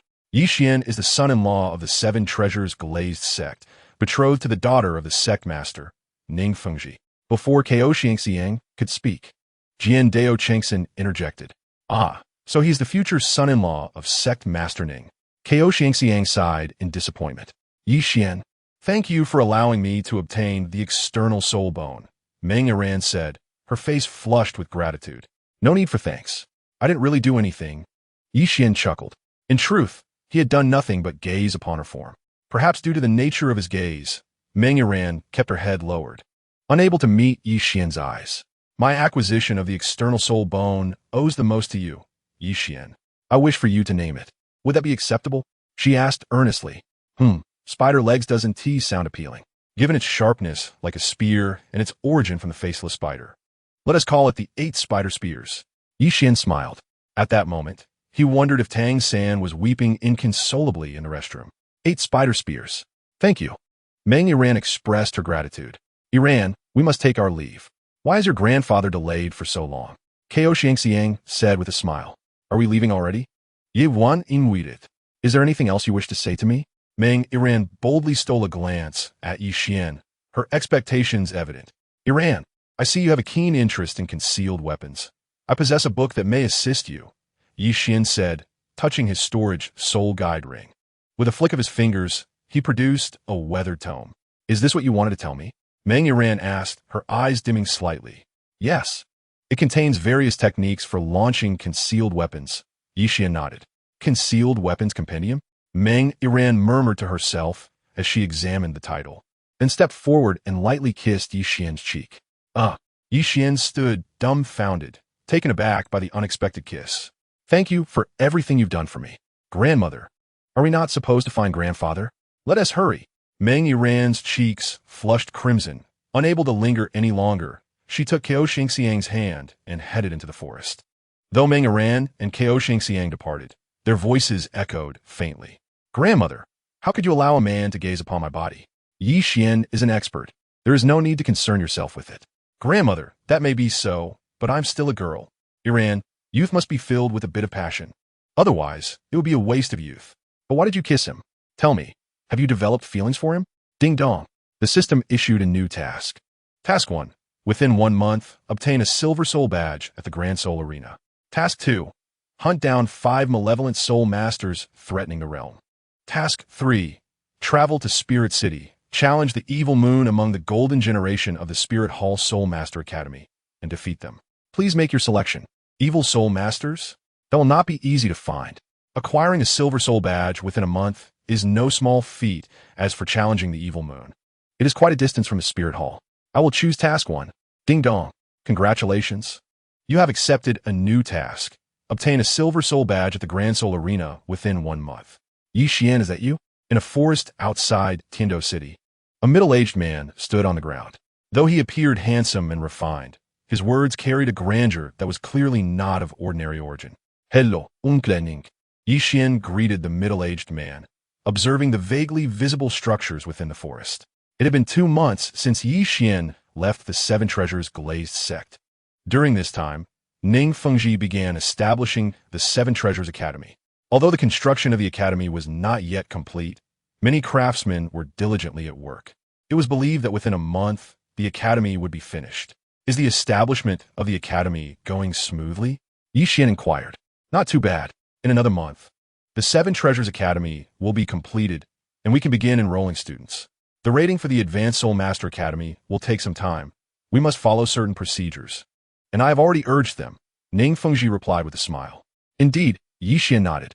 The Advanced Soul Master Academy must have a simulated training ground, Ning Fengji announced. The location for the academy was chosen on the outskirts of Tiando City, inspired by the Royal Academy of Tiando. The simulated training ground established within the forest will be quite beneficial for Beast Spirit Masters. Xian, since you have returned, let us introduce you to everyone, Ning Fengji said. Before Ning Fengji stood 9 children. Among them was Chun Yi, whom Xian recognized, possessing a Bao spirit. Hello everyone, I am Xian. My martial spirit is an axe. I am 12 years old and at the 47th level of the Assault System Battle Soul Master. Hello, I am Xiao Wu. As in the dance, my martial spirit is a rabbit. I am at the 31st level of the Assault System Battle Soul Honored. 31, 47. The children in the plaza gazed at Xian and Xiao Wu in astonishment. All right, now it's your turn to introduce yourselves, Ning Fengji instructed. I am Chun-Yi. My martial spirit is a Bao. I am at the 13th level of the Assault System Battle Soul Master. Since their last encounter, Chun-Yi, who had learned the Zhuyang Divine skill from Xian, had now acquired a soul ring and become a Battle Soul Master. Thanks to Xian, his fate had been transformed. Ning Fengji nodded in satisfaction. When Chun-Yi first arrived, his soul power was only at level 2. To be honest, Ning Fengji had not thought highly of Chun-Yi's ordinary qualifications at that time. Had Chun-Yi not been the son of his intended son-in-law, Ning Fengji would not have allowed him entry into the Seven Treasures Academy. After all, Chen Yi was not young, yet his soul power was still at level 2. However, Chen Yi was incredibly diligent, often sacrificing sleep to practice the Xian divine skill, only sleeping 3 to 4 hours a day. Through this period of training, Chen Yi's soul power steadily rose. Within just 1 month, he reached level 10, and with Ning Fengji's assistance, he acquired a soul ring, becoming a 13th level assault system battle soul master. Chapter 65. The Seven Treasures 10 Oddities. I am Ning Yixiao. My martial spirit is the Seven Treasures Glazed Tower. I am 17 years old and at the 38th level of the support system Soul Honored. Following Chen Yi, a boy with blue hair stepped forward. Xian could not discern any arrogance typically associated with a spoiled child in his demeanor. His plain tone carried a certain affability reminiscent of Ning Fengji. This soul master named Ning Yixiao was likely handpicked by Ning Fengji for the upcoming grand competition. With nearly 4 years until the next elite master competition for the Advanced Soul Master Academy across the continent, Ning Yixiao would still be eligible to participate. It is worth noting that Ning Yixiao currently possessed 38th level soul power, and by the time the 4 years were up, he would undoubtedly become a soul master of over level 40. With the supportive abilities of the Seven Treasures Glazed Tower, he would significantly enhance the combat power of the Seven Treasures Academy as participants, boosting their chances of securing victory. I am Lu Ke. My martial spirit is the Night Dagger. I am 17 years old and at the 33rd level of the Agility Attack System Battle Soul Honored.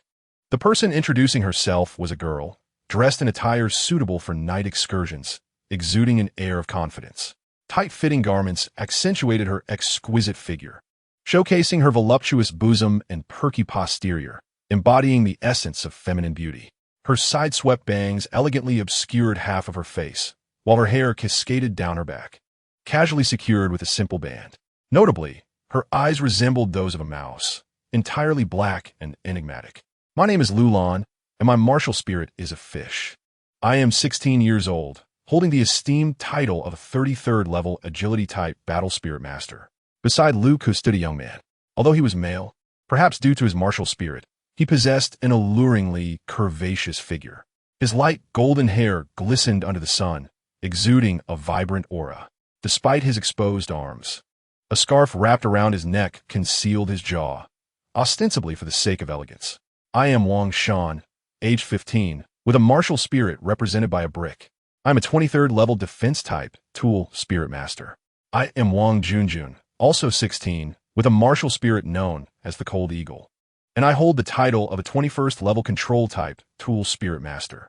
I am El Can, 15 years old, with a martial spirit symbolized by a steel cannon, also a 21st level strong attack type battle spirit master. Following this, 3 more individuals introduced themselves. Wang Shan, a muscular young man, and Wang Junjun, a girl with striking silver hair, alongside El Can, who appeared notably shorter, resembling a dwarf at merely 1 meter tall at the age of 15. Time indeed seems to be taking its toll. I am Lu Hao, 12 years old, with a martial spirit of a 9-pronged rake, a 33rd level strong attack type battle spirit master. Lu Hao, having followed Xian for a considerable duration, finally stepped forward to introduce himself. His martial spirit, the 9-pronged rake, embodies both offensive and defensive capabilities, positioning Lu Hao as a versatile soul master excelling in both strong attack and defense.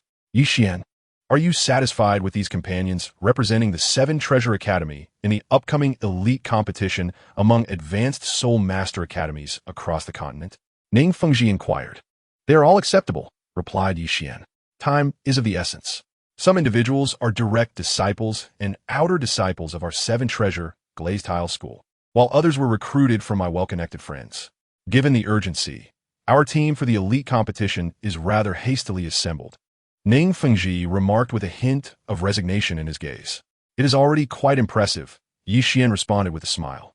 From the individuals Ning Fengji had selected, it was evident that the older members were indeed direct and outer disciples of the Seven Treasure Glazed Tile School. As for Wang Shan, Wang Junjun, and El Can, they were presumably sourced through Ning Fengji's connections and relationships. Ning Yixiao, Lu Ku, and Lu Lan require no further elaboration. At their age, Achieving the status of a 30-plus level soul master is a testament to their exceptional talent, rivaling that of Dai Mubai from Shrek Academy. Although the soul power levels of Wang Shan, Wang Junjun, and Elkin did not surpass that of Ning Rongrong, the weakest member of Shrek Academy, they nonetheless boasted the rank of a great soul master. Importantly, Ning Fengji had successfully assembled a well-rounded team, comprising control type, agility type, strong attack type, and support type soul masters. A hallmark of a balanced and formidable group. Yi Xian, do you have any plans for training them? Ning Fengji inquired with a smile. Me? Surely you jest. You want me to train them all? Yi Xian responded, bewildered. Do not doubt it. My uncle is not jesting with you. Just now, Sword Uncle informed me about your assistance to Meng Iran in acquiring the external spirit bone. Your understanding of soul masters, soul rings, and martial spirits has reached a level that makes me wish to take you as my mentor. It is only fitting that you teach them about their martial spirits.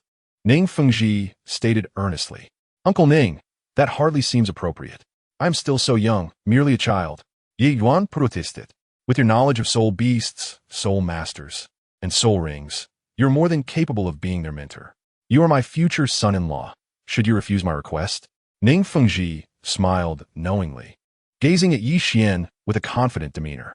Wait a moment, Uncle Ning. Are you suggesting that he instruct us in our martial spirits? Wang Shan interjected, casting a skeptical glance at Yi Xian. Indeed, Ning Fengji nodded. Uncle Ning, you cannot be serious. My father agreed to let me drop out of school, valuing your 7-treasure glazed tile school. Yet you now propose that a boy younger than me teach me about my martial spirit? Wang Junjun chuckled wryly, expressing her disapproval of Ning Fengji's decision. Elkin, do you share the same sentiment? Ning Fengji turned to the short-statured Elkin Uncle Ning. I too believe you should reconsider. Elkin replied. Yi Xian, tell them how many external spirit bones you have obtained. Ning Fengji instructed with a smile. 2. Ye Wan repeat. What? 2. Even among the scions of prominent families, acquiring a single external spirit bone is a rare achievement. And you, even as the future son-in-law of the 7-treasure glazed tile school, have managed to acquire 2. No, you're mistaken. His external spirit bones were not given by me. He obtained them during his soul ring acquisition, Ning Fengji added, leaving his companions astonished. Let me share another secret. A girl, under Yi Xian's guidance, successfully acquired an external spirit bone from human-faced demon spider's soul ring. Do you still question his understanding of martial spirits, soul beasts, and soul rings? Ning Fengji beamed with pride, not forgetting that this remarkable young man is to be his future son-in-law. Chapter 66. The training plan to surpass the Shrek 6 monsters, even titled Douluo experts, are captivated by external spirit bones. For the safety of Meng Iran, Ning Fengji refrained from naming the individual who acquired the external spirit bone. Oh, this left Kan, Wang Shan, and Wang Junjun in stunned silence. As for Ning Yixiao, Lu Ku, and Lu Lan, who had previously remained silent yet opposed Ning Fengji's decision, they too fell into a contemplative silence. Yi Xian, I wish for you to guide my martial spirit, Wang Junjun declared to Yi Xian. I too wish for your guidance, Wang Shan echoed, adjusting his stance. I am willing as well. I am willing. I am willing. I am willing. Subsequently, Elkan, Ning Yixiao, Lu Ke, and Lu Lan all expressed their desire for Yi Xian to instruct them in their martial spirits. It seems there is no escaping this. Yi Xian mused with a wry smile. Yi Xian, I will entrust the future of the 7-Treasure Academy to Rongrong. Assisting the academy is equivalent to aiding your future wife, Ning Fengji remarked with a smile. Very well, Yi Xian conceded. With Ning Fengji having made his intentions clear, any further refusal from Yi Xian would be a slight to his future father-in-law. Should we address you as mentor? Ning Yixiao inquired. The title of mentor feels too formal. If you don't mind, you may call me Yi Lauda, just like Lu Hao and Chen Du. Ye Wan responded. Alright, Ye Lauda, Wang Hunjun, Leijan. Wang Shan, Ning Yixiao, Lu Ku, and Lu Lan all replied, their tones imbued with newfound respect. Yi Xian, how do you plan to train and guide them? Ning Fengji asked curiously. Yi Xian fell silent, deep in thought, gazing at his companions. Ning Fengji, recognizing the moment, refrained from interrupting Yi Xian's contemplation. After a considerable period of reflection, Yi Xian finally addressed Ning Fengji as query.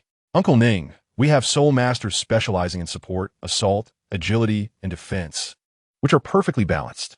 For us, the level of experience and the tacit cooperation among team members are our weaknesses. Ye one analyse it. Indeed, you speak quite well. How do you intend to address this flaw? Ning Fengji inquired with curiosity. For practical experience, entering the Great Soul Arena is the best choice. It offers one-on-one and 7-on-7 competition. Xian explained. Your suggestion is very pertinent. I share the same sentiment. What about the disparity in levels? How do you plan to compensate for that? Ning Fengji said, gazing intently at Xian. As the leader of the Seven Treasure Glazed Tile School, Ning Fengji was aware that the champions of the continent's elite Soul Master Academies had historically been from the Spirit Hall. He also knew that among the current students of the Spirit Hall, there were 3 prodigies who had emerged once in a century. The establishment of the Seven Treasure Academy had been rather hasty, and the scarcity of student resources was a significant drawback. If not for Ning Fengji's benevolence and his numerous friendships, the Seven Treasure Academy would have had no hope of participating in this elite competition. Ning Fengji, at his core, was a proud individual. For him, some things should either not be attempted or, if pursued, must be done to the utmost perfection. Initially, he intended to establish the Seven Treasure Academy to compete for the championship in the next tournament. However, upon seeing Xian's remarkable abilities, he became intrigued by the prospect of this year's competition, believing there was hope for victory. In truth, Ning Fengji's inquiry stemmed from an inexplicable phenomenon he observed in Chen Yi.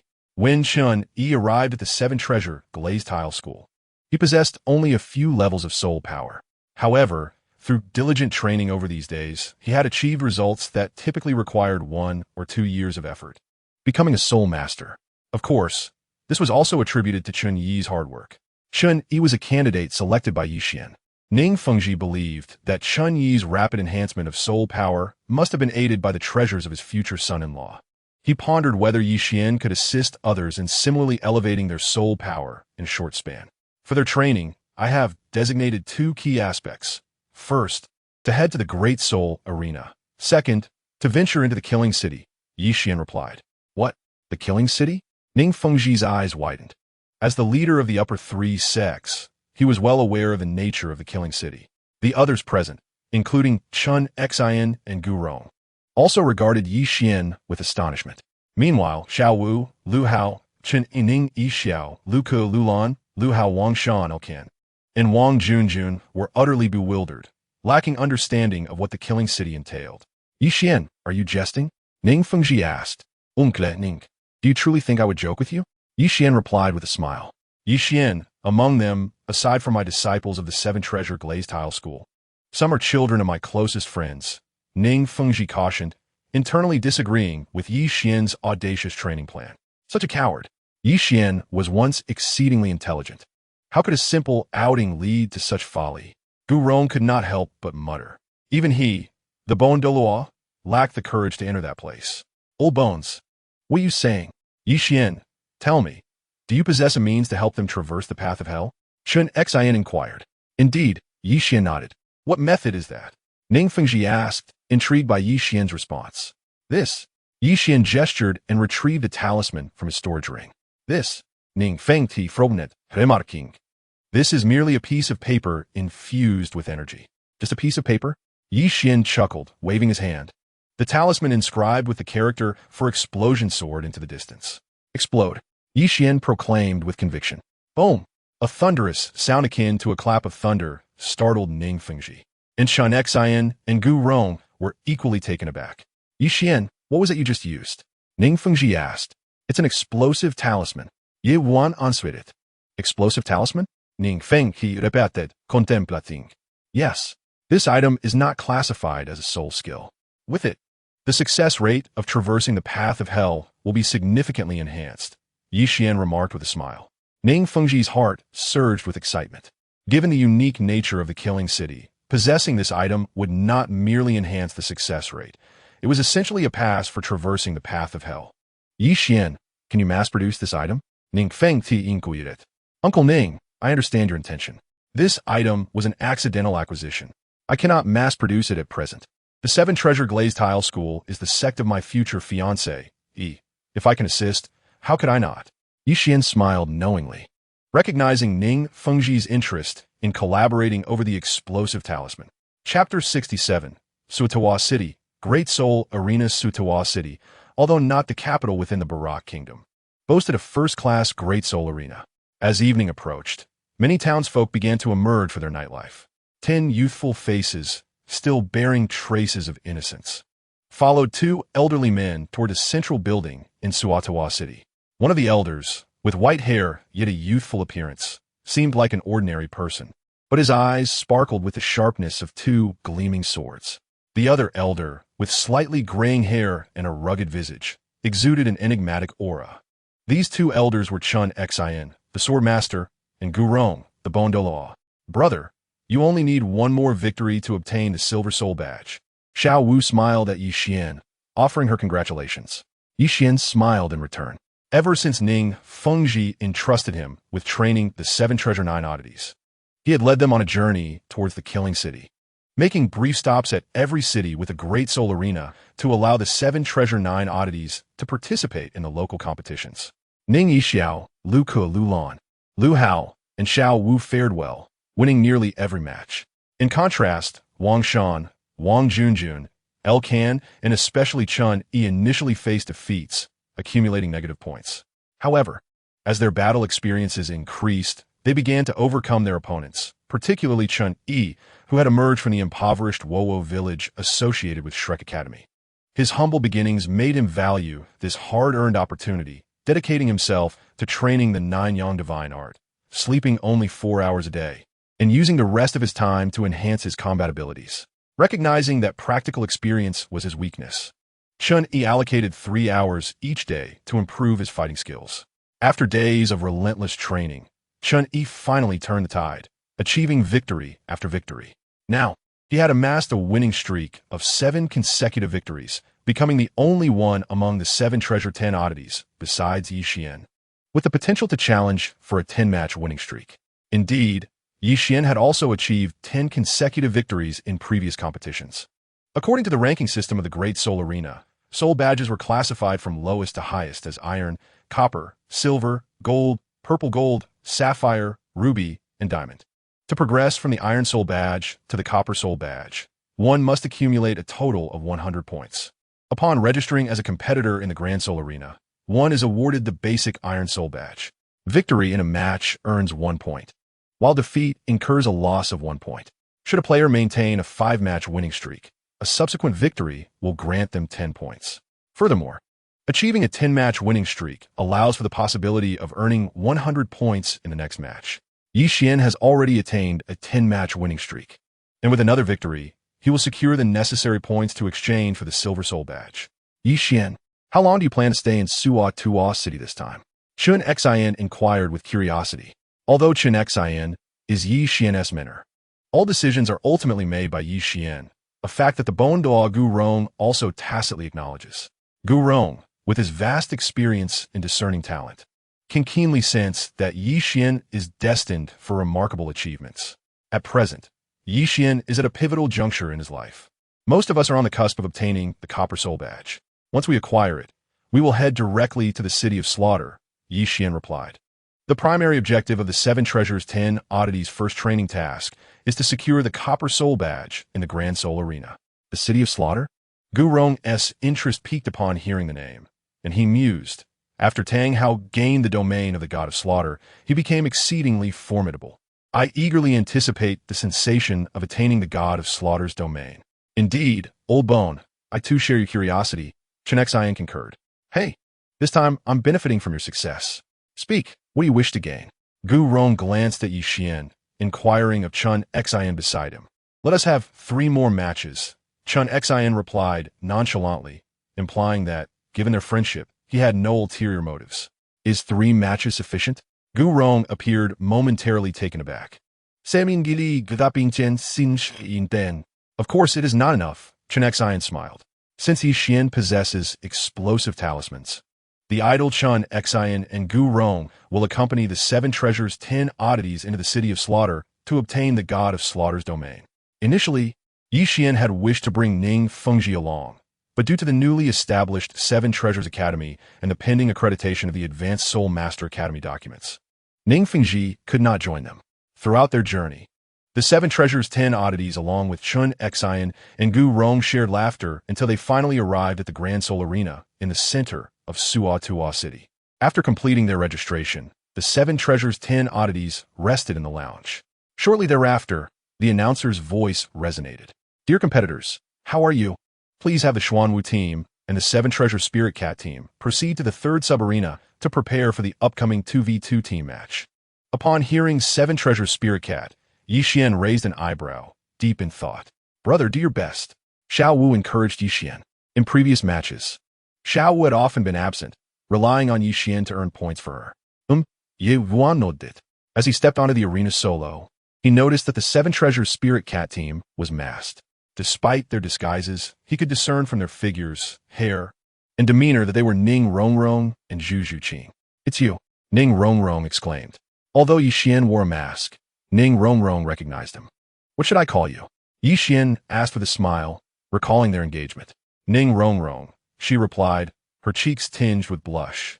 Very well, Ning Rongrong, Xian continued. This match follows my 10-match winning streak. It is of utmost importance to me. Should I win, I shall earn 100 points and upgrade to the Silver Soul badge. Thus, I must not let you win. I will not allow you to win either, Ning Rongrong countered, glancing towards Xian's back and asking, but why are you alone? Because one of me is sufficient to handle both of you, Xian replied confidently. Ning Rongrong is now a 2-ring Great Soul Master, and Zhu Zhuqing is also a 2-ring Great Soul Master. As for Ning Xiao, she is a 4-ring Soul Sect. According to the rules of the Soul Arena, if Xiao Wu were to join, the Xuanwu team would face a duo of Soul Sect level. However, should Xiao Wu not participate and only Ning Xiao take the stage, they would face 2 Great Soul Masters in their 20s. Through this strategy, Xian has maintained the Xuanwu team's winning record. Chapter 68, New Task. 9 Divine Skill. Notably, there have been attempts to imitate Xian, all of which ended in dismal failure. Are you certain? Zhu Zhuqing inquired. I am certain, Xian replied. Host begin, Zhu Zhuqing urged. I declare, the 2v2 team match begins now. The 7 treasures are renowned. The first is strength. The 7 treasures are renowned. The second is speed. Ning Rongrong twirled in place, summoning her martial soul. The 7 treasures glazed tower. 2 beams of light enveloped Zhu Zhuqing. With a swift motion, Zhu Zhuqing lunged towards Xian. First soul skill, Phantom Stab. Zhu Zhuqing's claws extended suddenly, her speed increasing as she aimed to strike Xian. Xian planted his foot firmly, retreating swiftly, for soul rings erupted beneath his feet. Second soul skill, Grip of Suppression. A strange rune, emanating a black glow, appeared beneath Zhu Zhuqing's feet. The rune resembled a giant hand, tightly grasping Xian's foot.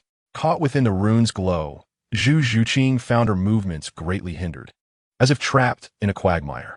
You have lost. Xian smiled, as his first soul ring illuminated with a purple hue. First soul skill, Furious Assault. A golden light enveloped Xian, propelling him into the air, descending rapidly towards Zhu Zhuqing. 7th sister, Ning Rongrong cried out in alarm. Zhu Zhuqing, in a state of panic, attempted to evade, but her speed was significantly hampered. Despite exerting all her strength, she only managed to move a few centimeters. Zhuqing, Dai Mubai, from the audience, shouted anxiously. Xian's axe descended with remarkable speed towards Zhu Zhuqing's forehead. Should he strike true, it would spell her certain doom. The audience held their breath, captivated by the impending outcome. If Xian's axe were to connect, Zhu Zhuqing would undoubtedly perish. Yet, just as the axe was mere inches from her forehead, Xian deftly redirected, kicking Zhu Zhuqing in her ample chest, sending her flying back 5 meters. With a dull thud, Xian landed on the ground, his foot propelled forward like an arrow towards the astonished Ning Rongrong. Rongrong, Oscar shouted in alarm. When Xian's 9 apertures chaotic axe was mere inches from Ning Rongrong, he halted his advance. Are you going to hit me? Ning Rongrong, regaining her composure, uttered a plaintive remark. To strike you would wound my own heart, Xian replied. Ning Rongrong felt a surge of emotions. Gazing at Xian, she felt an urge to laugh but restrained herself, her expression rather comical. Are you still unwilling to concede? Xian inquired. Ning Rongrong turned her attention to Zhu Zhuqing, who, clutching her chest, was visibly shaken by Yi Xian's kick, having coughed up blood. A conspicuous shoe mark was evident on her attire. Yi Xian had certainly not held back during that strike. Observing Zhu Zhuqing's nod, Ning Rongrong declared, "We concede. Ladies and gentlemen, after a thrilling battle, the victors this time are the Xuanwu team." Zhu Zhuqing approached Ning Rongrong, fixing her gaze on Yi Xian. "You are Zhu Zhuqing, correct? Your martial soul is the Nether Spirit Cat. 4 agility-based soul masters, ambush and assassination are your strengths, especially in combat utilizing terrain.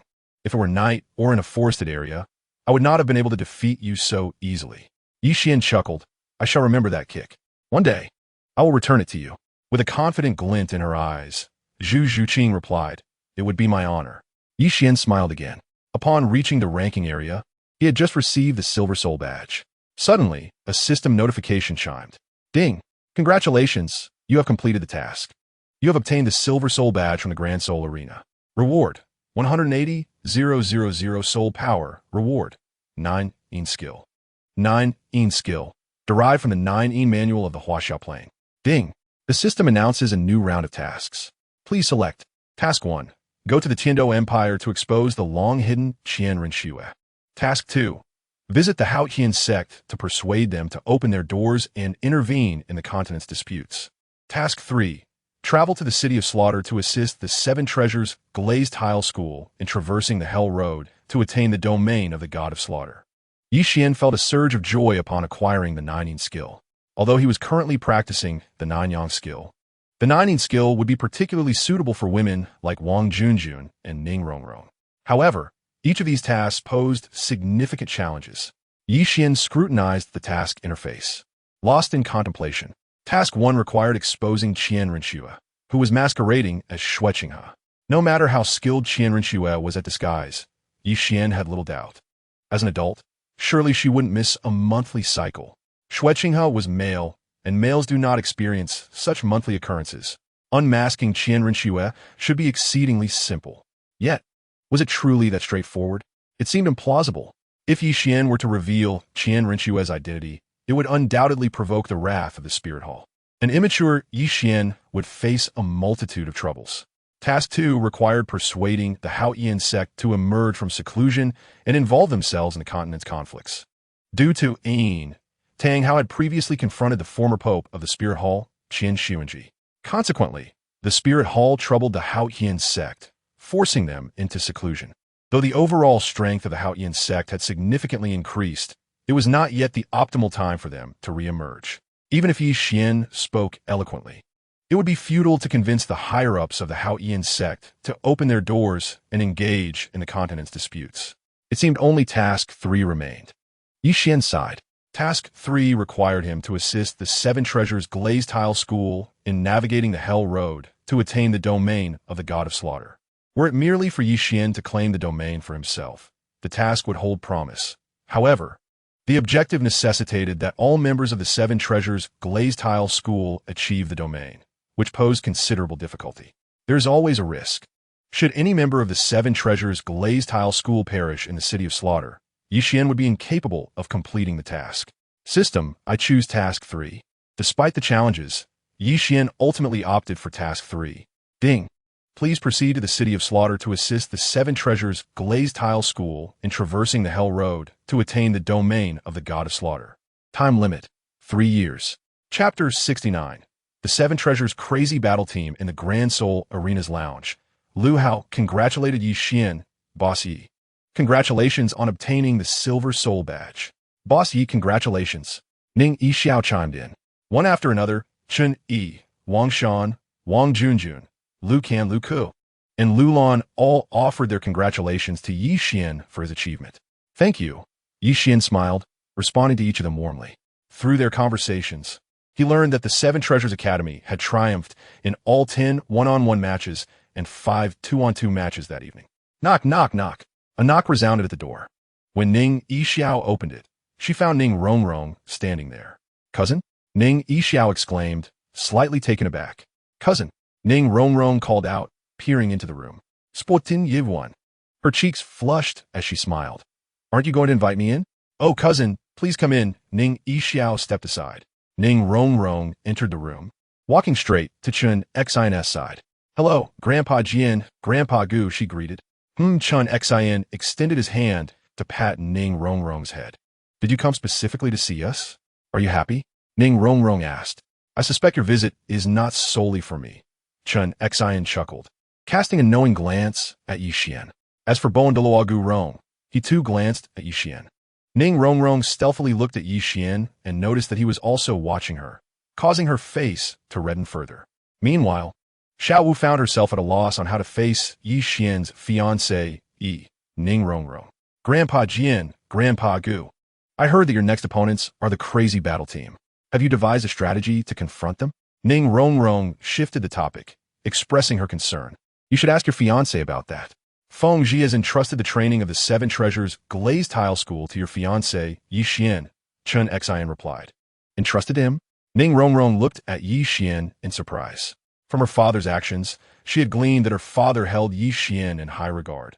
Otherwise, he would not have assigned him such an important task. "Jen Xin note that." "Xian, how do you plan to deal with the crazy battle team?" Ning Rongrong's face flushed as she finally mustered the courage to make eye contact with Xian, inquiring about his strategy. "The crazy battle team consists of members above level 30. Team battles require far more coordination than one-on-one or two-on-two matches," Xian explained.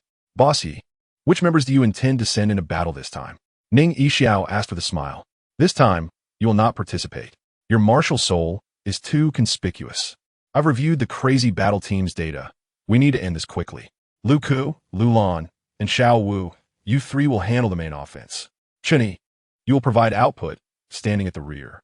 Lu Hao, you will balance offense and defense, protecting our output," Xian instructed. "Boss Yi, can I participate? Am I allowed to compete?" Lucan inquired. "Since you wish to compete, you may join this time. That gives us 6 participants. Aside from Xiao, does anyone else wish to compete in today as 7-on-17 battle?" Xian's gaze fell on Wang Junjun and Wang Shan. Wang Junjun and Wang Shan exchanged looks. And finally, the graceful Wang Junjun stepped forward and said, "Among us, aside from Chen Yi, Wang Shan has the lowest points. I suggest he should compete this time. What do the rest of you think?" Xian's gaze fell upon the others. Lu Lan, Chen, Lu Kan, Lu Ku, Lu Hao, and Xiao Wu all shook their heads. "Well then, the final spot goes to Wang Shan," Xian declared. "Yes, Boss Yi," the muscular Wang Shan nodded in agreement. "Please gather the crazy battle team and the 7 treasures 10 oddities in the team battle lounge." At that moment, the announcer's voice echoed through the room. Hearing this, the 7 treasures 10 oddities donned their respective masks. "Xian, aren't you going to fight?" Ning Rongrong inquired with curiosity. "I believe I shall abstain," Xian smiled. "Why not? If you were to take the stage, your chances of victory would be considerable," Ning Rongrong pressed. "Even if I do not take the stage, my odds of winning remain at 100%, Xian chuckled. "You're that confident?" Ning Rongrong questioned skeptically. "This is not mere confidence. It is strength," Lu Hao interjected. "Strength?" Ning Rongrong frowned, secretly lamenting the arrogance of the 7 treasure Glazed Tile School's disciples. "You all may leave. Rongrong, stay behind. I have something to discuss with you," Xian instructed.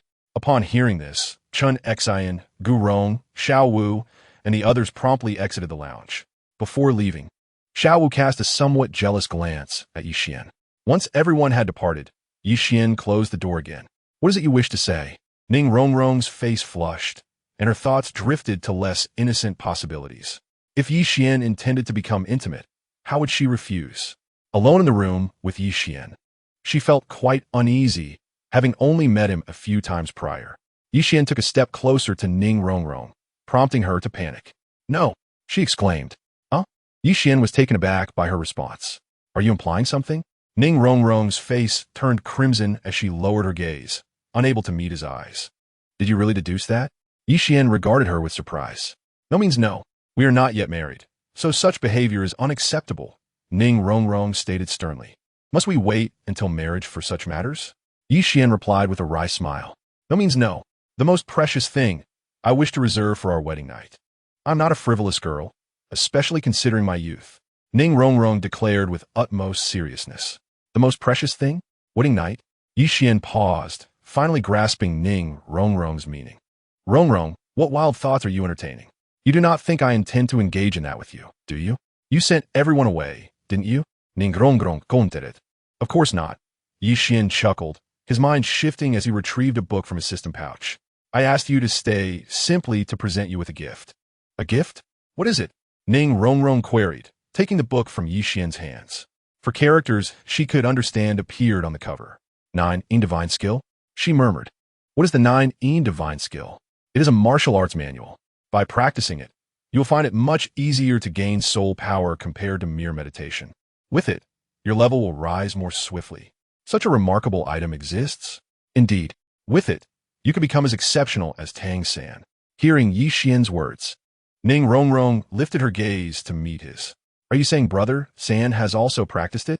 She inquired. Xian felt a pang of realization.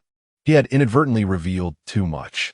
The enchanting girl before him was his future fiancée, and he decided not to conceal certain truths about Tang San any longer.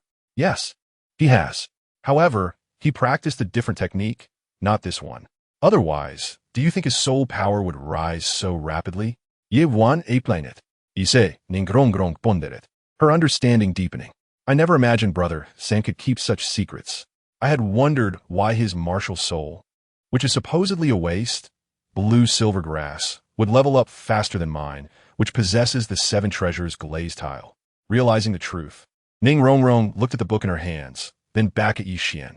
The fact that he was willing to share such a valuable resource with her warmed her heart. Compared to Tang San, Xian's figure grew increasingly significant in her mind. Rongrong, you've misunderstood. Tang San's martial soul is not merely blue silver grass, Xian added. Not just blue silver grass? What does that mean? Could he be a twin martial soul? Ning Rongrong asked, astonished. Yes, his other martial soul is the Xian hammer. Ye wan affirmit. What, the Xian hammer? He is a disciple of the Xian school? Ning Rongrong gazed at Xian, her expression one of disbelief, and upon seeing him nod, she asked, how is that possible? Why not? He and I hail from the same village. I was beside him when he awakened his martial soul, Xian replied. If that is the case, why does the martial soul certification from the Martial Soul Hall only list blue silvergrass? Ningrong questioned skeptically. I am unsure.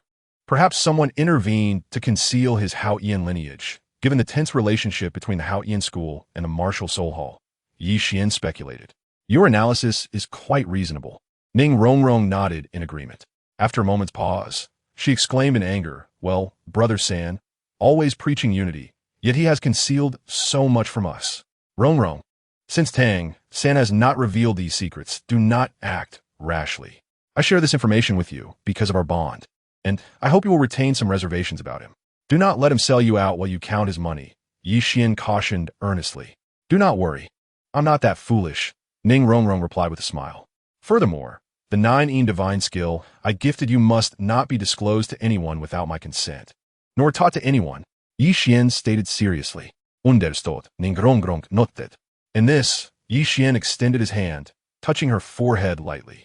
A ray of light penetrated, revealing a figure's silhouette within her gaze. Invincible Fist, Ning Rongrong murmured. Yes, this set of techniques is called the Invincible Fist.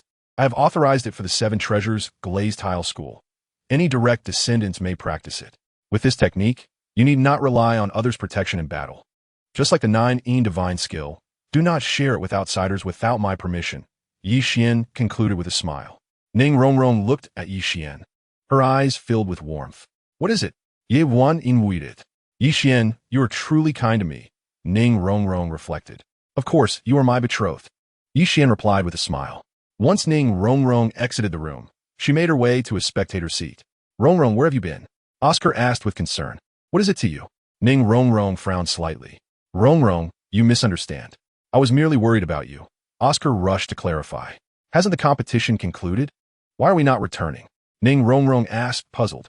The master said we should observe the battle of the 7 Treasures 10 Oddities. It will be highly beneficial for us. In order to elevate Ning Rongrong's sense of presence, Oscar preemptively responded to her words. Ladies and gentlemen, welcome to the Grand Soul Arena. We are about to witness the 4th team battle of the day, the most anticipated showdown. The contenders for this match are the Savage Fighting Team and the 7 Treasures Glazed Tile Team. As the voice of the announcer resonated through the arena, Some members of Shrek 6 Monsters felt a surge of indignation. How could there be individuals who refer to themselves as monsters beyond their ranks? Master, the Savage Fighting Team has already achieved a remarkable 7 consecutive victories. Do you believe they can secure another win? Tang San inquired of Master Yu Xiaojiang. This arena serves not only as a platform for soul masters to showcase their prowess, but also as a venue for gamblers to place their bets. Maintaining such a grand establishment incurs significant expenses, Yu Xiaojiang replied. Are you suggesting that the Grand Soul Arena is intentionally pitting the 7 treasures against the Savage Fighting Team to end their winning streak? Tang San asked calmly. Isn't that merely your speculation, little San? Yu Xiaojiang countered. Tang San fell silent. For merchants, profit is paramount. The Savage Fighting Team possesses considerable strength, undoubtedly attracting many bets in their favor. Conversely, the 7 Treasures Glazed Tile team had only just arrived in Soto City today and had never before graced the Grand Soul Arena, rendering them unfamiliar to the spectators. Consequently, it is unlikely that many would bet on their victory. This situation essentially equates to a guaranteed profit for the Grand Soul Arena. Savage Fighting Team, tear them apart. Savage Fighting Team, we adore you. Savage Fighting Team, victory is a must. I have wagered all my savings on your triumph. I have faith in you. The audience erupted in cheers for the outstanding Savage Fighting Team. In contrast, there were no voices rallying in support of the 7 Treasures Glazed Tile team. Following Yi Xian's instructions, the 7 Treasures' 7 members took the stage, with Xiao Wu, Lu Ku, and Lu Lan positioned at the forefront, while El Can and Chun Yi stood at the rear. Flanking El Can and Chun Yi were Wang Shan, wielding a brick martial soul, and Lu Hao, possessing a 9-toothed rake martial soul. Little San, who do you think will emerge victorious today? Yu Xiaojiang asked. I am not well acquainted with either team and cannot discern who will ultimately prevail. Thus, I am unable to provide an assessment, Tang San responded. Yu Xiaojiang cast a glance at Tang San. Even he, Yu Xiaojiang, sometimes struggled to fathom the inner thoughts of his disciple. Those profound eyes always exuded an aura of deep-seated mystery, evoking a sense of unease. I have heard that the Savage Fighting Team registered just 7 days ago and has achieved 7 consecutive victories, leaving their opponents either dead or severely injured, Yu Xiaojiang added. What? Does that mean they're in danger? Ning Rongrong gasped, her hands clasped together in worry as she gazed at the contestants from the 7 Treasures Academy. 7th Sister. Are you quite concerned for them? Dai Mubai queried. It is only natural for 7th Sister to care about them. If I am not mistaken, the 7 Treasures Academy is affiliated with the 7 Treasures Glazed Tile School, Tang San observed, his gaze penetrating as he regarded Ning Rongrong, though his demeanor remained somewhat cold. Indeed, your reasoning is sound. However, Rongrong, you spent quite a while in their resting area earlier. What exactly were you up to? Mao Nujun inquired curiously. That is my private matter. Must I disclose it? Ning Rongrong replied defiantly, casting a glance at Tang San. In Ning Rongrong's view, since Tang San concealed his profound skills, such as the Xian Tiangong, why should she not keep her own secrets like the 9 divine skill? Moreover, Yi Xian had repeatedly instructed her not to divulge or impart the 9 divine skill to anyone without his permission. The astute Tang San noted Ning Rongrong's demeanor and decided to remain vigilant. Since it pertains to Ning Rongrong's privacy, it is only natural that she need not disclose it. Yu Xiaojiang remarked indifferently. Ma Hongjun shrugged nonchalantly, though his gaze shifted towards Oscar. His inquiry had merely been an attempt to assist Oscar. Oscar. Ma Hongjun placed a hand on Yu Xiaojiang's shoulder and leaned closer to Oscar, whispering, Brother, I can only help you this far. As for Rongrong, my advice is to let go. Thank you, Oscar replied with a smile, casting a grateful glance at Ma Hongjun before turning his attention back to Ning Rongrong. Love is fair, free, and equal. I heard from Xiao San that Yi Xian grew up in Holy Soul Village and shares no feelings with Rongrong. I still wish to compete for her affections. Where sincerity abounds, even stone may yield. I believe I can move her heart. Ladies and gentlemen, welcome to the Grand Soul Arena. Tonight marks the climactic match of the team competition. The 7 Treasures, 7 Monsters will face off against the Savage Fighting Team. In previous battles, the Savage Fighting Team has achieved 7 consecutive victories, with their opponents either dead or injured. Will they secure an 8th victory and break the historical record of the Grand Soul Arena? Let's await the outcome together. Now, summon forth your respective martial souls. As the announcer's voice faded, the members of the Savage Fighting Team unleashed their martial souls. The 7 treasures, 7 monsters did the same. Haha, that individual is not taking the stage. The Savage Fighting Team's martial soul was a rhinoceros, and upon surveying the 7 treasures, 7 monsters, he felt elated. If he were to compete, I would not be so confident in my ability to handle him. Since he is absent, dealing with the rest of you will be a piece of cake. Even without my brother here, we can still handle you. Don't cry later. Xiao Wu taunted. All right. The countdown to the team battle begins. 5, 4, 3, 2, 1. Begin. The first soul skill, the round gold plate, unleashed a defensive radiance. The second soul skill, the round gold plate, emitted an attacking brilliance. The auxiliary soul masters of the Savage Fighting Team promptly activated their 2 soul skills. Among them were 4 soul ancestors, all boasting optimal soul ring configurations. The Savage Fighting Team's rhinoceros furrowed his brow, muttering to himself, "Do not worry, they have no auxiliary soul masters." One of the Savage Fighting Team members remarked coolly, "Everyone, let us strike swiftly." Liu Lan Uget agreed. Both Lu Ku and Xiao Wu nodded, already commencing their soul skills. The third soul skill, teleportation.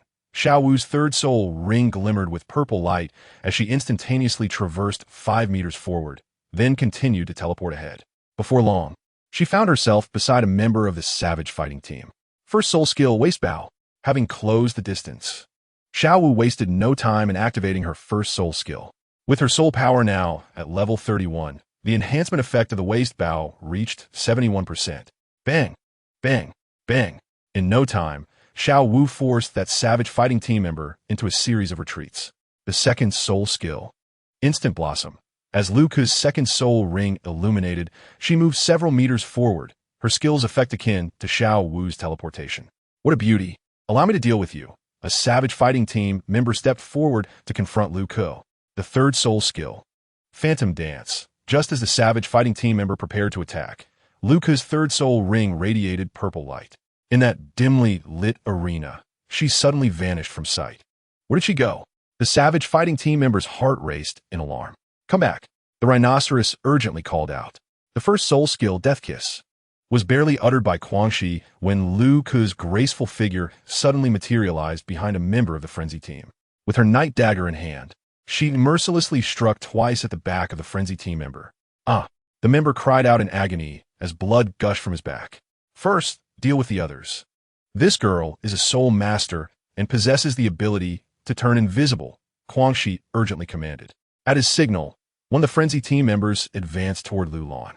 The first soul skill, Breaking Waves, activated as Lu Lan, whose martial soul was a fish, suddenly dropped to the ground and began to swim swiftly across the surface like a fish.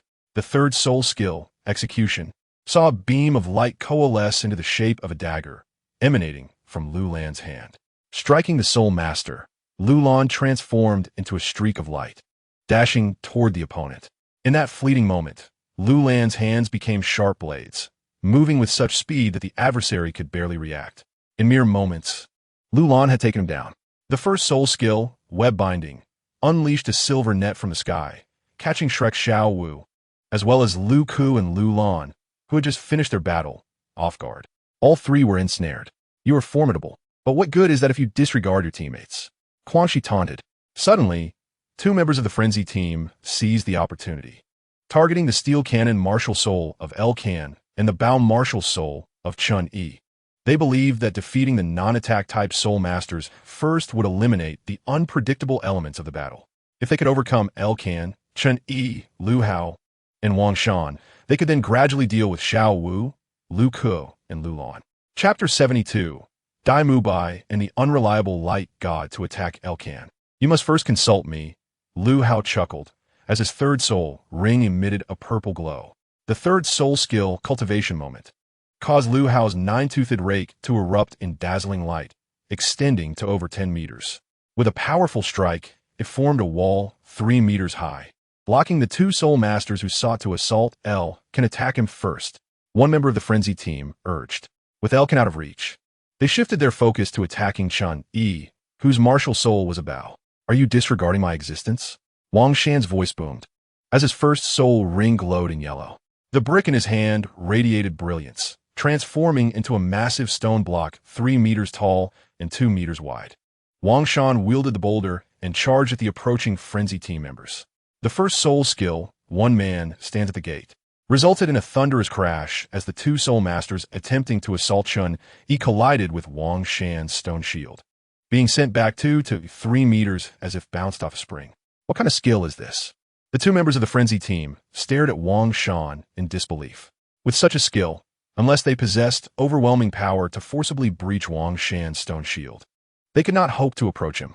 Seeing his teammates falter, a member of the frenzy team wielding the wishful disc activated his third soul skill. A red light enveloped every member of the frenzy team. Look, this is the secret to the frenzy team's repeated comebacks, the soul skill fervor.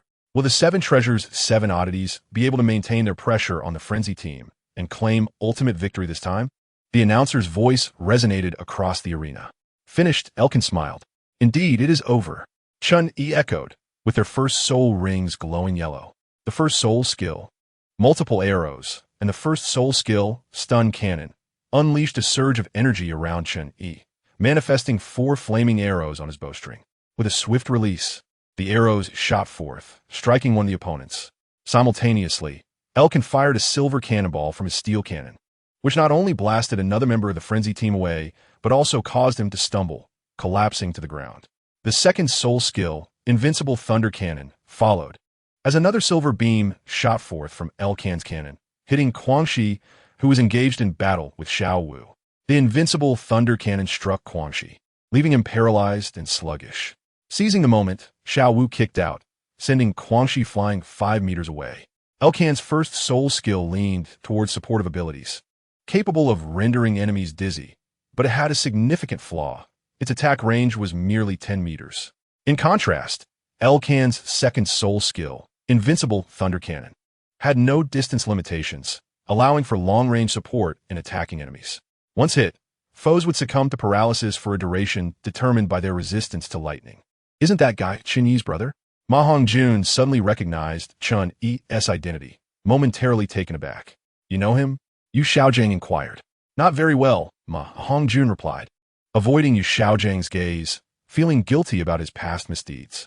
Soon, all 6 members of the frenzy team were defeated by Chen Yi, Elkan, Lu Ku, Xiao Wu, and Lu Lan, leaving only the support-type soul master with the spider martial soul standing on the platform. Shall we continue? Xiao Wu asked, glancing at the woman with the spider martial soul. The battle had concluded so swiftly that even with the fervor enhancing their strength, it mattered little. Elkan and Chen Yi were ranged attackers. Even if the frenzy team members felt no pain, Chen Yi's arrows and Elkan's cannonballs still harmed their bodies. If this continued, the frenzy team members might perish here.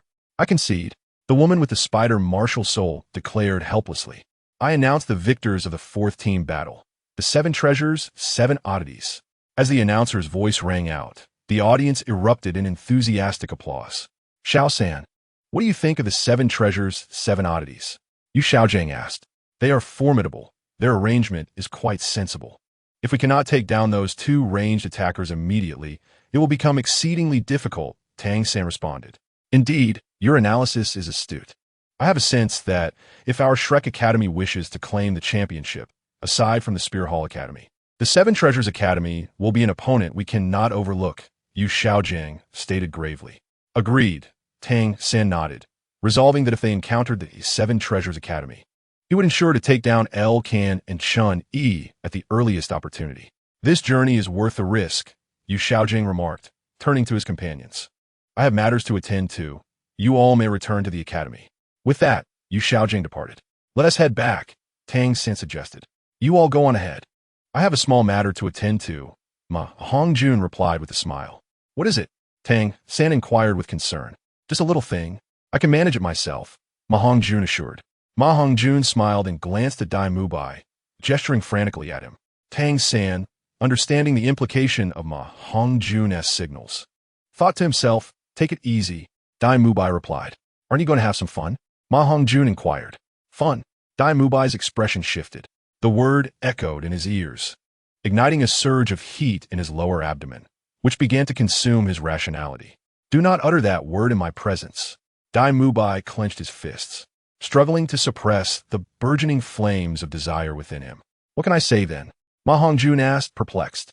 Unbeknownst to him, perhaps since Zhu Zhuqing had asked Tang San to help fulfill her wish to stop her fiancé from tormenting her, Dai Mubai had begun to exhibit peculiar behavior. Whenever Ma Hongjun mentioned certain words in Dai Mubai's presence, it would trigger an uncontrollable urge within him, compelling him to seek the company of women for relief.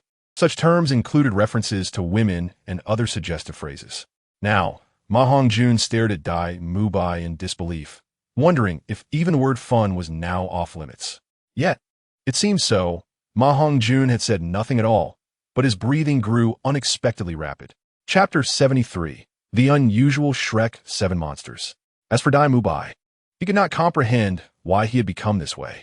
In any case, any mention of female anatomy or sensitive terms, along with crude slang, would invoke a fervent desire within him. Initially, he was mindful of Zhu Zhuqing's presence, and when the fires of desire arose, he could only resort to his right hand for relief. Though it felt inadequate, he endured for Zhu Zhuqing's sake. However, as time passed, Dai Mubai realized that such self-restraint only intensified those thoughts. Eventually, he sought solace with the twins he had once cared for, indulging himself a few times. Do not mention anything related to that, Dai Mubai urged anxiously. You truly do not wish to go? Ma Hongjun pressed again. Dai Mubai hesitated, his gaze wavering as he noted Zhu Zhuqing's watchful eyes.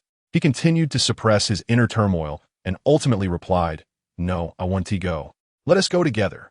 Look at your body's reaction, Ma Hongjun insisted, tugging at Dai Mubai's hand and glancing at his lower body. Get lost. My tastes are not as poor as yours, Dai Mubai retorted angrily, shaking off Ma Hongjun's grasp.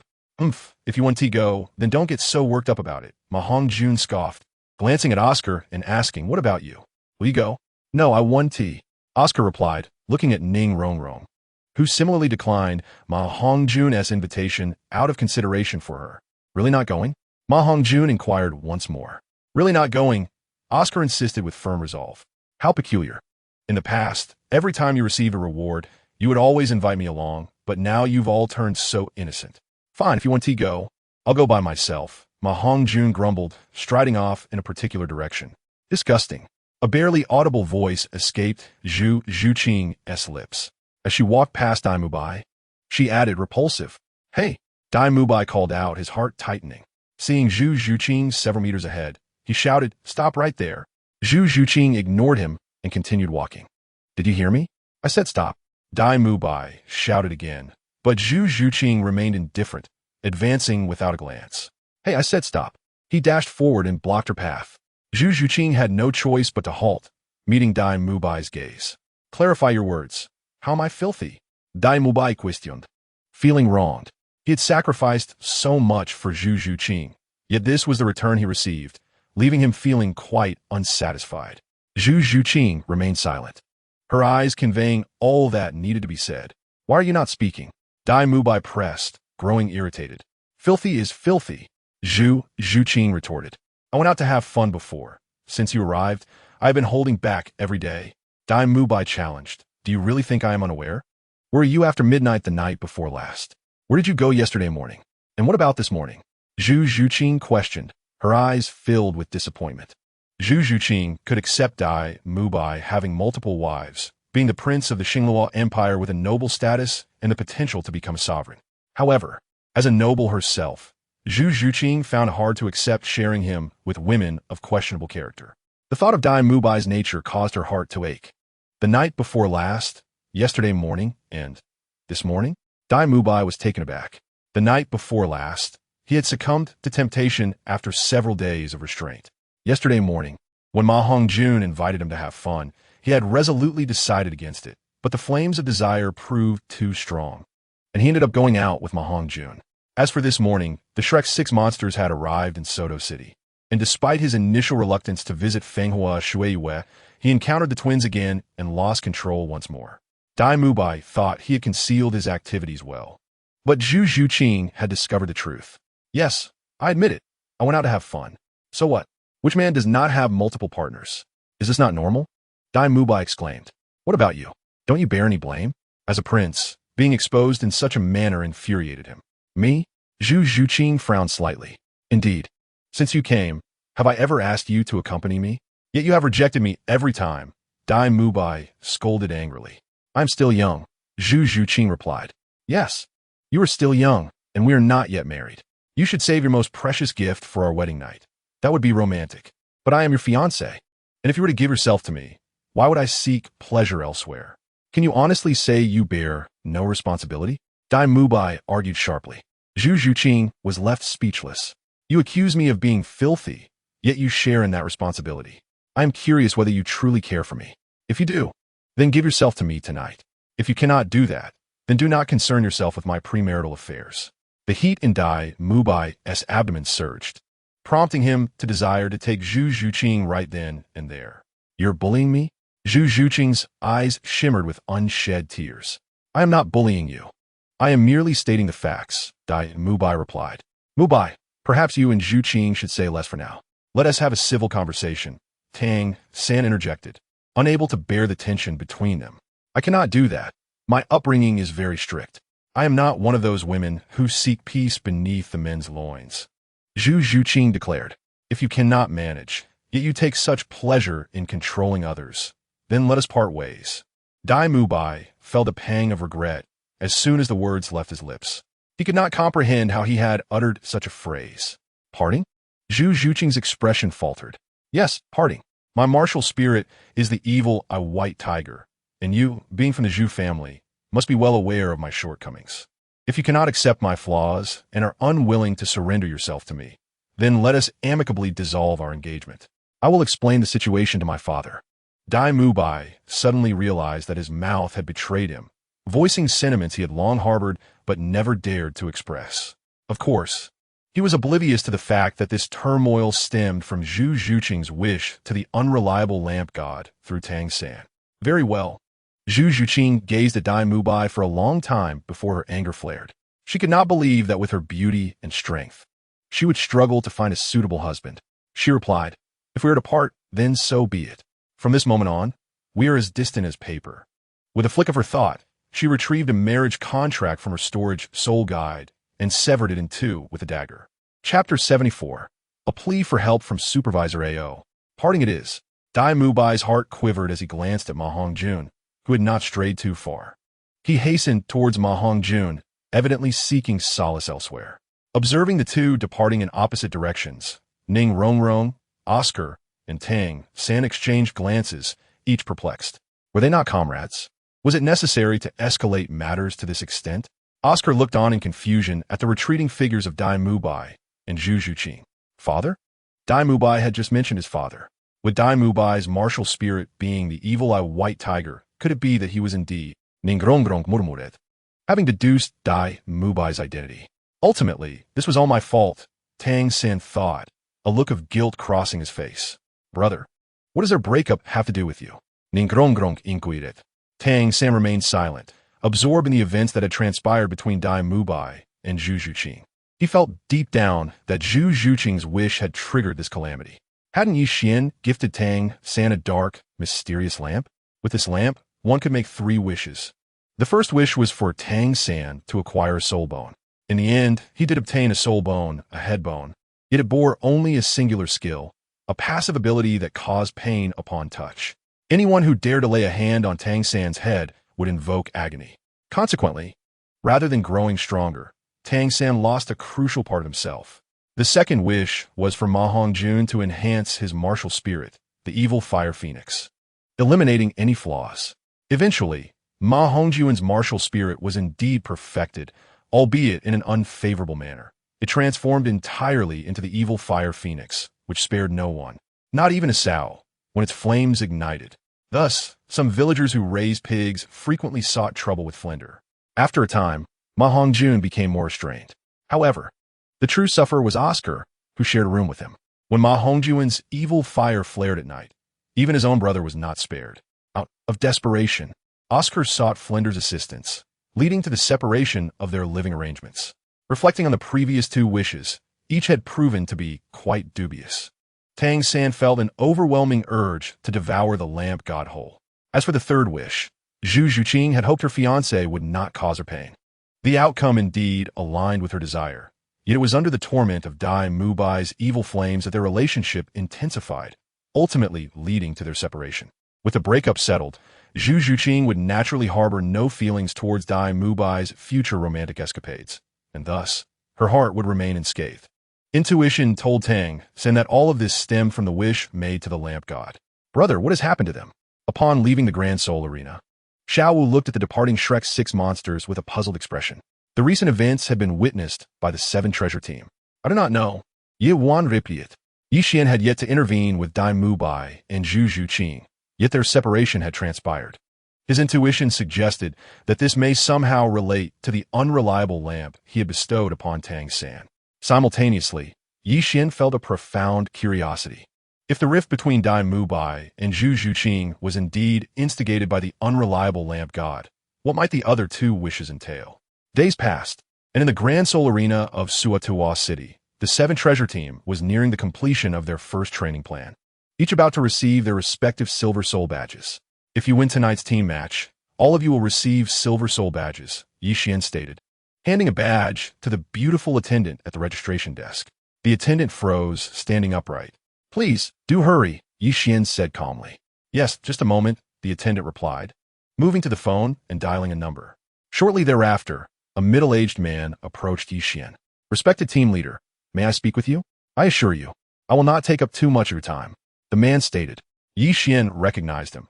He was Supervisor Ao from the Grand Soul Arena of Suatuwa City. Are you representing yourself or the Grand Soul Arena? Xian inquired. I represent the Grand Soul Arena, the man replied. Very well, what would you like to discuss? Xian asked, already suspecting the nature of the conversation. Supervisor Ao's explanation confirmed Xian's suspicions. 2 days prior, a team boasting all Silver Soul badges had arrived in Suatuwa City.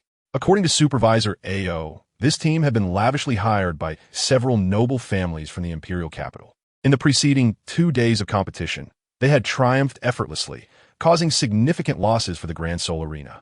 Supervisor Ao had come to request that the 7 treasure team compete against the Royal Combat team in the main arena tonight.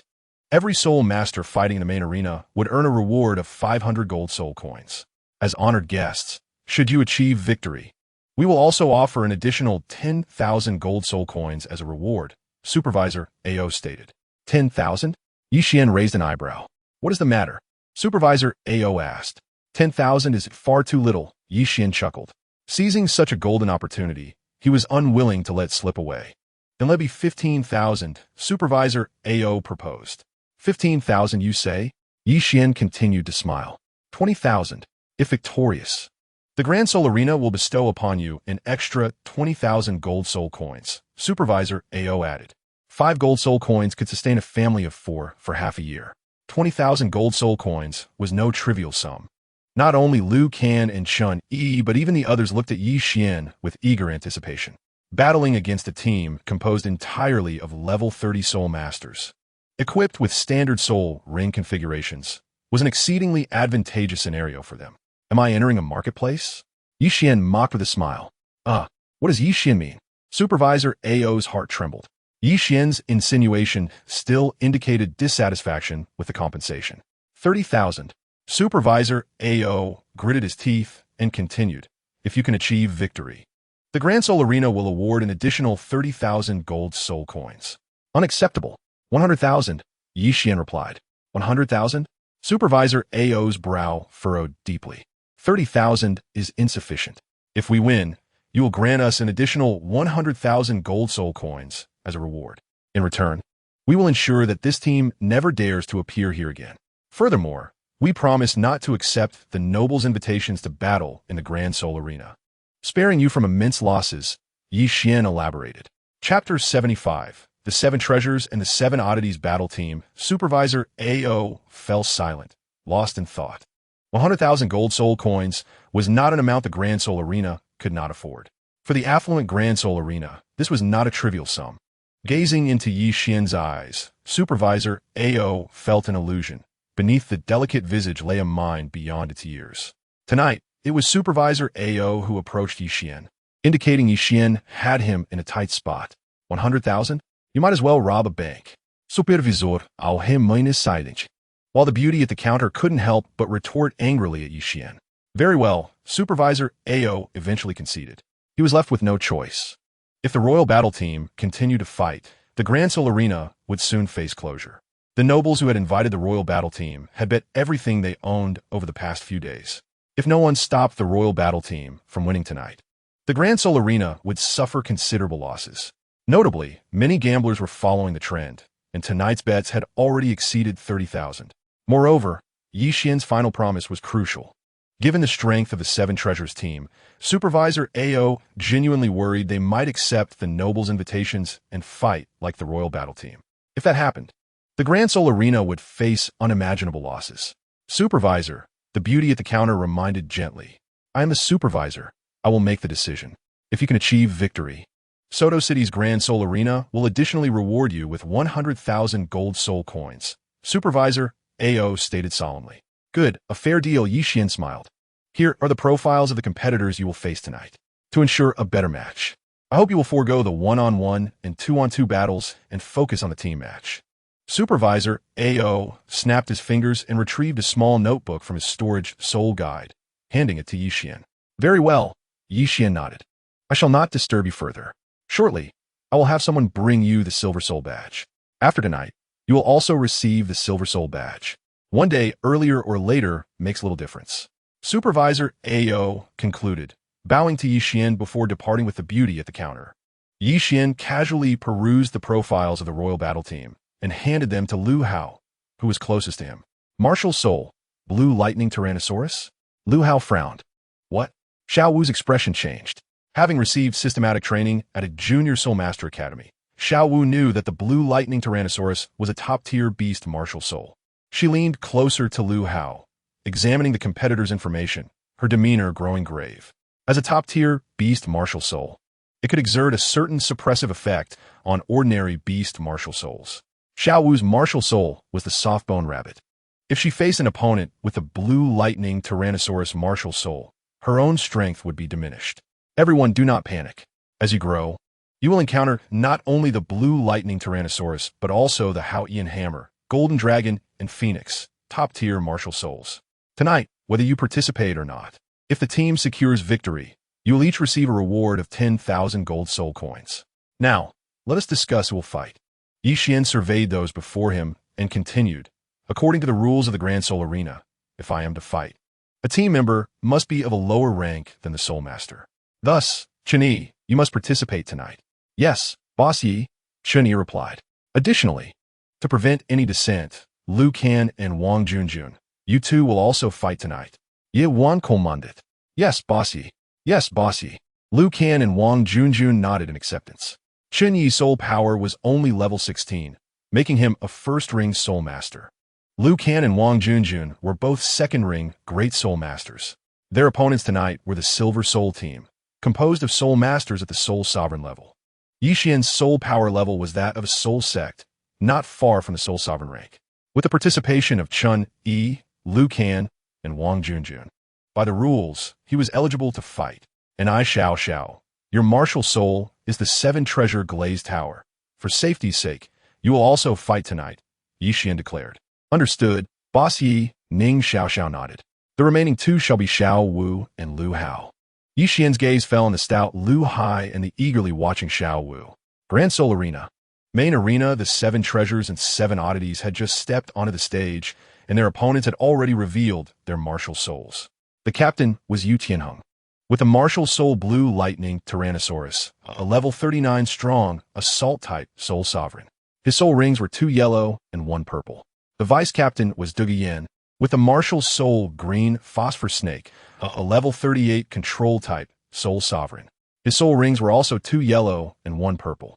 Team member Osro, martial soul Ghost Leopard, a level 36 agile assault-type soul sovereign, with 2 yellow and 1 purple soul rings.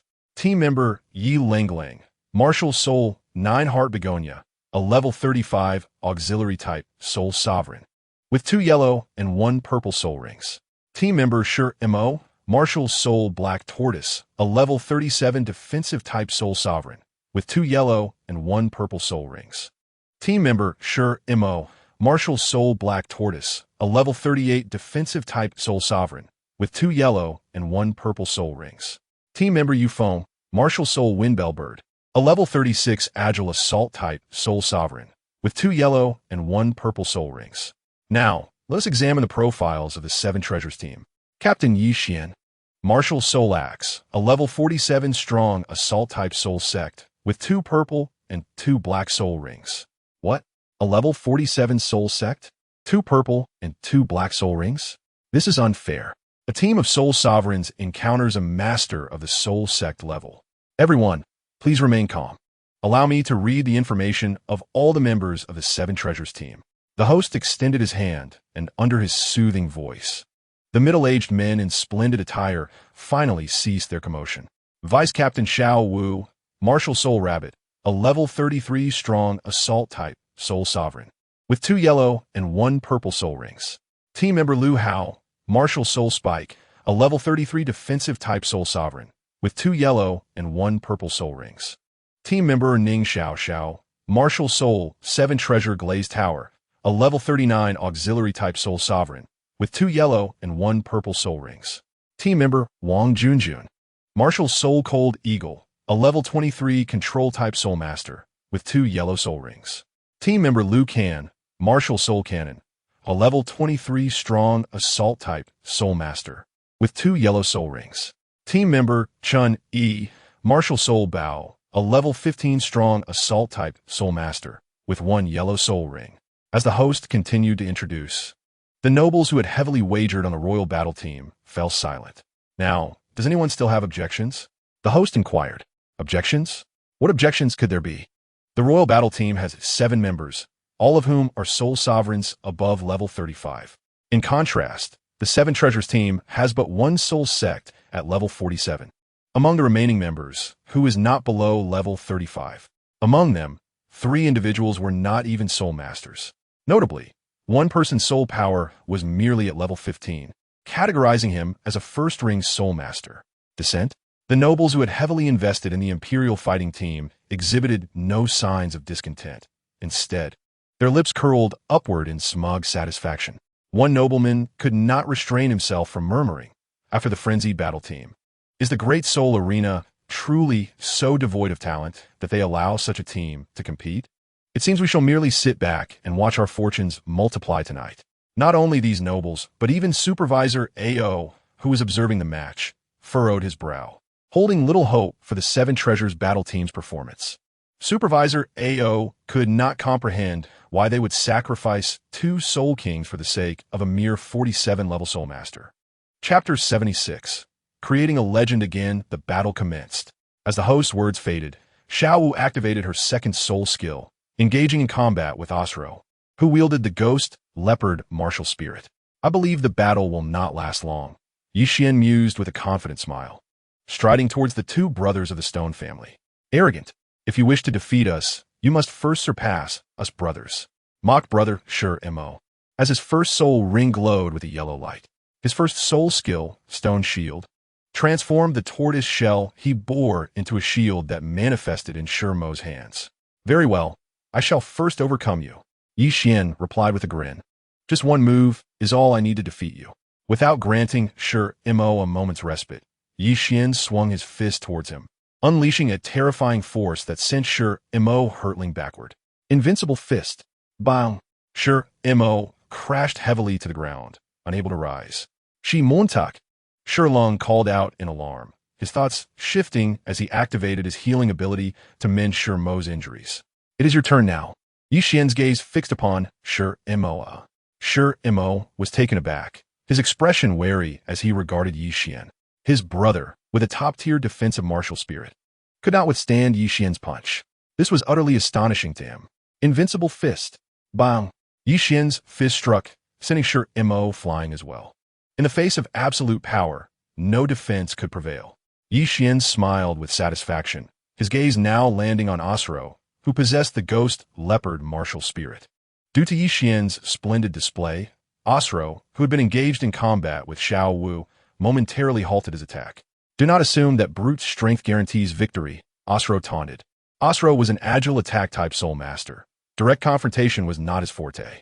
He acknowledged Xian's formidable strength, but believed he could elude him due to his agility. "You're mistaken. For this battle, I alone shall suffice, Xian declared confidently. What? Are you implying you intend to take on 7 opponents alone? Asro responded gravely. Indeed, Xian affirmed, gesturing for everyone to step back. Xiao Wu, Liu Can, and the others complied with Xian's command, retreating to the edges of the arena. Ladies and gentlemen, the captain of the 7 Treasures battle team, Xian, intends to face 7 opponents single-handedly. Let us witness the prowess he possesses to challenge the Imperial fighting team, which previously triumphed over the frenzied battle team. The host proclaimed, simultaneously cautioning Xian against underestimating his adversaries. 1 against 7? Asro scoffed. Let me see what abilities you possess to take on 7 foes. First, you must surpass me. Activating his 3rd soul skill, Ghost Leopard Clone, Asro jeered at Xian while remaining wary in action. His 3rd soul ring glimmered with purple light as 3 black leopards lunged at Xian. Wind Godleg. In an instant, Xian moved with remarkable speed, darting across the arena like a shadow. Bang, bang, bang. 3 dull thuds echoed as the leopards launched at Xian were all obliterated by his kicks, dissipating into the air as a fierce wind. This is not good, Asro thought, startled as a shadow appeared beside him. Attempting to retreat, Asro found himself unable to move as Xian's foot landed squarely upon him. Second style of Wind God Leg, Gale Force. Bang! As he was retreating, Asro felt a fierce impact to his abdomen from Xian's attack, propelling him backward to crash heavily onto the ground. Puff! Asro clutched his chest, blood spilling forth. This challenge is hardly remarkable, Xian taunted. You! Asro pointed an accusing finger at Xian, recalling his earlier overconfidence. In mere moments, Xian had bested him, leaving him feeling as though he had just been struck. Puff! Infuriated, Asro spat out more blood. Now, it is your turn. Xian's gaze shifted to Yufeng, who possessed the Wind Bell Bird martial spirit. You think you can handle me? Let's see how you can reach me, Yufeng declared with a smug smile. Possessing the ability to fly, Yufeng believed he was out of Xian's reach. Do you truly think I cannot contend with you? Ye Wan Similet, extending his hand towards Yufeng. Suddenly, his palm contracted, generating a terrifying force of suction. The unprepared Yufeng found himself rapidly drawn towards Xian. Alarmed, Yufeng quickly flapped his wings, relying on his combat experience to avoid being captured, halting just 3 meters above the ground. This was sufficient for Xian. Thud! With a powerful stomp, Xian shattered the ground beneath him, propelling himself higher than Yufeng. This is bad, Yufeng exclaimed, panic evident on his face. In the next moment, Xian grasped one of Yufeng's hands, nimbly climbing onto his back, forcing him downward. Slap! Xian struck Yufeng's face without hesitation, stunning him. Bang! Following that, Xian delivered a punch to Yufeng's chest, causing him to spit blood and lose the will to continue fighting. 9 Heart Begonia. Group Healing. Seeing Katao Motivondit. Ye Ling Ling Activated Her Solisol Sikid. I almost forgot about you. Ye Wan Chaklet. Extending his hand towards Yi Lung Lung. Abruptly, a powerful force of suction emanated from his palm, pulling Yi Lung Lung uncontrollably towards him. Yi Lung Lung found herself grasped by her delicate neck. Still unwilling to concede, Xian inquired, directing his gaze at Yu Qianheng of the Imperial fighting team. We have lost. However, I refuse to accept it, Yu Qianheng replied, filled with frustration. What grounds do you have for refusal? Ye Wan question it. I have yet to take action. Should you manage to defeat me, then I shall submit, Yu Qianheng declared haughtily. Very well, as you wish. Xian grinned and released Yi Lung Lung. I am about to begin, Yu Qianheng warned. Ye Wan nodded. The 3rd soul skill, Dragon's Fury, allows Yu Qianheng to enter a berserk state, significantly amplifying his power with a 100 increase in attack strength. The 1st soul skill, Thunder Dragon Claw, serves as Yu Qianheng's single target attack skill, enhancing his attack by 30 in his non-dragon form, and by an additional 100 upon transforming into his dragon form. Thus, at this moment, Yu Qianheng's attack power surges by an impressive 130, which serves as the source of his confidence. Facing the hand enveloped in crackling electricity, Xian did not flinch. He thrust his fist forward. A resounding boom echoed through the air. Xian remained steadfast, while Yu Qianheng was propelled backward, sliding 5 meters and leaving a conspicuous mark in his wake. Blood trickled from the corner of Yu Qianheng's mouth as he regarded Xian with apprehension. Qianheng. Du Guyan rushed to Yu Qianheng's side, casting a wary glance at Xian, intent on intervening, but Yu Qianheng restrained her. You have won, he acknowledged. Yu Tianheng, I must say, you could have avoided injury, yet you insisted on confronting me. Is it that your blood is so boisterous lately that you wish to expel some? Yi Xian remarked. Yu Qianheng felt a surge of anger and, overwhelmed by his turbulent emotions, spat out a mouthful of blood. Chapter 77. The City of Slaughter. After enduring a month of wind and rain, Yi Xian journeyed northward as the air gradually grew colder. However, as soul masters, the chill posed little threat to them. Brother, how much farther to the City of Slaughter? Xiao Wu asked, her tone tinged with impatience. Look, isn't that ahead? Yi Xian smiled. Following Yi Xian's gesture, Xiao Wu's gaze fell upon a small town in the distance. This marked the first town they had encountered since entering the forest a month prior. A hint of nostalgia flickered in the eyes of El Can, Wang Junjun, and others. Humans are inherently social creatures, and prolonged isolation from civilization invokes a longing for the familiarity of towns. This is the City of Slaughter? Xiao Wu exclaimed in astonishment. We are merely at the outskirts. The entrance lies just ahead, Yi Xian elaborated. The atmosphere within the inn was peculiar. Despite it being daytime, dark clouds obscured the sky, casting a dim light upon the surroundings. The air was thick and murky, and the town's decor featured a predominantly black theme. A desolate forest bordered the outskirts, enhancing the town's eerie and shadowy ambience. Let us head to the tavern. To enter the City of Slaughter, we must undergo their trials. Tasks assigned by the city will be available there, Chen Xian said, stepping forward and leading the way into the unsettling town. As the guardian of the seven-treasure glazed tile school, Chen Xian was well-versed in the rules of the City of Slaughter. Following him were Gu Rong, Yi Xian, Xiao Wu, Ning Yi Xiao, El Can, Wang Junjun, Wang Shan, Lu Hao Lu Ku, Chen Yi, and Lu Lan as they entered a tavern within the town. Inside, the lighting was dim. Despite the daylight outside, candles flickered on each table. The number of patrons was sparse, with only about 30% of the tables occupied. The quietness led to an unsettling feeling, as it was hard to discern if the people seated were even human, given their silence. The arrival of the 12 companions caught the attention of several patrons, their gazes scrutinizing Yi Xian with ill intent. As they settled in, a black-clad waiter approached with an indifferent expression. What would you like to order? He inquired. Bring us 12 cups of Huangquan-du, Chen Xian replied coolly. Are you certain? The waiter's demeanor shifted as he assessed Chen Xian. With a sidelong glance, Chen Xian fixed his gaze on the waiter, who flinched and took a step back in fear. Please wait. The waiter, now visibly intimidated, improved his attitude considerably.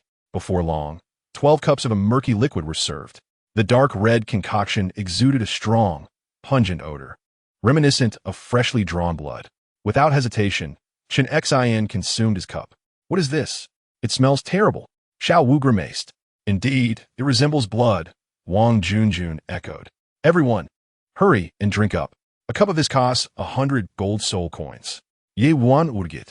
What? 1 cup costs 100? 12 would total 1,200 gold soul coins. Wang Shan exclaimed, astonished. Yes, Yi Xian confirmed, lifting his cup. He inhaled the acrid scent before steeling himself and downing the entire contents. As the liquid coursed down his throat, a wave of warmth spread through him, the taste being slightly salty with a hint of bitterness. It was a flavor that would be difficult for anyone with a delicate palate to appreciate. Lu Hao, undeterred, followed suit, gulping down his drink in compliance with Yi Xian's command. Lu Hao, was it palatable? Xiao Wu inquired. I cannot tell, Lu Hao replied. You drank it and you don't know? Xiao Wu questioned incredulously. Yi Xian told me to drink, so I did. If you want to know what it tastes like, you ought to drink it too, Lu Hao teased. Xiao Wu scrunched her face in distaste, but ultimately pinched her nose and took a sip of the Huangquan-du. Ugh, she spat it out repeatedly, feeling nauseated. The sensation was so overwhelming that it almost made her want to vomit. It tastes awful. Wang Junjun also frowned in disapproval. Even the men, Wang Shan, Lu Lan, and Ning Yi Xiao, grimaced at the taste. Only Lu Ku, who possessed the Night Dagger martial soul, appeared somewhat less affected. What is this? Lu Ku asked curiously. Consider human blood, Yi Xian replied. What? Lu Ku's expression shifted dramatically, his face paling. Xiao Wu, Wang Junjun, Wang Shan, and others, upon hearing Yi Xian's words, began to retch violently. Huangquan-du is derived from defeating opponents and condensing their soul power. Yi Xian continued, What? Xiao Wu, please understand. You are, after all, a kind-hearted rabbit who rarely consumes meat, let alone drinks human blood. Go home, little one. This is not a place for you. Indeed, if you cannot handle a cup of Huang Quan Du, how do you expect to enter the city of slaughter? How laughable. Haha, I still need one more head. If I kill them, I can enter the city of slaughter. Seeing Xiao Wu, Wang Junjun, and Lu Ku's extreme reactions, the nefarious patrons in the tavern began to approach Xian, brandishing their martial souls. To enter the city of slaughter, there are two methods. One can either complete tasks assigned by the city, which vary in nature, or one must slay 10 people within this town. Once the requisite number of souls is collected, entry into the city is granted. At this moment, the malevolent patrons in the tavern, recognizing Xiao Wu and her companions as virtuous individuals, began to set their sights on them. Kill them, Xian commanded. The petite figure of Xiao Wu gazed at Xian with evident trepidation. Though she relished combat, she had never taken a life. The individuals before her bore no grudge against her, which rendered her unable to act. Not only Xiao Wu, but even Wang Junjun, Lu Ku, and others exhibited expressions of hesitation. To gain entry into the city of slaughter and commence your next round of training, you must eliminate them, Xian urged further. Xiao Wu remained engulfed in doubt. Among the 7 treasures, only Lu Hao displayed no hesitation. With a mere thought, 3 soul rings, yellow, and purple, encircled him. Soul respect. Some of the nefarious individuals furrowed their brows, regarding Lu Hao with trepidation, while others of the Soul Master rank regarded him with disdain. With his first soul skill, Meatball Trampoline, Lu Hao was enveloped in a golden light and began to leap towards the nearest soul respect. Upon landing, his considerable weight crushed one underfoot. Yet, the onslaught did not cease. Lu Hao rolled several meters after landing and approached another Soul Master, who had suffered minor injuries from the impact. His 9-toothed rake extended abruptly, anchoring itself to the hotel wall, and he hurled the unfortunate Soul Master against it with brutal force. With a resounding crash, the Soul Master was left gasping for breath, blood spilling forth as he clutched his chest. 1 kills 10, Xian's voice reverberated once more. In pursuit of the qualification needed to enter the city of slaughter, Xian demonstrated his prowess by executing the Wind God Leg. 10 resounding impacts echoed as he dispatched 10 adversaries, rendering them unconscious upon ground. With a flick of his fingers, Xian extracted a dagger from his storage soul guide and swiftly slashed the throat of one of the fallen villains, blood gushing forth. The once menacing figures who had aimed to bully Xian and his companions now stood frozen in shock, witnessing the swift execution. As they regained their senses, they found that Xian had extinguished the lives of 10 wicked souls, wiping the blood from his blade. One villain, awakening to reality, bolted towards the exit, realizing too late that they had underestimated the combat experience of their youthful opponents. Overwhelmed by the formidable presence of Xian and Lu Hao, the remaining evildoers regained their wits and fled towards the hotel's exit. However, 2 figures blocked their path, Jian Dao Chenxin and Gu Rong, the Bon de Law. Where do you think you're going? Chenxin inquired indifferently. If you wish to leave, you must pay with your lives, Gu Rong added coldly. Both, in their quest to enter the city of slaughter, needed to eliminate 10 foes as well. As titled Douluos, they summoned their 9 soul rings, manifesting their respective martial souls. 9 soul rings. Titled Douluo, the evildoers trembled, their faces pale with fear as they beheld Chenxin and Gu Rong.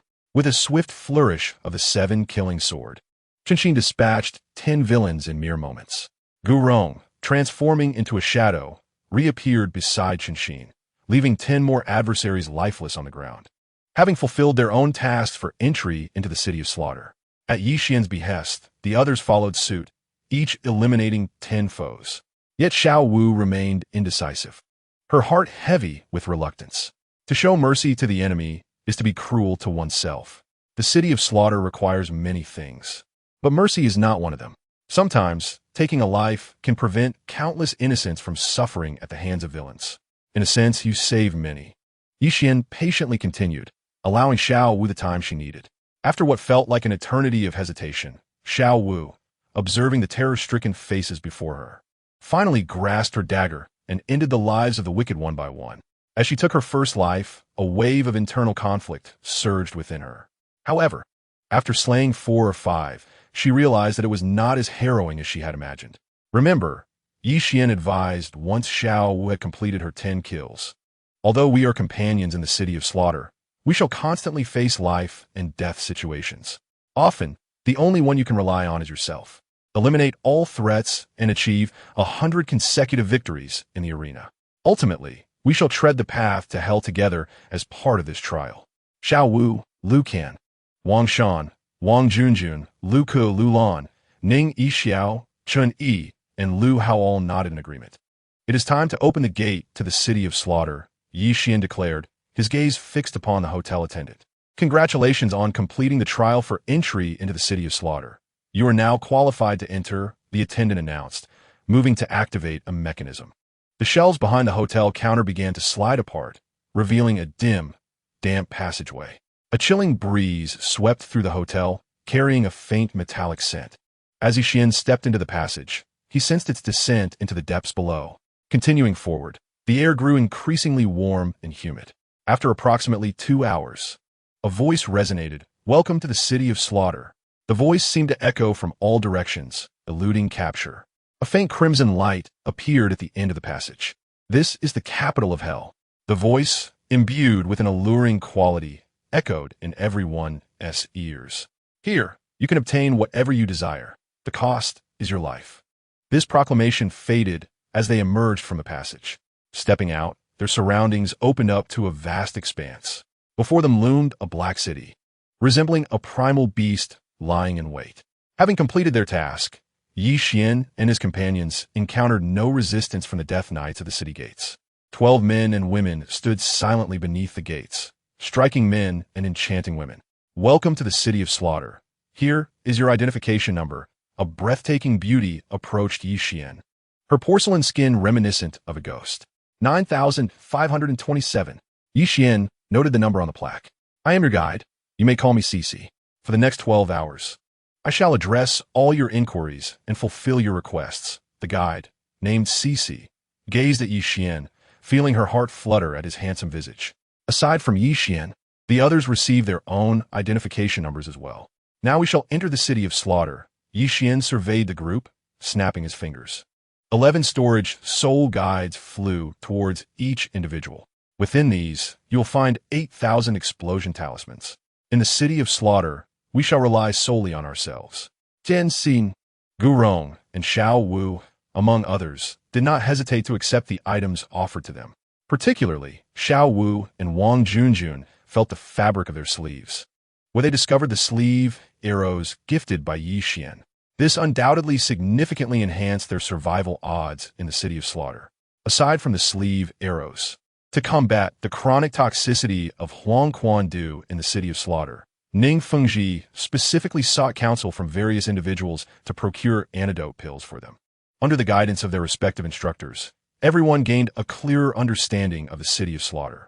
This city has existed for a millennium, said to be the domain left behind by a powerful soul master who broke through the 100-level threshold. Here, martial souls can awaken, yet the soul skills contained within the soul rings are rendered ineffective. Soul power can be harnessed here, serving as a source of strength. The rules of the city of slaughter are essentially non-existent. In a sense, it is a paradise of vice. Entry is permitted, but exit is not. To leave, one must achieve 100 consecutive victories in the Hell Slaughter arena, thus entering the path to hell. Anyone who successfully traverses this path earns the title of God of Slaughter, along with the privilege of entering and exiting the city of slaughter at will. The city of slaughter is ruled by the formidable king of slaughter, under whom an enforcement team composed entirely of soul master level experts operates, with the ability to utilize soul skills. The leader of this enforcement team is a powerhouse who has attained the rank of title Douluo. The city is divided into an outer city and an inner city. For those in the outer city, daily offerings of 2 cups of Huangquan do ensure the protection of the king of slaughter. In contrast, life in the inner city is fraught with life and death challenges. To reside in the inner city, one must enlist in competitions within the Hell Slaughter arena. Winning a match grants one the right to live in the inner city for a year. Compared to the outer city, the inner city is replete with numerous amenities. There, every dark desire of human nature can be fulfilled. The vile individuals residing in the outer city merely cling to life, devoid of any true pleasure. Over the course of a millennium, only 8 gods of slaughter have emerged. Achieving success in the path to hell is no simple feat. Take me to the Hell Slaughter Arena, Chen Mo insisted. Following their guide, the group arrived at the inner city. The architecture of the inner city was diverse, and its ambience starkly contrasted with that of the outer city. If the outer city was a realm of silence and indifference, the inner city was a world of opulence and madness. Colorful lights illuminated the surroundings, and chaos reigned, with laughter and cries of anguish echoing everywhere, alongside numerous unsettling sounds. On the streets of the inner city, one could even witness individuals engaging in lewd acts for Huangquandu. This sight left Xiao Wu, Wang Junjun, Lu Ke, and the other young women blushing profusely. Such scenes were not uncommon, with even multiple participants frequently involved. "Brother, I find this place rather distasteful," the kind-hearted Xiao Wu murmured softly.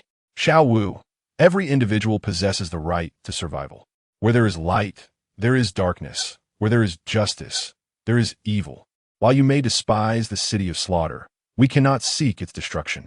The city of slaughter serves as a prison, granting wicked souls their final breath of life. Furthermore, it is precisely due to its existence that the number of evil soul masters outside remains so scarce," Xian remarked sagely. Under the guidance of their instructor, Xian, Chen Mo, Gu Rong, and the others finally found themselves before an extraordinary structure.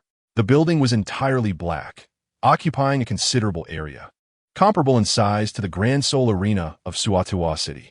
Its overall shape resembled a cone, with the base being the widest and tapering as it rose. This was indeed the Hell Slaughter Arena. You should have visited the Grand Soul Arena. The competition procedures here are quite similar. Register with your respective identity plates and await the commencement of the matches. During the waiting period, participants are prohibited from engaging in combat. Unlike the Grand Soul Arena, each match here consists of 10 contestants, with only one emerging alive. The victor can absorb the soul power of the defeated.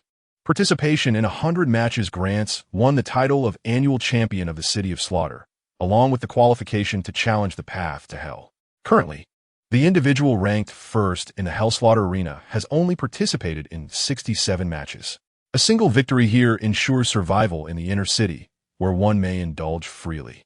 To spectate in the Hell Slaughter Arena, one must contribute a cup of Huangquandu, whether it be one S own or another S.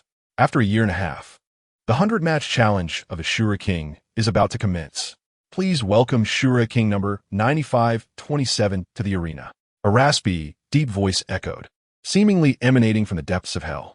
A youth, approximately 1.7 meters tall, leaped into the air, landing firmly in the center of the arena. From the center, 9 chains linked to the spectators, with 9 individuals standing there. Those 9, all above level 80, are surely collaborating, given the reputation of the Shura King. Such cooperation was to be expected. However, should these 9 soul Douluo falter, their soul power will be forfeited to the Shura King. How enviable to gain the essence of 9 soul Douluo. Intense gazes were fixed upon Xian, as the audience buzzed with speculation surrounding him and the 9 soul Douluo. In fact, such occurrences had transpired more than once.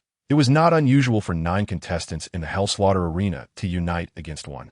In previous battles, they had met tragic ends. "Brother will definitely win," Xiao Wu declared, her eyes filled with confidence as she gazed at the figure in the arena. "Once Xian secures this victory, we can embark on the path to hell," Ning Yixiao said, anticipation gleaming in his expression. "Nervous, are you? Are you eager to traverse the path to hell?" Gu Rong inquired of Chen Xian. "Humph. Tang has attained the domain of the god of slaughter, acting as if everyone owes him something.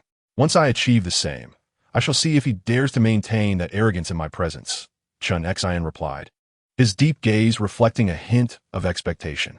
Indeed, over the previous year and a half, Chen Xian, Gu Rong, Xiao Wu, Wang Junjun, Wang Shan, Chen Elkan, Ning Yixiao, Lu Hao, Lu Ke, and Lu Lan had all achieved 100 consecutive victories in the Hell Slaughter Arena. Now, they awaited Xian's final victory in this match, enabling them to enter the path to hell together. Chapter 80. The transformation of the 7 treasures and the 10 elite with a swift motion. The battle was about to commence. The 9 soul Douluo launched their assault simultaneously, attacking Xian from 9 different angles. The third style of the wind god leg, Raging Storm. with leg strikes pouring down like a torrential rain and an intensity akin to a fierce gale. This was the essence of the raging storm. After a year and a half of training, Xian's wind god leg had finally reached its third style. Hud, hud, hud. The rapid sound of landing echoed as four Soul Douluo were repelled, each suffering severe injuries at the hands of Xian's terrifying leg strength, blood spilling from their lips. Damn it, this is utterly unfair. We cannot utilize soul skills, yet he can. One Soul Douluo exclaimed, wiping the blood from the corner of his mouth. Resentment evident in his eyes. Due to the peculiar nature of the City of Slaughter, even Douluo-level soul masters were unable to employ their soul skills within its confines. Certainly, excluding self-created soul skills, Xian's wind god leg, if categorized by the type of soul skills in the Douluo realm, could be classified as a self-created soul skill. Over the past year and a half, Xian has defeated one opponent after another with the wind god leg. The wolf tooth ball, a soul master at the Soul Douluo rank, launched a spiked iron ball towards Xian's back. Although they could not utilize soul skills, they were still capable of fighting with their martial souls. Invincible fist. Xian swung his fist, turning to deliver a powerful blow. A thunderous sound erupted as the wolf tooth ball was sent hurtling back to its owner, striking the Soul Douluo who wielded it. Brother, could you be quicker? Xiao Wu urged from the stands. Aldikt, ye wan ripliet. He touched his ring-like soul guide and flicked his finger, conjuring 100 explosive talismans around him. Not good. Not those talismans again. Damn it, we're doomed.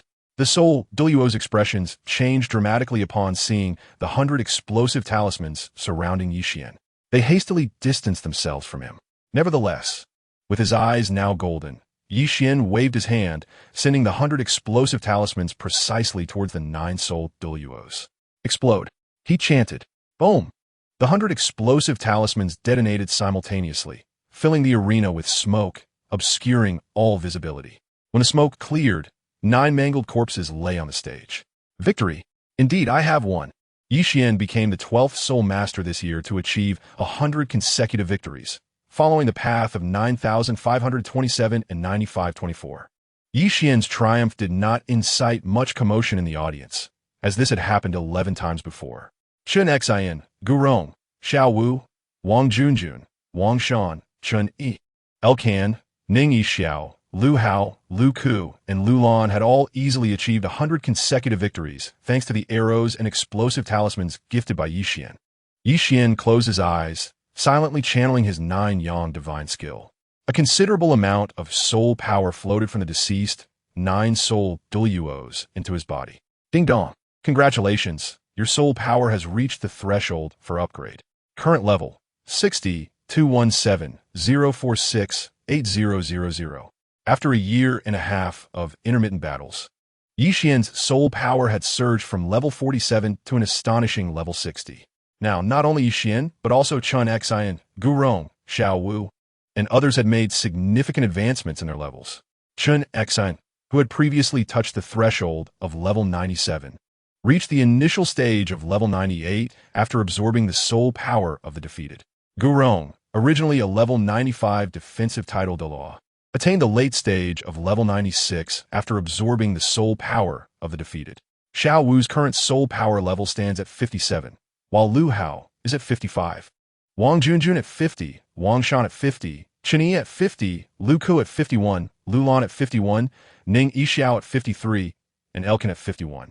Once they acquire their soul rings, they shall truly become soul kings. Can soul power continue to rise without obtaining a soul ring? The answer is affirmative. In the original storyline, Tang San took on a disciple who initially possessed no soul power. Under Tang San's guidance, the disciple's soul power suddenly soared to over 10 levels. In the Douluo realm, even without a soul ring, soul power can still advance. Xian felt a surge of anticipation. What expressions would the Spirit Hall and Shrek's team exhibit upon witnessing the strength of the 7 treasure team? Congratulations, young Shura King. Hello. Hoarse voice seemed to emanate from all directions. As the voice fell, numerous bats converged toward a single point. Space rippled to reveal a red vortex, for which a crimson figure emerged. It was a tall man, shrouded in an enormous scarlet cloak, with a pale face and completely blood-red eyes, giving an impression that he was far from a typical human. Defying gravity, the man began to descend slowly, The low, sharp voice resonated once more, presenting the harbinger of hell, ghostly woe, blood demonis. 11 distinct titles echoed within the Hell's arena. As the gates at the other end of the Hell's arena swung open, 11 figures emerged. I am delighted to witness the emergence of 12 formidable beings from the arena. 100 consecutive victories, a feat unseen for decades, has occurred 12 times in just 2 short years. Their overwhelming strength and terrifying killing intent make you tremble. Do they not, my subjects? Yes, yes. The voice of the King of Slaughter held a unique charm, inciting a near-mad adoration among all the fallen. Chen Xian furrowed his brow, a surprised exclamation escaping his lips. What is it? Gu Rong inquired. This King of Slaughter gives me an unusual feeling, Chen Xian replied. What kind of unusual feeling? Could it be that you fancy this type? Gu Rong jested. Old Bones, what are you saying? Chen Xian shot Gu Rong a look before continuing. I can't precisely articulate what feels familiar about him. It's just that he gives me a sense of DJVU. Familiar? Gu Rong furrowed his brow, scrutinizing the King of Slaughter. From the aura he exuded, Gu Rong sensed that he was a title Douluo. Do you know him? Chen Xian shook his head, then nodded, only to shake it again. He himself was bewildered by the familiar feeling stirring within him, akin to encountering Tang Hao. King of Slaughter, open the gates of hell. We shall join forces to traverse the path of hell, Xian urged. As you wish, the King of Slaughter replied. A series of faint red halos radiated from him, not merely a killing intent, but an extremely malevolent aura, chilling enough to freeze one's very marrow. Finally, they could witness the opening of the path to hell. Only the champion of the Hell's Arena's 100 consecutive victories had ever seen the opening of this path. Today, they would witness it unfold. The audience's faces shifted with excitement.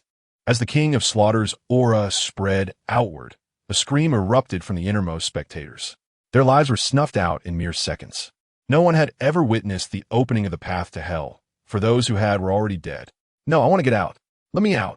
Regardless of how the spectators screamed, they could not escape the fate of becoming sacrifices. Dazzling light erupted beneath Xiao Wu, Xian, Chen Xian, and the others' feet. The arena of the Hell's arena shimmered brilliantly, forming strange runes. Just before the consciousness of Xiao Wu, Xian, Chen Xian, and the others faded, a hoarse, deep voice resonated. I wish you good fortune on the path to hell. Chapter 81. The surprisingly simple path to hell, brother. How long have I been asleep?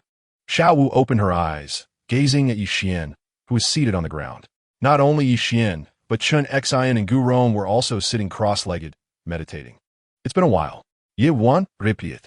Soon after, Ning Yixiao, Wang Junjun, Wang Shan, Lu Ke Lulan, Lu Haochen, and Elkin gradually awakened from their stupor. Is this what they call the path to hell? Wang Junjun surveyed the surroundings, unable to contain her astonishment. Standing atop a great stone, the air surrounding was thick with humidity.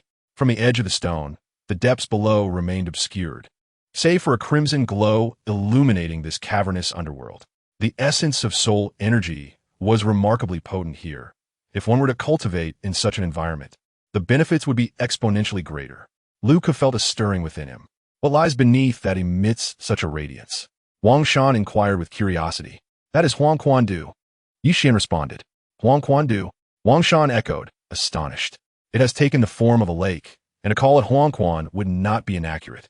It is the culmination of the soul energies of the countless failures in the city of slaughter over the millennia. The sheer quantity is terrifying, Yixian elaborated. Does this imply that this place is the source of energy for the city of slaughter? Xiao Wu pondered thoughtfully. Indeed, your understanding is quite astute, Yixian nodded. Let us proceed and uncover the dreadful secrets that this infamous city of slaughter conceals. Chen Xian rose, leading the way forward. Gu Rong, Yixian, Xiao Wu, Wang Shan, Wang Junjun, Ning Yixiao, Lu Lan, Lu Ku, Lu Hao, Lu Kan, and Chen Yi followed closely behind. Do you not feel the increasing heat?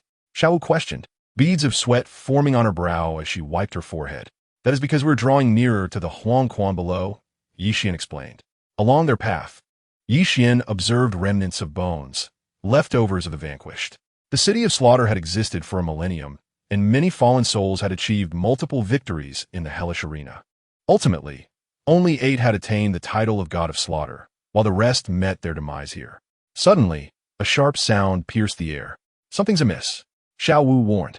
No sooner had she spoken than a swarm of red shadows surged toward them. They were not merely one or two, but thousands. As they drew closer, it became evident that they were blood-red bats, each measuring about a foot in length, their wingspan exceeding a meter. The overwhelming sight of thousands of these bats was striking. They are bloodthirsty bats, Xian declared. Xiao Wu extended her hand, releasing a hidden arrow, yet it failed to strike a single bat. Such remarkable reflexes and agility. They must have mutated and possess cognitive abilities, Xiao Wu mused. They are merely a swarm of bats, Chen Mo scoffed. With that, 9 soul rings pulsated around him, and the 7 killing sword materialized before him. 10,000 swords returned to origin. Chen Mo's soul power surged, conjuring countless 7 killing swords around him. With a flick of his hand, the sword shot forth toward the bats. This was the Hell Road, where soul skills could be employed. The thousands of bats posed no threat to Chen Mo, who effortlessly dispatched them. The scent of blood permeated the air as more bats flocked to the scene. Let the rain pour even harder, Chen Mo commanded coldly.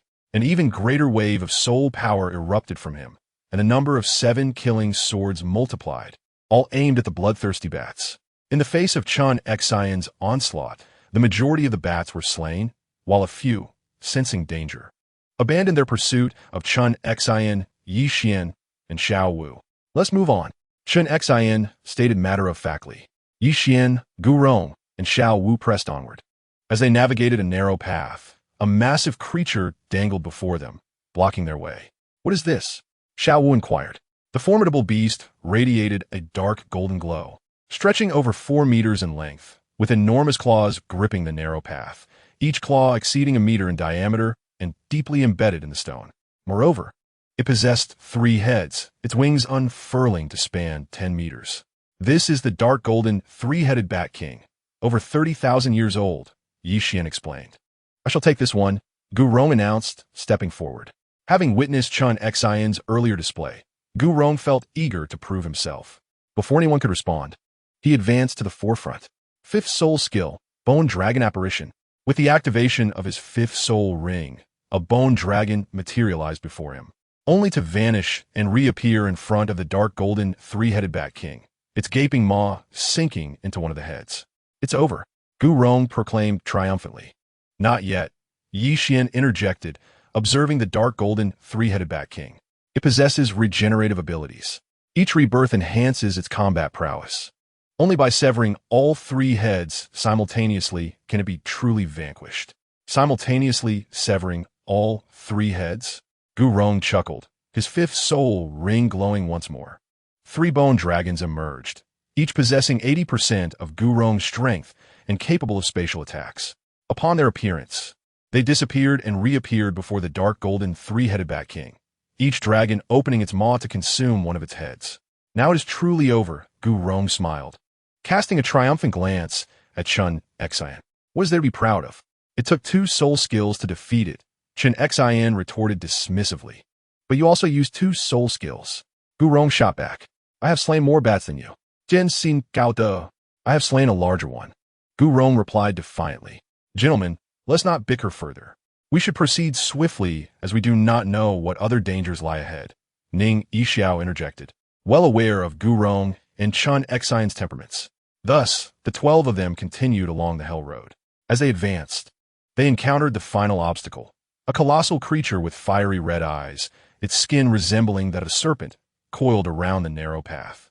Its eyes, though not particularly large, emanated an aura far more terrifying than that of the dark golden 3-headed bat king. What is this? Xiao Wu inquired. The 10-headed fiery sun serpent, Xian replied. The monstrous serpent exceeded 10 meters in length, its girth akin to that of a barrel, with a particularly massive abdomen. Its head and back were adorned with 9 protrusions, each resembling a crimson mushroom, as if blood coursed within. The 10-headed fiery sun serpent? I have never heard of such a soul beast, Xiao Wu remarked. It is not a soul beast, but a primordial remnant. Its flowing flames act as a shield and are exceedingly resilient. The 9 protrusions on its back are its only vulnerability, Xian noted, glancing at Chen Mo. Simple. Leave it to me, Chen Mo declared, stepping forward. No, Let me handle it. Gurong blocked Chen Xian's path. Gentlemen, let us not squabble. Let us finish this swiftly, Xian urged. Then let us strike together. Whoever inflicts the most damage on the protrusions wins, Chen Xian proposed. A splendid idea, Gurong agreed with a smile. Very well, let the battle commence. Chen Xin consentat, summoning his martial soul, the 7 killing sword, while Gurong, not to be outdone, called forth his martial soul, the bone dragon. As the formidable forces of Chen Xin and Gulong were unleashed, numerous 7 killing swords and 10 spectral bone dragons hurtled towards the 10-headed solar serpent. With a series of resounding strikes, no matter how fiercely the serpent struggled and resisted, 8 of its protrusions were ultimately struck by the combined might of Chen Xin's 7 killing swords and the bone dragon apparitions. With only 1 protrusion remaining, it seemed destined to be struck by Chen Xin's sword when suddenly, a bone dragon apparition traversed the space and materialized near the last protrusion of the solar serpent. The sword missed its target and instead struck Gulong's bone dragon apparition. Despite its close proximity to the last protrusion, the apparition was also thwarted, allowing the solar serpent to seize the precious opportunity to escape the attack range of both the sword and the bone dragon. The solar serpent, enraged, expelled a golden object from its maw, exuding an overwhelming pressure of energy that sent a shiver down Chen Xin's spine. It seeks to perish with us, Xiao Wu remarked, discerning the serpent's intentions as a soul beast. Under the weight of the energy pressure, the surrounding space began to tremble violently. If the solar serpent continued this way, the cavern would inevitably collapse, entombing Chen Xin, Xiao Wu, Gulong, and the others within. Perish together? Impossible. A familiar voice echoed from above. Xian had appeared above the serpent, brandishing the 9-aperture chaos axe, and descended upon the solar serpent.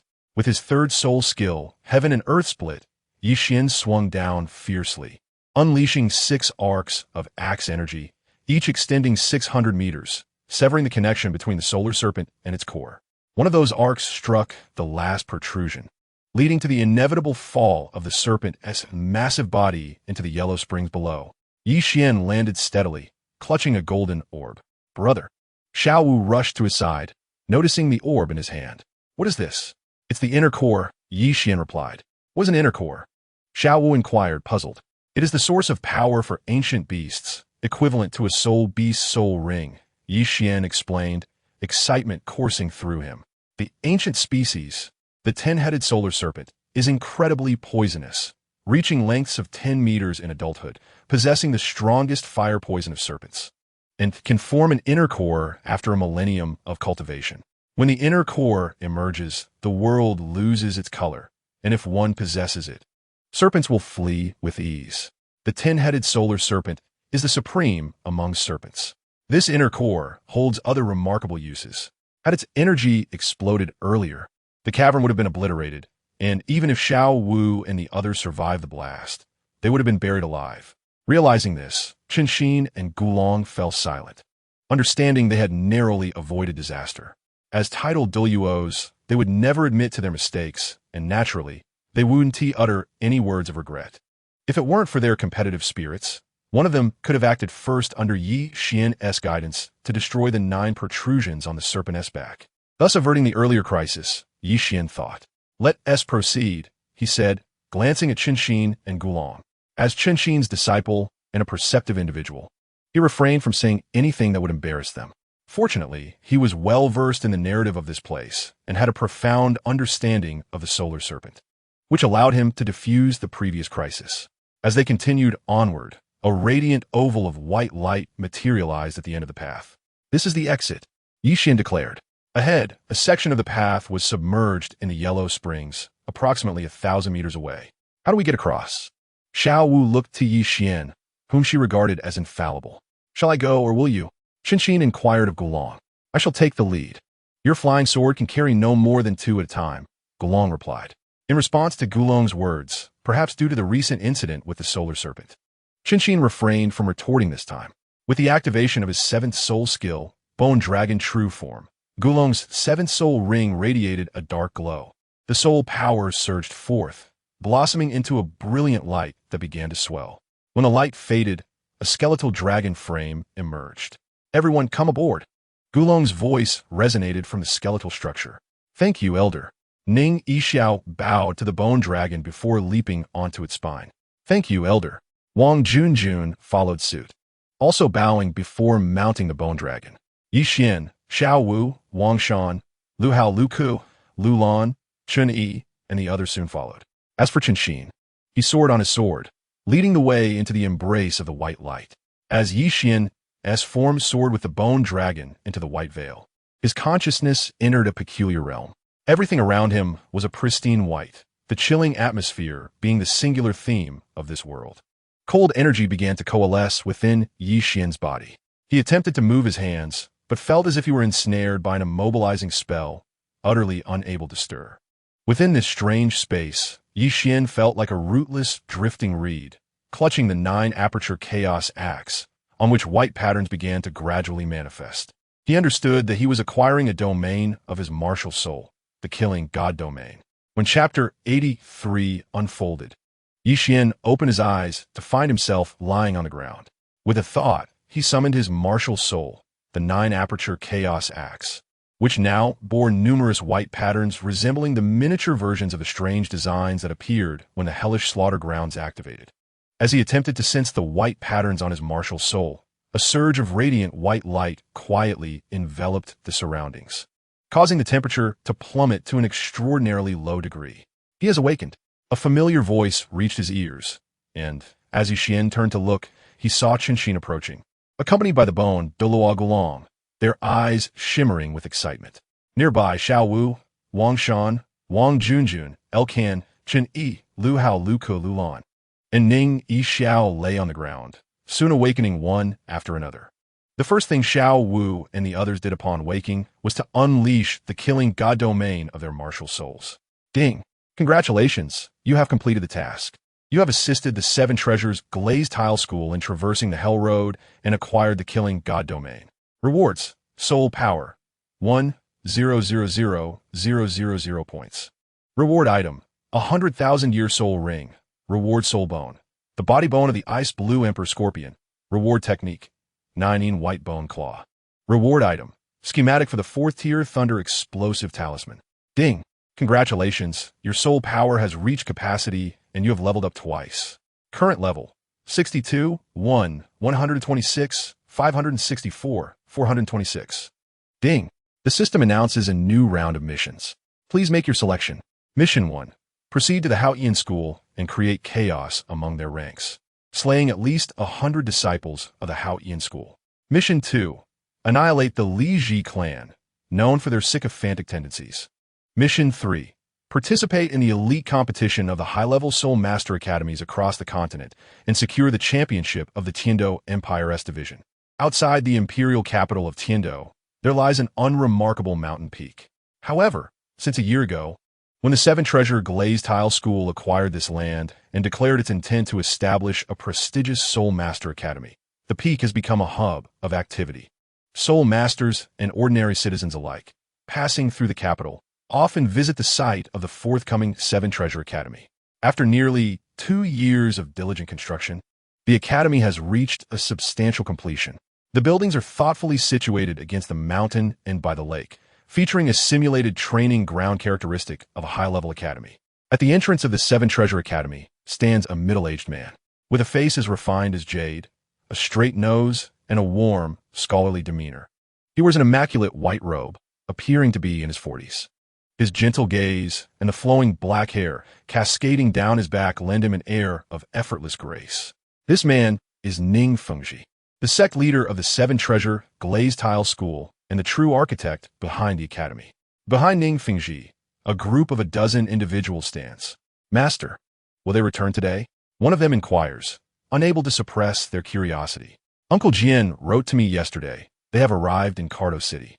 If we calculate the schedule, they should be home today. Ning Fengji replies with a smile, his gaze drifting towards the horizon. As 12 figures slowly approach, he exclaims, "Look, they're back." With a surge of joy, Ning Fengji steps forward, disregarding his status, and strides out of the academy's gates to greet them. Uncle Jian, Uncle Gu, Yi Xian, Xiao Wu, Yi Xiu, Qi, De Shen, Liu Lin, Liu Hao, Tin Yi, Yun Yun, Yu Hevetont. he exclaims cheerfully. Indeed, Chen Xian, Gurong. And Xian nod in acknowledgement. Wow, is this our academy? It's so grand and beautiful. Xiao Wu gazes at the magnificent structures, her eyes sparkling with excitement. The Academy's entrance towers at 77 meters high and extends 99 meters in length, featuring 18 colossal stone columns. Each column is adorned with a uniquely shaped elephant sculpture, and they are all crafted from exquisite white marble, embellished with intricate patterns. The 18 columns form an arc, as if extending welcoming arms to visitors. Upon entering the gates, one is greeted by a vast square covering 30,000 square meters. At the far end stands a staircase of white marble leading directly to the mountain summit, comprising 1,340 steps, extending 99 meters in length. As everyone ascends the staircase, their view broadens, revealing numerous buildings nestled against the mountainside, with another staircase leading to a neighboring peak. The multitude of structures is awe-inspiring, with every 5 steps revealing a new floor and every 10 a new pavilion. The corridors winding gracefully and the eaves soaring high. The layout is ingeniously designed to harmonize with the terrain, leaving onlookers in admiration. Truly, only the affluent seven-treasure glazed tile school could erect such a grand academy in such a short span. Was the journey smooth? Ning Fengji finally inquires, unable to contain his curiosity. As the leader of the seven-treasure glazed tile school, he is aware of Chen Xian, Gurong, and Xian's true purpose for their journey. They had ventured to the city of slaughter, and soon Xian and others would participate in the elite competition for high-level soul master academies across the continent. Thus, only a select few know their whereabouts. It went quite smoothly, Chen Xian replies with pride. I even hitched a ride with Xian, Gurong adds, smiling for once. Uncle Gu, you are being modest. Without your and the master's efforts, this journey would not have been so successful, Xian humbly responds, his gaze shifting to Ning Fengji with concern. Uncle Ning, there are merely 2 months left until the elite competition. Has our academy been rated? 3 months prior to your return, we completed the rating for high-level academies. Ning Fengji replies with a smile. Uncle Ning, there is another important matter. Have you taken care of the task I entrusted to you? Ye Wan Ingwidis. Of course. Allow me to introduce you. This is the head of the Sun Academy, Master Yang Yu. Ning Fengji gestures towards a woman beside him. At a glance, she appears to be in her late 20s, yet her eyes seem to see through the world, betraying a wisdom far beyond her years.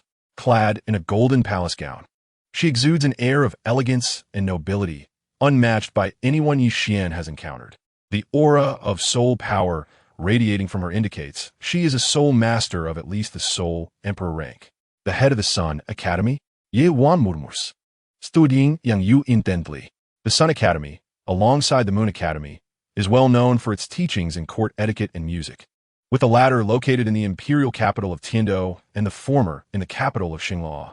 The head of the Moon Academy, Tang Yuehua, is her junior sister and also a soul sage of level 72. Xian had previously asked Ning Fengji to seek a master capable of teaching music and etiquette, at least of grandmaster level, to help manage the uncontrollable killing intent of the 7 treasure, 7 monsters. Having already found himself in opposition to Tang San, he knew that their future conflicts would only intensify. Initially, Ning Fengji had considered recommending Tang Yuehua, but due to her ties to Tang San, Xian declined. Are you indeed Tang Yuehua's senior sister? Xian asks in surprise. Yes, Yang Yu nods, her heart racing as her gaze shifts between Ning Fengji and Xian. The implication clear. Xian is only 14, Ning Fengji explains, understanding Yang Yu's body language. He is the leader representing our academy in this year's elite competition. He is the team leader? Yang Yu responds, astonished. Yes, you'll be dealing directly with him in the future, Ning Fengji affirms. Suddenly, a dog barks. Xiao Wu, Wang Shan, Chen Xian, Wang Junjun, Lu Kan, Chen Yi, Lu Ku, Lu Hao, Lu Lan, Gurong, Chen Xian, and Xian turn towards the sound. A dog, unknown to them, sensing their aura, runs towards them barking energetically. Boom. Having spent considerable time in the city of slaughter, an uncontrollable killing intent emanates from Xian and his companions. 12 icy gazes fixate on the dog, freezing it in place. How cold? Ning Feng's his huters involuntarily. Yang Yu furrows her brows, her mind racing. 7 soul rings pulse beneath her feet, their colors transitioning from yellow to purple to black. The 7-stringed zither, her martial soul, appears in her hands. Ding dong. As Yang Yu's fingers dance across the strings, ethereal melodies fill the air. Under the soothing influence of the music, the restless hearts of Yi Xian, Xiao Wu, Lu Hao, and others quickly calm, and the surrounding temperature normalizes. The dog, once frozen by the killing intent, regained its ability to move. Its eyes, filled with terror, gazed at Yi Xian and the others, its legs trembling uncontrollably. Ultimately, it stumbled and fled the scene. Uncle Ning, I am quite pleased with the person you found, Yi Xian remarked, his eyes sparkling with delight as he smiled appreciatively. He addressed those around him, saying, "Everyone, you have one final training session ahead. You will learn music and etiquette from Master Yang Yuxuan." What? Music and etiquette?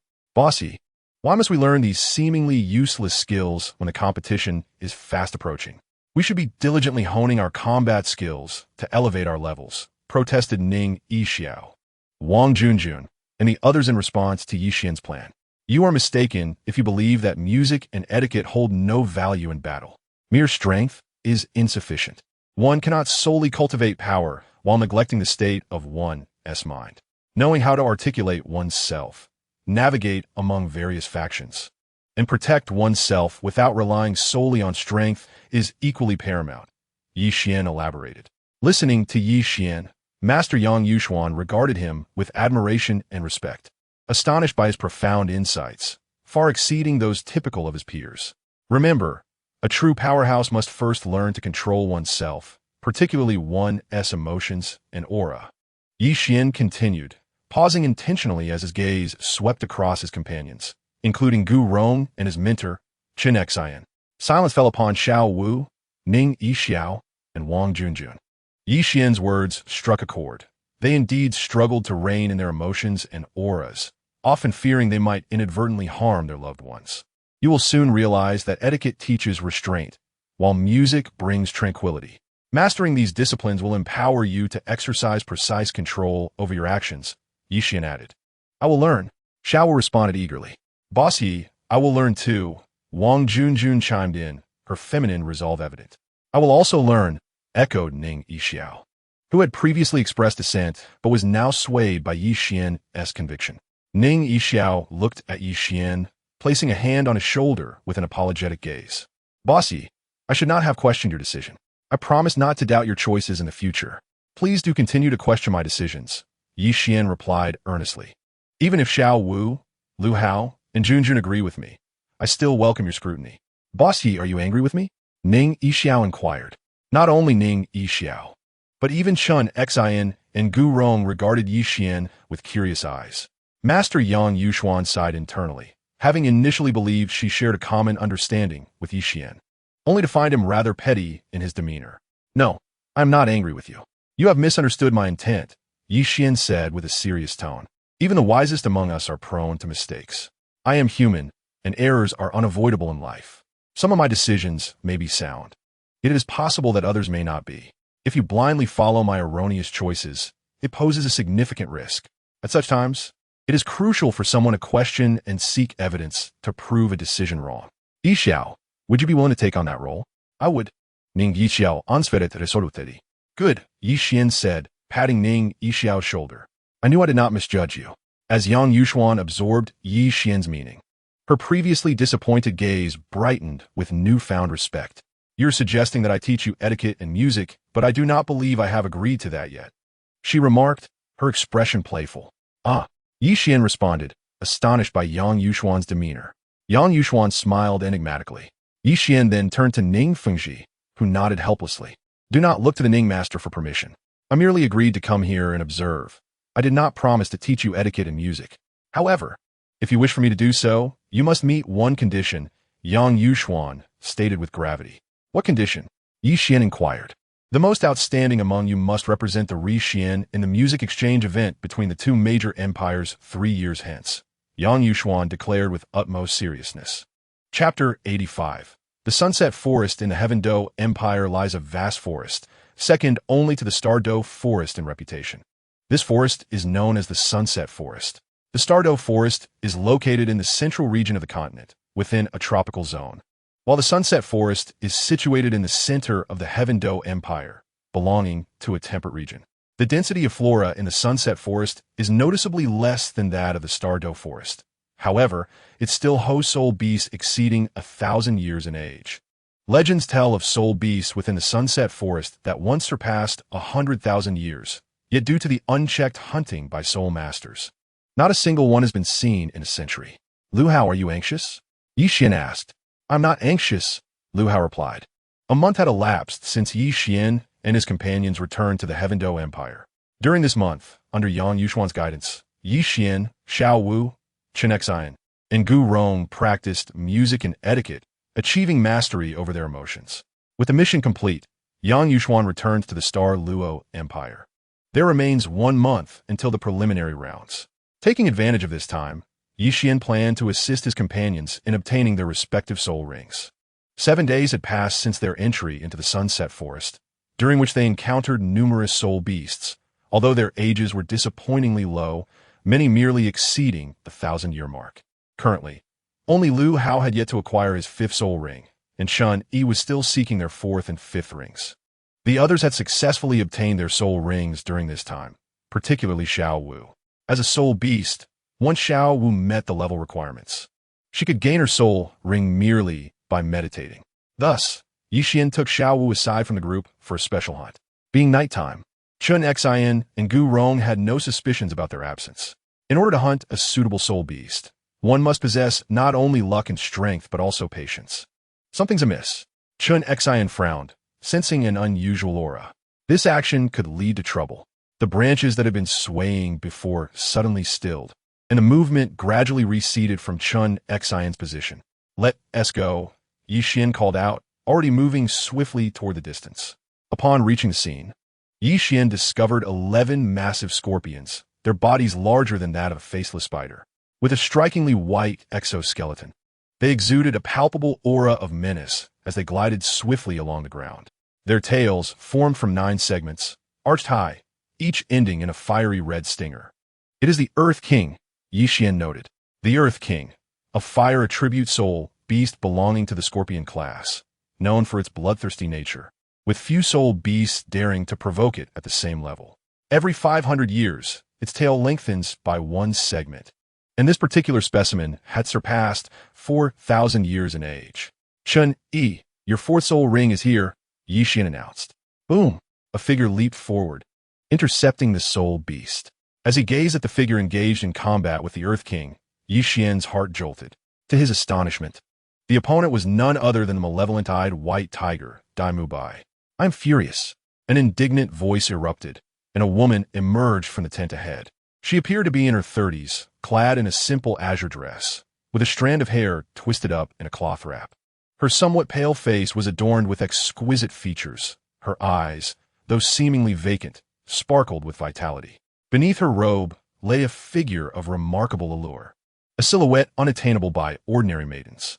Surrounding her were 7 soul rings, pulsating in hues of yellow, yellow, purple, purple, black, black, and black. Behind her loomed a crimson fire dragon, and her 7th soul ring radiated brilliance. The garments upon her body vanished, revealing skin now encased in scales.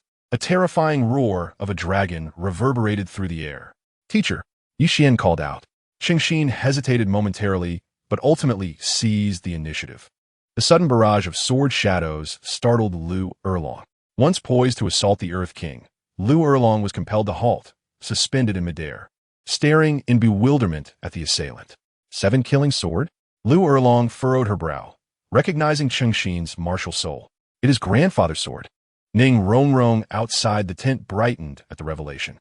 She then turned her gaze to the figure emerging from the forest, adding, in grandfather bone, cousin Yi Xiao, as well as him. Ning Rongrong's eyes finally settled on Xian. The unfortunate Earth King, under Qingxin's onslaught, was as though subjected to dismemberment. Before long, he was grievously injured. "Grandfather bone." Ning Rongrong dashed to Gu Rong's side.